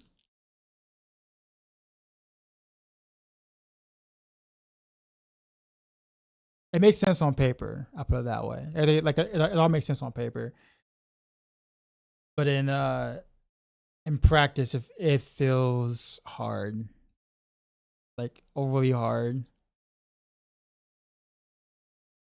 and not fun.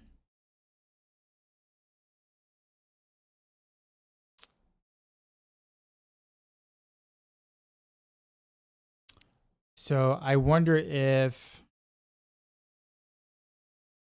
boss powers can make a difference. In that,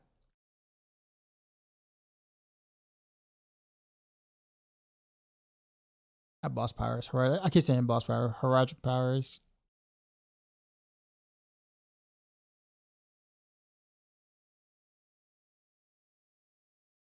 Probably not, because I have to pull the resource down. It's really about how I'm spending more so than anything else. It's really not the whatchamacallit. Yeah. I might have to say might have to. I'm gonna do I'm gonna play with Beastfall boots as much as I don't wanna.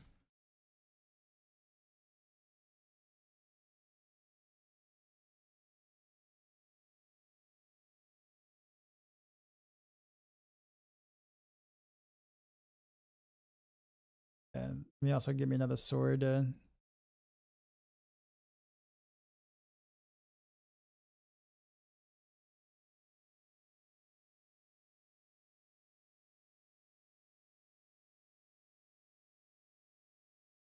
Let's use this right here. This is fine.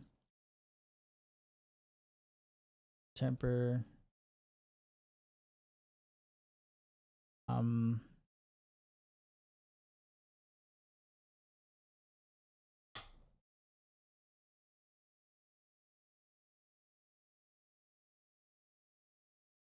Rain deal double damage.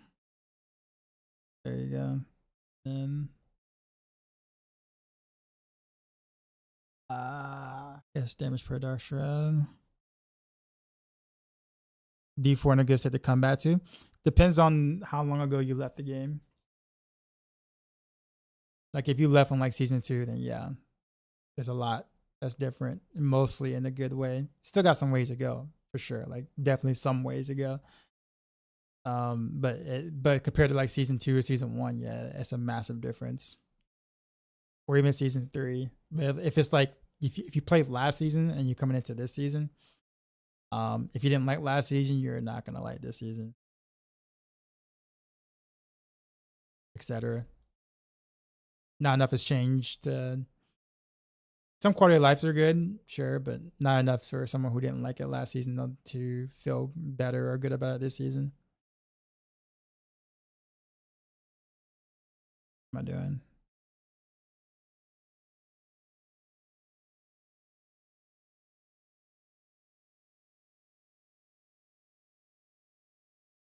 It's not where I really want to crit on, but try it again.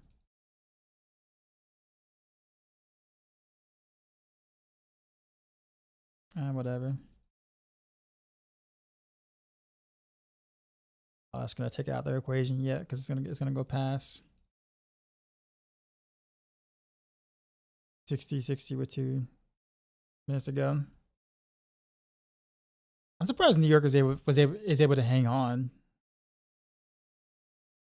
Considering that Indiana wasn't missing much at all in the first quarter. Well, I can't. It has a very strong bias. The Masterworking has a very strong bias towards the tempers, with it being bugged too. Paper Jack picture to follow.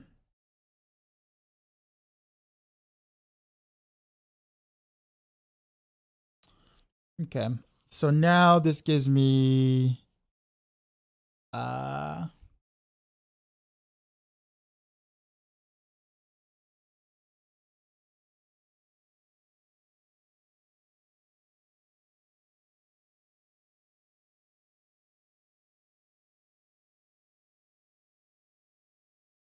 Okay, so we can remove Vengeful. Then we got a Masterwork Peaceful Boots.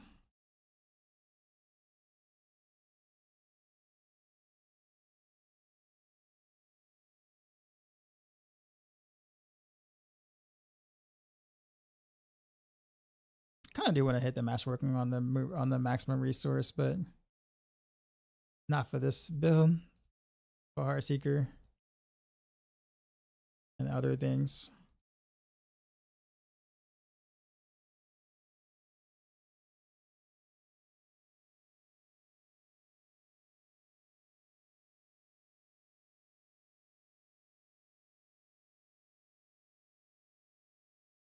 A cooldown reduction. Okay. That's fine. That's good enough. Let's put this back in the stash. I really, really, really did not want to play this way. And I'm gonna have a hard time justifying it. I won't say justifying it. I think people would be more like, oh yeah, why not this way? But man, freaking not knowing if your precision stacks is gonna proc or not, it's gonna feel awful.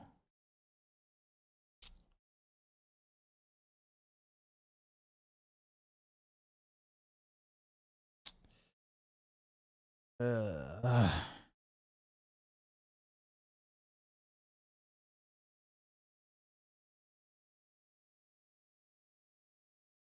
like I'm gonna have to really send some strong feedback on this.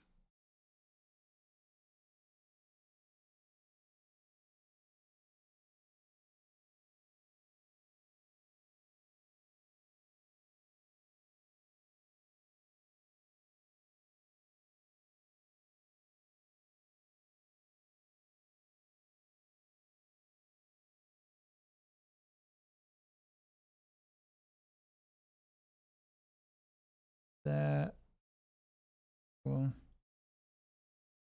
All right. Okay. Well, I need to my resource thing up there so I can get 50.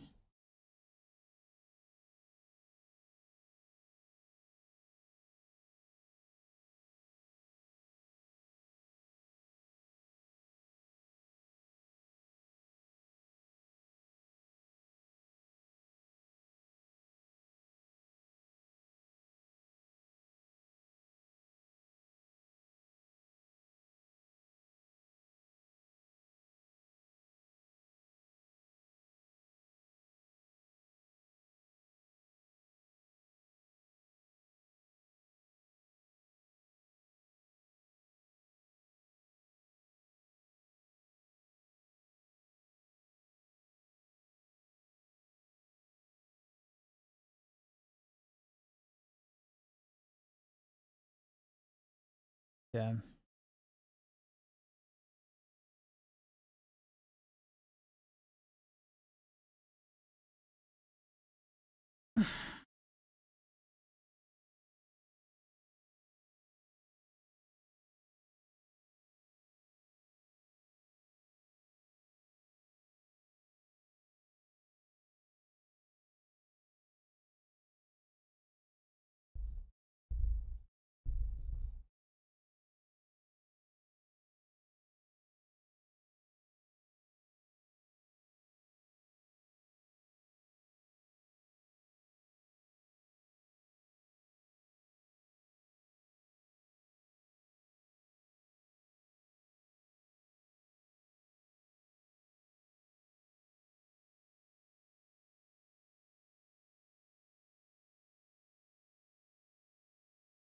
I gotta be careful when I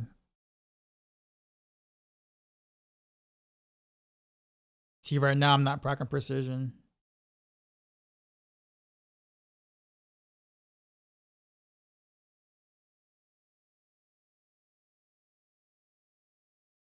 But now I am.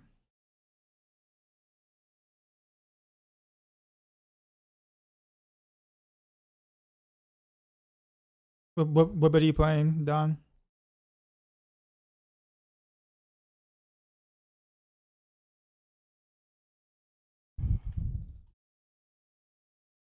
Thrash Bearborn, nice.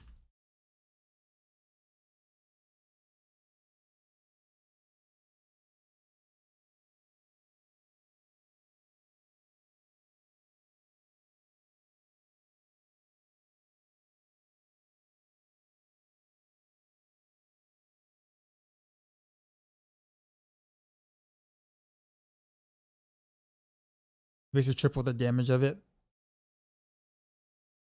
150 bill is probably actually like, that's like, considering like how like many nerfs has kind of gone around the different classes, that's actually pretty good.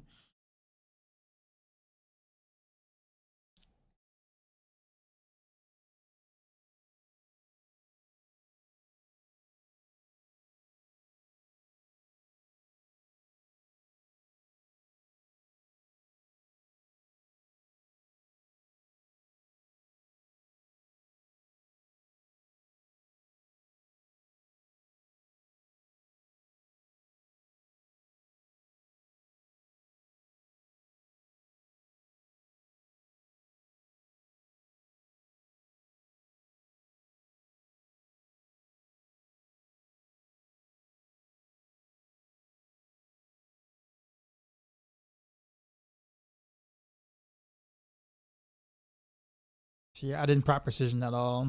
That one.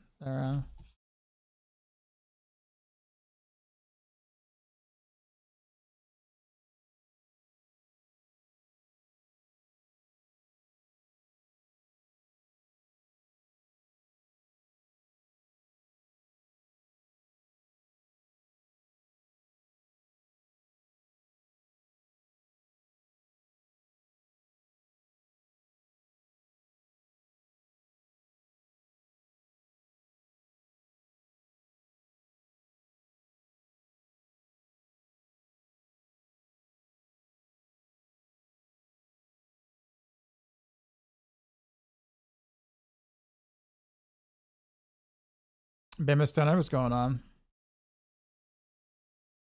Appreciate the sub.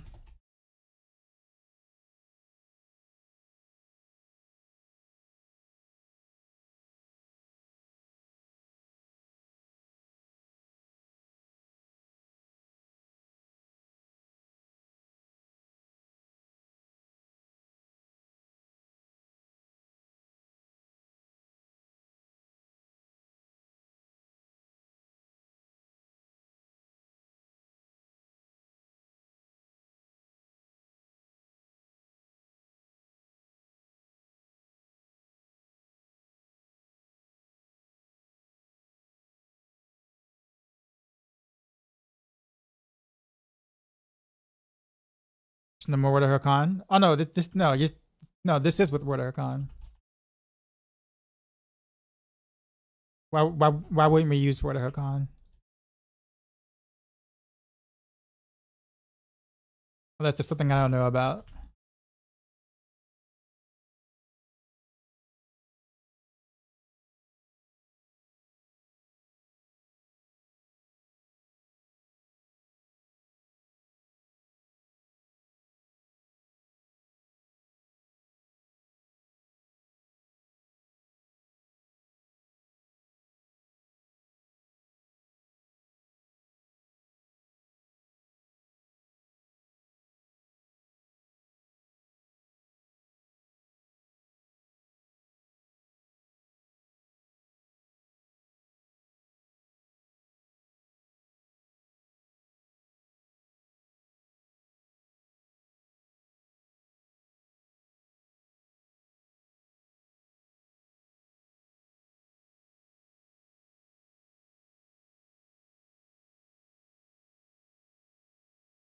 First PTR, where do you boost to 100? Well, there is no 100. Max character level is 60, but you get it from the vendor dude and Kiovashad.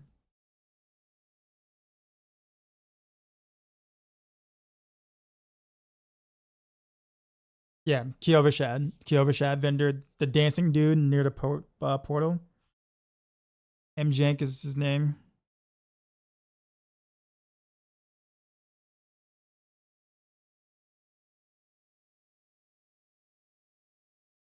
Yeah, so I think we're kind of forced, and then this is also the wrong helm. I actually I don't even know it's the wrong helm. This still might be more damage than like let's say a proper crown. But I don't know because there is still some double dipping going on with trick attacks and precision. Like that still works. So maybe I should do this with the right helm. Where's the helm at? I really I'm gonna have to be really strong with my feedback on this one, man. There has to be an indicator for precision, man. This is awful.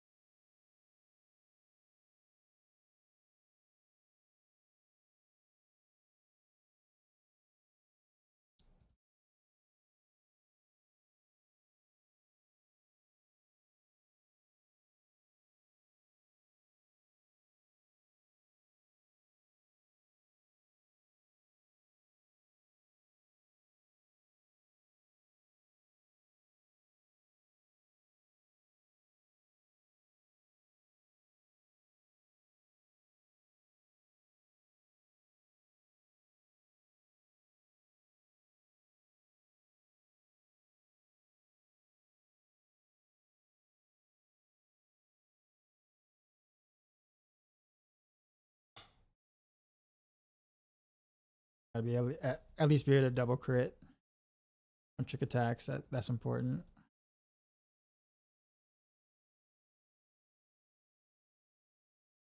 Yeah, trick attacks here.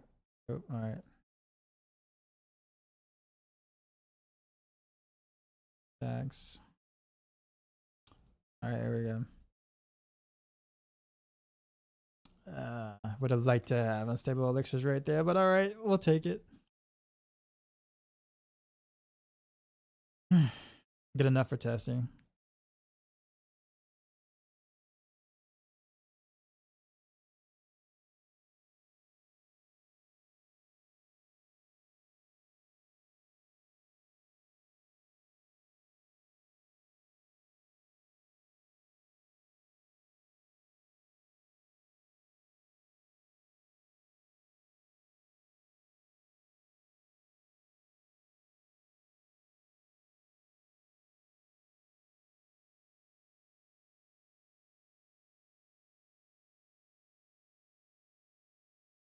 I'm gonna go with Zen to proc it now that I'm spamming as much as I am.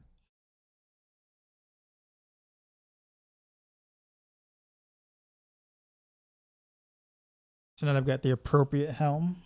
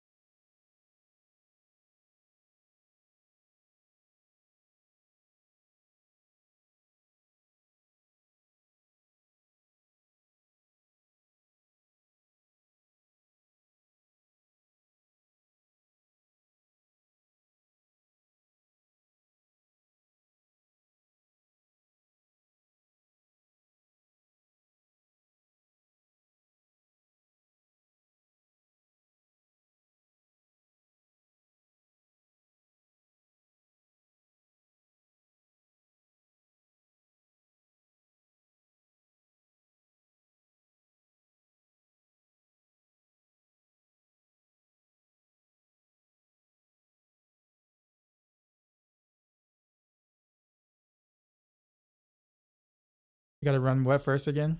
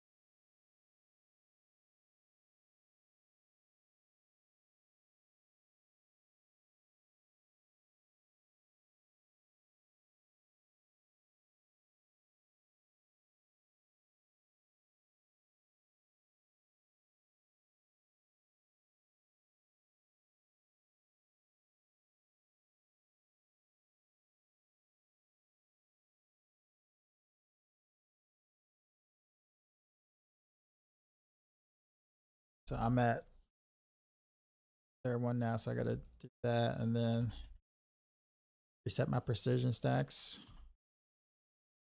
There we go.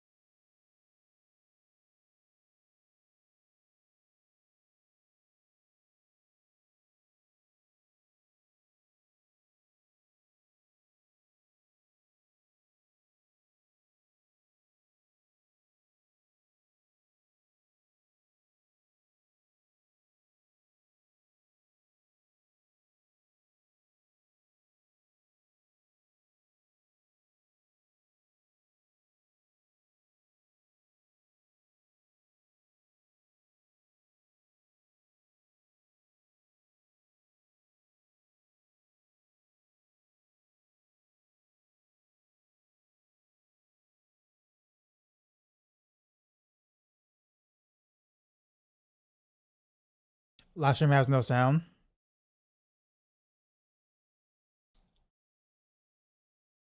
Is it no sound or is it no music? Nogs.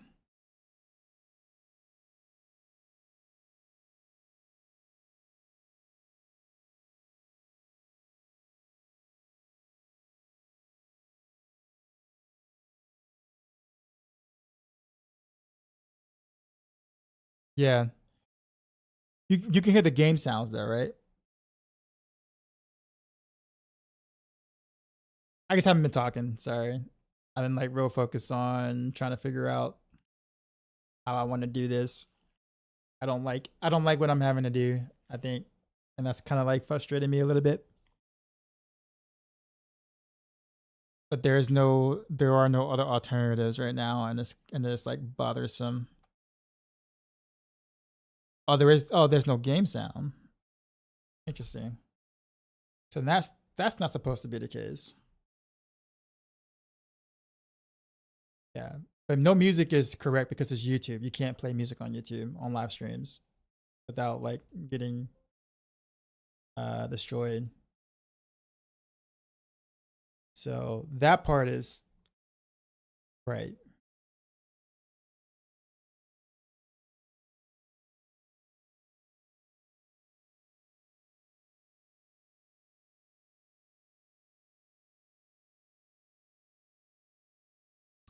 Uh I wonder though. Okay, so wait a minute.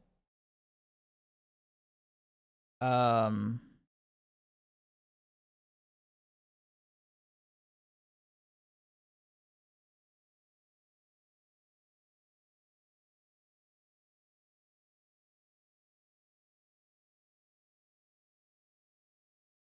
I'm trying to think of something. So see the desktop active. Okay. Um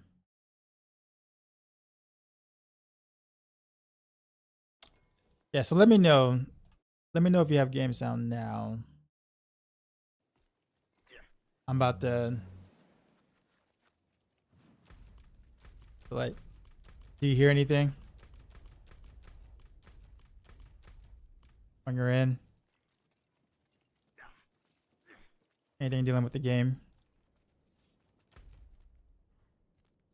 I wonder how long that's been going on for. Like, cause like no one's ever told me, and I haven't made any changes in like the recent.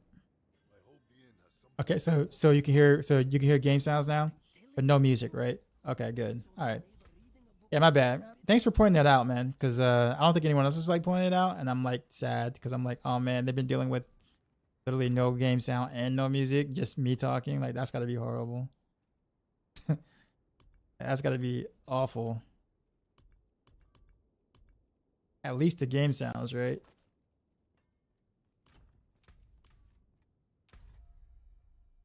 And usually I do a little bit of music, like music volume, just loud enough for YouTube to hear a little bit for the game music.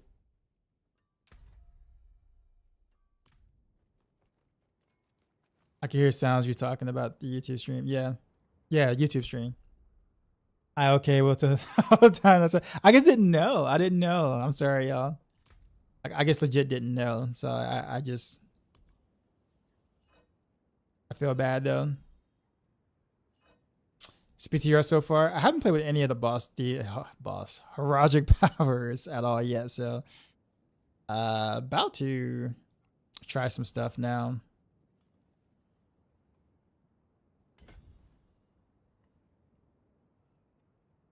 So we're gonna do some stuff.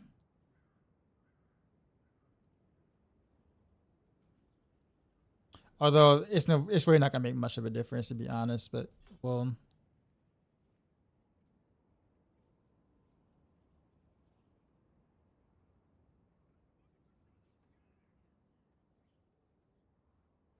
it's done.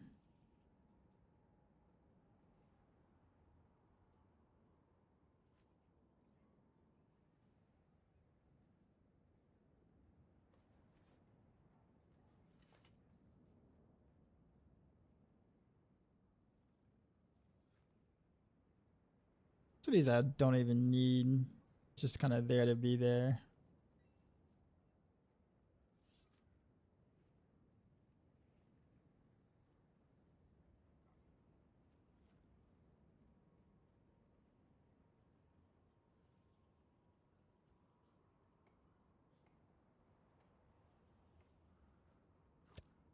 I will do this. Oh, something like this. And then gems, I guess.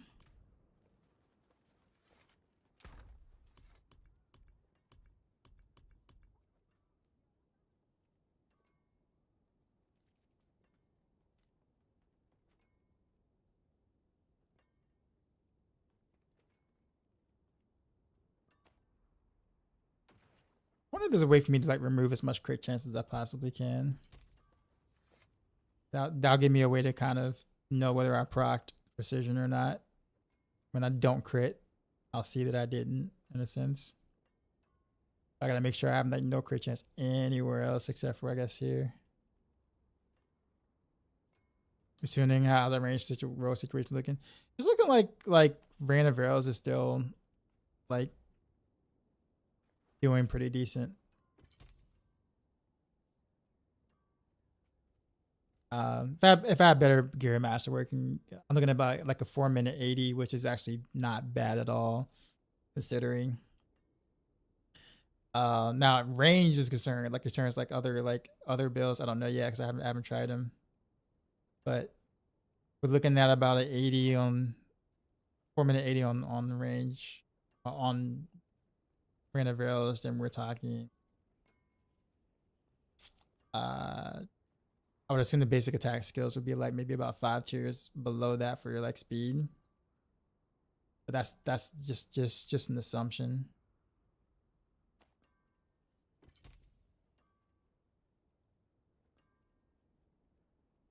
But that was without the boss powers too. So we'll kind of see what I'm doing with boss powers. Again, don't think I'm expecting much, but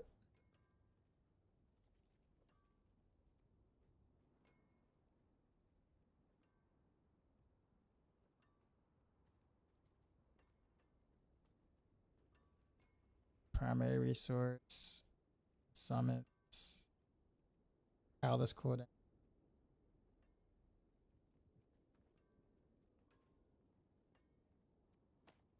Could do a task speed one. All right, guys, YOLO on the boss power effects.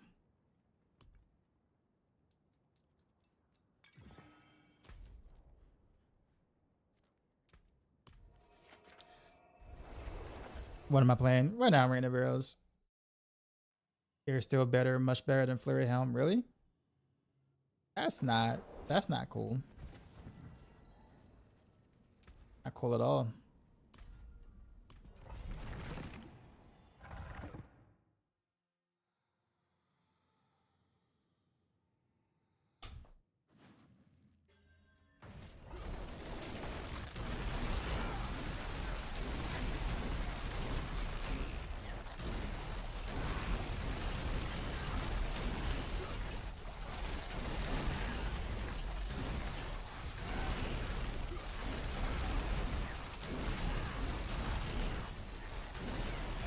Yeah, Picha. It looks like I'm forced to do Beastfall Barrage, unfortunately. Which means I gotta pay attention to when my precision isn't like on the right rotation or whatever. Or inverted rotation.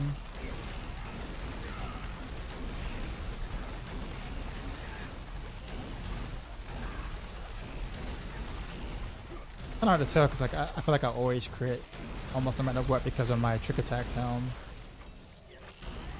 So that's not a good way to look at it or find out either.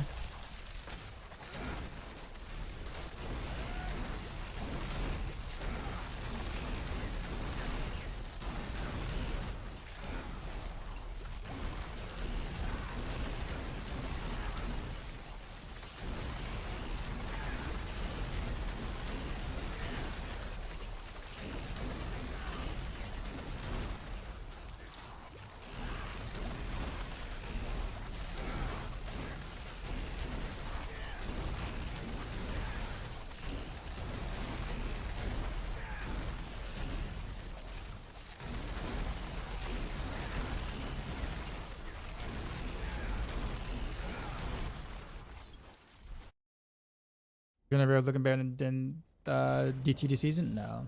DT is still Rogue's strongest build, even in PTR.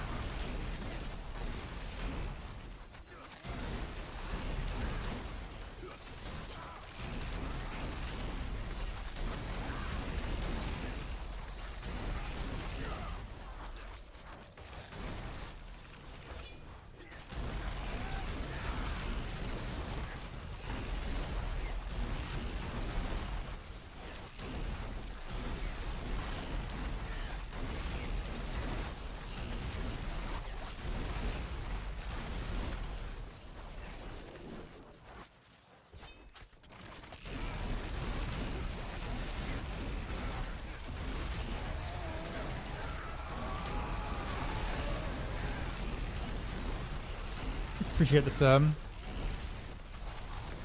I wonder if I can play this close quarters combat now, man.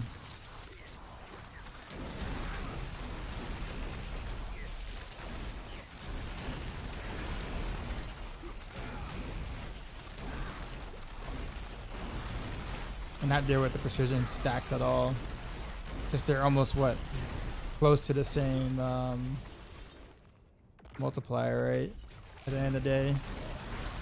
Just that trick attacks, you know, double disc with precision still. I can do a regular two-hand though, right? And achieve some similar effects.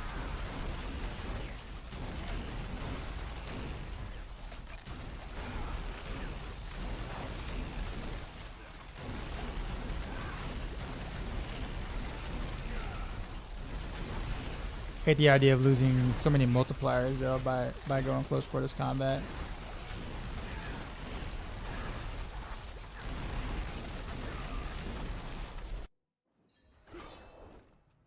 Oh, you missed Heartseeker? I'll be doing Heartseeker, or I was gonna do it tonight. I might still do it tonight. I'm not sure, but if I don't do it tonight, I'll make sure I get to it tomorrow. Yep, I am lagging. Another disconnect. I think I'm done with the PTR for tonight, guys. I'm sorry. This is it's like my 8th or 9th disconnect or whatever.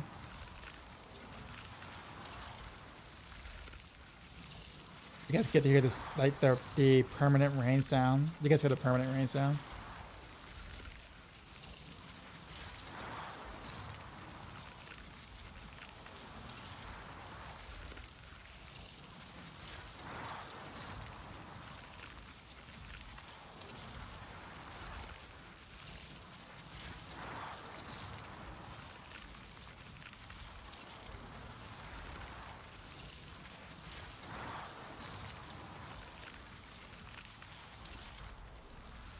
Yeah, I'm just gonna wait, man, because all I'm gonna do is just frustrate myself. We'll come back to it tomorrow. At least the good thing is that all of most of my gears are already like gotten, so I don't have to like spend hours open up bags and trying to get stuff because I already got those things. So tomorrow we should be able to just put stuff together. Hopefully temper and not break anything. Just kind of go from there. But yeah, I am. Yeah, sorry guys, I'm over it. But no worries. We will test everything else. Hopefully everything else tomorrow. So, is enchantment broken? Yeah, it is. You have to enchant first before you temper, because if you temper first, then it's going to give you the same effects to enchant over and over again.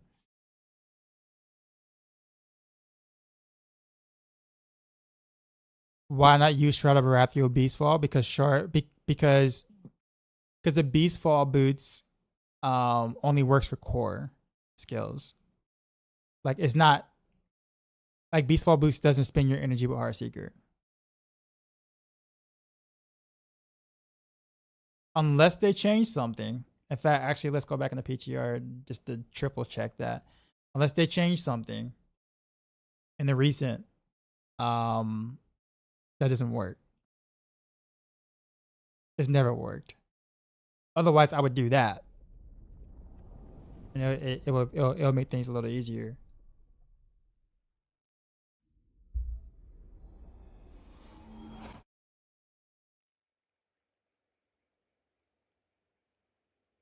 I'll check them. I'll check. Maybe they stealth change something.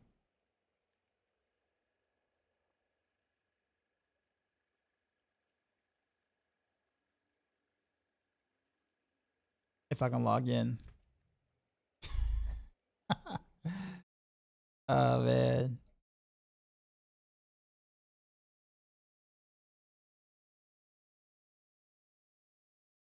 Last update for you tonight. 8577 Indiana.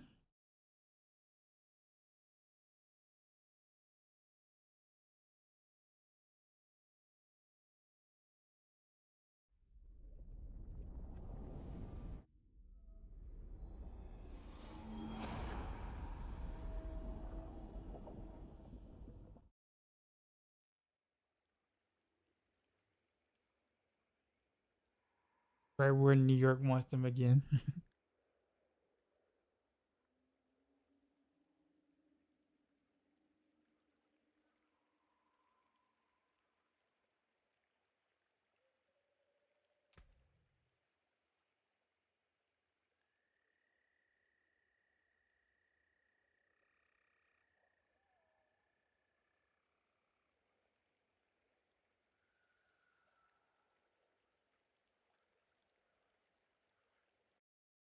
I can't even test it right now. Well, I guess I'll make sure to write that down, Jeremy. Because I mean, if it works, that would help. That would be a pretty big quality of life if it did work. But I seriously doubt it does. But I am not against testing it, so I will do that tomorrow. Meantime, we're gonna go somewhere.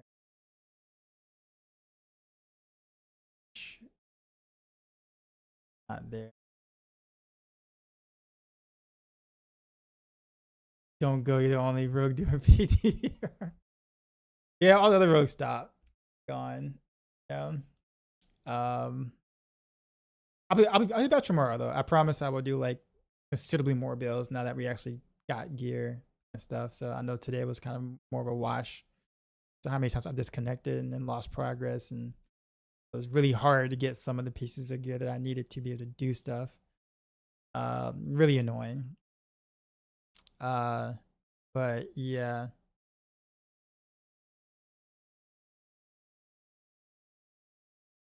I'll be streaming my normal time tomorrow though. So like, you know, I will be working throughout the day.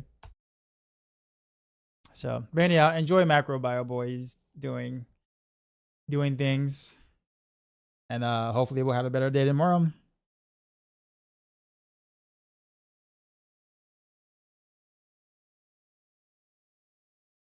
Hamada, what's going on?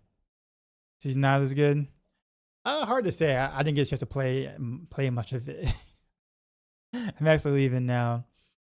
But yep. I'll see you tomorrow. And as always, till next time.